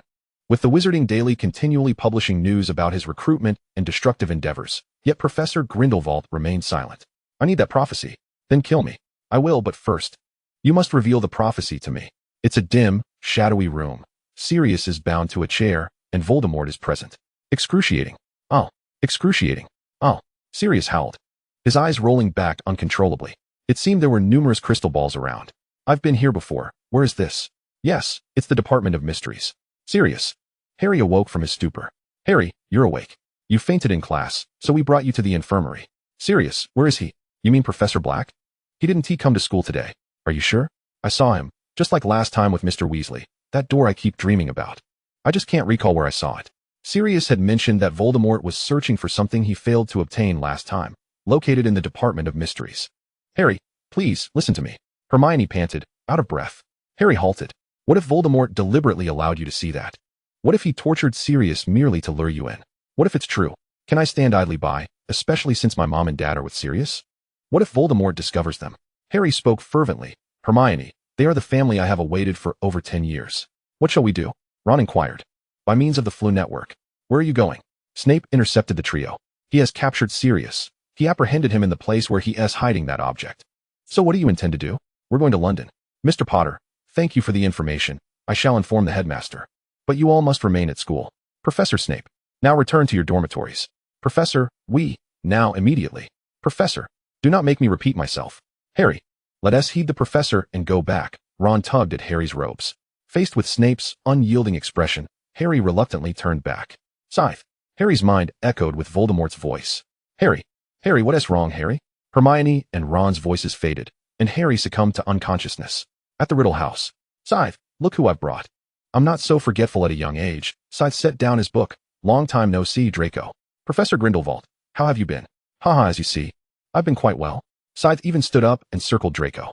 But shouldn't you be attending Hogwarts now? I didn't go. Draco stammered, unable to continue. Scythe could surmise the reason, attributing it to ideological differences, especially considering the current relationship between Draco and Harry. So what do you wish to do, Tom? Voldemort leaned closer, embracing Scythe. Lucius and Draco widened their eyes. I merely brought your student to keep you entertained. After all, teaching is the same anywhere. No. If I can be idle, why would I seek to burden myself? It would be a futile endeavor. And where should your filthy claws go? Scythe couldn't help but want to land a few punches on Voldemort, and indeed, he delivered an elbow strike. Voldemort, having anticipated the move, deftly evaded and shifted his posture to embrace Scythe. Scythe was at a loss, perplexed as to when Voldemort had developed this peculiar habit of rubbing against him. Every encounter seemed to culminate in a brawl, and now he had gained quite the experience from these altercations. Voldemort, if you find yourself with too much idle time, perhaps you should recruit more subordinates. Otherwise, when the time for battle comes, you might struggle to muster a battalion. At this mention, a shadow passed over Voldemort's gaze. In recent days, he had reached out to numerous families and beings, most of whom had returned empty-handed. His inept subordinates had spent considerable time unearthing that their mysterious benefactor had a master, yet they could not ascertain who that was. Such a formidable individual inevitably sparked thoughts of Scythe. Regrettably, every attempt at subtle inquiry was met with Scythe's impenetrable responses, leaving him with no choice but to resort to this tactic. Your concern for me is noted. Perhaps you could lend a hand. Are you not afraid I might flee? You know, no matter where I go, I can always find you. Voldemort playfully scratched the bridge of Scythe's nose. Smack. Scythe retaliated with a merciless slap. Get lost. You wretched gay. Voldemort turned his head with the force of the blow, his breath catching in his chest, a murderous glint flickering in his eyes. A wand was pressed against Voldemort's neck. Care to make a move? Go ahead. Voldemort grasped the wand and leaned in closer to Scythe with a smile. How could I ever bring myself to kill you? Humph. If you're incompetent, just admit it. Don't think I haven't noticed the more than 10 wands pointed at me from the shadows. Scythe retracted his wand, and Voldemort almost imperceptibly exhaled in relief. Tomorrow, I plan to visit the giant clan. You should accompany me, along with Draco. Master, Draco is still quite young. He might disrupt your endeavors. Allow me to accompany you instead. Cruciatus curse. Ah, father. Draco exclaimed, anxiously supporting the trembling Lucius. Since when do you get to make decisions? Voldemort remarked, all the while discreetly observing Scythe's expression. However, Scythe's face bore nothing but an amused countenance. Still lacking in intensity, Voldemort mused, bringing an end to Lucius's torment. Chapter 54. The Giants in the Department of Mysteries. Inverness, Scotland. Draco, here is your chance to prove yourself. Go and win over the Giants. Voldemort stated nonchalantly from outside the village. Master, am I to go alone? Draco asked, trepidation evident in his voice. Yes. Lucius opened his mouth to speak, but faltered under Voldemort's piercing gaze. Draco, go quickly. Do not disappoint the master. Draco glanced at Lucius. Yes. Taking a deep breath, Draco summoned his courage and ventured into the village. What the devil? I actually found a cockroach. Truly a bunch of uncouth beasts, Draco thought disdainfully. Who is your leader? Hello, young wizard. What brings you to me? A colossal giant emerged, causing the ground to tremble with each of his steps. Compared to him, Draco appeared as insignificant as a grain of rice next to a smartphone. Listen, you oversized oafs, Lord Voldemort offers you an opportunity. One far superior to the conditions proposed by Dumbledore and his foolish entourage. Draco disdainfully surveyed the surrounding giants, his fingers idly stroking his wand. We are not like some who feign concern for your well-being while secretly wishing to imprison you. Lord Voldemort acknowledges your strength and is willing to grant you the status you deserve in the wizarding world. Of course, you must understand the importance of choosing the right side. I'm afraid we cannot agree to that. Another giant emerged behind the leader, thrusting a spear into the back of his neck. Gao Gao Ma, what are you doing? The surrounding giants recoiled in fear. Humph. How can a coward lead the giant clan? Why must we obey the whims of those wizards? Yes, I support Gao Gao Ma, a voice echoed from the crowd. But the fact remains that you have killed our leader. Come on, mates, we must avenge him. The faction loyal to the leader brandished their weapons against Gao Gao Ma. Do you think I lack followers? The giants behind Gao Gao Ma similarly raised their weapons. The scene erupted into chaos. Draco struggled to comprehend how events had spiraled out of control, but he had no time to ponder, for the giants would not notice the ant at their feet. I dodge. Whoa, that was close. Draco adeptly maneuvered to evade several sudden strikes from giant hands and feet, ultimately finding refuge in a corner between two houses. Yet, he remained oblivious to the increasing brutality and bloodshed in the giants' attacks, their eyes suffused with a crimson hue. The internal turmoil among the giants concluded with the radical faction led by Gao Gao Ma emerging victorious. Huff, huff, huff. Gao Gao Ma panted, his head spinning. Something is amiss. Everyone cease. Yet the giants, now bloodthirsty, could not heed his commands. Stop. Gao Gao Ma desperately attempted to separate the fighting giants. After what felt like an eternity, the brawl finally subsided. Gao Gao Ma, what has transpired? We have all been poisoned, Gao Gao Ma replied, his voice laced with fury. Good heavens, who could have done this? Only that wizard could be responsible. And where is that little brat? Hiding right here. Gao Gao Ma found Draco, seized him by his collar, and lifted him effortlessly. Let me go, you oversized oaf. Draco struggled. Are you trying to oppose Lord Voldemort? Humph. Is it not your master who refuses to collaborate with us? You speak nonsense. We have humbly come to invite you. Do not be ungrateful. Then what is that on your person? If so, do not blame us for being rude. With that, Gao Gao Ma hoisted Draco high and forcefully hurled him to the ground. Draco, Lucius, concealed in the shadows, rushed out, using a levitation spell to save Draco. Sith leaned against the wall, idly playing with his hair, seemingly indifferent to the plight of the Malfoy father and son. Aren't you going to check on them? They are your subordinates. Why should I care? Frantic Nettle, with a nose, you truly are. Sigh, this sobby, too lazy to argue, treating subordinates as enemies. Oh, so there's another person. You must be father and son, just in time to send you both on your way. The giants surrounded the father and son, their bodies taut as strings, poised to deliver a lethal blow. Esteemed leader, I believe there may be a misunderstanding between us, Lucius said, suppressing his anger and speaking calmly, though his grip on his wand tightened. Misunderstanding? There is no misunderstanding. Attack. A flicker of confusion crossed Lucius's brow, but the situation was urgent, and Voldemort would not come to their aid. They had to escape, as the impending battle loomed. Lucius summoned all his magical power, but found himself unable to break free from the giant's encirclement. In a moment of inattention, a giant seized Draco's leg. Father! Draco cried. Lucius's heart tightened, and he rushed forward, Avada Kedavra. However, pureblood giants possessed a natural resistance to most spells. The giant holding Draco merely staggered for a moment before using both hands to pull Draco's limbs apart. Draco felt as though his body were no longer his own, a searing pain radiating from his waist. Sigh. Sith acknowledged Voldemort's victory. He could not bear to witness Draco's demise. The shattering of souls. Countless invisible magical blades materialized within the giant, subsequently reducing his body to mere fragments. Draco plummeted from the sky, only to be caught by Lucius. Power construction. Inferno of flames, an advanced version of fiery hell. A fire dragon emerged in the air, hurtling toward the towering giant. Wherever the fire dragon roamed, everything ignited, and the giants fled in terror. The wall of eternal frost. Voldemort's wand tip erupted with a chilling mist of ultra-low temperature magic, swiftly crystallizing into a translucent ice wall, adorned with ancient runes reminiscent of Nivern. Sith, you have slain them all. How can I win them over? Voldemort inquired, his mood surprisingly buoyant as he sought to probe Sith's desires. The whirling bone saw. Sith had no intention of engaging in pointless banter. The sky-splitting slash.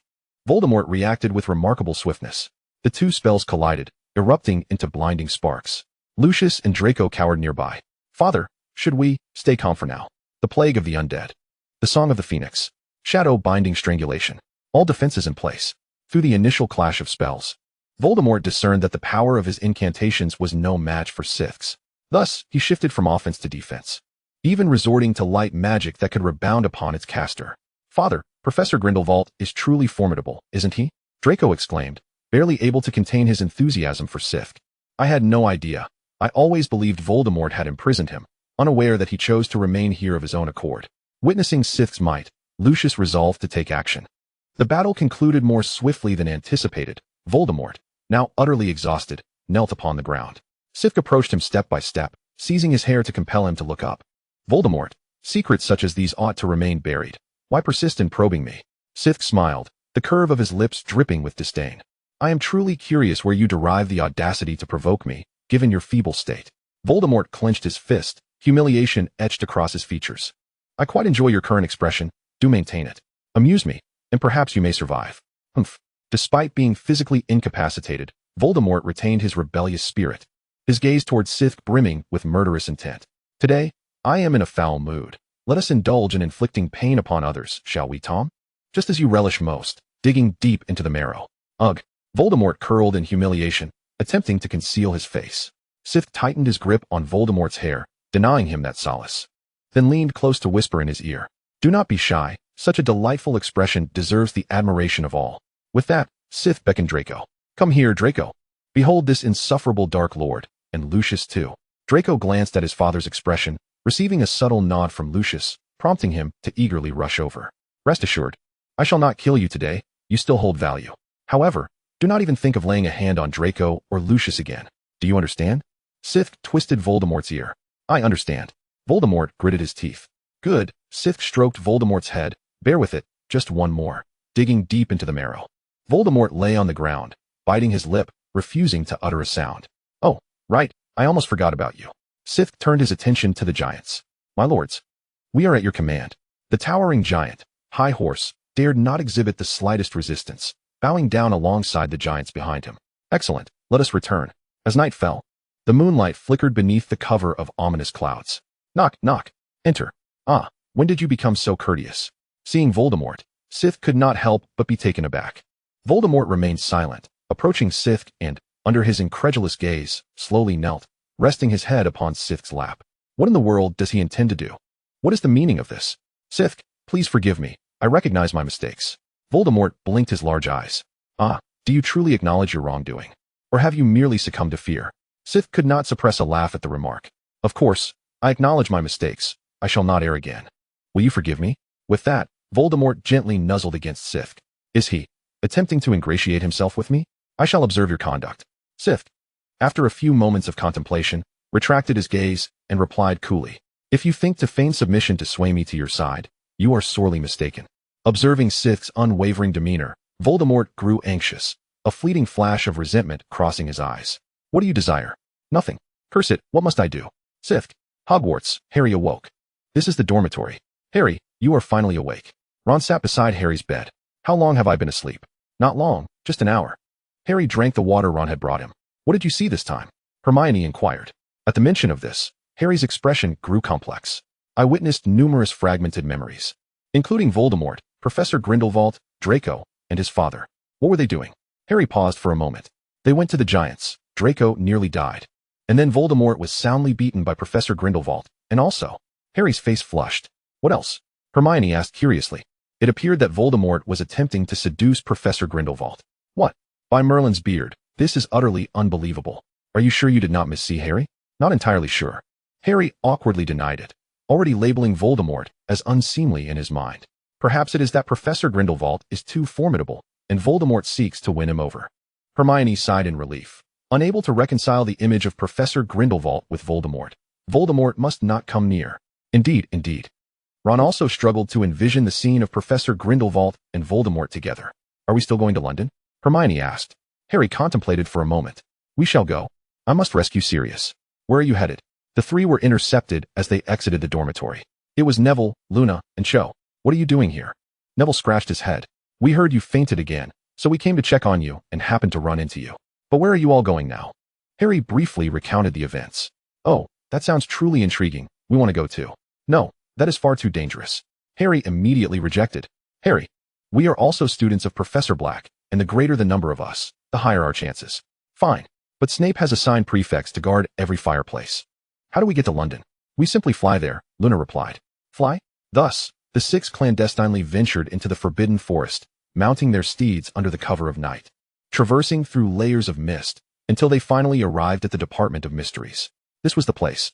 Harry opened the door, revealing an interior shrouded in darkness. As their eyes adjusted to the dim light, they beheld an endless array of shelves, laden with crystal orbs. The group cautiously stepped into the room, yet found no one in sight.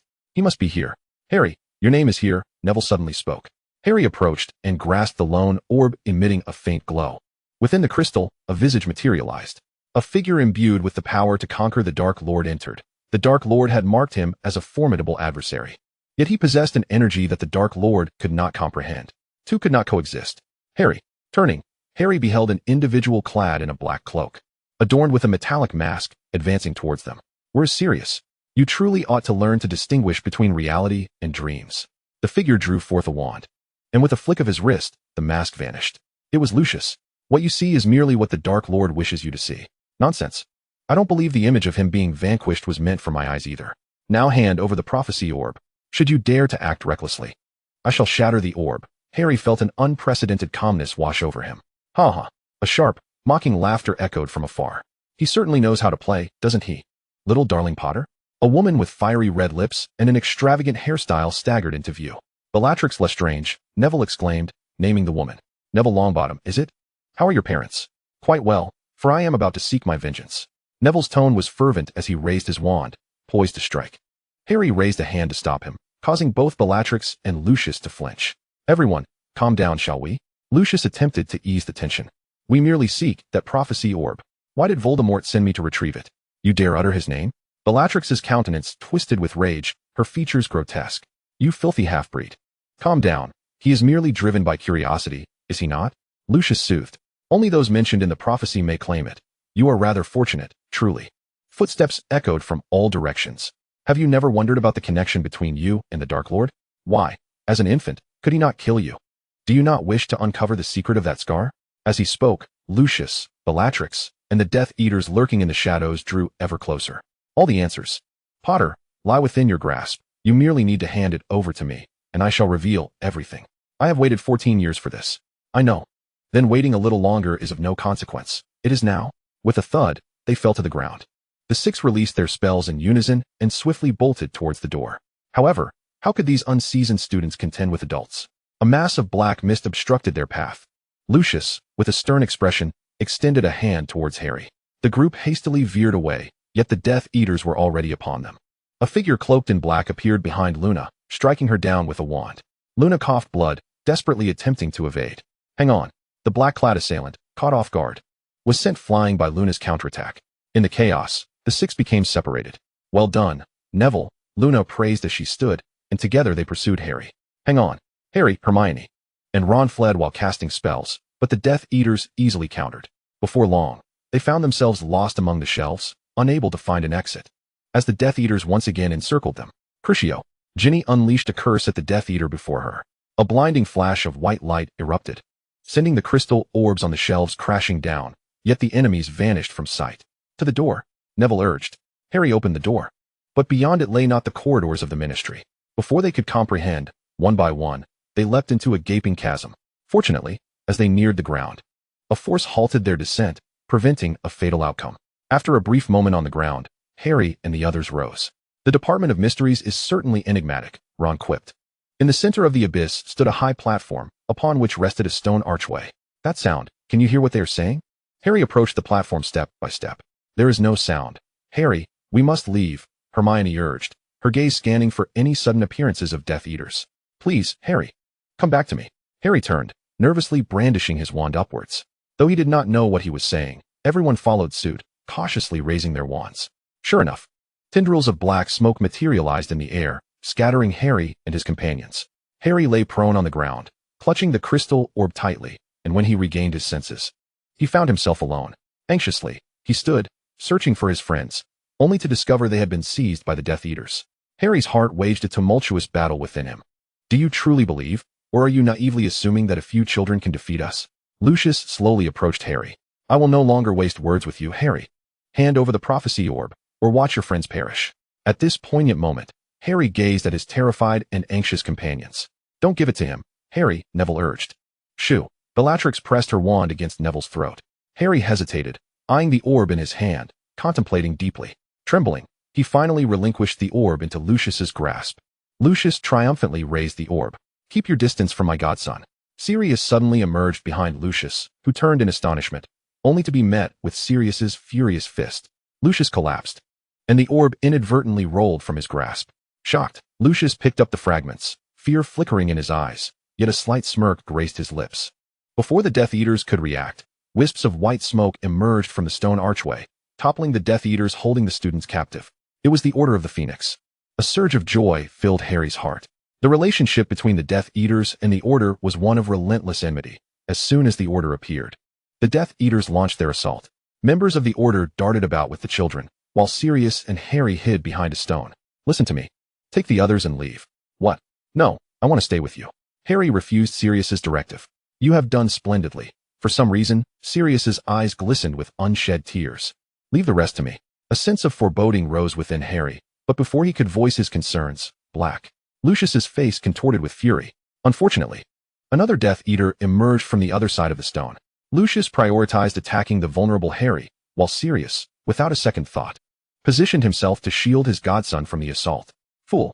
In that moment, Harry joined forces with his godfather to confront their adversary. Within mere exchanges, the enemy was sent sprawling. Ah ha ha. Bellatrix soared through the air, her eyes landing on the unsuspecting Sirius. Avada Kedavra. Harry, still basking in the triumph of vanquishing their foe alongside his godfather, suddenly witnessed the familiar green light racing towards Sirius. At that precise moment, Lucius also unleashed a spell. The two magical forces collided, veering off their intended paths, allowing Sirius to narrowly escape disaster. Malfoy, what are you doing? Bellatrix shouted in anger. I never anticipated such a coincidence, Lucius replied, his countenance darkening. Sensing the precarious situation for the Death Eaters, Bellatrix contemplated fleeing, but Harry would not let this woman, who had nearly slain his godfather, escape. Crucio. Bellatrix was taken aback as Harry resorted to the unforgivable curse, the intense agony bringing her to her knees. Harry dashed to her side, his wand pointed directly at her. It was then that Bellatrix felt fear, casting a pitiable and innocent look at Harry. You must be resolute. Harry. The voice of Voldemort suddenly echoed in Harry's mind. Kill her, it is what she deserves. The dark voice was insidious, particularly to Harry. Bellatrix recognized Harry's hesitation to take a life and laughed heartily. You know the incantation, Harry. This statement was not merely a thought in Harry's mind. With widened eyes, Harry whipped around, intent on preempting her, but Voldemort flicked his hand, sending Harry's wand flying. So weak, Voldemort taunted. Harry was filled with anxiety and fear, beads of cold sweat dampening his fringe. At that moment, Dumbledore appeared in the fireplace, his expression grave. It is foolish to come here tonight, Tom. The Aurors are already on their way. By the time they arrive, I shall have departed, and you, Voldemort smirked, will already be dead. With that, both engaged in a fierce duel, their powerful magic clashing and stirring up a tempestuous wind, prompting Sirius to swiftly pull Harry away. Despite Dumbledore being hailed as the greatest white wizard, his advanced age rendered him somewhat ineffectual in the battle against Voldemort, leaving him in a state of disarray. However, Voldemort lacked the strength to eliminate Dumbledore. He cast a begrudging glance at both Dumbledore and Harry before vanishing into thin air. Dumbledore, believing Voldemort had fled, exhaled a sigh of relief. Harry lay on the ground, his body writhing uncontrollably. Dumbledore and Sirius stared in disbelief into Harry's eyes. You have failed, old man, Harry, Voldemort declared with triumph. In a haze of consciousness, Harry felt as though someone were stirring his mind, memories of a chaotic past surfacing. Harry realized that Voldemort was invading his brain, seeking to seize complete control of his body. Harry. Dumbledore's eyes reflected panic and confusion as he attempted to awaken Harry's consciousness. So weak, so vulnerable, Voldemort relentlessly berated Harry. Look at me, Harry. Do not dwell on how much you resemble him. Think of how you differ. Harry's eyes gradually lost their spark. Harry? Tears welled in Dumbledore's eyes as he helplessly observed the unfolding tragedy. Hermione and the others hurriedly arrived, momentarily stunned, collectively gazing at Harry. As Harry beheld his friends, memories of Hogwarts flooded his mind, along with thoughts of Draco. No, I have yet to see Draco. I cannot perish like this. You are the weak one. You will never understand love or friendship. Harry's tone brimmed with pity. I truly feel sorry for you. Voldemort, incensed by Harry's empathetic words, intensified his assault. Yet love bestowed upon Harry boundless strength, igniting a fierce desire to survive that overcame Voldemort's will. Voldemort was expelled from Harry's body, but continued to loom over him. You are a fool, Harry Potter. You will lose everything. Voldemort intended to finish Harry off. However, this interval proved sufficient for the Aurors to reach the scene, and ultimately, Voldemort had no choice but to withdraw. Voldemort, have you truly attained everything you desired? You failed to kill my parents and were instead thwarted by Professor Grindelwald. Seizing the moment while Voldemort had yet to retreat entirely, Harry retorted. Voldemort could only cast a murderous glare at Harry before departing. Riddle manner. Useless. Voldemort seethed. Forgive me. Master, the Death Eaters knelt before him. Especially you, Lucius. Just as Voldemort was about to punish him, Crucio. Are my words ineffective? Voldemort froze at this remark. All eyes turned to see Slytherin standing on the staircase, indifferently surveying Voldemort and his Death Eaters, with the exception of Lucius. Taking your anger out on your subordinates. You truly are useless. As Slytherin showed no regard for his dignity, a murderous intent flared in Voldemort's eyes. What are you staring at? This is the consequence of your testing me. Bear it well. With that, Slytherin found it dull and retreated to his room to study magic. The Death Eaters lowered their heads, afraid to meet Voldemort's gaze. Get out of here. Upon hearing this, the Death Eaters felt as though they had been granted a reprieve and hurriedly vacated the manor. However, Mulsaber did not rush to leave. Instead, she produced a book and presented it to Voldemort. Master, perhaps this book may be of assistance to you. Intrigued by her words, Voldemort opened the first page, only to be consumed by rage, tearing the book to shreds. You dare present me with a muggle's work? Master, please calm your anger. Get out. Mulsaber wasted no time in departing swiftly. After a while, Voldemort managed to quell his fury, gazing at the scattered paper fragments on the ground. He fell silent for a moment, observing his surroundings. No one. He then used magic to restore the pages and tucked the book into his robe. I shall see what useful methods are contained within. In the dead of night, Voldemort sat at his desk, his demeanor serious. Yet the dim light revealed the faint redness of his ears. Very well, I concede that these muggles possess some utility. They have devised such methods. Perhaps I should grant Mulsaber some reward. Wilkes. No sooner had he spoken than a man appeared in the room. Voldemort produced a sheet of paper, swiftly writing down several names. Prepare these items. Upon receiving the list, Wilkes immediately sensed something amiss, and his gaze toward Voldemort bore a hint of complexity and unspeakable sympathy. Why are you still standing there? Hurry. Voldemort was well aware of his subordinates' thoughts, yet he felt no need to clarify. In due time, they would understand. This semester was swiftly drawing to a close, and as Harry finished packing his belongings, he lifted his gaze toward the window. It was evening, the sunlight not overly harsh, but a brisk wind blew, reminiscent of the weather the day after returning from the Department of Mysteries. I understand how you feel, Harry. No, you do not. The atmosphere momentarily became tense. It is my fault, Dumbledore began. I knew that Voldemort would inevitably become aware of the connection between you. I believe that by keeping my distance from you, as I have done this year, he might lose interest, and you would be better protected. The prophecy states that neither can live while the other survives, meaning that in the end, one of us must kill the other. Yes. Why didn't you tell me? For the same reason you wish to rescue Sirius, as your friends desire to save you. For so many years, you have endured countless hardships, and I do not wish for you to suffer any further. Dumbledore paused. I care too much for you. Harry could still vividly recall the sincerity in Dumbledore's eyes. Why aren't you attending the feast? Harry encountered Luna in the corridor. My belongings have gone missing. Someone has hidden them. That's unfortunate. It's actually quite amusing. But today is the last night, and I must retrieve them. Do you need my help? Luna smiled and shook her head. Really, you don't need it? It's quite all right. Besides, my mother always said that lost things eventually return to us. As she spoke, Luna looked up and spotted her shoes hanging from a beam. Though sometimes it can be unexpected. I'm off to have some pudding. With that, Luna retrieved her shoes and skipped away. The following day, Harry pondered Dumbledore's words. What did he say? Hermione inquired. He remarked that although we face a war, we possess something Voldemort lacks. What is it? Ron continued to ask. A purpose to fight for. Upon hearing this, they exchanged knowing smiles. The serene honesty began to resonate with life, and faint rays of sunlight gradually emerged in the distance, growing brighter and heralding the arrival of a new day. The path ahead may be dark, yet there remains a glimmer of light. Sir, here is today's afternoon tea. Place it there. Another oat milkshake? I'm quite weary of it. Oh well, I am a bit hungry. Has he eaten? Yes. Are you sure? Absolutely, my lord. You may go now. Yes. Once the servant left the hall, he dared to contemplate. Little did he expect that his master was the one below, and his unfulfilled desires had reached the extent of needing him to secretly add maca, cinnamon, licorice, fenugreek, and black sesame. I had not been attentive. The meals I prepared these days were not easy. Chapter 56, Innocence Lost. After finishing his afternoon tea, Siskeg resumed his studies of magic. Before long, he began to feel somewhat warm, prompting him to conjure ice cubes to cool down the room. Voldemort, lurking outside the door, heard the commotion and promptly entered, turning his back to Siskeg as he opened a bottle. Do we still need ice cubes in this weather? Perhaps I've been cooped up inside for too long. Siskeg paid little mind and continued his work. However, as he wrote, he felt increasingly dizzy. Perhaps I should take a nap, he mused, setting down his quill and rising, nearly colliding with Voldemort. Why are you still here? Voldemort's smile was unsettling. This is bad, something is amiss. Yet Voldemort had already opened another bottle, one containing a potion of infatuation. The sweet aroma permeated the air. Siskeg's already woozy mind became completely befuddled, his eyes clouded. Siskeg, who am I? Voldemort approached him, whispering softly, as if each word bore a certain enchantment. Feeling hot and restless, and with a mosquito buzzing nearby, he swatted at it.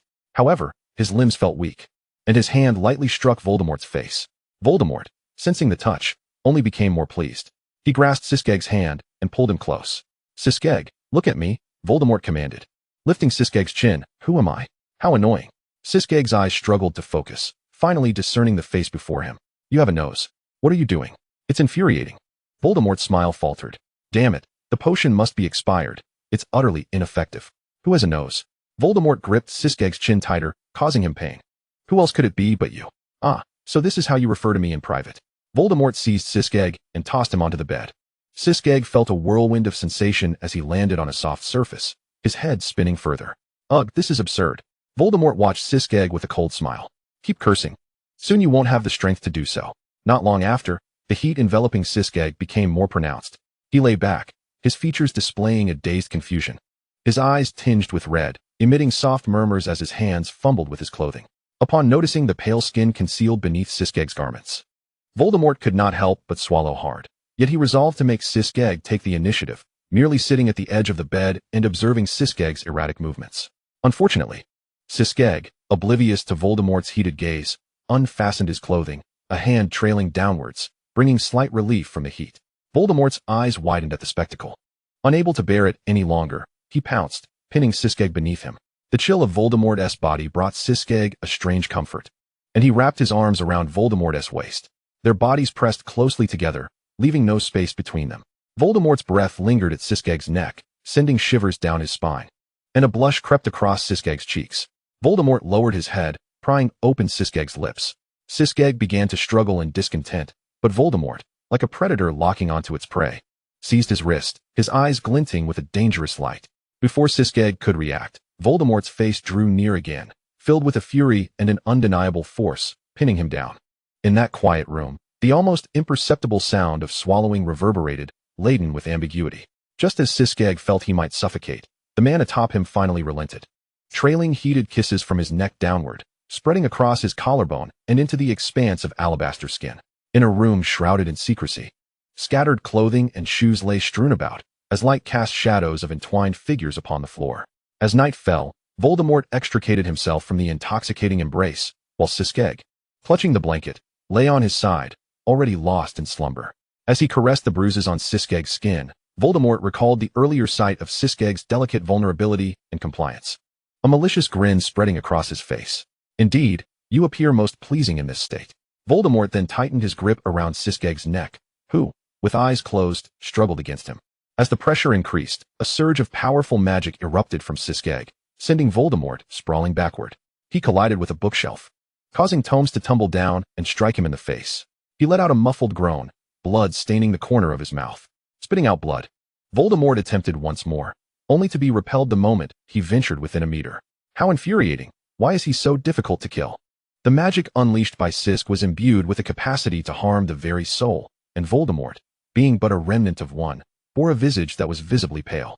Ultimately, Voldemort relinquished his desire to slay Sisk, donned his garments, and exited the chamber, where his subordinates awaited him in the hall below. "Congratulations, my master, on your success," one remarked, noticing the crimson marks upon Voldemort's neck. Morcesper stepped forward, eager to ingratiate himself. Voldemort cast him a fleeting glance, as if inquiring what reward he sought. "It is my honor to alleviate my master's burdens. I would not dare to request any recompense." The others, too, noted Voldemort's unusual demeanor that day, and with a modicum of contemplation, they discerned the cause. Despite the room being warmer than the human body, Lucius felt as though he had plunged into an ice cavern. "My poor child, why must you endure such torment?" "Voldemort, I shall slay you." In an instant, Voldemort's attention shifted to Lucius, who approached him with a glimmer of amusement. "Lucius, it seems you have something to say?" At that moment, all eyes converged upon Lucius. He suppressed his hatred, maintaining an air of unwavering respect. "I too rejoice for my master." A spark of inspiration flickered in Voldemort's mind. "What of your wife and son?" A foreboding sensation surged within Lucius. "At home. Bring them here." "Yes." Lucius disapparated back to Malfoy Manor. "Dear, what has the Dark Lord said?" Narcissa immediately noticed Lucius's grim countenance.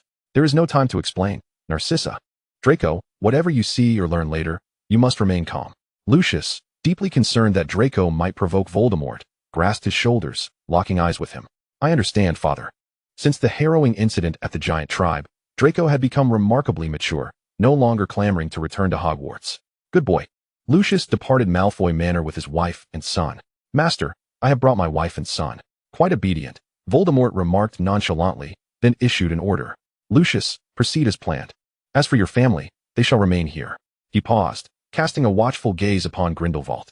Narcissa and Draco, bewildered, could only nod in agreement. Just before his departure, Voldemort added, "Oh, by the way, you would do well to go upstairs and keep watch over him." At those words, Lucius's heart tightened. Chapter 57, The Heartache. Under the scrutinizing gaze of the assembly, Lucius could offer no further admonitions. He exchanged a glance with his wife and hastily departed.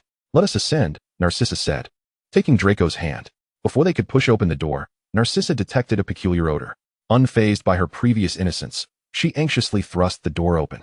The room was vast, the bed distant from the entrance, yet Narcissa clearly discerned the marks upon Sisk's body, as well as the state of his legs. Mother, what do you see? Draco, shielded behind Narcissa, queried. The scent inside is so strange. Turn away, Narcissa commanded sharply. Mother? Turn away, Draco. Her voice quivered slightly, observing his mother's trembling shoulders. Draco obediently averted his gaze. Mother, I have turned away. Upon hearing this, Narcissa faltered, her legs giving way as she slowly knelt upon the floor. Mother? Draco called, anxiety creeping into his voice. Do not look back. Narcissa ordered immediately. Mother, please do not worry. I am not looking back. Tears streamed from her eyes, plopping onto the ground with a soft patter. Narcissa, unwilling to let Sisk endure such indignities, wiped her tears, rose to her feet, and closed the door. Draco, remain here. Do not open the door for anyone. Taking a few steps back, Narcissa picked up 2 glass vials from the floor, recognizing one as a love potion. Voldemort, how could you resort to such despicable tactics? Hatred burned fiercely in her eyes. Approaching the bedside, she shut her eyes and used magic to cleanse Sisk's body before dressing him. Once she completed her task, Narcissa cradled Sisk in her arms, resting her head against his. Beyond the aftermath of his ordeal, she discovered evident marks of strangulation upon his neck. I am sorry, Sisk, it is I who failed to protect you.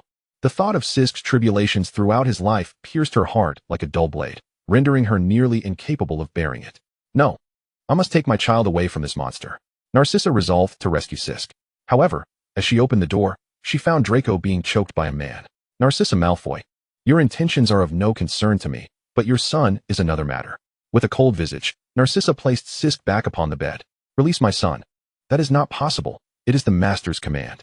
You shall keep a close watch over Grindelwald, and I will ensure your son is well cared for. With that, the man discreetly closed the door behind him. Narcissa could scarcely recall how she ended up seated on the edge of the bed, tears unspilled, voice rendered mute. Her body frozen in place as she bit her lip, grappling with the chilling dread that surged from within. Unaware of the unfolding events, Sisk remained in a deep slumber. The following morning, yawn. Sisk awoke, feeling a soreness radiating from his waist down. Awake, are you? Sisk turned his head and realized he was embraced at the waist. Why are you silent? Voldemort's eyes roamed over Sisk's expression. Tom, I feel terrible. Sisk buried his head against Voldemort's chest, thanks to the love potion, his voice hoarse. Voldemort paused momentarily, then tilted his head and chuckled softly. What are you laughing at? Sisk, irked, delivered a playful punch to Voldemort. Voldemort seized his hand, pressing it to his lips for a gentle kiss, while his other hand tightened around Sisk's waist, drawing him closer. Hey, what are you doing? Sisk shyly withdrew his hand. We were so intimate yesterday, why can't I kiss you? Do you not love me? Voldemort's gaze fell, his voice laced with a hint of grievance. No, I don't mean. Words lingered on the tip of his tongue, yet he found himself too embarrassed to articulate them. I understand now. You merely wish to toy with me. It matters not, for I love you regardless. As he spoke, Voldemort's eyes glistened with unshed tears. It is not like that. I truly love you, Tom. Seeing Voldemort's distress, Sisk cast aside his embarrassment. Is that true? Then, could you say once more that you love me? Voldemort's gaze bore intently into Sisk's eyes. I love you. Upon uttering those words, Sisk's face flushed crimson as he swiftly buried himself beneath the covers. Voldemort's laughter echoed in his ears, intensifying the warmth in his cheeks. All right, I shan't tease you any longer. Rise and prepare for breakfast. At those words, Sisk sprang up, dashing into the bathroom with remarkable speed. Voldemort's expression remained cold as he regarded Sisk's retreating figure. Has the love potion truly taken effect? The police are conducting a further investigation into the collapse of the Millennium Bridge. During the search for survivors, traffic was temporarily halted. and the area surrounding the accident site remains under vigilant watch. The mayor has urged the citizens of London to maintain their composure. In the restaurant, the television broadcasts the news, while Harry meticulously peruses the latest edition of the Wizarding Daily. Harry Potter. A dark-haired, curly-haired staff member approaches him. Who is Harry Potter? He inquires. Harry sets down the newspaper. Oh, just nobody, probably some fool, he replies. The staff member chuckles. Your newspaper seems peculiar. I could have sworn I saw the person in the photo move just the other night. Really? Harry responds awkwardly. I suppose I was just overtired. With that, the staff member departs. Harry suddenly turns back. Hey, I was thinking. I finish work at 11. You can tell me all about this fool Harry Potter then. Harry beams with anticipation. However, through the window, he spots Dumbledore standing across the street, watching him. Harry exits the restaurant and approaches Dumbledore. You've been quite bold this summer. Harry, I enjoy taking the subway, Harry replies, diverting the conversation to avoid overthinking. This isn't the right time for storytelling, Dumbledore says, raising his left arm and linking it with Harry's. Harry glances back at the nearby restaurant. The staff member has finished her shift. Do as I say, Dumbledore insists firmly. Reluctantly, Harry links his arm with Dumbledore's. After a moment of dizziness, they find themselves on an unfamiliar street. Did I just apparate? Harry asks, catching his breath. Indeed. If I may say so, quite successfully. Most people tend to be ill on their first attempt. Truly perplexing. Welcome to the lovely village of Budley Babberton, Harry. I imagine you're wondering why I've brought you here, correct? As Harry follows Dumbledore to a manor, he quips, to be honest, Professor, after all these years, I've almost stopped wondering. Draw your wand, Harry. Dumbledore suddenly adopts a serious tone. They enter the house, which is in disarray. Horace? Dumbledore calls tentatively, searching the premises. Horace? Harry notices a newspaper about himself on the floor. Suddenly, a few suspicious drops of red liquid appear on the paper. Harry looks up at the ceiling, feeling a drop land on his forehead. Dumbledore reaches out to touch Harry's forehead and then tastes it. A sudden realization dawns upon him as he approaches a solitary armchair in the corner, prodding it gently with his wand. Oh, Merlin's beard. A head pops out of the armchair, which then transforms back into its original form. You didn't have to expose me, Albus. I must say, you've made quite the successful chair, Horace. That's merely for show. Underneath, it's just a natural potbelly. Where did I slip up? Dragon's blood. Ah, that makes sense. Oh, by the way, allow me to introduce you. Harry, meet my old friend and colleague, Horace Slughorn. Dumbledore looks back at Horace. I trust you know who he is. Harry Potter. Horace nods in recognition. Your room is so theatrically arranged. You aren't waiting for any other guests, are you? Other guests? I have no idea what you mean. Horace sighs, meeting Dumbledore's somber gaze. Well, the Death Eaters have been trying to recruit me for over a year. Do you know what those days are like? Horace's tone is brusque. I can't refuse too many times, so I can't stay anywhere for more than a week. The Muggle owner of this place is on holiday in the Canary Islands. I think it best we tidy up here, if you don't mind. Dumbledore waves his hand, and everything in the room seems to come alive, restoring itself one by one. Quite fascinating. Dumbledore nods in agreement. Mind if I use the restroom? Of course not. Horace pauses. Don't think I don't know why you're here, Albus. Chapter 58. Horace and Snape. The answer remains a resounding no, absolutely and unequivocally. After Horace's declaration, only he and Harry remain in the living room, sharing an awkward laugh. You resemble your father quite a bit. Except for those eyes, so much like your mother's. Lily, clever Lily. Your mother was quite astute, even more remarkable considering her Muggle heritage. I have a good friend who is also Muggle-born. He is the best in our year. Please don't think I hold any biases. I don't, absolutely not. Your mother was undoubtedly one of my favorite students. Look, there she is. Horace gestures to a photo on the table, front row. Harry approaches, the table covered in photographs. All of these are mine. Everyone here is a former student of mine. You recognize Nobby Leach, I presume? He is now the editor of the Wizarding Daily. If you ever have thoughts on the day's news, I could send an owl his way. And Guinevere Jones, captain of the Holyhead Harpies. I could get free tickets anytime I want, though it's been ages since I've seen a match. As Horace speaks of his students, he seems to glow with pride. Harry spots a familiar face and picks up the frame. By the way, Regulus Black, you must know his brother, Sirius.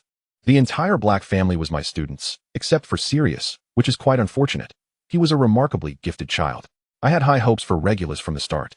Of course, it would have been perfect if the brothers had been together. Horace, do you mind if I take this with me? Dumbledore emerges from the restroom. I quite like these knitted designs. Of course, take it. But you won't be leaving right now, will you? I know when things are settled, it's truly a pity. If I could persuade you to return to Hogwarts with me, it would be my utmost honor. You're like Potter, but such encounters are rare. Well then, farewell, Horace. Dumbledore takes his leave with Harry, while Horace stands there, momentarily conflicted before chasing after them. All right, I agree. I want Professor Merriweather's old office. The one that resembled a restroom, and I want a raise. There is plenty of madness in this world. Horace boldly states his demands. Indeed, there is. Dumbledore, having achieved his objective, hums a little tune. Professor, what exactly just happened? You possess talent, fame, power, and everything Horace values. Professor Slughorn will wish to take you under his wing. Harry, you would shine among all his pupils. It is because of you that he would return to Hogwarts. Which is crucial for us, Dumbledore patiently explains. I fear I may have disrupted your otherwise splendid evening, Harry. To be honest, that young lady was truly beautiful. It's all right, Professor. I'll return tomorrow with some excuse to explain things to her. You won't be able to return to Hogsmeade tonight, Harry. But what about Hedwig and my luggage? They're all waiting for you. Dumbledore raises his arm once more. Harry finds himself deposited into a ditch, glancing disdainfully at his now wet trousers before hastily climbing ashore. As he turned around, he spotted Ginny seated by the window, engrossed in her reading, and a smile involuntarily spread across his face. Within the room, Ginny closed her book and was taken aback by the sight of an unexpected pile of luggage and an owl. Hedwig. Recognizing the owl, Ginny joyfully called out downstairs, Mom. What is it, Ginny? When did Harry arrive? What? Harry?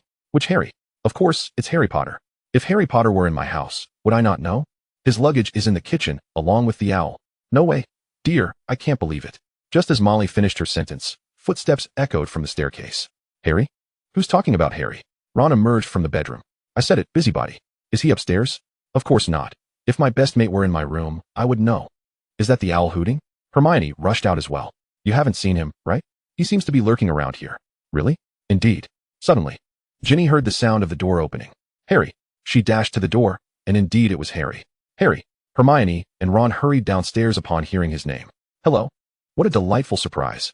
Everyone embraced Harry warmly. Why didn't you let us know beforehand? Molly inquired. I didn't know I was coming. It was Dumbledore's idea. Oh, him. He loves to stir things up. But without him, what would we do? The three friends gathered in Ron's bedroom. When did you arrive here? Just a few days ago. Though I hesitated for a while before coming. Mum was a bit on edge last week, saying that going back to Hogwarts with Ginny was pointless, claiming it was too dangerous. Please. Harry found it hard to believe. She's not alone. Even my parents, despite being muggles, are aware that something ominous is taking place. Regardless, Mr. Weasley interjected, Mum was just confused for a moment. After a few days of persuasion, she finally came around. We're talking about Hogwarts, about Dumbledore. Where could be safer? Harry was perplexed. There have been many rumors lately, Hermione said with difficulty, that Dumbledore is growing old. Nonsense. How old could he possibly be? Harry struggled to formulate a counterargument. 150? Close enough, Ron replied uncertainly. Upon this remark, the three erupted into laughter. Once the laughter subsided, Ron's expression turned serious. Actually, my parents heard something else. What is it? They said Professor Grindelwald and Voldemort are working together. What? How is that even possible? Hermione and Harry were incredulous. Some claimed they saw them behaving intimately, and that Professor Grindelwald even attacked the Ministry of Magic with the Death Eaters. He must have been mistaken, Hermione insisted vehemently. But many have witnessed it. For some reason, the Ministry has suppressed the information. Grindelwald must have been coerced, otherwise. The Ministry wouldn't act this way. Since attending Professor Snape's class, Hermione had become his devoted supporter, fiercely defending him. Seeing Hermione's intense reaction, Ron dared not broach the topic again. West, you cannot do this. You must not trust him. The Dark Lord has been deceived. Amid a torrential downpour, Bellatrix and Narcissa, clad in black, evaded all eyes as they approached a dwelling. Peter opened the door, admitting the two women. Severus Snape had been waiting in the room for quite some time. Leave, Wormtail, Snape commanded, waving his hand to close the door. I know I shouldn't be here. The Dark Lord forbids me from discussing this matter. If the Dark Lord forbids you to speak, then you should refrain from doing so. Put that down, Bellatrix. Do not meddle with others' belongings. Bellatrix, left speechless, relinquished what she had been holding. Coincidentally, I am aware of your current predicament, Narcissa. You? Did the Dark Lord inform you of this? Bellatrix was skeptical. Your sister questions me. It is understandable, after all these years. I have played my part so well that I have deceived one of the greatest wizards of all time. Dumbledore is a great wizard. Only a fool would doubt that. I do not doubt you, Severus. You should feel honored, West. Draco is also trusted by the Dark Lord, which is why this matter has been entrusted to him. He's still just a child. Narcissa's eyes shimmered with tears. I cannot sway the Dark Lord's will.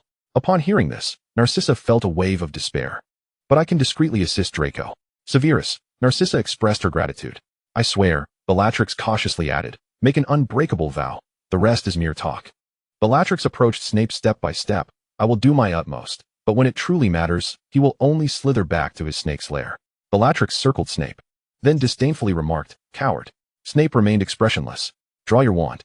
In Bellatrix's presence, Snape and Narcissa grasped each other's wrists, and Bellatrix recited the conditions one by one. "Will you, Severus Snape, protect Draco Malfoy and assist him in fulfilling the Dark Lord's commands?" "I will." "Will you do everything in your power to safeguard him from harm?" "I will." "If Draco fails, will you continue to fulfill the Dark Lord's unfinished business?" Snape paused for a moment. "I will." Just as Bellatrix was about to conclude the magic, Narcissa spoke up. "If you encounter Grindelwald again, will you aid him in escaping the Dark Lord?" Snape remained silent. Bellatrix exclaimed, "West, do you know what you are saying?" Ignoring Bellatrix, Narcissa fixed her gaze on Snape. "I will help Grindelwald. Will you provide assistance?" Snape smirked. "I will." The vow was thus established. "Narcissa, you must explain this to me." "Bellatrix, I will." In a bustling new shop in Diagon Alley, the atmosphere was lively. "Step right up. Behold the newly arrived coma flowers and nosebleed nougat. If you want to leave class on time, try our vomiting pastilles." The twin brothers shouted. "Vomit into the cauldron. Handsome. I'd like to reserve one." Invisibility smoke bombs, imported from Peru. This is our cash cow. An essential for escape. Good day, ladies. Care to try our amortentia? The effects are truly remarkable. According to our intel, little sister, you seem quite adept at this. What do you mean? Aren't you dating Dean Thomas? That's none of your business. How much is this? 5 galleons. Ron, incredulous, exclaimed, "For this tiny thing? It's so expensive. How much will you sell it to me for?" 5 galleons. I'm your brother. Then it's 10 galleons. Ron rolled his eyes.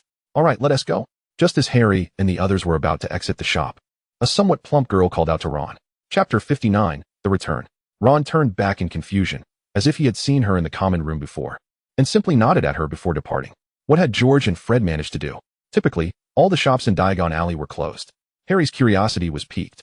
Fred believed that, in such times, laughter was more essential than ever. I concurred with his sentiment. Surely not. Everyone's wands were purchased from Ollivander S, which was also closed. Ron countered, "There's more than one shop to buy wands, you know." "Oh, you mean that one that opened 2 years ago?" The three of them pushed open the shop door, only to find it resembled a place that had been ransacked. "Harry?" Ron spotted a familiar figure through the window and hastily called Harry over, fearing he might be mistaken. "Am I seeing things? Or is that truly Draco and his mother sneaking about, trying not to be seen?" "No, it's definitely Draco." Harry immediately stealthily followed him. As they trailed Draco through a series of twists and turns, the trio climbed onto the roof to discern what they were doing inside the house. The long-neglected window was coated in dust, yet Harry peered through it intently at Draco at that moment.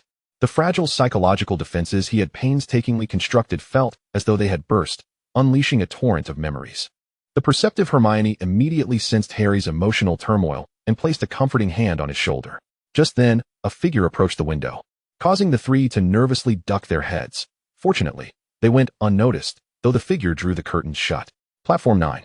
"What do you think Draco wants with that peculiar cabinet? And who are those people? Can't you tell? It's some sort of ritual, an initiation ceremony." "Harry." "Stop it. Ron, I know what you're implying." The evidence was laid bare. He was one of them. Ron continued. "What do you mean, one of them?" Harry retorted. "I think Draco might, just might, have joined the Death Eaters." "Cut it out. What could Voldemort possibly want with him?" Harry loudly countered. "Then what is he doing at Borgin and Burke's, shopping for furniture? Besides, if he weren't feeling guilty, why has he been avoiding you since he got on the train? His father is a Death Eater, so it stands to reason he is too." "Enough, Ron. We can't jump to conclusions." Hermione interjected, casting Ron a warning glance as she sensed the brewing argument. Harry wiped his face, realizing his emotions were surging too high. "I'm sorry, I need to step outside for a moment." As he walked down the corridor, he unconsciously found himself at the compartment where Draco was. Draco was in the midst of stowing his luggage when he looked up and locked eyes with Harry. Draco's expression shifted dramatically, and he dropped his belongings, attempting to flee. "Wait, Draco!" Harry called, sprinting after him and grabbing hold of Draco's clothing. Draco wrenched himself free without a backward glance. In the struggle, a button from Draco's shirt popped off. "Oh, I'm so sorry," Harry exclaimed, his face reddening as he sheepishly released his grip. Draco's face turned a shade pink as he quickly raised his hand to shield his chest. "Wait, what is that?" Harry's keen eyes detected a dark mass at Draco's heart. He immediately seized Draco's arm. "Let go, Potter." Draco tried to intimidate Harry with a fierce demeanor.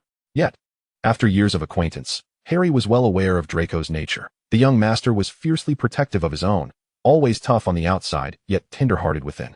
As Draco attempted to flee again, Harry's temper flared, and he lunged forward, pinning Draco to the ground. "Don't move," Harry shouted in anger. Surprised by Harry's sudden assertiveness, Draco hesitated, granting Harry the opportunity to act. Harry lifted Draco's shirt, revealing a red-eyed black serpent coiled upon his chest, baring its fangs and exuding a sinister aura. What is this thing? None of your business. Tell me, Draco. Harry softened his tone. Draco stubbornly held his silence. Is this Voldemort's doing? Will it threaten your life? Draco continued to remain mute, turning his head in silence. Fine, if you want to tell me. I'll find out for myself. Disheartened, Harry released Draco and exited the compartment.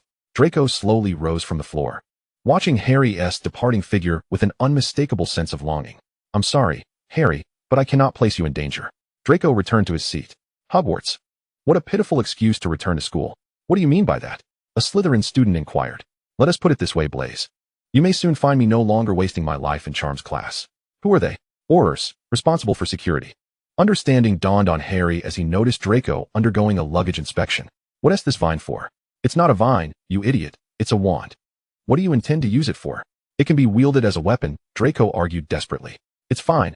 Filch, I can vouch for Malfoy, Snape interjected. Stepping beside Draco. At the start of the feast, the Sorting Hat had not immediately fallen silent after allocating the new students to their houses. Its deep, raspy voice resonated slowly, as if seeping from the ancient walls of Hogwarts, imbued with the weight of time and unwavering strength. I have witnessed the storms of 1,000 years, observed countless brave souls flourish within this castle. Today, darkness encroaches once more, shadows loom over your paths. But remember, Hogwarts never yields. Listen closely, every Gryffindor, Hufflepuff, Ravenclaw, and Slytherin. Courage is not merely about brandishing wands on the battlefield, but also about persevering in the face of fear. Loyalty is not solely about vows to friends, but a steadfast commitment to justice, even at great cost. Wisdom shines not just from books, but illuminates hope's flicker amidst darkness. Ambition, when guided by conscience, can become a sword that lights the way to the future. You may be sorted into different houses, but at this moment, you are all warriors of Hogwarts. Does Voldemort think he can divide you through fear? Ridiculous. It is adversity that will bring forth the lion's roar, the badger's tenacity, the eagle's vision, and the serpent's brilliance, weaving them into an indomitable force. So, clutch your wands tightly and hold your heads high, for your bravery will define this era, and I shall sing your tales 1,000 years hence. With that, the Sorting Hat fell into a deep slumber. The hall fell silent for a moment before erupting into thunderous applause. Indeed, there are so many of us. What is there to fear? Exactly. Good evening, everyone. First and foremost, congratulations to Professor Grindelwald on his recovery. He will continue to teach defense against the dark arts this term. What? How could Voldemort let Professor Grindelwald go so easily? Is he perhaps an imposter? Those in the know turned their gazes towards Scourgify. Scourgify had shed his usual gentle and refined demeanor, now adorned in flamboyant attire, his complexion rosy, with faint red marks visible around his neck. By Merlin's beard, why do I get the impression that Professor Grindelwald has actually put on some weight? Strange as it seems, that does appear to be the case. Who would have thought one could gain weight even while ill? Don't you think Professor Grindelwald looks rather dashing now, in a different style than before? Indeed, it is all quite captivating. If memory serves me right, Professor Grindelwald was imprisoned by Voldemort, was he not? Harry appeared somewhat dazed. Furthermore, allow me to introduce our new faculty member, Horace Slughorn. Professor Slughorn. It is with great pleasure that I announce your return as the potions master, while Professor Snape will assume the role of charms professor. Would Snape truly consent to this arrangement? The little snakes regarded Snape with incredulity. Well, his expression is rather grim. As you are all aware, each of you was searched prior to entering the school tonight. You have the right to know the reason behind this. The atmosphere grew heavy. Once there was a young man who, like you, sat in this hall, traversed these corridors, and slept in these beds. He appeared no different from anyone else. His name was Tom Riddle, though, of course, the world knows him by his other name, Voldemort. It is precisely for this reason that, at this very moment, as I gaze upon you, I am reminded of an undeniable truth. Every day, at every hour, perhaps even at this instant, the dark forces may be attempting to breach the high walls of this castle. Yet ultimately, you remain their most formidable weapon. I hope you will ponder this deeply. Now, off to bed with you. Good night. Upon hearing this, Harry immediately turned to look at Draco in the distance. Draco was still lost in his own thoughts, oblivious to the fact that most people had already departed. Draco jumped in fright, startling Harry as well. Potter, what do you want now? Draco's expression was one of disdain and impatience. I merely wanted to ask if you would accompany me back to the dormitory. You should consider your own standing before suggesting such a thing. With that, Draco departed in a flurry. Although aware that Draco was speaking in jest, Harry nonetheless felt a pang of hurt. The following day, Harry was still preoccupied with thoughts of Draco when he inadvertently bumped into Professor McGonagall's back. Potter. Oh, this is not good. Harry had intended to sneak away, but he heard McGonagall call his name. How have you been lately? I gather you have no classes this morning. Indeed, he replied. I thought you might consider attending potions class, or perhaps you have abandoned your aspirations of becoming an Auror. I do wish to, but I must first achieve an outstanding on my OWLs. Certainly, Professor Snape's potions classes are quite rigorous. However, Professor Slughorn would be delighted to receive students who perform well, exceeding expectations on their NWETs. Wonderful. Well, I shall head there now. Harry's only desire was to escape swiftly. Very well, McGonagall nodded in satisfaction. Potter, do bring along that Weasley over there. He appears far too cheerful. Harry glanced over to see Ron grinning foolishly at the passing students. I don't want to attend potions. The Quidditch tryouts are about to begin, and I need to practice more. Throughout their journey to the classroom, Ron continued to grumble in dissatisfaction. Attention to detail during the preparatory phase is a prerequisite for the success of any plan. In the classroom, Horace was instructing students from other houses. Harry, I'm beginning to worry. It seems you've brought a friend. I'm Ron Weasley, Professor. My potion skills are abysmal. Having me brew potions poses a threat to others, so? Ron insinuated. Nonsense. We shall see after class. Horace does not believe there are students he cannot teach. Harry's friend is my friend, so take out your books. Apologies, my book has yet to arrive, and Ron's is the same. Then perhaps you should check the cupboard. Horace continued his lecture. Earlier, we discussed the potions I prepared this morning. Can anyone identify what these are? Hermione immediately raised her hand. Excellent, this young lady. Granger. Professor Slughorn said, as Hermione approached the front. That cauldron contains Veritaserum, which compels one to speak the truth. That pot contains a complex brew of revival.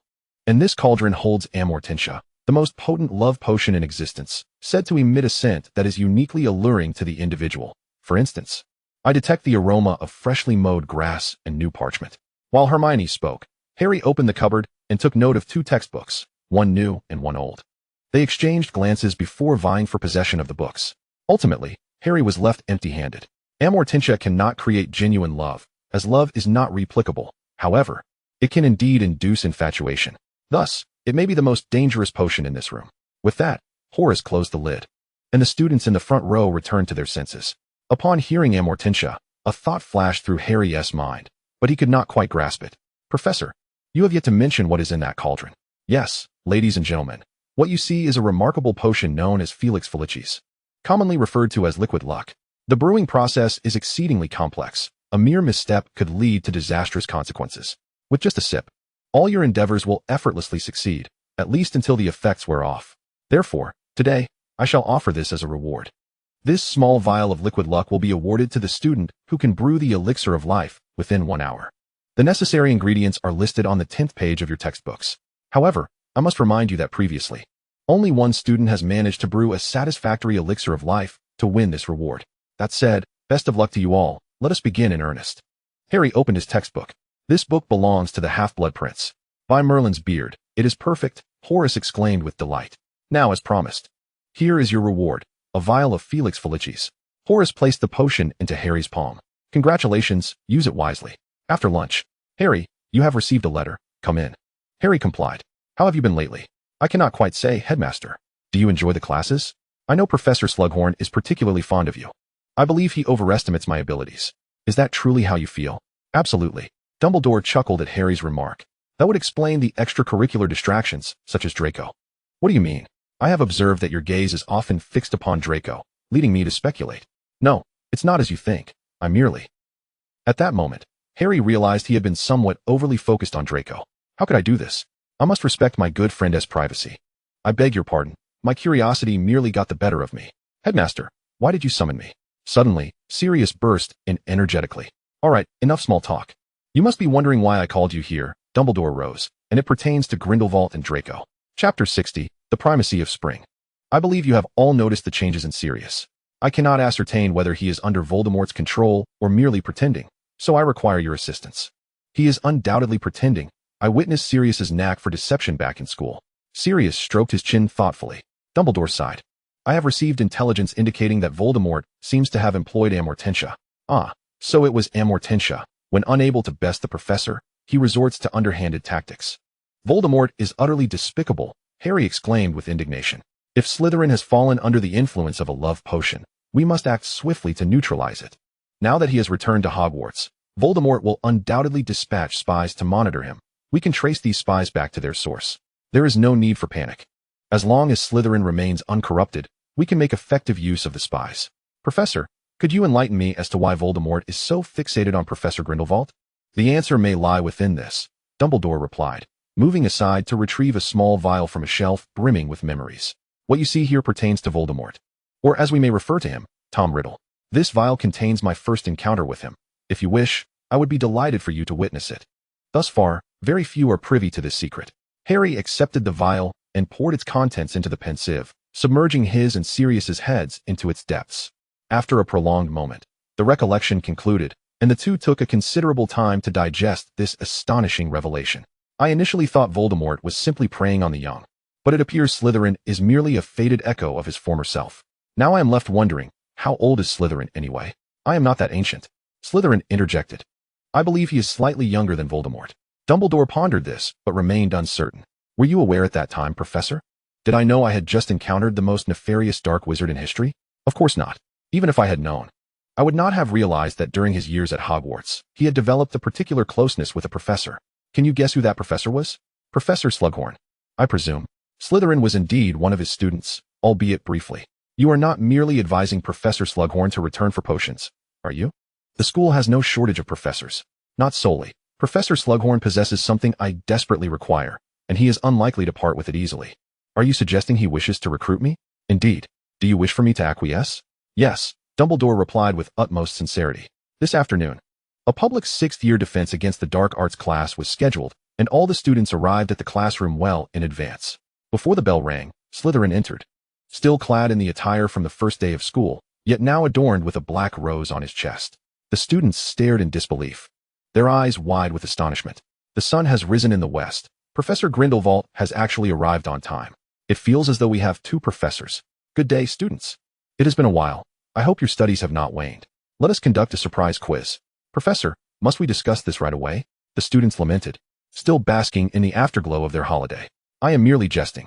We shall tackle it in the next lesson. I noticed that Ms. Granger was shouldering the responsibilities of class representative alone, which seemed rather burdensome. So this semester I plan to appoint 2 additional representatives. Who would like to volunteer? The students exchanged glances, aware that the role of class representative was quite manageable for one individual. Very well then, I shall appoint Mr. Malfoy and Mr. Slinkard. As night fell, Hogwarts descended into a profound silence. Draco cautiously navigated the corridors, ultimately arriving at the room of requirement, with Harry trailing at a discreet distance. Draco abruptly yanked away a cloth, sending dust swirling and revealing a uniquely shaped cabinet. He gazed at the cabinet and then at the tools in his hands, hesitating to proceed. What is the holdup? Are you not going to act? A wisp of black smoke slithered from Draco's collar, transforming into a serpent that bore an uncanny resemblance to the one on Draco's chest, and it spoke in Voldemort's voice. Draco shuddered. What is the matter? Have you grown soft, unwilling to proceed? The black serpent coiled around Draco's neck. Though insubstantial and devoid of physical sensation, Draco could not escape the suffocating feeling that enveloped him. Of course not, my lord. I am merely curious whether this cabinet can truly allow us to infiltrate Hogwarts. You dare to question me? Not at all, master. I am simply inquisitive. Draco bowed before the serpent. Please, let us proceed. With that command, the serpent dissipated. Without delay, Draco set about repairing the vanishing cabinet and then stealthily departed. Once he was certain Draco had gone far enough, Harry stepped from the shadows and approached the cabinet. Had it not been for Draco's subtle hint before he retired for the night, we might not have discovered this passage until the Death Eaters invaded Hogwarts. Since this cabinet can be repaired after destruction, it would be wise to incinerate it entirely. Lucius, what of the item I entrusted to the Malfoy family? Lucius broke into a cold sweat. The book, my lord. I feared it would be discovered by the ministry, so I entrusted it to a muggle for safekeeping. Lucius, who gave you the authority to defy my command? You shall feel my wrath. Lucius feigned great pain, which seemingly improved Voldemort's mood. I shall remind you, Lucius, that Slytherin will not assist you now. Recognize who your true master is. Voldemort's foot pressed down on Lucius's back. Rodolphus, what of you? Rodolphus held a ring delicately in both hands. Master, I have not failed you. Voldemort seized the ring, only to hurl Rodolphus away in the next moment. You dare present me with a counterfeit? How is that possible? Rodolphus exclaimed in disbelief, lamenting the losses he had endured to procure such an item. only to discover it was a fake. Voldemort delved into his mind for answers, realizing it was not Rodolphus's fault, and thus spared him. Who has taken my possessions? Bellatrix. You would not dare disappoint me, would you? Bellatrix's face turned pale, and she fell to her knees. I am sorry, master.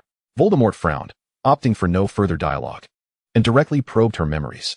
The situation unfolded as follows. Bellatrix had placed the cup in Gringotts, which had gradually succumbed to Wilhelmina, Slytherin's counterpart, leading to its eventual merger with Wilhelmina. Wilhelmina had blocked the accounts of all individuals sought by the ministry, and Bellatrix attempted to force her way in, only to be discovered each time, returning empty-handed. All of you are worthless. You shall feel my wrath. In the depths of his mind, Voldemort felt an unsettling connection between these events and Slytherin.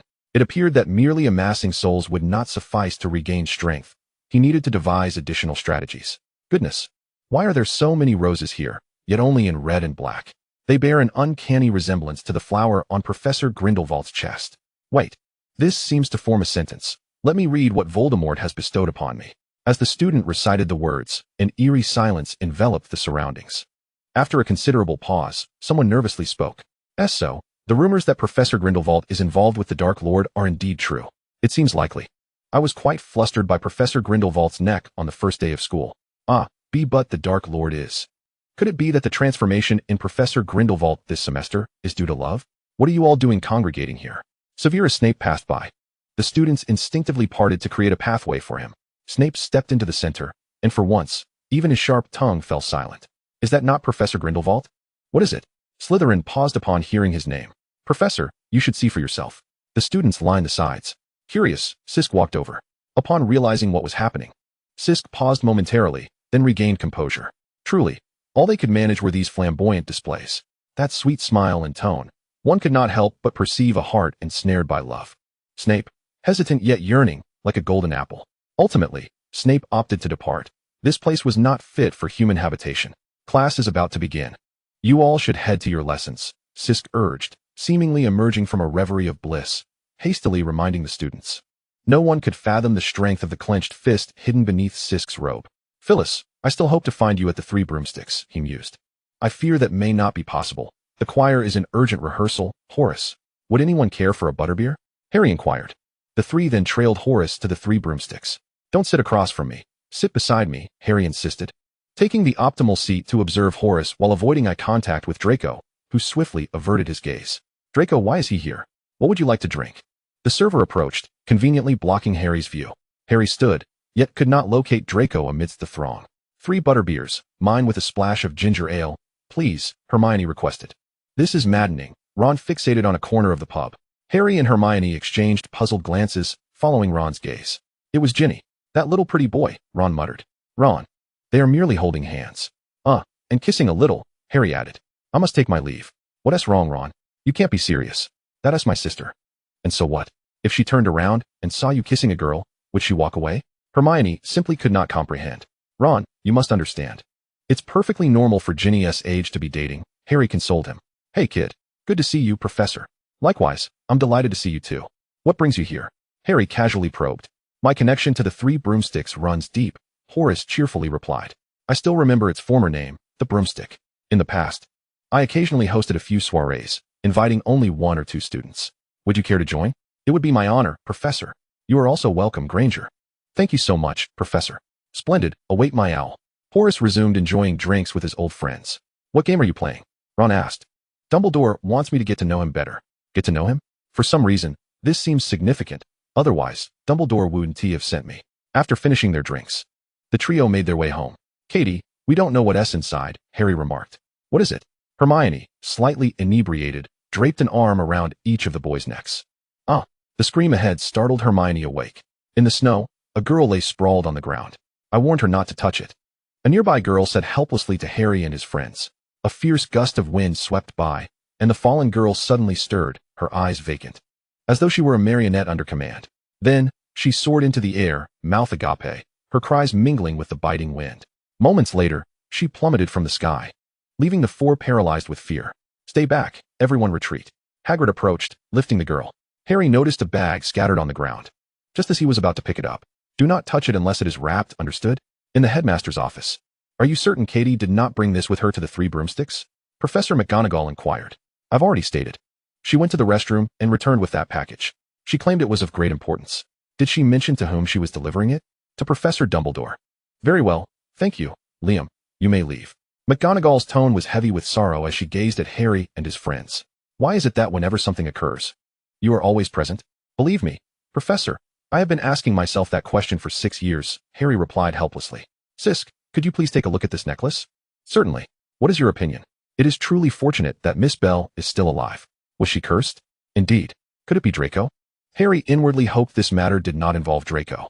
The ensuing conversation was clearly inappropriate for students to overhear. I advise you all to return to your dormitories. Understood. Once the students had departed, Sisk, I entrust this necklace to your care, if that is agreeable. Dumbledore's words seemed more of a directive than a request.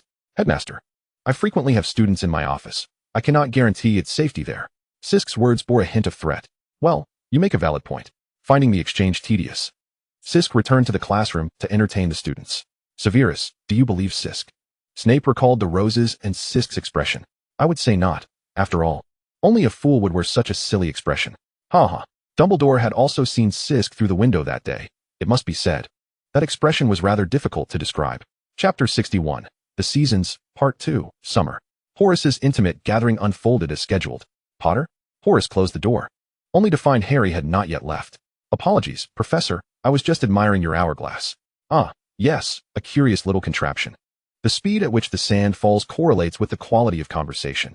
If the dialogue is engaging, the sand descends slowly, if dull. I think I should take my leave. Sensing Horace was about to launch into a lengthy discourse, Harry wished to escape. Nonsense. Horace assumed Harry feared conversing with him. What do you have to fear? As for some of your classmates, let us just say they cannot rise to my standards. What standards, Professor? Those ambitious students all aspire to reach that level. Horace gestured towards a shelf adorned with photographs. But speaking of which, you are already quite the figure, are you not? Harry, did Voldemort ever reach that level, Professor? Harry queried. Horace's expression stiffened, the smile vanishing from his face. You know him, don't you? Tom Riddle, you taught him. Riddle had many teachers during his time at Hogwarts, Horace replied, feigning composure. What was he like? Horace hesitated to answer. I apologize, Professor, forgive my inquiries. He nearly killed my parents. Of course, Horace turned away from Harry. It is understandable that you wish to know more, but your parents have already suffered misfortune. Have they not? Aye. Harry struggled to articulate, as Professor Grindelwald had specifically instructed him not to disclose that his parents were still alive. I'm truly sorry for any distress I may have caused you, Horace expressed with remorse. However, I fear I must disappoint you, Harry.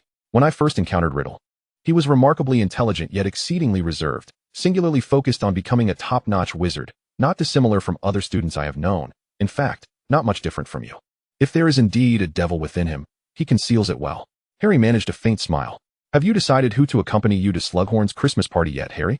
Not yet. I'm unsure whom to ask. Is it a lack of planning or a fear of extending an invitation? Hermione, what are you implying? Oh please. Just look at the way Draco gazes at you. It's hardly innocent. No, it's not like that between us. Well, if Draco were to go with you, it wouldn't be so bad. At least it wouldn't be boring. Besides, he has been avoiding me lately, Harry lamented. I really don't understand you, man. Have you even asked him?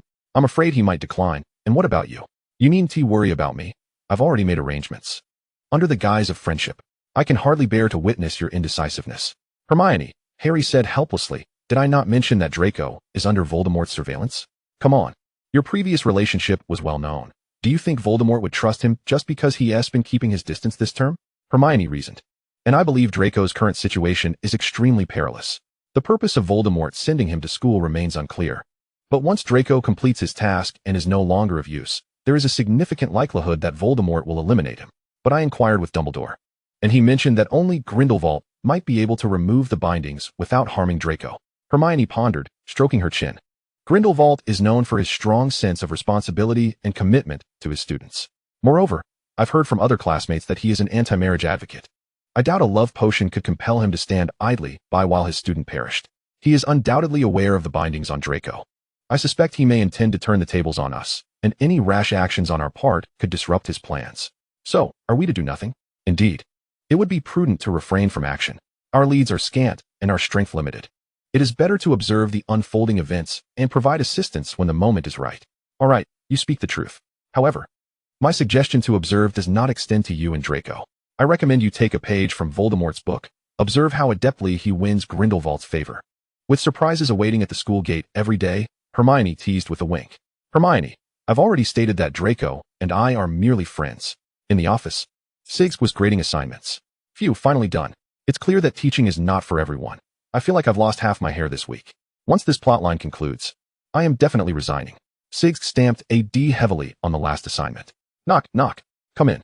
Professor, I'm here to collect my assignment. Just in time, take it. However, Cygnus did not rush to retrieve the assignment. Instead, he pulled a vial from his pocket. Professor, this is for today. I appreciate your diligence. It's quite a hassle to come here every day. Sir, it is my honor to serve you and the Dark Lord. He instructed me to ensure you take your potion. Sigs smiled and drank the potion. Cygnus turned his gaze towards a nearby display. I truly envy the bond you share with the Dark Lord. Sigs blushed slightly and nodded. Sometimes, he can be rather clingy, writing me several letters each day. Doesn't that just demonstrate how much he cares for you? Let us not sully the word love. All right, you should be off now. Sigs, flustered by the teasing, hurriedly shooed him away. Once Cygnus departed, the flush on Sigs's face lingered, but his smile faded. Ugh. Sigs spat into the wastebasket, then pulled out a handkerchief to wipe his mouth. Just one vial of love potion a day could poison me. He then glared with disdain at the gifts from Voldemort on the shelf, fully aware of Voldemort's intentions. Does he truly believe I wouldn't harm him? Voldemort's constant gifts were not to curry favor with Sigs. News of Sigs' association with Voldemort had spread throughout the wizarding community, and Voldemort had successfully crafted a lovesick persona through his gifts. It's quite ironic. A good person commits one misdeed and is met with scorn, while a villain can whitewash their reputation with a mere hint of goodness. The bindings on Draco are a bit tricky, but patience is key. The right moment is approaching. At that moment, a wooden plaque on the desk shimmered. Sigs picked it up, infused it with magic, and words began to appear. Esteemed sir, I have instructed those below to pledge allegiance to Voldemort as per your orders, and the article for the Daily Prophet is ready, awaiting your command. Sincerely, Sheo Boname. Seconds later, the text vanished. Sigs touched the ring on his left hand, a subtle smile gracing his lips. In the Slytherin dormitory, Draco. Harry arrived at Draco's bedside. What is it? Draco frowned, casting a glance at Harry. I would like to invite you to accompany me to Professor Slughorn's Christmas party. Huh, you're begging me. Draco wore a defiant expression, yet his eyes conveyed a desire for Harry to leave. All right, I beg you. Draco momentarily appeared taken aback. You. Humph. No matter how much you plead, I want to go. Harry recalled Hermione's suggestion and took a deep breath. Draco, I'm pleading with you, for pity's sake. Please. As he spoke, Harry grasped Draco's arm and shook it back and forth, embodying a sense of determination that he wouldn't release his grip until he received a favorable response. Stop, fine, I'll go. Draco, completely overwhelmed, felt his ears heat up. The Christmas party commenced as scheduled. The moment Harry and Draco entered, all eyes were drawn to them. Didn't they have a falling out? How come they arrived together? I told you, they were merely arguing, not severing ties. Draco, sensing Cygnus's gaze, immediately turned to Harry. Harry, remember it was you who begged me to come. Do not entertain any other notions. With that, Draco swiftly departed. Wait, Draco. Harry watched helplessly as Draco slipped away into the crowd like an eel. After searching intermittently, Harry finally found him outside the banquet, conversing with Snape. Harry edged closer stealthily. Perhaps I placed a curse on that one named Bell, perhaps I did not. But what concern is that of yours? Snape cornered Draco against the wall. I swore an oath to protect you. I made an unbreakable vow. I do not require protection. Among all these people, he chose me alone, and I will not let him down. You are frightened, Draco. You attempt to hide it, but it is all too evident. Allow me to assist you. No one can help me, nor do I require anyone's assistance. Isn't your task more than just with Dumbledore? Enough. Stay out of it. Hurry, Tom. You wouldn't want to be caught after lights out, would you? Tom wore a faint smile, remaining silent. Is there something on your mind, Tom? Indeed, Professor. I find myself at a loss as to whom else to turn. Other professors might not understand you as I do. They may misconstrue your intentions. Horace took a sip of water. Please, continue. One night, I was in the library, in the restricted section, perusing materials on rare magic. I thought you might be able to guide me. If memory serves, the term is called amp. What did you just say? I have never heard of such a thing. And even if I did, I would not disclose it to you. I have further inquiries, pertaining to curses and seals. I have not delved into that realm. You must leave here at once, and do not bring this matter up again. The headmaster's office, Harry surmised, feeling bewildered. He nodded. If you were not perplexed, I would indeed be astonished. I fail to comprehend what just transpired. This may be the most significant memory in my collection, yet it is also a fabrication. A fabrication? This memory has been tampered with, by its owner, our old acquaintance, Professor Slughorn. Why would he alter his own memories? I suspect he feels shame about it. Why? Oh, why indeed? Dumbledore sighed deeply. I had tasked you with approaching Professor Slughorn, and you succeeded. Now, I would like you to persuade him to relinquish the true memory. By any means necessary. I do not know him well, Professor. Dumbledore chose not to elaborate on Harry's uncertainty. This memory is everything. Without it, we are akin to blind men. Without it, we would be surrendering the fate of this world into the hands of others. You have no alternative. Failure is not an option. Harry remained in a daze until he left the office. Ah, is that not my potion, Prince? How may I be of service? Horace exclaimed, his surprise evident. Professor, may I consult you on a matter? Ask away, my child, do not hesitate. A few nights ago, I stumbled upon some materials regarding a certain rare magic in the restricted section of the library. What was that term again? I cannot quite recall. Which led me to ponder whether there are some magical professors who are unable to impart certain knowledge to their students. Horace paused, clearing his throat. I am merely a potions instructor. Harry, I suggest you direct that inquiry to Professor Grindelwald or Professor Snape. With that, Horace gathered his belongings and prepared to leave the classroom. Indeed, but he has too many students seeking him daily. As for Professor Snape, he is not fond of me. I mean, he is not like you. He might misconstrue my intentions. Yes, without darkness, there can be no light, Horace remarked solemnly. Magic is no different. And I always strive to dwell in the light. I would advise you to do the same. Did you respond to Tom Riddle's inquiries in the same manner? Horace turned. Incredulity etched on his face as he stared at Harry. Dumbledore sent you, did he? Harry pursed his lips in silence. Did he not? Horace shouted in frustration. I cannot assist you. Helping you would lead to my own ruin. Do you know how I survived, Professor, on the night I received this scar? It was due to my mother, who sacrificed herself, unwilling to abandon me for the sake of her own life, for her love was more potent than Voldemort's magic. Horace waved his hand dismissively. Do not utter that name. I fear not to speak it. Professor, Harry stepped closer to Horace. I must know what Tom Riddle asked you. I must know what you revealed to him. Horace shook his head in fear. Be brave, Professor, as my mother was. Summon your courage. Horace widened his eyes, taking a moment before speaking almost humbly. Please do not look down upon me after you hear this, he said, pressing his wand to his temple. Even then, you could not fathom his power. Trembling, Horace handed Harry the vial containing the memory. Headmaster, this is what you seek. Dumbledore poured the memory into the pensieve. If I recall correctly, the term is Horcrux. What did you say? Horcrux. I encountered that term in my readings, but I do not fully grasp its meaning. I do not know what book you consulted, but it pertains to a most malevolent concept. That is precisely why I sought you out. Horace contemplated before explaining to Tom. A Horcrux is a vessel that conceals a fragment of a person's soul. But I cannot fathom how one achieves this, Professor. A person must split their soul, hiding a portion within a vessel. Thus, even if their body suffers harm or is destroyed, they remain safeguarded. Safeguarded? That concealed fragment of the soul would persist. In other words, it grants immortality. How does one go about splitting the soul, Professor? I believe you already know the answer, Tom. Murder. Indeed. Murder causes the soul to fragment. It defies the laws of nature. Is it possible to split the soul more than once? For instance, 7 times? 7 times? By Merlin's beard, Tom, is it not terrifying enough to take a life? Horace suddenly felt a wave of dread. These are merely hypotheticals, correct? Purely academic discussion. Tom chuckled nonchalantly. That is natural, Professor. But if the soul is split, can it be rejoined? In my lifetime, I have never heard of anyone attempting to create a Horcrux. It is not documented in any texts. However, I suspect it must relate to love, the antithesis of murder. Love? An ironic smile graced Tom's face. Does the splitting of the soul imply a corresponding diminishment of one's power? Logically, yes. A wizard's magical power stems from their soul. Dividing the soul is akin to fragmenting their core of magical energy. It may also lead to issues such as an unstable and irritable soul, making one susceptible to external control. However, those with strong wills might resist. Can one stabilize a damaged soul through other means, such as sealing? An intriguing question. Employing a powerful seal to protect one's soul. However, seals are typically used to suppress malevolent entities and possess properties of light. If a seal were to be employed on a soul damaged by Horcrux creation, it is highly likely that the properties would be incompatible. I see, Professor.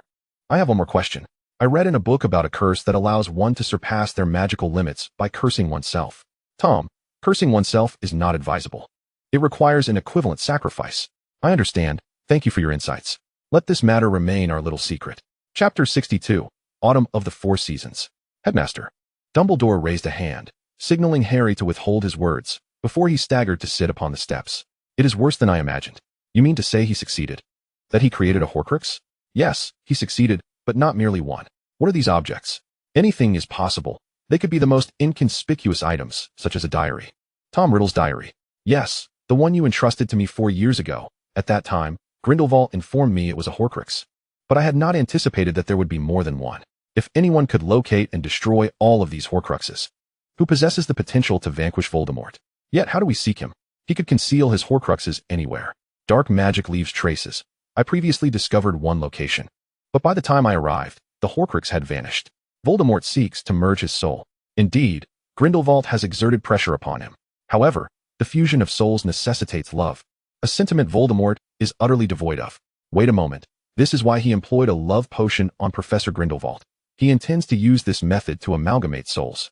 You are correct, Harry, yet I fail to comprehend why Voldemort would wish for Grindelwald to return to Hogwarts. Perhaps, apart from Voldemort, only Grindelwald possesses the knowledge. But he would never divulge such matters to others. Remember, Harry, although Professor Grindelwald appears trustworthy, do not take all his words at face value. Does Professor Grindelwald not find it burdensome to keep everything bottled up? Only a lone wolf is free from concerns. Dumbledore sighed. Yet harboring secrets is a torment to the spirit. I often worry that Grindelwald may one day erupt. If only Snape were still around. Alas, it is all my fault. Harry recalled the memory Dumbledore had shown him for the second time. But, Headmaster, what connection does Professor Grindelwald have with the Malfoy family? To speak frankly, I am equally in the dark. I have investigated the Malfoy lineage, but no one aligns with him. Could it be that he faked his death? Dumbledore paused. I have visited their graves. Merely visited? Dumbledore shifted the topic. Ahem, there is nothing more to discuss. You should attend your classes. Cygnus, you have performed admirably. Bella lifted Cygnus' chin with her wand. My Lady Bella, you flatter me. I always knew that Draco was not reliable. Fortunate that you switched the vanishing cabinet in advance. A fellow Death Eater remarked. And Dumbledore? He has already been taken to the rooftop by Malfoy. Bella laughed heartily. Good night, Draco. What did you summon me here for? Is there anyone else present? I hear your voice. I sometimes talk to myself. This habit is rather beneficial. Do you talk to yourself, Draco? Draco remained silent, trembling as he raised his wand. Draco, you will not kill. How do you know I won't? I have committed many wrongdoings. Speak of them, and you would be terrified. Draco exclaimed. The cursed necklace, perhaps? To be frank, had you truly succeeded, Bella and I would have perished long ago, indicating your mind is clearly elsewhere. He trusts me. I have been chosen. Draco failed to notice the tremor of tears in his voice. Trust you? Then what is that upon your chest? What do you understand? Very well. I shall grant you this. Dumbledore drew his wand. Disarm you. Dumbledore stood motionless, and his wand was naturally dislodged. Splendid, splendid. Draco hesitated, unable to make the next move. Footsteps echoed from below. You did not come alone. There are others. How is that possible? Observing Draco's equally perplexed expression, Dumbledore instantly discerned the involvement of another. Orchestrated by Cygnus. Draco, many years ago, I encountered a child who erred in every decision he made. Enough. Do you still not comprehend? I must do this. Tears welled in Draco's eyes. I must complete his task, otherwise he shall kill me. Look, whom we have caught. Bella gazed at Dumbledore with excitement. What are you hesitating for, Draco? I offer you an opportunity for redemption. Bella leaned close to Draco's ear. Good evening, Bellatrix, Dumbledore spoke, drawing the attention of all present. I believe you ought to introduce me to these individuals. I desire to, Albus, but alas, time is rather tight today. Act now. The black serpent reappeared upon Draco's arm. Oh, Tom, I never imagined that upon our reunion, you would be in this state. Draco, strike. Voldemort urged. He lacks the courage, just like his father. Master, allow me to employ my method instead, a Death Eater mocked. No, let him do it himself. Draco, this is your honor. It is now or never. Bella grasped Draco's trembling hand, directing it toward Dumbledore. Cast the spell. You know what to do. The black serpent coiled around Draco's arm. No. Snape slowly emerged from the shadows. Severus, do you intend to defy my command? Certainly not, my lord. I have long desired to personally conclude Dumbledore's fate. I humbly request you fulfill my wish. The serpent emitted a low, sinister chuckle. Very well, I consent. Avada Kedavra. The struck Dumbledore fell backward, plummeting from the high tower. A hidden Harry wept silently, covering his mouth to stifle his cries. Well then, Soul Pet 1.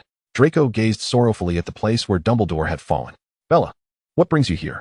Siskeg inquired, astonished. Children, do not forget your other task. What other task? Snape sensed that events had spiraled beyond his control. Tom, what are you doing? Avada Kedavra. Cygnus suddenly cast a spell at Siskeg. In that moment, Draco lunged forward, tackling Siskeg to the ground, narrowly evading the attack. Utterly inept in execution, Voldemort seethed, and then unleashed a binding spell. Draco, Siskeg quickly embraced Draco. Voldemort, I will not allow you to harm my brother again. Draco's tongue felt as if it were knotted, his speech faltering, each word seemingly a struggle to extract from his throat, as he sensed an internal fire slowly searing his insides. Brother.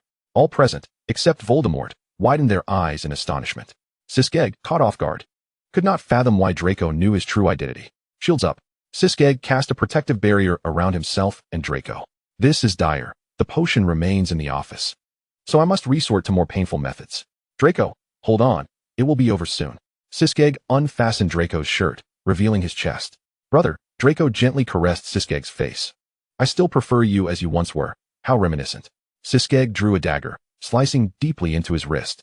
Blood immediately gushing forth as he pressed his wrist against Draco's chest. Do not speak. Draco resisted, writhing. Do not waste your strength. Ha ha. Siskeg, you cannot save anyone. Voldemort continued to mock. Ignoring Voldemort, Siskeg secured Draco with his legs, as his blood pooled upon Draco's chest. As the incantation uttered by Sisk transformed into tangible words formed from the blood upon Draco's chest, they encircled the two figures.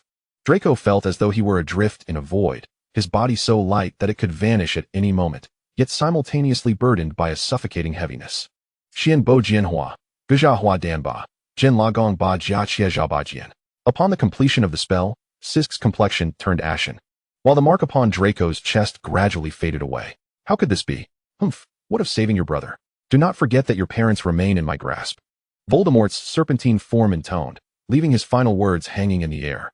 Sisk's gaze remained fixed on the dissipating figure of Voldemort. Perhaps you should first visit the dungeons before you speak.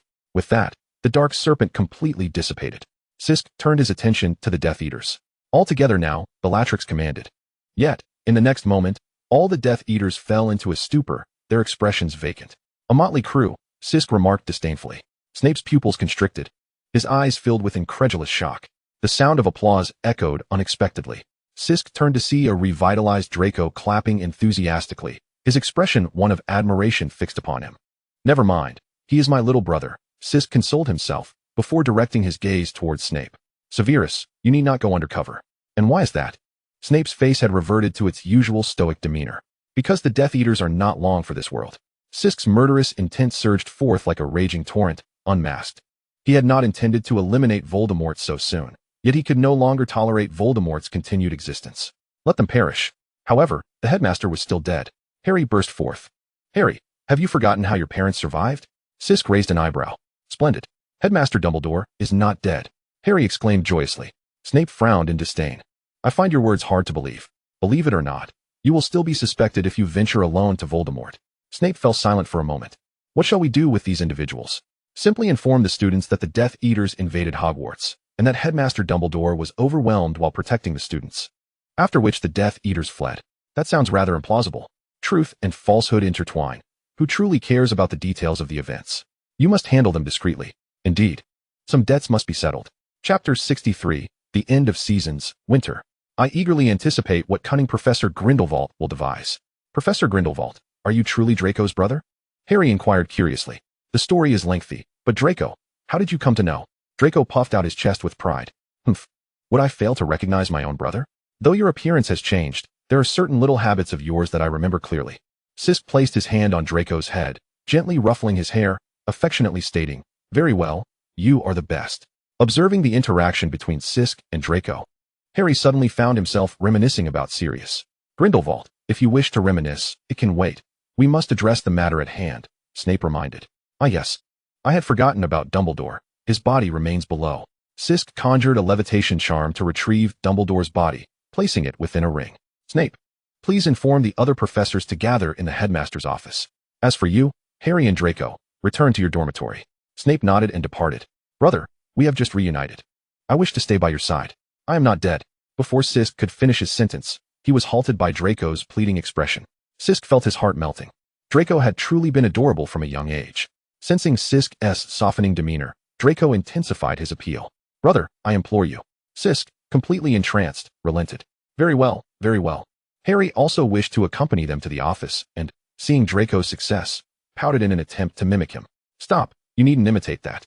Sisk coldly covered Harry's mouth. Though Harry was quite cute as well, the mere thought of him acting coy elicited a physical discomfort. Harry nodded in understanding, and Sisk finally released his grip. Professor, I witnessed the entirety of the unfolding events. I can be of assistance, and you will allow me to participate, correct? Very well, Sisk sighed. But you must keep my identity a secret. We promise. Sir. A group of Aurors appeared. Take them to Shobner. Yes. The Aurors hoisted each individual, including Slinkard, away. Professor, does Slinkard also have to be taken? Harry watched his former classmate being led away, feeling a pang of sympathy. He has attempted to kill my brother. Why should my brother not retaliate against him? Draco expressed his discontent. What I mean is, could we not grant him a swift end and spare him the agony? Harry lowered his head, feeling aggrieved. No, my child, is that truly your stance? Is this the savior I know? Sisk gazed at Harry, beginning to ponder where his educational approach had faltered. In the headmaster's office, McGonagall questioned, Severus, what on earth has transpired that necessitates the presence of everyone? Snape remained silent, instead looking towards the door. Thank you for your patience, Sisk announced with a smile, stepping onto the staircase. I bear an important announcement. Sisk's expression turned serious, and the room fell silent, all eyes fixated upon him, except for Snape's. Today, the Death Eaters invaded Hogwarts, and our headmaster, Dumbledore, valiantly resisted their onslaught. Alas, he has tragically fallen. By the time Severus and I arrived, the Death Eaters had already fled. Tears glistened in Sisk's eyes, each word steeped in sorrow. With that, he revealed Dumbledore's body. How could this be? The professors, unwilling to accept the truth, began examining Dumbledore's remains. It is indeed so. The professors covered their faces in grief. Harry, affected by the somber atmosphere, also shed tears. Draco tugged at Harry. What is it? Why are you crying? Oh, right, Dumbledore is not dead. Harry awkwardly wiped his tears. What on earth occurred? McGonagall inquired. I am not entirely certain of the specifics. We require Harry to elucidate. Harry, caught off guard, looked at Sisk in disbelief. However, all the professors had turned their attention to him, leaving Harry no choice but to speak. Well, Slinkard is in league with Voldemort. He used a vanishing cabinet to let the Death Eaters in, and then they all attacked Headmaster Dumbledore. Surely the headmaster was not overpowered? Someone questioned. That was because the headmaster was ambushed by Slinkard. Harry grew more assertive as he spoke. The headmaster arranged to meet me on the rooftop, but upon sensing the Death Eaters, he instructed me to hide. Later, I witnessed the moment when Professor Dumbledore was struck down by the Wand of Sickness, ultimately succumbing to Bella's lethal blow. Following the demise of the headmaster, they fled the scene, and soon after, Grindelwald and Professor Snape arrived. The audacity of it all left McGonagall seething with rage. I have already pinned a missive to the Ministry of Magic. We are in dire need of an interim headmaster. Professor McGonagall, I believe you are the most suitable candidate. Indeed, Professor McGonagall, you are the most fitting to take charge, echoed the other professors in agreement. Understanding the gravity of the situation, Professor McGonagall wiped her tears and steeled herself. The students sensed the somber atmosphere among the professors, and the great hall fell into silence. With Dumbledore's body laid out in the center of the hall, the students were left in a state of bewilderment and shock, unable to fathom that Dumbledore was truly gone. Standing upon the dais, McGonagall spoke with a voice heavy with sorrow.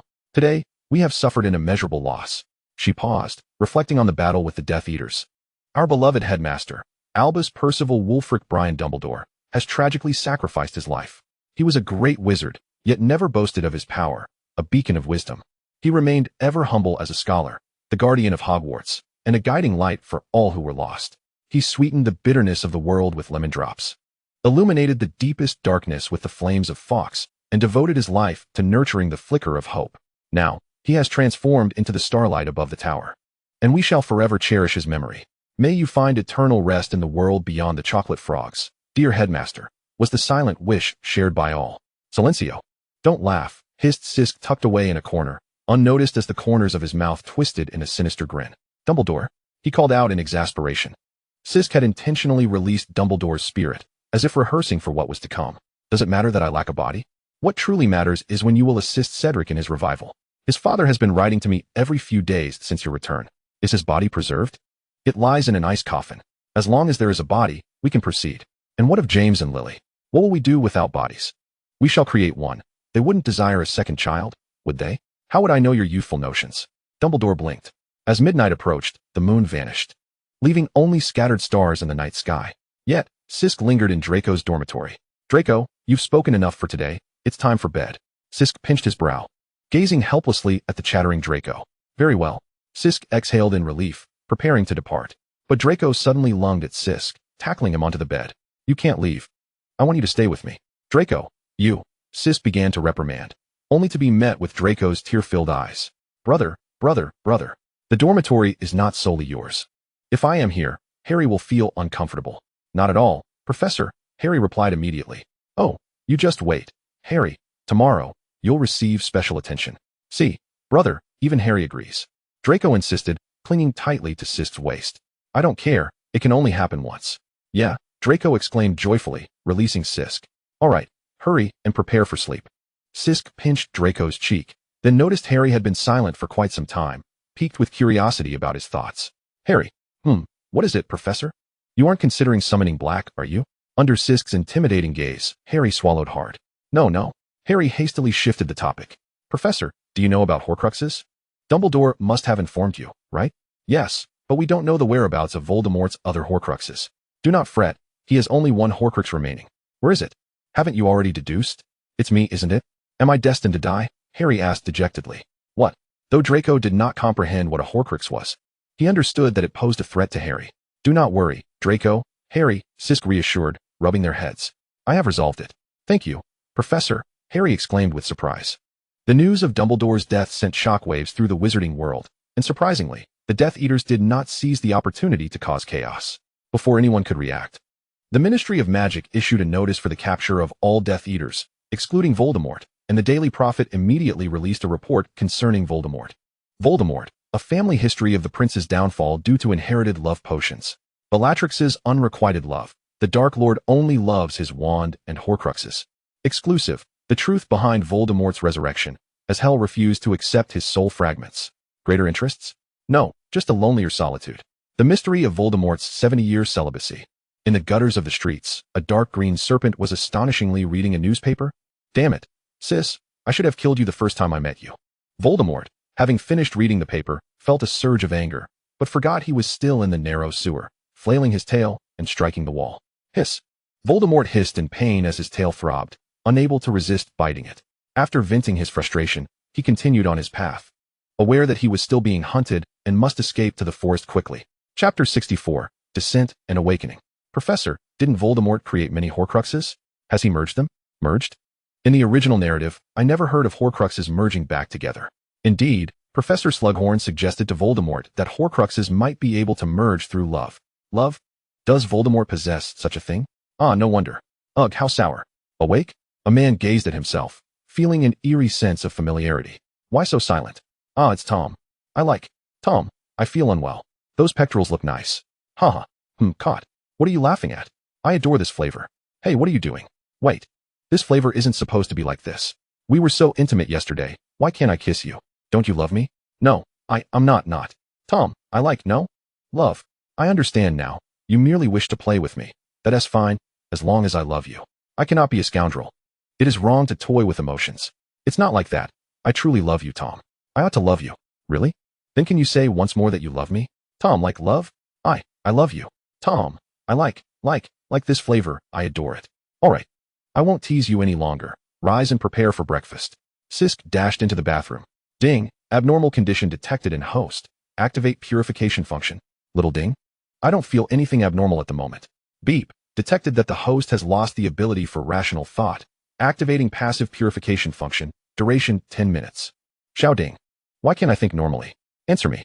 Xiao Ding remained silent. Forget it. I doubt Xiao Ding would harm me. If it wishes to purify, so be it. After freshening up, Zysage turned around to find Voldemort waiting for him at the door. Let us go. Breakfast awaits below. All right, Zysage said, linking arms with Voldemort. Downstairs stood numerous Death Eaters, including Lucius and his companions. Voldemort guided Zysage to the main seat. As he sat down, silverware arranged itself beside the napkin emblazoned with the dark mark. Only after Voldemort took his seat did the Death Eaters dare to sit. Lucius, come sit here. Voldemort gestured to the seat beside him, and bring your family along. Of course. Lucius and the others promptly changed seats. That's right. You are all my trusted confidants. The aroma wafting from the table seemed to intensify, and Zysage found it delightful. The sweet scent of pastries, coffee, and candies filled the air. Sighs. How should my subordinates address you? I think madam would suffice.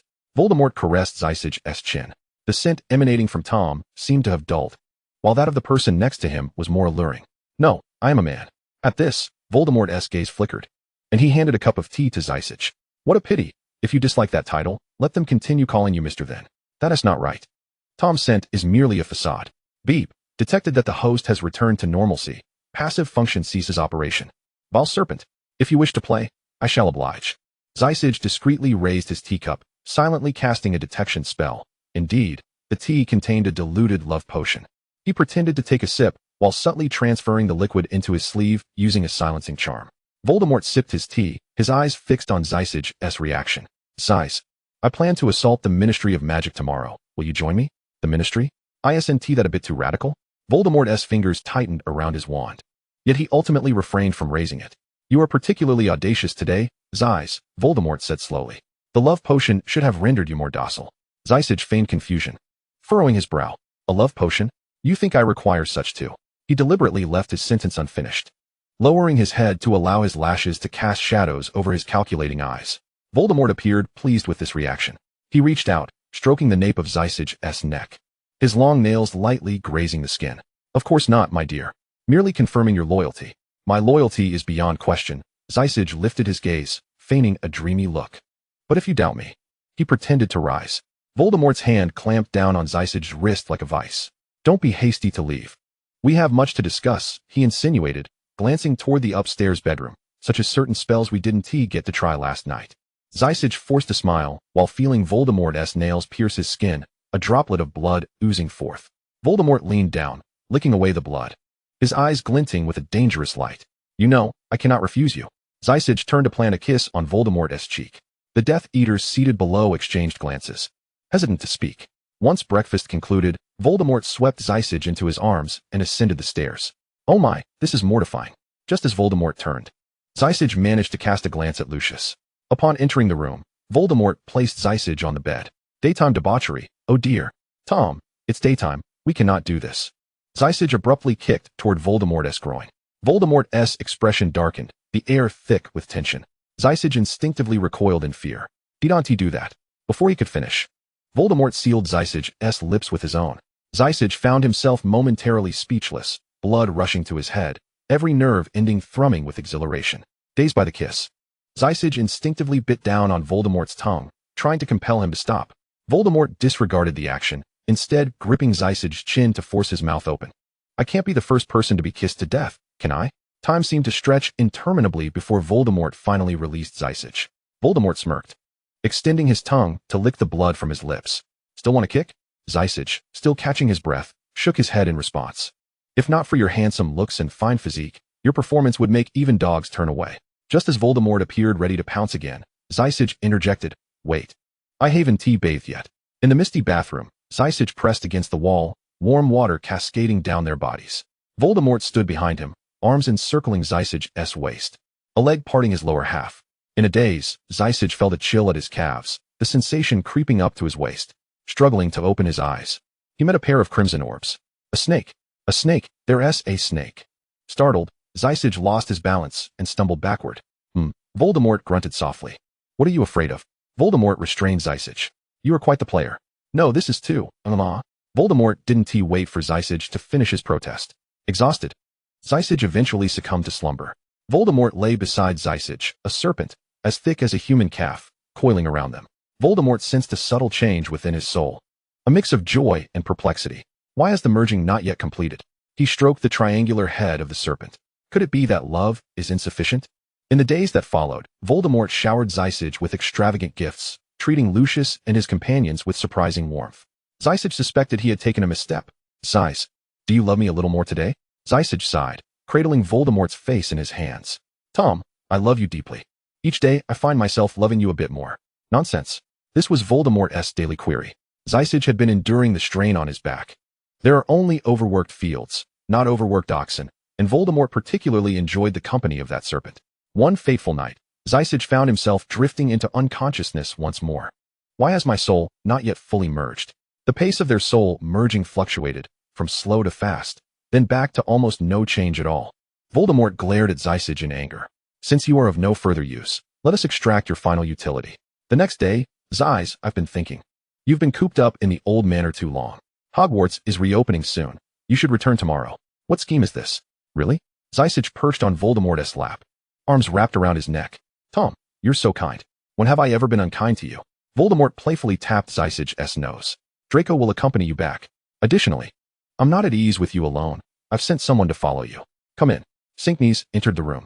Good day, sir. I am Walton Sinknes. Henceforth, I shall ensure that he supervises your timely medication. Chapter 65, Embracing Family. Outside the fog-laden Avalon Woods, a realm perpetually shrouded in magical mists that obscure detection, Voldemort crawled forward. Having recently disguised himself as an authentic serpent to evade capture, feasting on the remnants of discarded meat. Just as he was on the verge of entering the forest, he heard a voice. We have awaited your arrival, Voldemort. Shaw, accompanied by over 100 men, leaped from the trees, swiftly surrounding Voldemort. He stiffened, curling into a tight coil. How did you find me? In response, a riot of colorful magical lights erupted around him. Suddenly, Voldemort felt an intense heat, jolting him from his stupor, his dark green exterior visibly swelling with irritation. Sir, Voldemort has awakened, came the report from the dungeon, where Grindelwald sat perched upon a chair. Gazing down at Voldemort's writhing form, Grindelwald waved his hand, and an aide promptly approached, gripping Voldemort's head with a pair of tongs. Why, it's you, old man. Pray tell, how did you manage to locate me? It appears you have yet to comprehend your predicament, Grindelwald replied, his expression as frigid as ice. Bone extraction curse. Voldemort's head thrashed violently, a serpent's tongue escaping from his mouth. I may be aged, but I possess ample strength to deal with you, Grindelwald declared, a smile gracing his lips. Allow me to extend a proper welcome to my guest. My protege is not someone who can be trifled with. After a session of torment, Voldemort lay on the ground, barely clinging to life. Grindelwald, thoroughly entertained, stowed away his wand. An aide produced a vial of potion, administering it to Voldemort, who soon radiated a faint green glow as his injuries healed almost instantaneously. Is this the product developed by that company of the Sith? Grindelwald mused, observing Voldemort's transformation with keen interest. Quite impressive indeed. This is the latest version of the powerful restorative serum from the laboratory, perfectly suited for human trials. Very well. Waste not, want not, Grindelwald waved dismissively. I am fatigued. Summon Lucius and Narcissa, but do remember to keep today's events from the Sith. Understood. Before long, Lucius and Narcissa entered the room. Traitor, Voldemort's small eyes ignited with fury. Huh. Narcissa could not contain a laugh. Traitor? Lucius glanced at Voldemort. We have never been loyal. How can we be labeled as traitors? Your father personally pledged allegiance to me. Allegiance was merely a matter of timing. We align ourselves with whoever serves our interests. Lucius retorted mockingly. My dear, do not waste time with him. I am positively eager. Narcissa tightened her grip on her wand, her eyes gleaming with anticipation. Patience. We have ample time. Have you forgotten that the children are returning home tonight? Lucius felt a pang of grievance. How could I forget? That was merely this morning. As night fell, Draco burst through the door. Mom, Dad, we're back. He flung himself into his parents' embrace, and Scorpius, caught off guard, tumbled in with him. Lucius and Narcissa beamed as they held their two precious children. Mother, father, I have grown. Scorpius felt a flush of embarrassment. Silence, no matter how much you grow. You will always be our child. Though they spoke thus, the couple loosened their hold. You've lost weight. Narcissa scrutinized Scorpius's figure. Brother, why do you still resemble Dumbledore?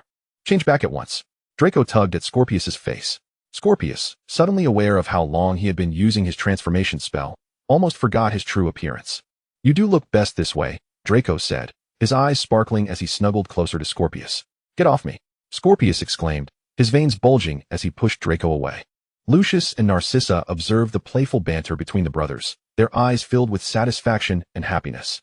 Eventually, it was Narcissa who intervened, sparing Draco from a reprimand. It is getting late. If we don't eat soon, the food will grow cold. At her words, Scorpius released Draco. The family of four gathered around the dinner table. Why is it all this? Scorpius marveled at the spread of midsummer delicacies before him. All of this was specially prepared by your mother, Lucius replied. Every dish on this table was made by Mom. Draco exclaimed mid-bite. Brother, you have no idea. Ever since you left, Mom has been testing recipes on Dad and me every single day. What do you mean testing recipes? I only serve what I am sure is perfect for you to eat. Narcissa feigned anger, shooting Draco a glare. Draco quickly begged for forgiveness. Good mother. You are the best. It was my clumsy tongue that spoke out of turn. Please forgive me. Yet Scorpius kept his head down, devouring his meal voraciously. Hey, slow down. No one is competing with you. If you're still hungry, I can make more. Narcissa observed with satisfaction as her carefully prepared dishes were consumed bite by Scorpius. No need, no need. I simply have not tasted such delicious food in ages. Scorpius wiped away a stray tear as he shook his head. Once dinner was over, Draco, already drowsy, was carried upstairs by Scorpius. Your room looks just as it did before. I've prepared a small cake on the table. If you get hungry, feel free to indulge. Outside the room, Narcissa addressed Scorpius. Scorpius inhaled deeply, recognizing the familiar scent. I understand, Mother. Narcissa's face lit up with a radiant smile as she reached out to ruffle Scorpius's hair. Good night, Scorpius. She then stood on her toes to kiss his forehead. May you have sweet dreams tonight. Me too, Lucius added, not to be outdone. Then I wish both of you a pleasant dream tonight. Father and Mother, Scorpius said, blinking his eyes before closing the door. He then apparat to the dungeon. Sir. An aide opened the door to the dungeon. Scorpius surveyed the unconscious Voldemort. Has anyone visited today? No one has come. Only, the aide paused, an eagle, a peacock, and a snowy owl have paid a visit. This does not contravene your orders, does it, sir? Scorpius paused momentarily before comprehending whom the aide referred to. Strange, how fitting. Wake him up. The aide conjured water, heating it before dousing Voldemort with it. Though Voldemort's body appeared uninjured, the relentless torment over the day had rendered him exceedingly fatigued. He reacted sluggishly even to the scalding water. How kind of you to visit me at such a late hour. Even in captivity, Voldemort retained his arrogance. It was that two-way mark that led you to me, wasn't he it? Scorpius nodded. A twinge of discomfort flickered within Voldemort, yet he felt no regret. Voldemort, I still do not comprehend why you are so fixated on me. Do not tell me it is because I stand on the opposing side. Deep down, you know that my power does not necessitate allegiance to either camp. I do not know, Voldemort admitted, a sense of confusion washing over him. He simply felt that Scorpius ought to remain by his side. However, Siskeg always directed his gaze towards others, collaborating with them to achieve great enterprises. Is eternal life not a worthy pursuit? A sudden epiphany struck Siskeg, and he regarded Voldemort with a look of compassion. Tom, I feel a profound sorrow for you. Voldemort, bewildered by Siskeg's words, was nonetheless pierced by the pity reflected in his eyes. You pity me? What is there to pity about me? On what grounds do you extend your pity? Why would you feel pity for me? Voldemort's voice dwindled to a whisper. Nightmare implanted. As Siskeg's incantation took effect, Voldemort's consciousness began to fade. Sleep now, sleep. Ignorance is perhaps your greatest blessing. Chapter 66, A Little Ding. The following day, Siskeg stretched lazily as he descended the stairs. Long time no see, Sisk. Gellert greeted him, holding a teacup. Professor? What brings you here? Harry exclaimed from the window, where he and Draco were engaged in a game of Quidditch. This is my true self. You must have conspired together. Everyone has arrived. Siskeg could not help but rub his temples. I truly apologize. Amos Diggory said, feeling somewhat embarrassed. He appeared noticeably older than during the Triwizard Tournament. Guests, please enjoy your lunch. The butler brought forth all the dishes. Today's menu featured a fusion of Eastern and Western cuisines, but with guests present. It was not prepared by Narcissa herself. How were these dishes made? They are exquisite, Harry exclaimed, devouring his meal. My brother discovered them first, Draco said proudly, feigning modesty. If you enjoy them, you are welcome to visit my home anytime. After their meal, the group moved to the courtyard. Siskeg produced Dumbledore's body, followed closely by Amos, who revealed Cedric's body. Sisk, I must say, your abilities are truly impressive, Sirius remarked curiously. Can I learn this? What do you think? Siskeg shot him a sidelong glance. Fortunately, both bodies were in pristine condition, requiring no repairs from Siskeg. He retrieved vitality potions and administered them to the two bodies. Once the effects took hold, he activated his innate talent, seamlessly integrating their souls into their respective forms. Is that it? Amos gazed at Siskeg's actions in disbelief. The bodies and souls are not yet fully restored. They will likely awaken in a few days. What about Lily and me without bodies? James and Lily emerged from the necklace. As for you two, Siskeg smiled benevolently. I shall craft bodies for you. With that, he produced two elongated black packages. Upon opening them, they revealed figures resembling James and Lily. Sirius immediately stepped forward to touch them, while James curiously examined the body he was about to inhabit. Though it may not be ideal, I must inquire how these bodies were created. Lily, clearly misunderstanding, exclaimed, Is this your doing? It's astonishingly lifelike. Everyone surrounded the two, occasionally reaching out to touch, with Sirius even contemplating whether James's new body was functional. Get lost, all of you, James thought, fully aware of Sirius's intentions. All right, hurry inside. Moments later, the souls of James and Lily vanished, and the two figures on the ground rose to their feet. They are indistinguishable from the real thing. I forgot to mention, you are unlike the previous two. Some aspects are merely decorative. James was distraught. Feeling as though it was being announced publicly that he was inadequate, laughter erupted from everyone, especially from Sirius, who laughed until his stomach hurt. Where am I? Voldemort surveyed his surroundings. This appears to be an orphanage. Oh right, I must be dreaming. Suddenly, Voldemort jolted awake, gasping for breath. I understand now. I cannot lose Sisk. Sisk, Sisk. Voldemort shouted at the guards. I demand to see Sisk. Before long, Siskegg arrived at the dungeon. I hear you have been clamoring for my presence. Voldemort gazed at Siskegg with deep emotion. I understand now. I am a beast. If you wish to utter such nonsense, it is entirely unnecessary, Siskegg replied, finding the conversation tedious as he turned to leave. Wait, I merely wish to apologize. Siskegg chuckled softly at this. What transpired yesterday will occur again today, lest certain individuals be granted the energy to indulge in fantasies. With his orders given, Siskegg exited the dungeon. Shaw followed closely behind Siskegg, his face etched with concern. Speak your mind. Sir, Voldemort is exceedingly cunning and treacherous. You must not trust his words. Siskegg halted, turning to face him. Do you truly believe that someone who has spent decades devoid of love can suddenly comprehend what it is in a single night? Siskegg mocked. Perhaps he has indeed fallen for me, but that does not negate his desire to escape. Shaw breathed a sigh of relief. Being younger, he feared Siskegg might be deceived by the machinations of this old man. By the way, Christina sent a message inquiring if you wish to reveal your identity. No need. The original narrative had become a chaotic mess under his influence. No one posed a threat to him any longer. Now, Siskegg simply desired to recline aimlessly. Having already resigned from his position under McGonagall, days spent at home often led to a sense of lethargy, and Siskegg suddenly felt as though he had become a wastrel. With no one to oversee him, he slept until noon, ate well, dressed comfortably, and worried about nothing, occasionally venturing into the dungeon to tease Voldemort. Life could not be more delightful. Yet, recently, Siskegg was plagued by an inexplicable sense of impending danger. But where lay the threat? Humans often fear the unknown, and Siskegg found himself perplexed, unable to discern answers through divination, leading to an ever-increasing anxiety. Though Siskegg concealed his feelings adeptly, how could those who observed him closely fail to notice his unease? Neugamont, that is the situation. Mr. Grindelwald, do you have any solutions? Lucius inquired anxiously. Gellert fell into deep contemplation, and his expression soon darkened. This matter will be handled by Dumbledore and me. If Siskegg exhibits any unusual behavior, you must inform me immediately. Mr. Grindelwald, do you possess knowledge of something? We are Siskegg's parents. We are entitled to know. Gellert remained silent for a moment. Very well, if my conjecture is correct. You may hold a crucial part in this. Little Ding, I have been interfering with the world line. Why has the world consciousness not reacted? Response, I have activated a shield for the host. A gleam flickered in Siskegg's eyes. A shield? What could possibly shield the world consciousness? Response, the world consciousness can only notice those with formidable luck. I have placed a protective barrier around the host's soul, ensuring it remains undetected. A protective barrier? Surely it must have other functions.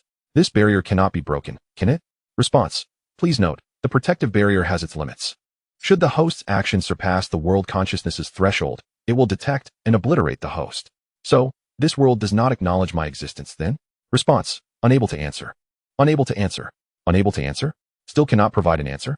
After several days of confusion, Siskegg finally recalled the almost inconspicuous Little Ding.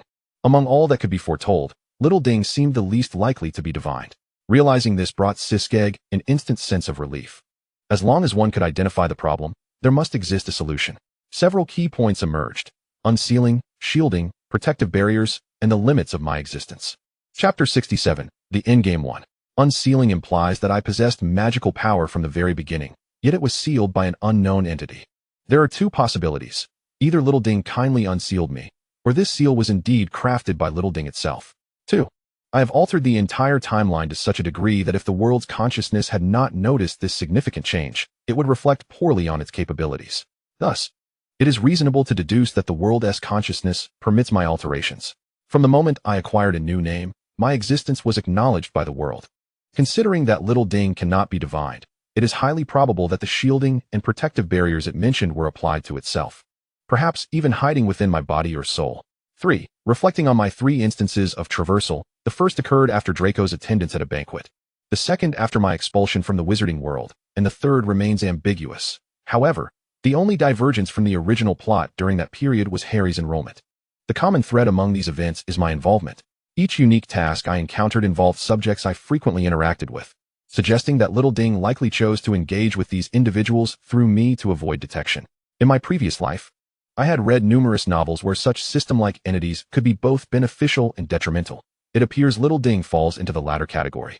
To resolve the issue with Little Ding, I must break the limits of the protective barrier, allowing the world's consciousness to obliterate it. This implies that Voldemort cannot perish just yet, as he remains a significant antagonist. Nevertheless, I need to strategize carefully, as Little Ding can observe my every move. I must avoid alarming it and causing it to flee. Sure enough, a few days later. Ding, detection indicates that the mission in World 1 is nearing completion. Please resolve Tom Riddle promptly. World 1. Are there other worlds? Answer, yes. Will I be going to other worlds afterward? Answer, the host is still in the internship phase and has not yet signed a contract. Was it you who brought me to this world? Answer, yes. Yet. I have no memories associated with you. Answer, according to the agreement, the host will only regain that memory upon successful completion of the internship task. I will disclose portions of the content as the task approaches completion. So, it seems I have entered into a soul contract with you. Answer, no. The host has signed a trial agreement. That is a relief. Siskeg felt a weight lift from his heart. Then, what do you intend to do now? Answer, the host has performed exceptionally in this task and may sign the formal agreement early. Thereafter, a glowing panel materialized in Siskeg's mind, displaying a list of terms. Oh, had I not been a lawyer, I might not have detected the loopholes within this contract. It is clearly a form of servitude, and I fear the next world may merely be a vessel for Little Ding. No need for panic. I must first complete the task thoroughly. Answer, host. We can proceed to sign the agreement first. No, I prefer to finish the task first. Little Ding fell silent. Gellert, what did Siskeg say? Dumbledore inquired. Nibbling on a biscuit. He mentioned wanting to publicly execute Voldemort and requested our presence at the scene. Gellert replied, picking up a napkin, intending to wipe Dumbledore's mouth. But Dumbledore preemptively took it. Thank you. Gellert chuckled, shaking his head. Do you wish to go? Age brings a fondness for the fervor of youth. That day may very well mark a time for action. I wonder what Siskeg's plan entails. This child always tends to rely solely on himself, Dumbledore sighed. Yet Gellert wore a proud expression. Strength is paramount, Gellert began to boast, but was silenced by a glare from Dumbledore. Indeed. It is also wise to rely on others when appropriate. Is it true? Voldemort is to perish. At the Potter residence, Sirius seized the letter from Harry's hands. Huh. How splendid. This menace is finally to meet its end. Did Siskeg mention where? Lily and James emerged from the kitchen. Sirius scanned the letter once more, perplexed. Why in Bloodroot Forest? Godfather, what is Bloodroot Forest? Harry asked curiously. It is the site of the Goblin Wars. Unlike other forests, its soil is a dark crimson, with trees that exude a liquid reminiscent of blood from their roots. Legend has it that the souls of fallen goblins wander there, targeting wizards carrying metal objects. How strange. Why would Siskeg think of that place? We shall trust in Siskeg. If danger arises, we will assist him, Lily assured, patting James on the shoulder. I would rather face Voldemort than deal with all those documents, James lamented, overwhelmed at the thought of the tasks awaiting him in both the office and at home. Lily could not comfort James, as she shared his sentiments. Bloodroot Forest. Sir, perhaps I should retrieve it myself. Siskeg teased the small serpent's head, which affectionately nudged his finger. No need. What threat does a snake devoid of venom pose? Besides, it must appease me to survive. It turned out that Voldemort was not confined to a cage. Instead, he had shrunk and coiled around Siskeg's left arm. Siskeg surveyed the gathering crowd. Everyone was present. Go on, be mindful. Siskeg glanced at Voldemort. Voldemort slowly descended from Siskeg, slithering into the center. Host, act swiftly. Humph, Siskeg smirked. However, Little Ding, lost in the excitement of impending success, failed to notice the anomaly. Chapter 68, The Endgame 2. Siskeg released all of Voldemort's remaining souls. It seems my suspicions were correct. It was you who orchestrated my Horcruxes, Tom. In truth, I could restore your soul completely without relying on any object. At this juncture, do such statements hold any merit? Would you truly be so benevolent? Just lightening the mood. You know, Little Ding, bring forth the contract. I shall sign while I act. No problem. Subsequently, the contract appeared in Siskeg's mind, accompanied by a white dumpling-like figure. You are Little Ding? Indeed, host. Previously, you pretended to be a human machine. Avada. Siskeg began to utter the incantation, but only completed half of it. Seizing the moment while Little Ding was unprepared, he switched to another spell. Nexus Phasmatics. What? What is this? As the incantation took effect, Little Ding's form materialized in the center, bound by numerous white chains. From the depths of the forest emerged many goblin souls, greedily eyeing Little Ding. So fragrant, so fragrant, so fragrant. Although Voldemort was unaware of Siskeg's intentions, it was evident that this entity bore animosity towards Siskeg. Without a second thought, Voldemort ensnared it, subduing the diminutive creature.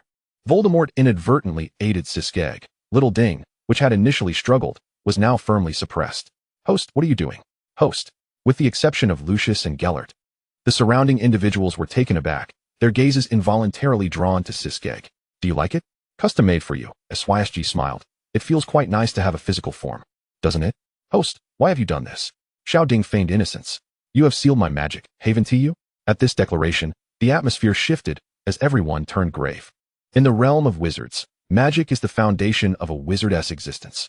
The ease with which SYSG could seal such immense power posed a threat to the entire wizarding world. Host, you misunderstand, Xiao Ding attempted to argue. But upon meeting SYSG's indifferent gaze, he scoffed. So what if I did it?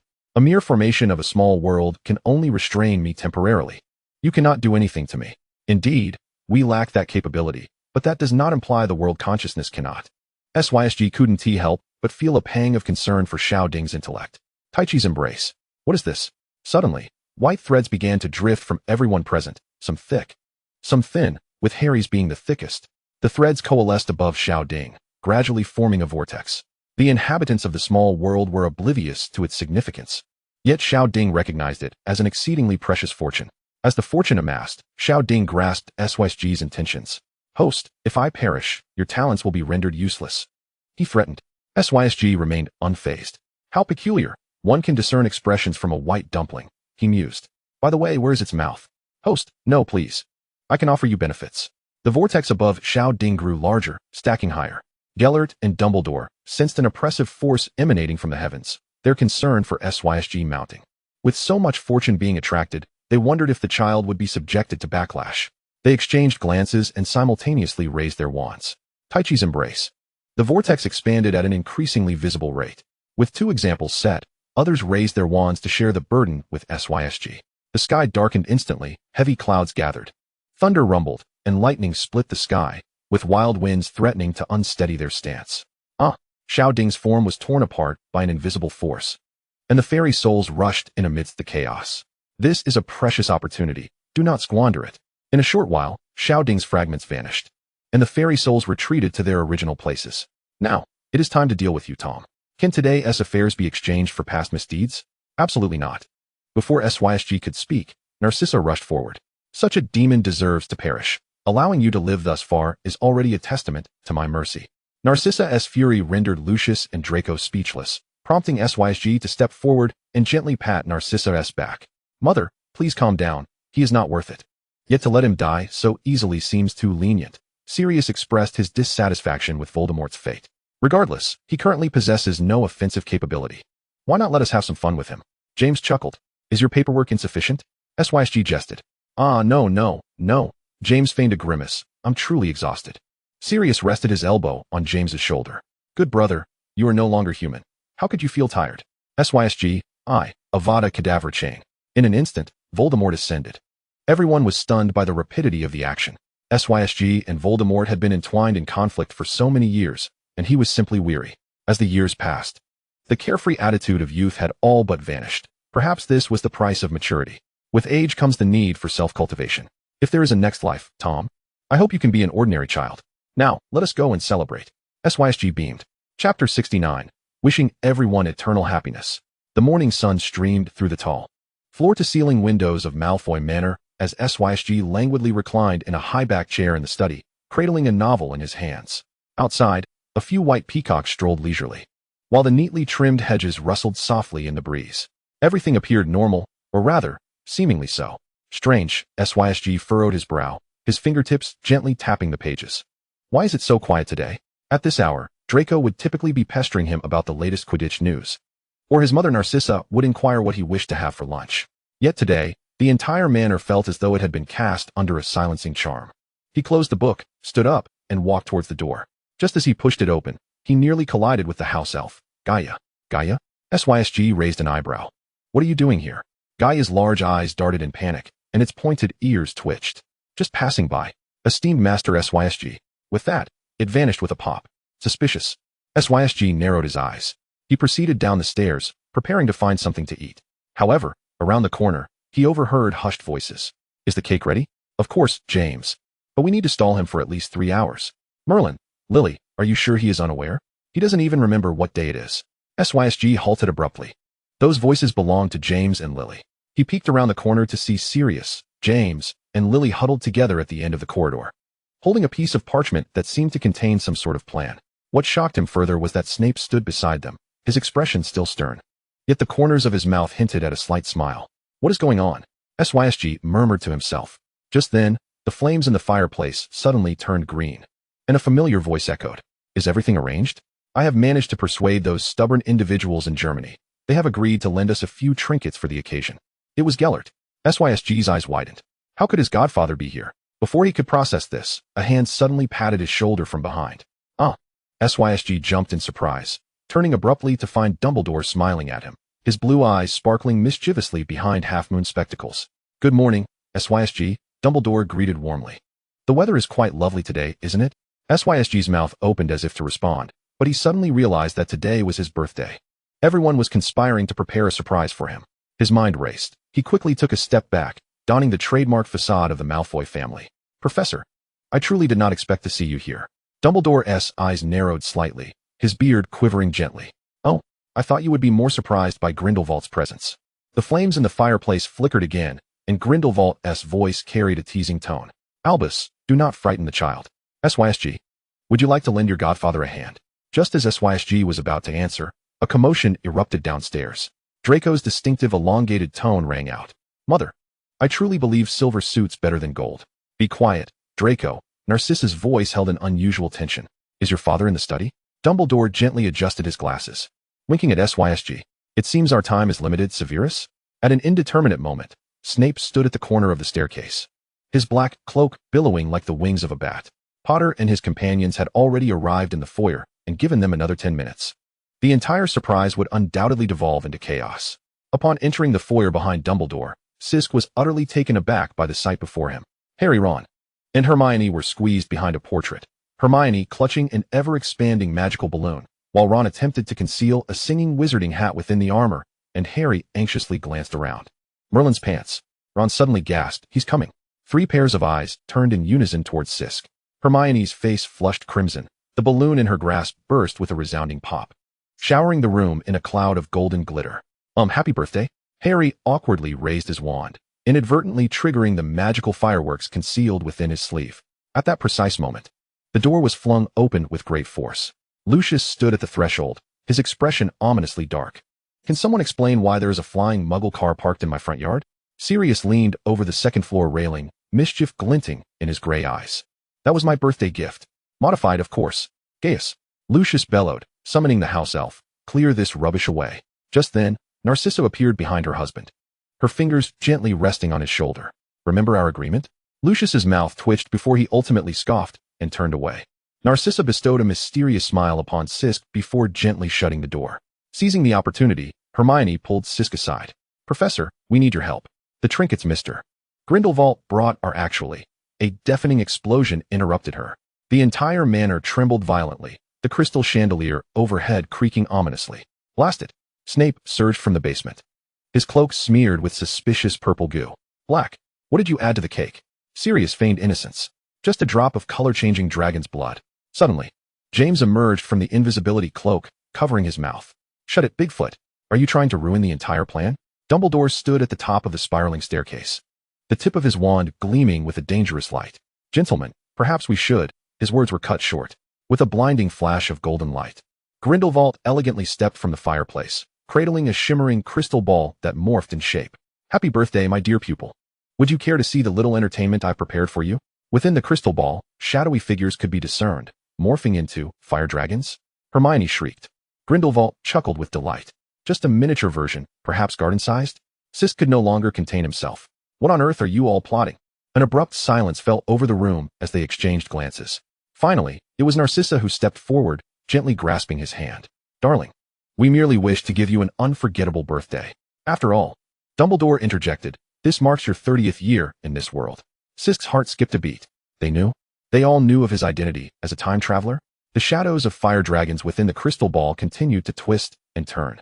Sisk's ears buzzed, his fingers instinctively tightening around Narcissa's warm hand. When did you find out? His voice quivered. Draco suddenly peeked over the second-floor railing. Merlin, you finally said it. I've been holding it in for 5 years. Lucius scoffed, the silver serpent of his cane striking the floor with a heavy thud. Since you were 8. Babbling about smartphones and Wi-Fi in the garden. Narcissa's eyes sparkled with tenderness. Dear, did you think a mother would be so careless? Sisk felt a wave of dizziness wash over him. He had believed himself the perfect imposter, yet he had been laid bare under his family's watchful gaze long ago. Gellert waved his wand lightly, and a myriad of stars suddenly appeared on the ceiling, forming a peculiar celestial map. This is the trajectory of intertwined timelines. Your arrival was no mere coincidence, Sisk. I see in you the potential to transform the magical realm. Sirius abruptly leaped onto the dining table, the silver plates clattering beneath his weight. Enough, enough. Today is a birthday party. He snapped his fingers, and a procession of magically animated miniature dragon models soared from the kitchen, spelling out happy birthday in the air. Each little dragon breathed forth flames of varied colors, dazzling against the twilight. Now that's more like it. James laughed heartily, drawing his wand to conjure a troupe of tap-dancing teapots. Lily shook her head in exasperation. Yet she too waved her wand, releasing a cascade of starlight from the tip that transformed into butterflies, landing upon Sisk's shoulder. Happy birthday, Sisk. Standing at the center of the hall, Sisk gazed at the bustling figures around him, a sudden lump forming in his throat. Narcissa approached, gently squeezing his shoulder. Don't just stand there, Sisk. Draco has trapped himself in a bubble charm while preparing your gift in the basement. You should go help him. Another bubble charm? Sisk couldn't help but chuckle. He had done just that a few days prior. This time it's different, Lucius said sternly, though the corners of his mouth betrayed a slight smile. The bubbles are golden and accompanied by singing pixies. As everyone gathered in the garden, the house elves wheeled out a towering 5-layer cake, adorned with what appeared to be over 30 candles. Sisk suddenly forced a smile. There's no need to stick that many candles to remind me of my age. Blow out the candles, Harry exclaimed excitedly. Narcissa raised her wand, prepared to immortalize the moment. Sisk took a deep breath, ready to lean down, when suddenly the cake soared into the air with a whoosh. Merlin's knickers, Ron shouted, dropping the chicken leg he had been holding. Grindelwald waved his wand triumphantly. I added a flying spell. In Germany, a cake that dances is a good cake. The cake began to waltz in midair, the candlelight tracing graceful arcs across the night sky. Draco seized the opportunity to whisper to Sisk. Dad secretly stashed 10 gallons of cream on the second layer. You'd better. Before he could finish, the cake exploded with a resounding pop. Cream cascading down like a waterfall, landing squarely on Lucius. Sirius Black, Lucius exclaimed, wiping cream from his face and seething. Sirius hid behind James, laughing uncontrollably. I swear, this time it truly wasn't me. Snape leisurely produced a handkerchief and offered it to Lucius. Clearly, the cake decided to retaliate against someone who always criticizes it for not being sweet enough. At that moment, the night sky erupted in a magnificent display of fireworks, spelling out happy birthday, Sisk. Even more astonishing, each spark morphed into miniature versions of Sisk, depicting both of his forms, some engrossed in reading, others casting spells, and one even enjoying hot pot, a secret invention he had conjured in his office during his time at Hogwarts. This inspiration stems from your godfather. I merely provided some materials. Dumbledore winked, although I had to prevent him from transforming the fireworks into a fire-breathing Chinese dragon. As the festivities drew to a close, Narcissa guided Scorpius to the study. A delicate silver box lay on the table, inscribed with the Chinese character for family. Though you haven't uttered a word, I sense you must yearn for the flavors of your homeland, Narcissa gently remarked. We contacted friends from the Middle Kingdom, and this is the mooncake they procured, said to be from the finest establishment. Lucius cleared his throat awkwardly. They also included a, scenic album of the Middle Kingdom. Of course, if you desire other gifts instead. Scorpius suddenly embraced Lucius and Narcissa, an unprecedented gesture for him since his arrival in this world. This is the best gift I have ever received. Through the window, Scorpius observed the gathering in the garden, tidying up the aftermath. Dumbledore was assisting house elves in cleaning up cream, while Harry, Draco, and Ron were extinguishing a mischievous firework. To Scorpius's surprise, Grindelwald and Snape were sharing a bottle of fire whiskey. Hermione appeared at the door, camera in hand. Come, let me capture a family photo for you. As the flash illuminated the room, Scorpius mused that perhaps the true gift of traversing to this world was the company of those willing to orchestrate such a whimsical celebration for him. Chapter 70, Parallel Worlds. Tom, why are you constantly playing pranks? Nymeria Vinny exclaimed in frustration. Tom, momentarily distracted, instinctively contemplated silencing her. Wait, why are my hands so small? Tom, are you even listening to me? Nymeria noticed Tom's inattentiveness and grew even angrier, tugging at his ear. From now on, you are to remain in your room. You may only emerge once you acknowledge your mistake. With that, the door slammed shut. Was that just the headmaster? Tom glanced at himself, then surveyed his surroundings. The case was solved. He had been reborn. Perfect. This time I shall not repeat my previous mistakes. Scorpius, I will ensure you have nowhere to turn, nowhere to flee. Calculating the time, He realized tomorrow was the day he would meet Scorpius. A smile crept onto Tom's lips. During dinner, Tom took the initiative to apologize to Nymeria. She looked at this once peculiar child in astonishment. It is commendable that you can admit your mistakes. You are growing up, dear. The following evening finally arrived, and it felt as though a year had passed for Tom. He sat in the same spot as in his previous life, anxiously awaiting.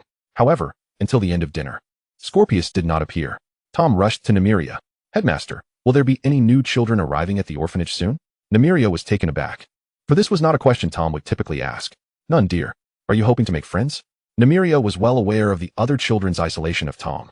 She had attempted to mediate, but Tom's eccentricity made her wary. Later, she discovered that Tom preferred solitude, so she ceased her efforts. As there was little time in the orphanage to concern oneself with matters beyond survival. It's nothing, just a casual inquiry. Tom returned to his dormitory. Why is this life so different? Why hasn't Scorpius come? Could he have been reborn as well? If so, I must take the lead. Who wouldn't he want to utilize Scorpius's brilliant ideas? That night, Tom stealthily departed the orphanage. The following day, Nymeria opened Tom's door only to find him missing. Puzzled, she noticed a note left on his bed. Do not seek me, Tom Riddle. While Nymeria felt a twinge of concern, she also sighed in relief, with one less child. Her burdens lightened. 2 years later, a power group known as the Fenrigus gained notoriety within the wizarding world. Dumbledore sat in the parlor. Please, follow me, sir. Dumbledore trailed behind the butler into the study, where the butler opened the door. My master is waiting for you inside. Navigating around the bookshelves, Dumbledore beheld a child seated at the table. Hello, might you be Mr. Tom Riddle? Tom set down the documents, turned, and gestured toward a nearby chair. Please, take a seat. Dumbledore raised an eyebrow, finding this child rather intriguing. I know why you are here. I will be attending Hogwarts. Mr. Riddle, where are your guardians? Tom smiled. I am the only one in my family. Dumbledore's eyes widened. Tom's smile broadened. I am the mastermind behind Fenrigus. Dumbledore couldn't help but gasp, subconsciously comparing Tom to Grindelwald. It seemed that Grindelwald was not nearly as formidable as this child. What else Tom spoke of escaped Dumbledore's memory as he hazily returned to the school. Tom Riddle, greetings. I am Abraxas Malfoy. Would you care to become friends? Abraxas extended his right hand. I would be delighted. Tom reciprocated the handshake. I have a project in mind. I wonder if the Malfoy family might be interested in participating. I am indeed interested. What project might that be? I trust the vision of the leader of Fenrigus. The two exchanged knowing smiles. Their intentions clear without the need for further words. Throughout his years at Hogwarts, Tom expanded the group's influence, gathering more supporters. The only source of discontent was Scorpius's continued absence, even as Snape attended school. Tom began to doubt whether Scorpius even existed in this world. Until, hasn't your grandson been born yet? What name do you plan to give him? Lucius had decided, Scorpius Malfoy. Tom, what do you think? Tom smirked. Excellent, truly splendid. Scorpius, this is a dear friend of your grandfather's, Tom Riddle. You may call him that. You may address me directly by my name, young one, Tom said, bending down to meet Scorpius's gaze. Scorpius hid behind Lucius. Goodness, this is nothing like the movies. Voldemort is still alive. Have I been transported into a fanfiction of Harry Potter? Scorpius, do not fear. Uncle Riddle is a kind man, Narcissa gently urged. Mother, are you certain you're not telling some hellish joke? Voldemort, a good man. His gaze feels as though he wishes to devour me. It's perfectly normal for children to feel shy. This child appears quite bold. Usually, Lucius remarked, perplexed. In the days that followed, Tom virtually visited Malfoy Manor daily, relishing in teasing Scorpius. At such a tender age, Scorpius struggled with his words. And coupled with his previous life as Chinese buff, he found himself at a loss for retorts when bullied, ultimately seeking refuge in his grandfather's arms, tears in his eyes. Abraxas was taken aback. He had never witnessed Tom display such enthusiasm towards Lucius during his childhood. Tom, if you desire children, why not marry?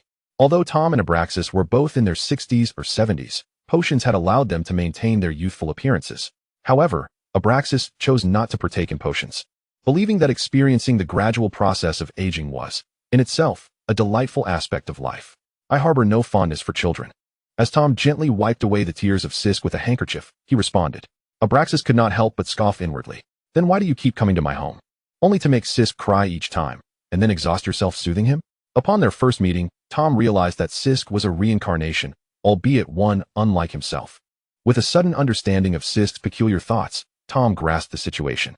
The Malfoy family gradually uncovered Sisk's uniqueness, yet they collectively chose to conceal it. In this lifetime, Sisk was fortunate, having evaded the likes of Little Ding. From a young age, he exhibited extraordinary magical talent, earning a reputation as a prodigy within the wizarding world. Under the affectionate care of the Malfoy family and Tom, Sisk thrived, growing healthy and cheerful, endearing himself to many. Countless children flocked around him, much to Tom's dismay.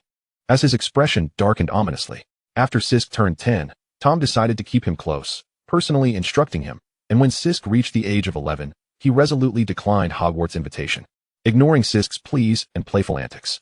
"Tom, I want to go to Hogwarts. Please let me go," Sisk whined, clinging to Tom. "No. My teaching is far superior to what you would learn at Hogwarts." No one understood, and Abraxas, observing his once friend's forceful demeanor, felt an unsettling premonition arise. "Tom, we must respect the child's wishes," Abraxas ventured cautiously. "When I say no, it means no. This matter is settled," declared Tom with unwavering authority, and ultimately, Sisk was unable to attend Hogwarts. It took nearly a month of coaxing before Sisk would deign to respond to Tom.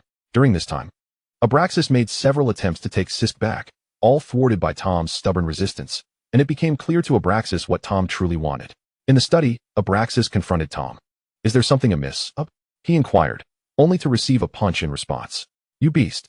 Tom nonchalantly wiped the blood from the corner of his mouth. "So you finally understand," Abraxas seethed, delivering another blow to Tom. "Indeed, I've come to realize your vile intentions. Sisk is my grandson. Had I known this would occur, I would never have engaged with you." Tom radiated a menacing aura at this remark. "Regardless of your intentions, Sisk belongs to me." The words ignited Abraxas's fury, prompting him to strike again, but Tom blocked the attack. "I allowed you to hit me out of consideration for our long-standing friendship and my acknowledgement of taking advantage of Sisk's affection, but do not overstep your bounds. Instead of attempting to thwart me, perhaps you should assist in calming Lucius and his wife. How dare you even mention it?" "You've utterly embarrassed me," Abraxas retorted. "I reiterate, Sisk is mine." "Bah, you shameless old fool. Grandfather, are you and Tom arguing?" Sisk's concerned voice echoed from the doorway, having overheard their quarrel. Tom swung open the door, allowing Sisk to see the injuries adorning his face. "Tom, how did you get hurt?" Sisk gently touched the swelling on Tom's face. Concern etched across his features. "It doesn't hurt with you caring for me," Tom replied, grasping Sisk's hand. "What on earth is happening?" "Nothing much," Tom sighed, his eyes dimming with sorrow. "Your grandfather merely wishes to take you away from me. Sisk, if you desire to leave, then go, but I," Tom faltered, gazing at Sisk with pleading eyes. "Is this truly worth fighting over? Grandfather, why resort to violence? Matters can be discussed calmly," Sisk chastised Abraxas. "No, grandfather." "It's Tom who," Abraxas faltered, for Tom had indeed spoken the truth. He could not divulge the entire reason, fearing it might plant unwanted thoughts in Sisk's mind. Ultimately, Abraxas withdrew without achieving his aim. That night, Tom sat on the sofa, cradling Sisk in his arms. "Sisk, I know you are a traveler from another world." Sisk stiffened. "Tom, are you feverish? What nonsense are you spouting?" As he spoke, Sisk attempted to slip from Tom's embrace, but Tom tightened his hold. "Listen, Sisk. I have feelings for you." With that confession, Tom anxiously monitored Sisk's reaction. Sisk was left utterly astonished. Tom's urgency in confessing stemmed from Abraxas's words that day, reminding him of the significant age gap between himself and Sisk. If he failed to express his feelings, Sisk might remain oblivious. "Sisk, please hear me out." Tom slowly revealed everything about himself to Sisk. After hearing it all, Sisk felt as if the world had turned fantastical. "Sisk, you need not rush your response." "I can wait," Tom said, tears welling in his eyes. "I only hope you won't distance yourself from me because of this." Sisk pondered for a moment before he could not restrain his curiosity. "By your account, the me from your previous life and the current me have experienced entirely different lives, and our personalities must have diverged. So do you genuinely like me for who I am, or is it because of him?" Tom had not anticipated such a question, momentarily caught off guard before breaking into a smile. "Fool, you are you. What difference does it make? That is precisely what I adore about you. No matter what you have endured, your essence remains unchanged. You are resilient, brave, lively, and delightful." Sisk blushed at the compliment. Reflecting on their past interactions, Sisk realized that the distance between them had long surpassed any boundaries, and unbeknownst to him, he had already accepted Tom's presence in his life. Yet, Sisk still harbored concerns. "But what about my parents and grandfather?" Upon hearing this, joy surged within Tom. "Fear not, I will take care of everything. You need only contemplate whether you wish to be with me." I think I might like you too," Sisk stammered. Tom could not resist leaning in, causing Sisk to recoil in surprise. "Hey, what are you doing? I'm still a child. What are you imagining?" Tom teased, gently poking Sisk's nose. "I would not go that far." With that, Tom pressed a tender kiss to Sisk's forehead. "So, Sisk, I will resolve everything. Your only task is to remain joyful. In my past life, I knew not what love was. In this life, Allow me to learn how to love you properly. Epilogue, GGAD.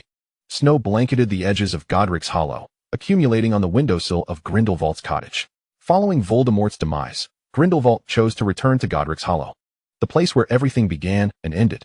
Meanwhile, Dumbledore, unable to let go of Hogwarts, had returned to assume the role of headmaster once more. The snowfall today was particularly heavy, the crackling flames in the fireplace casting flickering shadows on the deeply lined face of the elder. A visage that once struck terror into the hearts of the entire European wizarding community, now revealing a rare flicker of hesitation. The church bells resonated through the storm, and Grindelwald tightened his grip on the window frame. Christmas, a day symbolizing love and reunion, had always signified solitude and reminiscence for him. As the bells chimed again, Grindelwald suddenly made a decision. He turned towards the fireplace, retrieving a dust-covered small box from the shelf. As the box creaked open, it emitted a faint click, revealing a golden shard of the blood-packed pendant, quietly resting within, a fragment that he had secretly preserved after Ariana's demise. Enough, Gellert declared to the empty room, his voice hoarse yet resolute. Decades of evasion had sufficed. Snow blanketed the towers of Hogwarts, accumulating in the wings of the gargoyle. While the warm glow of Christmas decorations danced through the castle corridors, Dumbledore stood by the window of his office, gazing out at the distant Black Lake. Its surface glazed with a thin layer of ice, shimmering like a vast expanse of obsidian under the moonlight. "Lemon drop, Albus?" inquired the portrait of Phineas Nigellus on the wall, languidly. "Or have you forsaken sweets in this weather?" Dumbledore turned with a smile, his blue eyes still bright behind his crescent-shaped spectacles. "I believe I require something stronger tonight, Phineas. Christmas Eve always evokes a sense of melancholy." He approached a small cabinet and retrieved a bottle of amber-hued mead, brewed in the year of 1945 when he vanquished Grindelwald. As the bottle was uncorked, it released a soft pop, and the sweet aroma instantly enveloped the room. Just as he was about to pour, the flames in the fireplace abruptly shifted to a peculiar green. Dumbledore's hand hovered in midair. He had not set the Floo network connection, and no visitors were expected this evening. Fawkes, the phoenix, lifted his head from the gilded perch, emitting a wary cry. The flames surged, and a tall figure stepped forth from the hearth, ashes and sparks swirling around him. When the figure raised his head, Dumbledore felt as though time had come to a standstill. It appeared the protective enchantments of Hogwarts had indeed waned. The mead bottle slipped from Dumbledore's grasp, but before it shattered upon the ground, Gellert's wand flicked gently, levitating the bottle back to rest upon the table. "What brings you here, Gellert?" Gellert did not answer immediately. He surveyed the office, his gaze lingering on the spinning silverware, the dozing portraits, and Fawkes, before finally returning to meet Dumbledore's eyes. "Merry Christmas, Al," Gellert said. Producing a small box from his robes, "I have come bearing gifts." Dumbledore made no move to accept it. The air between them thickened, with only the ticking of the clock punctuating the silence. Gellert's expression remained unchanged as he set the box down and unclasped a delicate chain from around his neck, upon which hung a tiny golden vessel, glimmering even in the dim light of the office. Dumbledore felt his breath catch. He recognized that vessel, the blood pact, the vow forged with magic and blood when they were but 18. He had believed it lost to destruction. "You have kept it all this time?" Dumbledore stepped forward, then forced himself to halt. "Even in Neumgard?" Gellert's fingertips brushed over the golden vial. "It is the only thing not confiscated from me." The guards assumed it merely a trinket. He raised his gaze, his heterochromatic eyes locking with Dumbledore's. "I could have shattered it when I was at my strongest. The vow no longer bound me, yet I chose not to." "Do not say such things." Dumbledore's voice trembled slightly. Gellert approached the pensive nestled in the corner, drawing a silvery strand of memory from his temple and allowing it to flow into the basin. The silver strand swirled, forming a quivering mirror. Gellert was the first to immerse his face into the shimmering silver, and moments later, Dumbledore followed suit. The midsummer of Godric's Valley rushed forth, sunlight filtering through the barn's crevices, the air rich with the scents of hay and warmth. Two young men sat side by side atop a mound of straw, their golden and red hair almost merging in the light. "Look closely, Al." The present Gellert stood beside his past self. "See me as I truly was. This is no disguise, no deceit. That summer, I was real." The memory of Gellert animatedly espoused visions of a transformed world, his eyes sparkling with fervor. The young Dumbledore listened intently, nodding or questioning at intervals. Their interaction crackled with electric tension, a testament to the magnetic attraction of two brilliant souls. The memory began to leap, like a swiftly flipped album. They debated late into the night in the kitchen of Bashadabayat, practiced dueling spells on the riverbank. Their laughter startling the birds, exchanged their first awkward kiss in the barn loft, sunlight merging their silhouettes into one. "I have preserved every moment," the present Gellert whispered. Even in the darkest days, these memories endure. The memory finally settled upon that fateful quarrel. Ariana's pale visage, Aberforth's furious shouts, the green light of a wand, and then an interminable silence. The two boys stood amidst the ruins, the blood-packed vial glimmering upon the ground. They lifted their heads from the pensive. The office's stillness filled by the crackling of the fire. Dumbledore's hand instinctively brushed against his chest, where once hung a vessel identical to that one. It has been decades. Grindelwald broke the silence, and I have come to understand one thing through the years. I would rather live with genuine remorse than die clinging to hollow memories. Gaylord approached the forgotten little box, opening it to reveal a silver beech leaf brooch, intricately engraved with elvish runes. Not the blood-pact, Gaylord remarked, his gaze wandering to the snowy landscape outside. Merely a memento, the beech leaf, to commemorate the grove where we first met. Dumbledore accepted the brooch, the silver glimmering softly in his palm. He remained silent for a long moment before moving toward the mead bottle, pouring 2 glasses. Merry Christmas, Gaylord. Dumbledore offered 1 glass to him, gently clinking his own against it, to choices and second chances. Gaylord accepted the glass, their fingers briefly brushing against the stems, the sweet aroma of the mead wafting between them, curiously overlapping with the essence of that summer in 1899. The position of defense against the dark arts at Hogwarts had once again become vacant. Dumbledore suddenly remarked, his eyes fixed on the amber liquid in his glass. You know, that position seems perpetually unable to retain its occupants. Gaylord raised an eyebrow. Are you inviting a former Dark Lord to teach students? Al, has your moral compass finally broken? I am inviting a genius with unparalleled magical knowledge to share his wisdom. Dumbledore smiled. Unless, of course, you would prefer to live out your days in solitude in that little cabin in Godric's Valley. Gaylord scoffed, draining his glass. Outside, the snow fell heavier. Yet the office felt warmer than ever before. There is one condition. Gaylord set down his glass, suddenly serious, not the blood pact. But I wish to forge a new vow, not concerning dominion or power, simply about truth. Dumbledore gazed at the elderly figure before him, seeing the shadow of the golden-haired youth who had once captivated him. Dumbledore raised his wand, drawing forth a strand of golden thread from its tip. Tell me the incantation. Gaylord, this time, we shall recite it together. As the midnight bell tolled 12 times, a brilliant golden light emanated from the window of Hogwarts' headmaster's office. At the edge of the forbidden forest, the centaur Firenze looked up at the radiance, saying to his companions, Look, Jupiter and Venus have aligned once more. The end of one era, and the beginning of another. Epilogue 2, Draco and Harry. The corridor on the 3rd floor of the Ministry of Magic is perpetually bustling, with wizards in various robes hurrying to and fro. Harry strides through the crowd, clutching a precarious stack of documents. The cuffs of his black Auror uniform are specked with ink, and although his hair is slightly shorter than during his student days, it remains charmingly disheveled. Harry, you've forgotten your coffee. A familiar, elongated voice calls from behind. Harry turns to see Draco striding towards him, his long fingers firmly grasping a steaming paper cup. His platinum hair is impeccably slicked back, and his gray suit is impeccably tailored, far more formal than the attire typically seen in the Auror office, reflecting the stricter dress code of the Department of International Magical Cooperation. Merlin, a savior. Harry exhales in relief as he accepts the coffee and takes a hearty sip. I was up until 3 last night writing that report. Draco raises an eyebrow. Is that why the last 3 pages of your handwriting look like a spider crawled across them? I had to rewrite it before submitting it to Director Roberts. You rewrote my report. Harry's eyes widen in disbelief. I couldn't let you be reprimanded, Draco shrugs, casually brushing a feather quill's dust off Harry's shoulder. Besides, your analysis of the challenges in child education was indeed commendable, albeit the prose was utterly dreadful. A grin spreads across Harry's face. Working alongside Draco at the ministry after graduation is a delightful continuation of their 7-year friendship at Hogwarts. They now exchange reports and share lunches, a veritable joy. Are we still going to the Leaky Cauldron tonight? Harry inquires. Ron mentioned a new wizard who excels at mixing fire whiskey cocktails. Draco's expression shifts subtly. Actually, I have some matters I wish to discuss with you privately. 8 o'clock at my place. A flutter of unease stirs within Harry, yet he nods in agreement. Of course. Is there anything you need me to bring? Just your brain, Draco smirks, then adds as he turns to leave, Oh, and your insatiable appetite. I had the house elf prepare lemon tart. Watching Draco depart, a familiar warmth blossoms in Harry's chest. Over the years, Draco has become an indispensable part of his life. His fastidiousness, sharp tongue, and the concern hidden beneath his acerbic remarks provide Harry with an inexplicable sense of comfort. As night falls, Malfoy Manor shines brightly. Harry navigates the familiar entryway to the recently renovated small sitting room, furnished with cozy sofas and overflowing bookshelves. You're 7 minutes late. Draco's voice calls from beside the fireplace.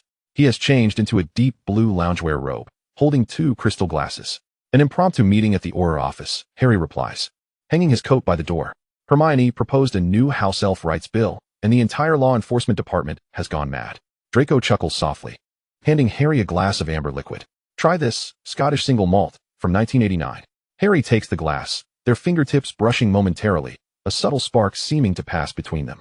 He feigns ignorance, tilting his head back to take a generous sip, the fiery liquid coursing down his throat. Merlin's beard. This is stronger than fire whiskey. Draco bursts into laughter, a sound Harry seldom hears, unreserved and joyous. Harry, this is top-shelf whiskey, not the cheap stuff you drink at the Leaky Cauldron. It all tastes the same to me, Harry mutters, yet he takes another small sip, this time savoring the complex flavors of oak and honey. They sit side by side on the sofa, discussing work, gossip, and mutual friends. The atmosphere is as relaxed as ever. Yet Harry notices Draco's fingers rhythmically tapping against his glass, his gray-blue eyes flickering more than usual. So, Harry sets down his empty glass. What did you want to talk about? Draco takes a deep breath, suddenly turning to face Harry, their knees nearly touching. I think we need to discuss this. Leaning forward, Draco gently kisses Harry's lips. It is a tentative brush, as soft as a feather's caress. Harry freezes, his mind going blank. Draco's lips are softer than he imagined, imbued with the rich scent of whiskey. The kiss lasts only 2 seconds before Draco pulls back. Uncertainty etched across his face, an expression Harry has never seen before. I've wanted to do that for a long time. Draco's voice is unusually soft. If you find it disgusting, or... Harry interrupts him, seizing the front of Draco's robe and pulling him back in, silencing his anxious words with his lips. This kiss is firm and fervent. Draco gasps softly before responding to the kiss, his fingers threading through Harry's hair. When they finally part, both are breathless. Harry's glasses askew and Draco's cheeks flushed. I think I've also been wanting this for a long time, Harry admits in a whisper, his heart racing as if it might leap from his chest, something he had never dared to confess. Draco's eyes light up. Really? Really, Harry replies, a smile gracing his lips as he can't help but roll his eyes. Merlin, we're such fools for wasting so much time. Draco caresses Harry's cheek, thumb gently tracing the lightning scar. No, the timing is just right. We needed to become good friends first, to truly understand one another. Harry leans into that hand. Closing his eyes, Draco's touch evokes an unprecedented sense of belonging, not as the savior, not as a hero, just as Harry. The lemon tart might have to wait. Draco says softly, amusement lacing his voice. Harry opens his eyes, feigning seriousness. That's simply one to-do, Draco. A promise is a promise. Draco laughs heartily, leaning in to kiss Harry once more. This time, both are certain that, regardless of what the future holds, they will face it together, just as they always have. Easter egg. Voldemort stirs awake at the sound of approaching footsteps. It is rare for someone to come at this hour. Roughly calculating, he realizes he has cohabited with Slytherin for 3 or 4 years, well aware of Slytherin's habits, such as sleeping until noon on days off. It is currently 6 in the morning. Don't get me wrong, I'm not asleep yet, Slytherin says, stifling a yawn. What brings you here? Nothing much. Just a whim to check on how you were sleeping. Did you dream? Voldemort freezes. Dream? Ah, indeed, I did dream, and it was quite pleasant. He struggles to recall the dream, finding the memory hazy, only vaguely remembering a wedding with Slytherin, feeling very happy. Was it a beautiful dream? Slytherin speculates based on Voldemort's reaction. Yet, given the circumstances, it is indeed curious that Voldemort could have a beautiful dream. Slytherin promptly decides to probe into Voldemort's memories. Slytherin quickly retreats from Voldemort's mind, having caught only fragments of memories. Wait, does Voldemort truly care for me? Can he really dream of such things? Slytherin gazes at Voldemort with a complex expression. Voldemort, fully aware that Slytherin has delved into his memories, feels a rare surge of embarrassment. You misunderstood. Voldemort struggles to find the right words to explain. Stop. You don't need to explain anything. I don't want to hear it. Sith felt the atmosphere around him grow unbearably awkward, prompting him to turn and leave the dungeon. No. Voldemort, himself perplexed by his own thoughts, acted impulsively, causing the serpent to coil around Sith. A chill coursed through Sith, reminiscent of the earlier moments when Voldemort and that snake had tormented him. Enough. Get away. Do not compel me to end your existence now. Voldemort loosened his grip, yet remained entwined around Sith. Sith, if all else were cast aside, would you ever love me? The tone of Voldemort's voice revealed a vulnerability that Sith had never witnessed before.